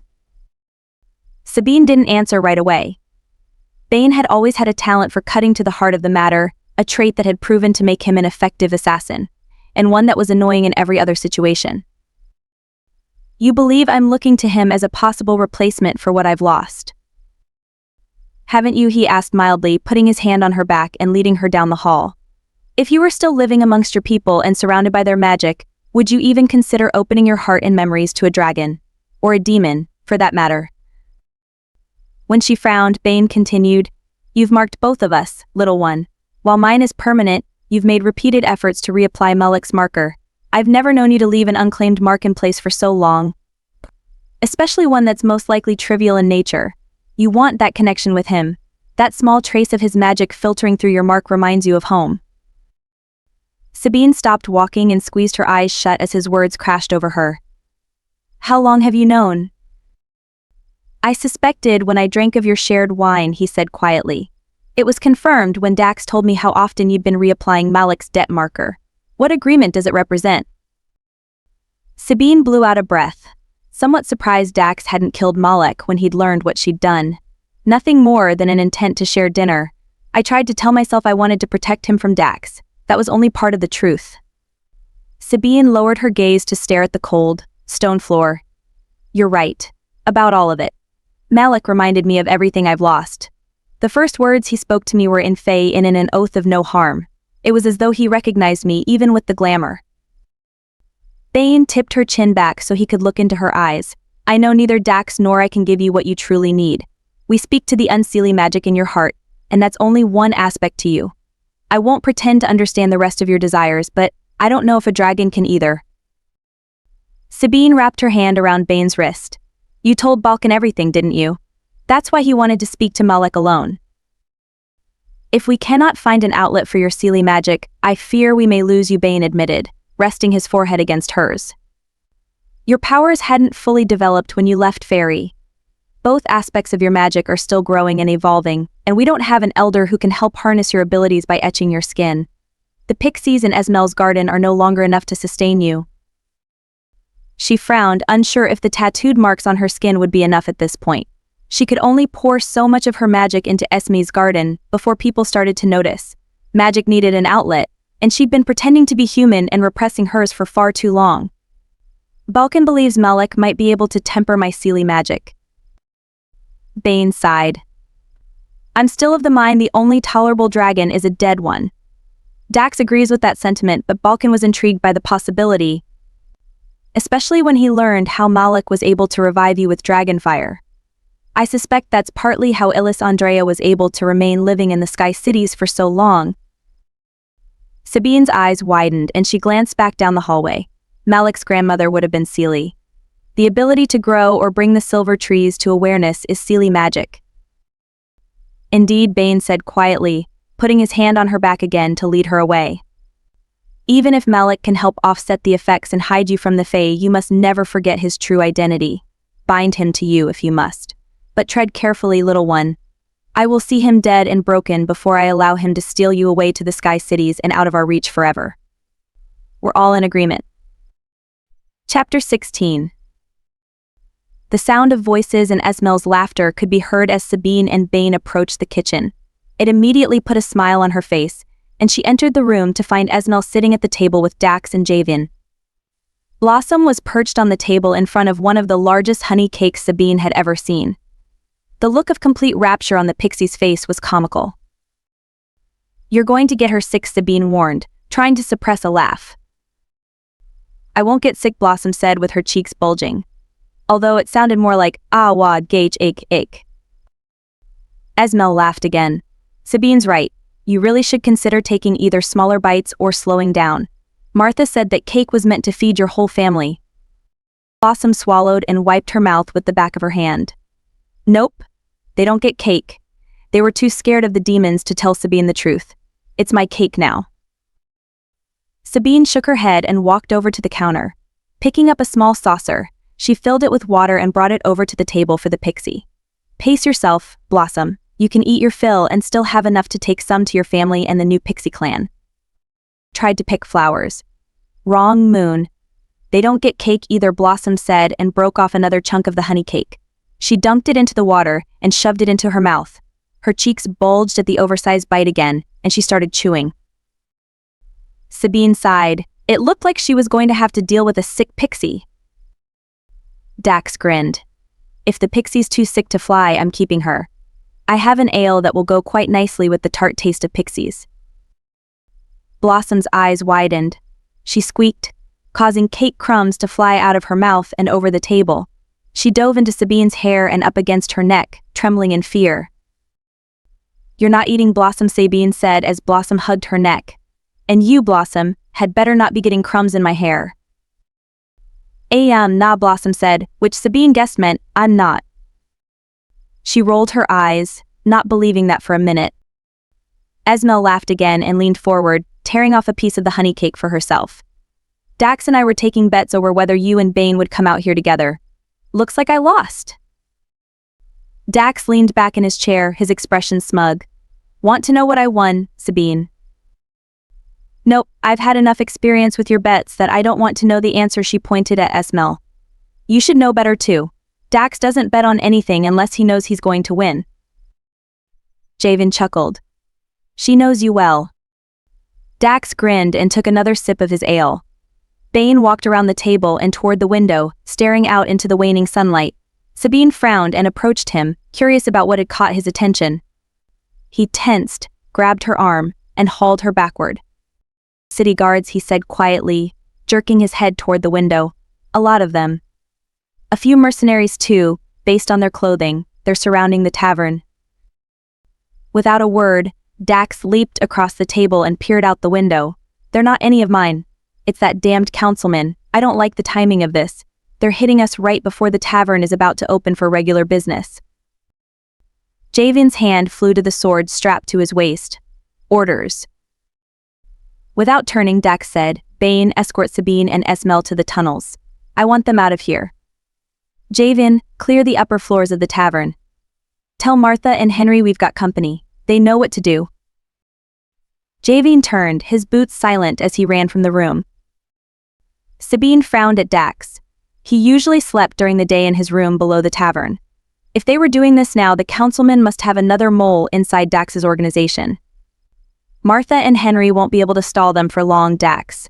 If they're here during daylight hours and before your men arrive, they must know you're here without your usual support. I can seal the stairwell behind us, preventing them from searching it. Do it, Dax waved her toward the door. Get her out of here, Bane. Quickly. It looks like they're almost in position. Bane grabbed her arm, but she jerked away from him and snapped. I am not sealing the stairwell without you behind it, Dax. The councilman is working with a magic user strong enough to create a lich ward. Dax muttered a curse under his breath and stepped away from the window. Fine. Let's go. We need to grab Balkan too. Sabine nodded and ran back down the hallway toward the war room. Balkan and Malek looked up the moment she pushed open the door. Balkan's hand immediately flew to his weapon. He glanced over at Dax and ordered, report. At least 6 squads of city guards are moving into position around the tavern. We're leaving. Sabine will seal the tunnel to the stairway as soon as we're out. Javen's evacuating the upper floors and taking everyone out through the secondary tunnels. While Dax explained the plan, Sabine darted over to the table. Malek started gathering his papers and putting them back in the box. She grabbed the bag and snatched up the chalice, intending to dump it inside. Magic coiled around her arms and her skin began to glow. She hissed as her glamour began to falter, flashing her thorn tattoos. They didn't have time for this. Mistress Balkan questioned, taking a step toward her. She ignored him, busy concentrating on the chalice and the layers of magic encircling it. Belatedly, she realized she should have used the bag to pick it up. The lich ward was gone, but the distant sound of drums pounded in her ears. Turning the chalice in her hands, the glow of the flames from the candlelight caught the facets of the gems embedded on the surface, almost hypnotizing her as the power moved across her skin. A sudden realization hit her, staggering her in shock. The chalice wanted to be used. It was sentient, aware of the approaching danger. It had claimed her as worthy of possessing it. If she needed help defending her friends, the chalice offered its assistance. But like most Fae magic, this wasn't a gift. It demanded a sacrifice, a binding of sorts, for it to be hers. She swallowed, unable to tear her eyes away from it. Sabine Malek asked, approaching her quietly. Can you release it, daughter? Accept this gift. You will be blessed. It knows me, she whispered, shocked to her core at the familiar voice. Dimly, she was aware she'd spoken in Fae the same language it had used when speaking to her. The chalice warmed in her hand, but it didn't burn her. Its magical tendrils continued moving upward along her skin, exploring and tasting her magic. She closed her eyes, falling into the magic and exploring it in the same way it was doing to her. Peace, unlike anything she'd known outside of fairy, filled her as the remaining vestiges of her glamour fall away. A sacrifice was due. A demand for recognition of her magic and blood. Reaching down, she withdrew her knife and sliced open her palm. All blood, heady with the scent of her magic, welled to the surface and dripped from the wound. Her hand pressed over the top of the chalice, allowing the dark red liquid to spill into it. Power infused her words as she spoke the oath whispered to her by the chalice. I claim you by blood and magic. In tribute to the gods and the last sacrifice of the goddess Lochlina, I swear by all I am and the last of the magic of this world to uphold my family's oath in defense from those who would see this world destroyed. The chalice began to glow brighter and sharper until it became nearly blinding. It lifted from her hand, hovering in the air overhead, heating her blood within it. The sound of drums pounded in her temples, beating a staccato rhythm in time with her heartbeat. As I will it, the pact is sealed. Light and magic exploded from the chalice, dropping Sabine to her knees. Her knife clattered to the ground, and she took a staggered breath as the power of the chalice settled over her, like a thick blanket. It raced up her arms and down the rest of her body, the marks on her arms glowing and pulsing in time with her heartbeat and the drums. She lowered her head, her partially unbound silvered hair falling over her face. Pain. Liquid fire. It seared over her skin, forming a new mark. An image of the chalice seared into the flesh on the inside of her wrist, glowing in the same way of her existing marks. She gritted her teeth from the pain, accepting this binding and the power it represented. Memories, sharp and bitter, flooded her mind as the hours of the Elder's markings became alive again. It was as though the magic of the chalice was using those years of pain to solidify this binding. When it finished, only the faint pulse of the new mark on her skin remained. Sabine took a shaky breath and lifted her gaze to stare at the chalice now resting at the edge of the table. It was only a symbol, a vessel designed to contain the source of power capable of sealing the portal closed.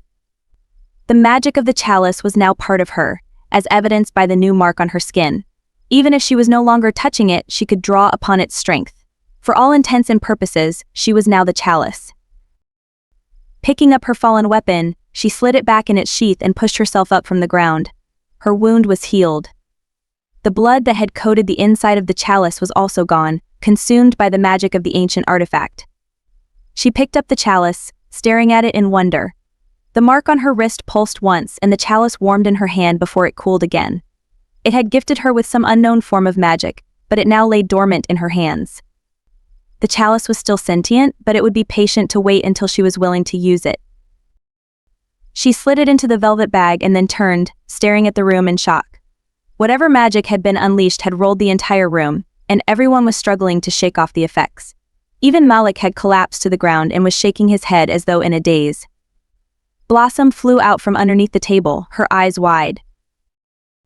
The goddess told me you're going to restore the balance. Sabine frowned at the pixie and tied the bag containing the chalice to her belt. Before she could respond, a loud crash sounded somewhere close. Quickly, we need to get out of here. They're almost here.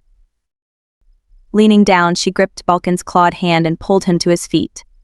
He blinked his golden eyes at her and immediately turned to Esmel, helping her get to her feet. Sabine dropped down beside Malek. Can you stand? He nodded and pushed up from the ground, glancing down at the bag containing the chalice. Are you all right? What did it do to you? Nothing that wasn't required, she said, turning to help Bane while Balkan assisted Dax. Your glamour, Bane managed, shaking off the worst of the effects. She glanced down at her skin glowing with power and the thorn tattoos winding up her arms. Focusing inwardly, she fumbled, trying to reapply her glamour, but it slid away before she could pin it in place. The goddess doesn't think you need to hide anymore, Blossom said, fluttering in front of her. Sabine scowled with impatience and snapped. With respect to the goddess, she doesn't know the wild hunt is searching for me and wants me dead, nor does she know we have enemies approaching. I cannot risk being recognized here. At her words, her glamour settled across her skin and fixed itself in place. Blossom shrugged. She says you can kill them. They're human. They don't belong in our world. I will not kill the humans, Sabine said, picking up the potted plant of lavender Esme had dropped. I've been tasked with protecting this world and they've become part of it. I don't think she likes that, but she will trust your judgment, Blossom said and waited until Sabine pushed open the door. Sabine ignored the pixie and everyone else, placing the potted plant on the floor in the hallway. She'd initially planned to seal the entry to the stairs, but she wasn't sure what else Dax had hidden on this level. Turning toward Esmel, who had followed her, she asked, Are you strong enough to combine magic with me? Esmel nodded and held out her hand. Sabine took it and accepted the nature magic Esmel sent toward her. Infusing it with her power, Sabine grew the lavender plant until the size had overshadowed the entire hallway. She could have done it on her own, but the chalice had left her somewhat shaken. Releasing Esme's hand, she withdrew her knife, cut her fingertip, and squeezed a drop of her blood onto the plant. Crescero, she whispered, and the plant shimmered. It solidified, becoming more substantial, and took on the appearance of a stone wall. She cut into another finger and etched a locking rune into the wall. It flared with a greenish light and dimmed as the magic settled into place. To me, she ordered Blossom, and the pixie dove into her hair again. Balkan nodded at her and took up the rear as she followed Dax down the hallway. They descended the stairs and she turned as the door closed behind them. Sabine repeated the action she'd taken upstairs, cutting into her finger and tracing another rune into the door. It flared with a red glow, sealing it with a death curse, and Sabine turned away. No one except those who knew the appropriate rune could pass this doorway. Only a handful of people, including Javen, could open it. You stole the moon again, Blossom whispered in her ear. Should we tell Balkan? Sabine stumbled, her hand hitting the wall as she caught herself before she fell. What? The sun hasn't set yet. There's no moon. Blossom giggled as though she'd said something incredibly funny. The moon is always there. You just can't see it.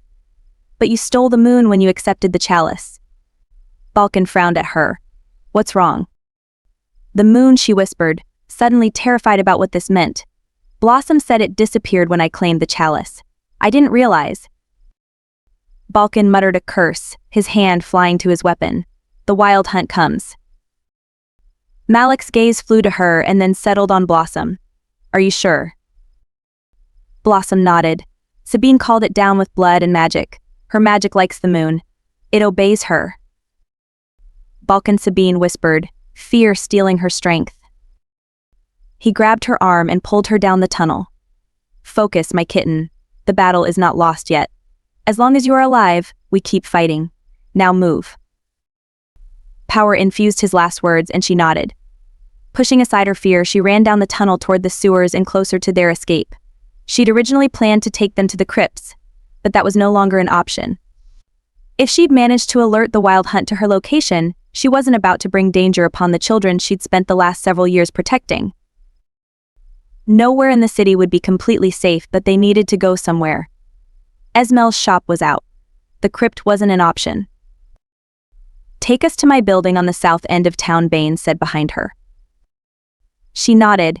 They could hole up in Bane's lair temporarily, but he was being targeted too. The stolen ledger she'd found in Terrence's home had been proof of that. Still, it was their best option until they figured out an alternative. Bane's men were used to dealing in death. At the entrance to the sewers, Sabine stopped and faced the stone wall. Her knife was still in her hand and she used it to cut another finger. Using her blood, she traced another rune in the wall and pushed her magic outward. The rune began to glow red and the wall shifted, disappearing from sight. She motioned for everyone to follow her. Walk in my footsteps, she ordered, sending some of her magic into the floor and causing it to glow beneath her steps to light their path. The magic was temporary, no more than a small amount of illumination to guide her companions. She felt more than heard the door seal shut behind Balkan after everyone had passed through. The magic that guided her wasn't something she'd ever been able to fully explain. It wasn't her power, but rather the magic of the gods who had been the founders of this city. She was moving all of them through space and time, somewhere outside the normal realm that couldn't be accessed by any mundane means. Unfortunately, they couldn't linger. If they stopped, they risked being trapped here forever. Only Bane had ever been able to move within this space, but only through the mark she'd gifted him. It was part of the magic of the gods before they'd been exiled. Discovering the secrets of the city had been an accident, but she'd quickly realized the potential benefits and decided to use it for her own purposes.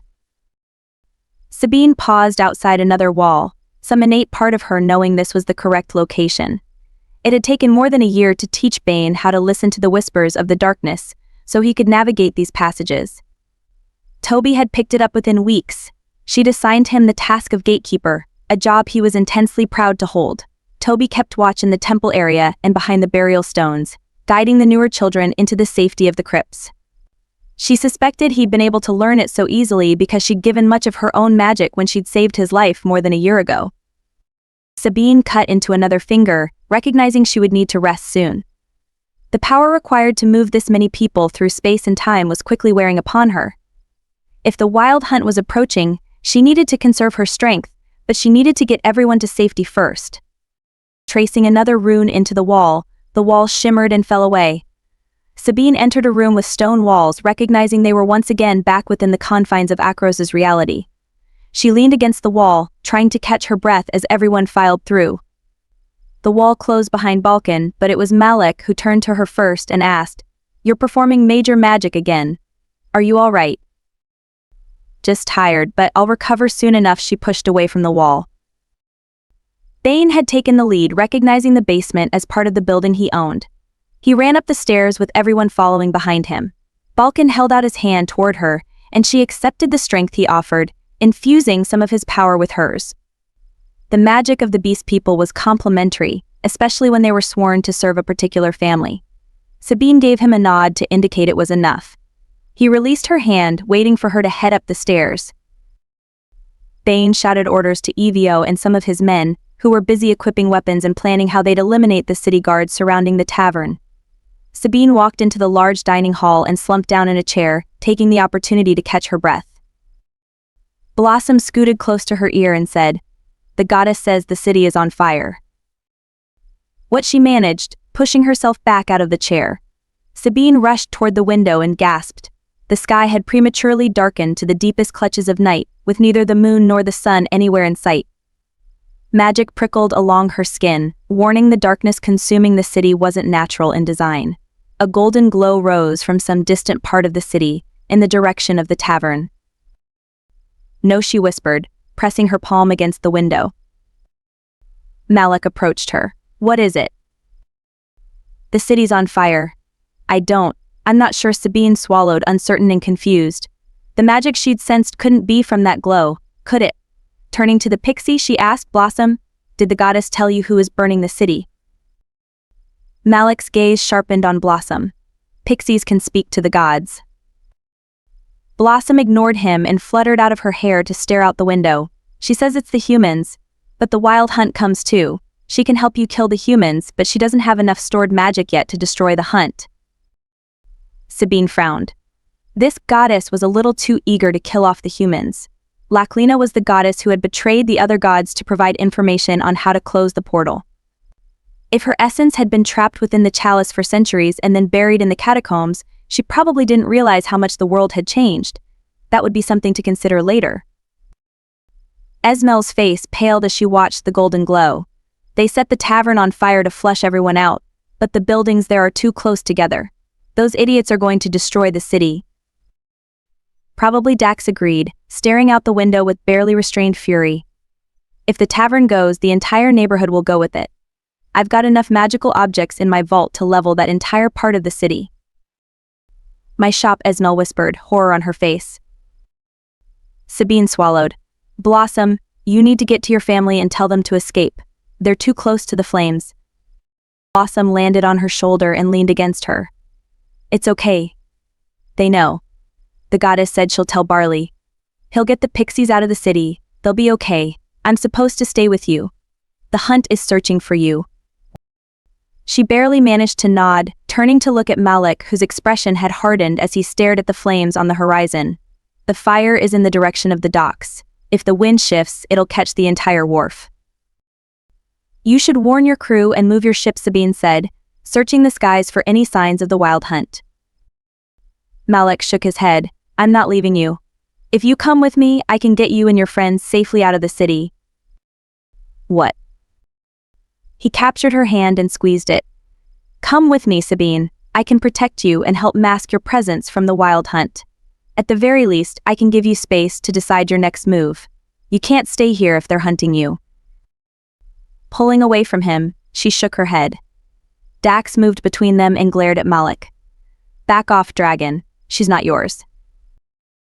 "Nor is she yours," Malek said, his eyes narrowing on Dax. Dax's eyes turned silver, and Malek's hand reached up to grasp the medallion around his neck. With a hard pull, Malek yanked it off and dragon power flooded the room. Sabine gasped, backing away from both of them. The power output of both men clashed as a sharp mixture of sulfur and burning embers filled the air. The beastman moved protectively in front of her, claws extended and crouching in a battle stance. "Seriously," Esmel snapped, glaring at all of them. "You're going to pull this nonsense now? We're under siege here. Pull your heads out of your asses and focus, people. We don't need to be fighting amongst ourselves." A hysterical laugh bubbled out of Sabine, and she clamped a hand over her mouth. The wild hunt was approaching. The city was on fire, and a demon and a dragon were facing each other down and trying to claim her for themselves. And a witch-a-human was the only one with a shred of common sense among them. "Esme's right," Sabine managed, throwing a grateful look toward her friend. "We don't have time for this. Bane's people might be able to take out the city guards, but they can't stop the wild hunt and the city is still on fire. Whatever we're going to do, we need to figure it out soon." Dax then burst, son of Calthor's Balkan said, his voice infused with power. "I call your life debt due."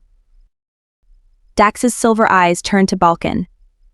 The demon dropped to his knees in front of Balkan and lowered his head. "It will be done." Fear, cold and insidious, slithered across Sabine's skin. If Balkan was calling Dax's debt due, that meant Dax was preparing to sacrifice himself.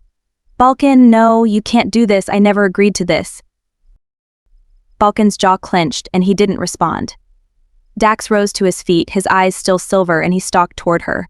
Without a word, he yanked her close and pressed his lips against hers.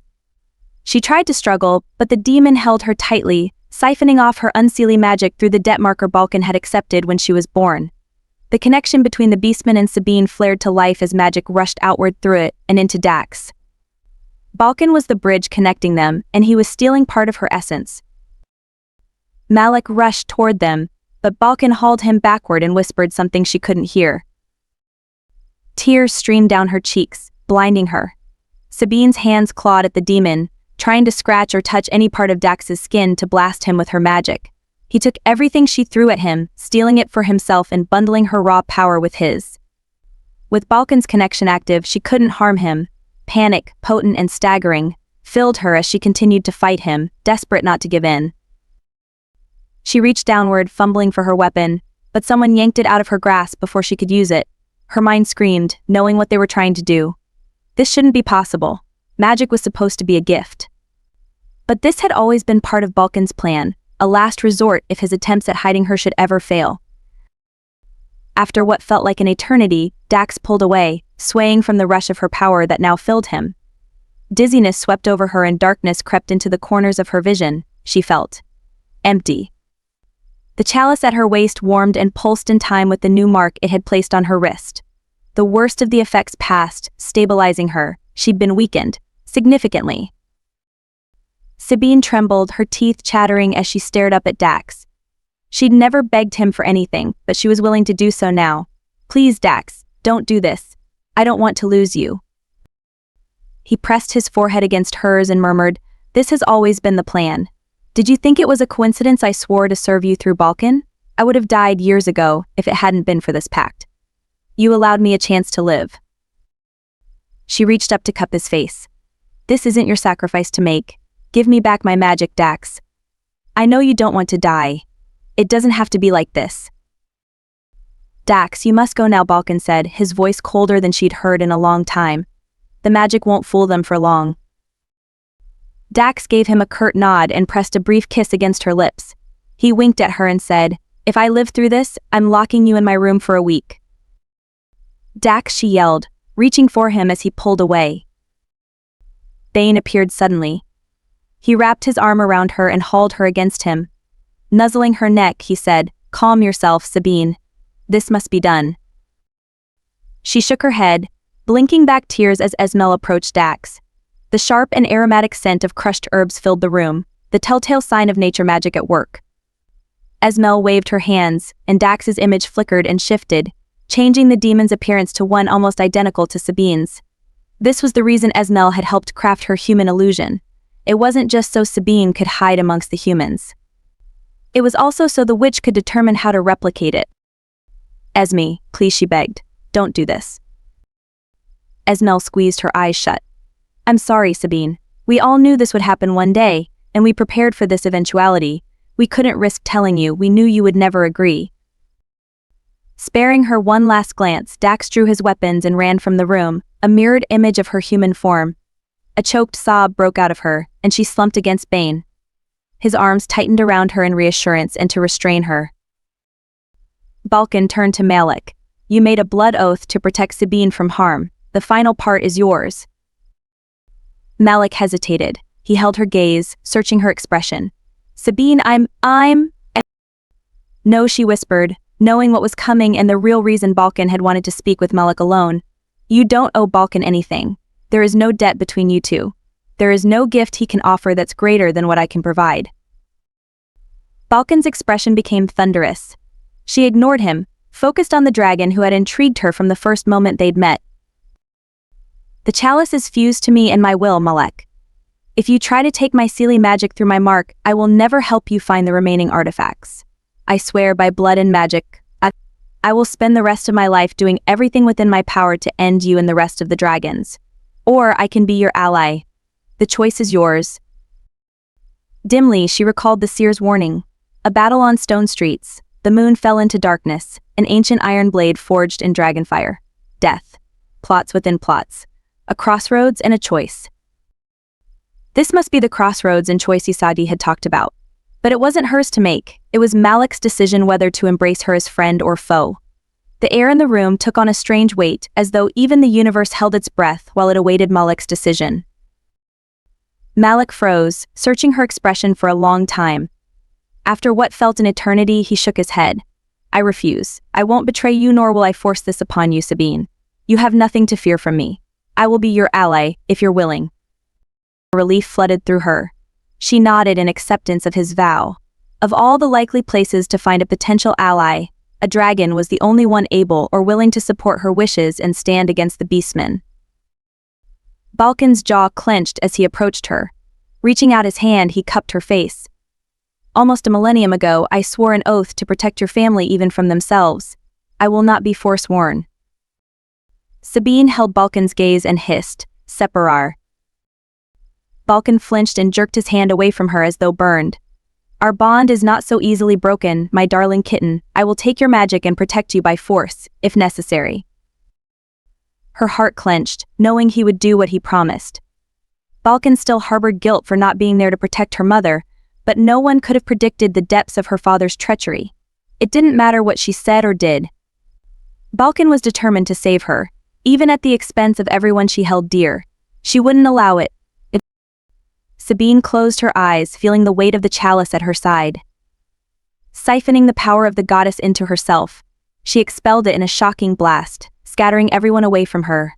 They collapsed, and she darted out of the room in the same direction Dax had gone. She had only seconds until they recovered and started hunting her. She ran into what appeared to be a large gathering room. It was empty, with abandoned weapon containers and sharpening stones scattered everywhere. She could hear noises from downstairs, indicating everyone was already recovering from the magical blast. Sabine pushed open door after door, trying to find the exit. Only having been inside a few times when she'd visited Bane, Sabine didn't know the layout of the building. After what seemed like an eternity, she located the exit and stumbled out onto the street. The sky was cloaked in inky darkness, the moon nowhere to be found.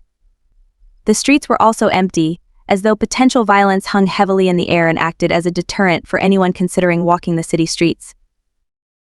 Blossom landed on her shoulder.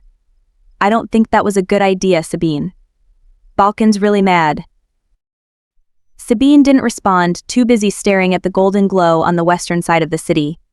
It was much larger than it had been, indicating the fire was spreading. Scanning the sky again, she caught sight of what appeared to be an approaching storm far off in the distance. It was little more than a flicker of silver amongst the clouds to the east and in the direction of Fairy. She inhaled sharply, recognizing it as wild magic. It was true. The wild hunt was stalking her once again, only this time it would only be satisfied when she and the magic sustaining her was destroyed. Pushing aside her fears, she ran toward the direction of the fire. Dax would have gone to help Bane's people protect his territory, trying to draw the wild hunt toward him in his magical illusion. She knew he intended to try to use the wild magic to take out some of the city guards and mercenaries threatening his people. Dax had always been practical when it came to killing his enemies. Abandoning all pretense of being human, Sabine leapt over a stone wall, using the momentum as a springboard to push herself up to the roof. Her foot landed awkwardly, but she ignored the sharp pain and continued running across the rooftops. Blossom had fluttered off her shoulder at some point, but Sabine could sense the pixie's magic behind her. Jumping across the space between two buildings, Sabine slipped, forcing her body into a roll to prevent injury. Reaching outward, her fingers caught the edge of the roof before she fell over the side. Her breath caught in her throat, and she swung her leg back up and onto the roof. The dark clouds of the wild hunt were approaching faster than she'd dreamed possible. Lightning flashed, and she could make out the faint outline of individual figures. Tentacles and hooves were visible for a split second before the darkness swallowed them again. The seer's warning about the moon's disappearance came to mind. Sabine may have alerted the magic of Fairy when she tapped into the power of the chalice, but it was the wild hunt who was tapping into the power of the moon now. The wild hunt was fueled by the magic of the darkness and moonlight, unseelie power, the same kind Dax had stolen from her. But neither her brother nor her father could summon the wild hunt using unseelie magic. It was a power they couldn't access, gifted to her through her mother's bloodline. They would be using Seelie magic, the same power that still filled her, and that Dax had never been able to touch. That was the link the wild hunt was following, and she was still in full possession of her Seelie magic. They were all fools, most of all Balkan. He'd forced Dax to steal her magic for no reason, and his miscalculation might actually get her killed. Sabine inhaled sharply, using the momentum to push herself upright and run. This time, she ran back toward Bane's lair and everyone she'd left behind. Dax would be safe enough, provided he didn't do something stupid to get himself killed fighting the city guards. She wasn't too concerned. Fueled by her unseelie magic, Dax would fight like a demon. Sabine almost snorted, but she barely had enough air left in her lungs to breathe. Jumping across another chasm, Sabine dropped to the next building and pushed up off the clay tiles. Part of her was surprised she was still upright. Normally, when Dax took her magic.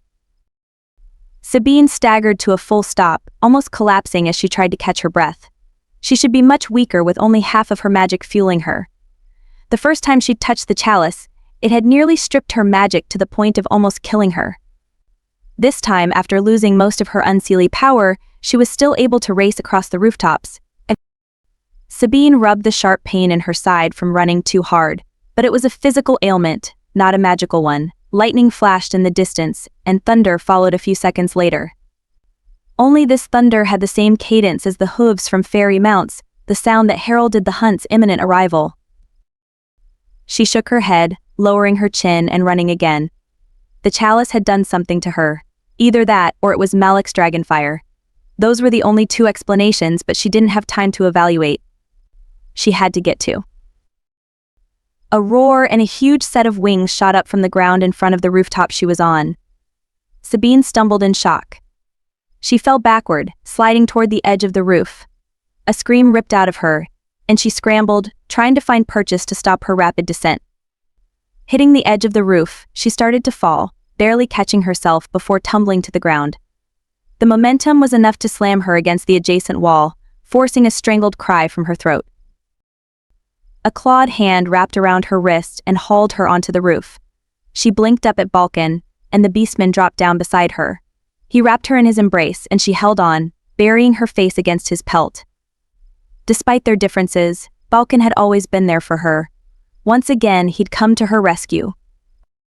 Huge wings flapped overhead and a streak of fire lit up the sky, offering either a warning or challenge. Sabine stared and shook her head in disbelief. Balkan, she whispered, part of her hoping she was dreaming. He leaned back, scanning her up and down. Are you unhurt, mistress? She opened her mouth and then closed it. A hysterical laugh bubbled out of her. He really is a dragon. I almost slept with a dragon. Blossom landed on her shoulder. I knew you were going to take him as a lover. Sabine jerked her head and frowned at the pixie. When Blossom grinned at her, she shook her head and looked up at the sky again. The wild hunt would be here any moment, and her seelie magic was a beacon in the storm calling them toward her. Despite the approaching danger, it was next to impossible to tear her gaze away from the enormous creature from legend. It was huge, its wingspan more expansive than the width of the tavern and Esmel's shop combined. The dragon's skin appeared leathery, its darker colors blending against the night sky. It moved with an undeniable grace, flapping its wings as it soared above the city. Despite the fear the dragon evoked, Sabine had to admit the creature was beautiful. The dragon screamed, fire pouring forth from its throat and lighting up the sky. Sabine shook her head. Malek must be trying to distract the wild hunt to try to protect her. She bit her lip, doubtful even a dragon as large and powerful as Malek could stand against wild fae magic. She just hoped the sight of a dragon might help tip the battle near the tavern in Dax's favor. She doubted the city guards or mercenaries would stick around for long with the threat of a dragon hovering in the skies. You never should have asked Malek to steal my magic, Sabine said to Balkan. The wild hunt won't confuse Malek's dragonfire with my power. I don't believe one dragon could ever stand against the hunt, not even one as fearsome as Malek. No, but he will serve as a distraction. I'm assuming Bane told you some of my plans despite my orders. You surprised me, Sabine Theria. You somehow managed to bind two demons and a witch far better than I expected. Balkan continued staring overhead at Malek in dragon form as he soared over the city. Now it appears my darling kitten has charmed a dragon one who is trying to draw on your seelie power through your mark and fuel it with his dragon fire. She frowned and narrowed her eyes on the dragon. He could try to use her magic, but only trace amounts were able to slip through. It won't be enough, and your suggestion may end up getting Malek killed. Balkan patted her shoulder. You will rule the seelie and unseelie as your mother planned, should you manage to harden your heart and grow sharper claws. Your mother would be pleased to know her machinations are finally bearing fruit. I'm not my mother, Sabine snapped. I will not use and discard those I trust and consider friends. You never should have demanded such from them. Dak stole my unseelie magic, but the wild hunt was summoned with seelie magic. That's what it's using to track me. I know, he agreed with a sly grin. Now your allies know the lengths you'll go to protect them, even at risk to yourself. You manipulative bastard, she whispered, staring at him in shock. People are going to die because you're still playing politics. Balkan's golden lion eyes began to glow with something akin to satisfaction. Hold tight to that anger and allow it to strengthen your resolve, my darling kitten. If your mother had managed to bind her allies tighter through something other than just fear, perhaps she would have survived your father's treachery. I won't see the same happen to you, Sabine Theria. You will live. And I'll see you combine both thrones to rule all of Fairy as you were meant to do. Sabine stilled. 1,000 retorts fluttered through her mind. Lightning flashed overhead and a hot raindrop splashed on her face. Sabine wiped it off, the dark red color of fresh blood a sharp contrast against her pale, glowing skin. Sabine inhaled sharply, catching the scent of night blooming flowers. It wasn't rain, it was her blood, or rather her family's blood. Her skin began to glow, and the tattoos entwining her arms pulsed with power to the rhythm of her heartbeat. Overhead, the lightning began flashing in the same pattern, faster and faster as her magic and blood called to the creatures of the dark. It was true.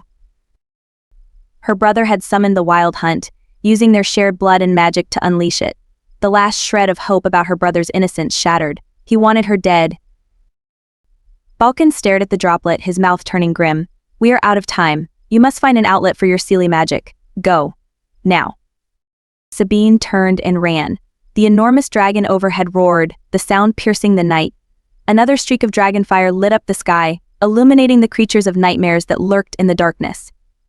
It figured it was her seelie magic, the magic of the light, that was now calling to the creatures of the dark.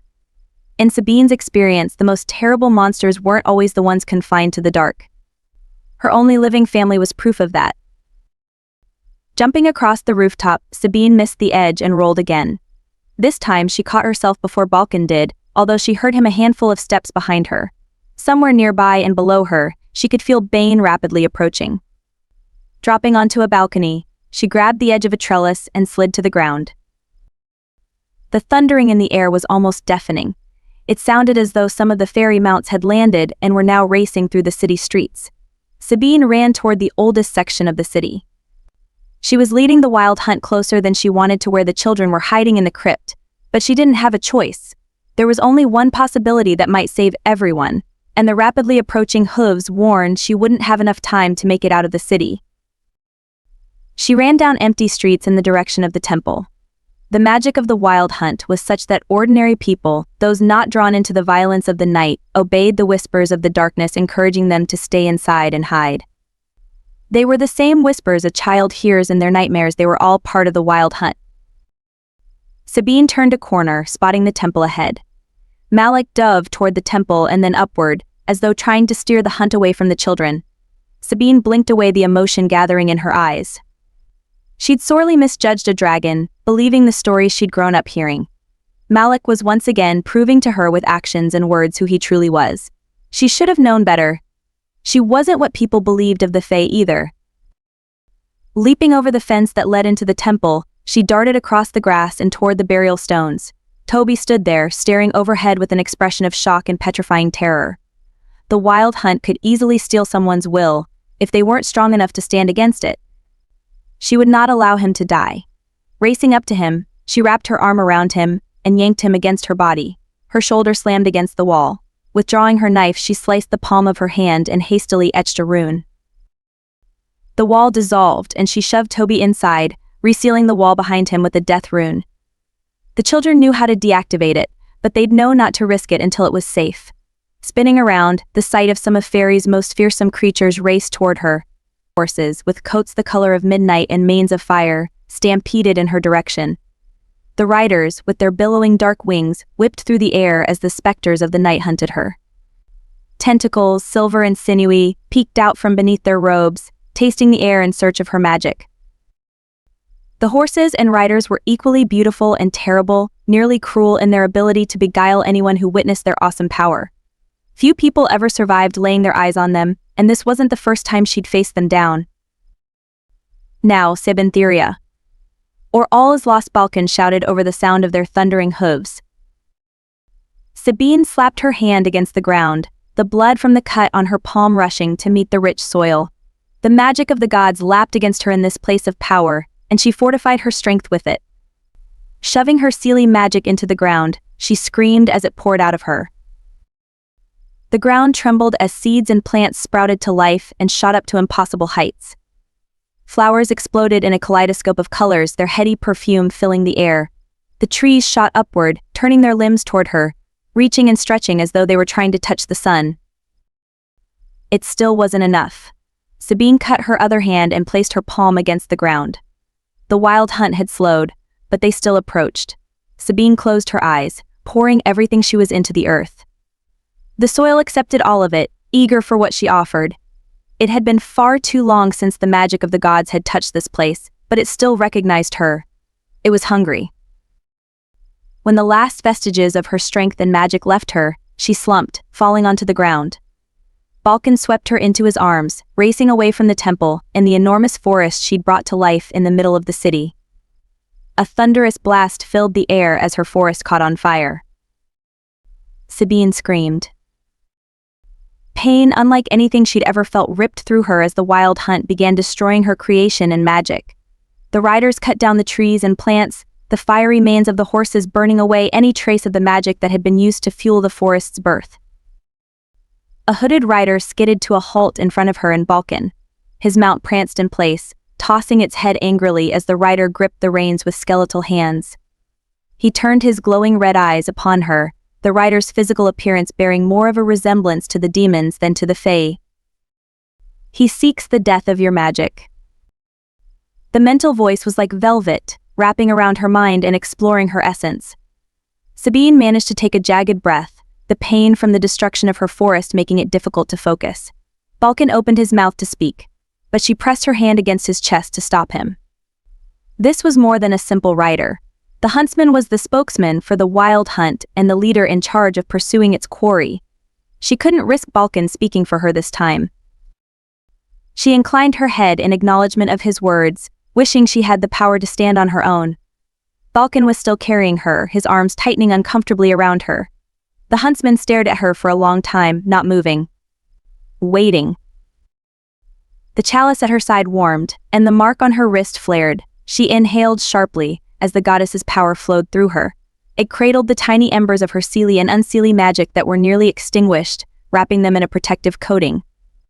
Instinctively, Sabine knew the chalice was trying to hide her presence from the wild hunt so it might fulfill its pact without killing her. But the magic wouldn't last. She needed to run. "O little goddess, we see you. The magic you offer shall be sacrificed, fulfilling our bargain with the young prince. We eagerly await the return of our one true queen." With those words, the huntsman bowed his head and withdrew from her mind. Large black wings erupted from the rider's back and his mount reared. Pushing up from the ground, the rider and mount raced toward the temple. "Go. The chalice is trying to hide my remaining magic, but it won't last," she whispered to Balkan, and he took off, running down the street with her in his arms. Balkan stopped in an alley and laid her on the ground. "Hurry. We have to get her out of here before her silly magic returns. She managed to buy us a few minutes, but our subterfuge won't last." Sabine was dimly aware of Esmel and Bane dropping to the ground beside her. Bane lifted each of her hands, his power wrapping around her and healing her wounds. Sabine whimpered, still feeling the life of the garden dying but unable to do anything to stop it. The pain in her hands was insignificant compared to the agony of her magic being destroyed. The huntsman had agreed to exploit a loophole in the pact her brother had used to summon the hunt. If she wasn't away before the forest was destroyed, all would be lost. The scent of Esmel's witchy magic tickled Sabine's nose as an illusion spell settled over her. It itched, but she was too tired and hurt to care overly much or protest. It wasn't glamour but some other form of hybrid magic that allowed witches to emulate Fae magic. Esmel patted her arm. "Ha! You look pretty good, Esme." Sabine blinked at Esmel and managed a half-hearted smile. "Yeah? I always wanted to try out red hair. Is it curly too?" "Gorgeous," Esmel said with a grin. "We need to dress you better in the future. You need more color. Balkan leaned over her. Good. It will have to be enough. Bane, take her to Malek's ship. The dragon will meet you there as soon as he changes form. Bane lifted her into his arms and Sabine looked around. Wait, where's Blossom? I'm here, Blossom said, landing on her chest. Tears streamed down the pixie's cheeks. They're killing your beautiful forest. Sabine, your brother is killing your magic. I know, she whispered, unable to send any magic toward Blossom to reassure her. Pixies were highly sensitive to nature magic, and the destruction of hers would affect all of them. I must return to Fairy to protect your interests there. My darling kitten. Balkan pressed a kiss against her forehead. I will find you as soon as it is safe to do so. In the meantime, Bane and Esmel will join you on the dragon's ship. What about Dax? She asked, not wanting to leave her other protector. He must remain here for now, Balkan said, a trace of an apology in his voice. Your unseelie magic will help him remain above ground for a time, but I'm sure he will find you again at some point. Or you may seek him out once it's safe. Don't let him die, Balkan, she said, unable to even infuse her words with power. It came out as a weak request. Balkan nodded. I will ensure he lives this night. Now go. Don't squander our efforts to ensure your survival. Without another word, Bane carried her toward the docks and the ship that was waiting. Chapter 17. Sabine leaned heavily against the railing, watching the city grow smaller as the ship moved deeper into the ocean waters. Most of the buildings around the docks were still on fire, and she stared at the flames rising over the rooftops as Akros continued to burn. It would take years for the city to recover.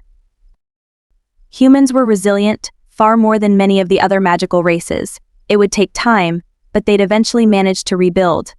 Before she'd ever come to Akros, she wouldn't have believed such a thing was possible. Her experiences here had taught her the magic contained within the human spirit couldn't be destroyed. It would survive and one day thrive again. Blossom landed on her shoulder, her weight a comforting presence. Do you think you'll ever go back to the city? I don't know, Sabine admitted, somewhat surprised by her mixed feelings. She'd lived in Akros for more than 10 years. It had been difficult living amongst the humans at times, but she'd missed parts of it. I'm not sure when it'll be safe to return or even if it's a good idea. I know Edvar and Talia will look after the children for me. Dax can handle himself and his people too. Esme's going to miss her shop, but she wants to learn more about your magic, Blossom said quietly. Are you angry with her for working with Balkan against your wishes? Sabine sighed, more weary than anything. No, I'm not angry with Dax or Bane either. If you hadn't warned me years ago about the agreement they made with Balkan, I'm not sure I would have been able to forgive them. I expected something like what happened. But I wish there had been another way. I didn't want them to leave their homes or lives. Blossom giggled. Balkan thinks all pixies are spies. Sabine's mouth curved in a hint of a smile. You are, but you're my spies and you're the best spymaster I could ask for. The pixie patted her cheek affectionately. I'm sorry I couldn't warn you about your brother sooner. The other pixies tried to get here with the news as fast as they could. Barley and my sisters are escorting them back to your father's court. They can watch Balkan too, if you want. She nodded, recalling Blossom's cryptic warning in the tavern basement. The pixie hadn't been able to speak freely in front of everyone, but Sabine had understood her message. Keep an eye on Balkan in case anyone becomes suspicious of him. But my father and brother need to be the primary focus. We also need to start determining which families have split loyalties and may consider supporting me against my father and brother. Can you get a message to your family while we're on the ship? It's harder to access the in-between, but I can do it. I'll see about getting a few plants for you at the first place we dock, Sabine promised, making a mental list of everything else they'd need. Money was going to be something of a problem, but they'd figure something out. Malek still wanted her help to locate the artifacts, so they could probably come to an agreement between them. Sabine shivered. It was a warm night, but the absence of her magic would continue to keep her chilled for a while longer. The chalice shielded the tiny embers of her magic, but it wouldn't last. It couldn't do anything about the chill inside her either. The demon comes, Blossom whispered and buried herself in Sabine's hair. A heavy blanket was placed over her shoulders, and she glanced up at Bane before focusing again on the city. Bane sighed. I won't apologize for my hand and what happened, but I am sorry it hurt you. I didn't expect you would, she admitted, wrapping the blanket tighter around her. It helped alleviate the worst of the chill, but if you ever follow Balkan's orders again instead of mine, I will see our pact at an end. She lifted her gaze to regard him, needing him to understand she wouldn't tolerate another betrayal. She placed her hand over the mark on his wrist. You're mine, Bane. I don't want to lose you, but I need to be able to trust you. Bane exhaled slowly and nodded in acceptance, placing his hand over hers.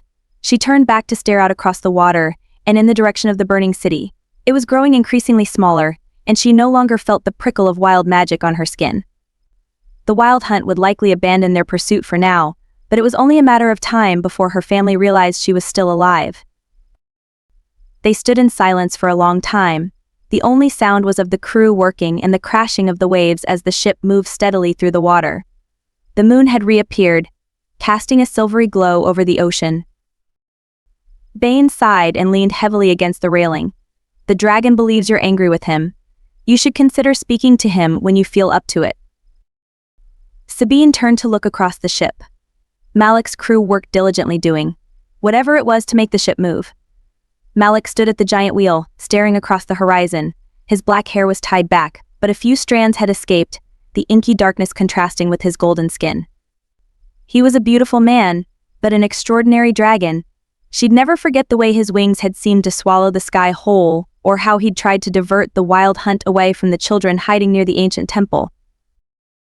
As though sensing her quiet observation, Malek's gaze landed on her and remained there.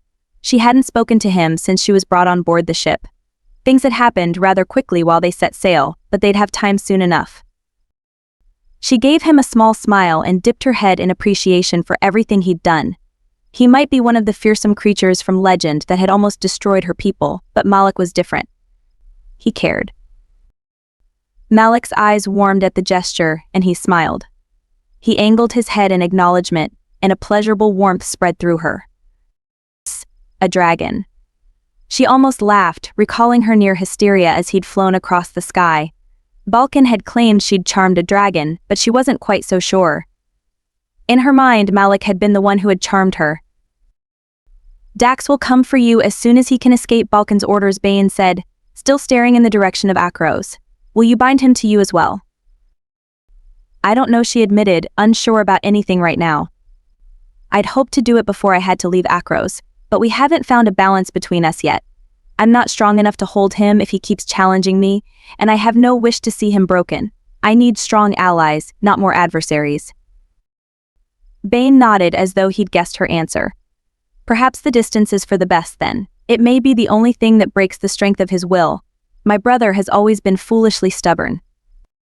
Sabine placed her hand over Bane's again. I'm sorry I took you away from Akros. With a chuckle, he lifted her hand and kissed it. I'm not. I hated that city. It will be good to see more of the world. Do you know where we're heading? The dwarven city, Bane said, glancing over at Malek at the ship's wheel. Balkan told the dragon one of the artifacts was hidden there centuries ago. He gave us the name of someone to speak to once we arrive.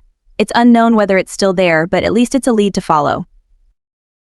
Despite the precariousness of their new situation, Sabine smiled. She'd always dreamed of traveling to the dwarven city, and now she'd be able to see it for herself. Although, Balkan never did anything without good reason. Balkan wants me to forge an alliance with the dwarves, doesn't he? Bane nodded.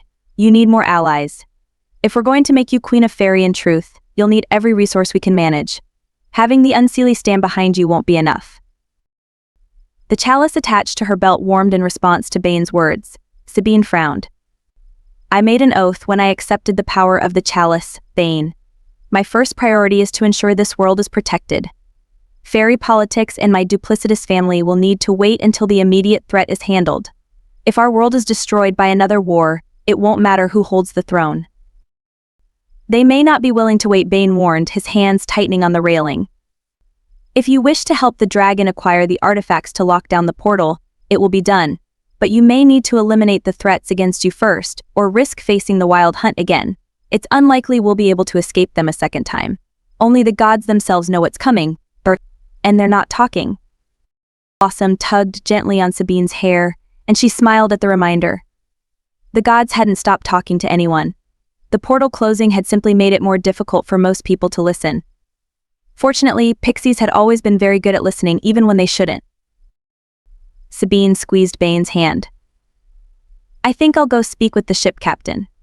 If we're traveling all the way to the Dwarven City, we'll need to see about acquiring some supplies. Without waiting for a response, she turned away from the demon and walked toward a dragon. And behind her, the city continued to burn,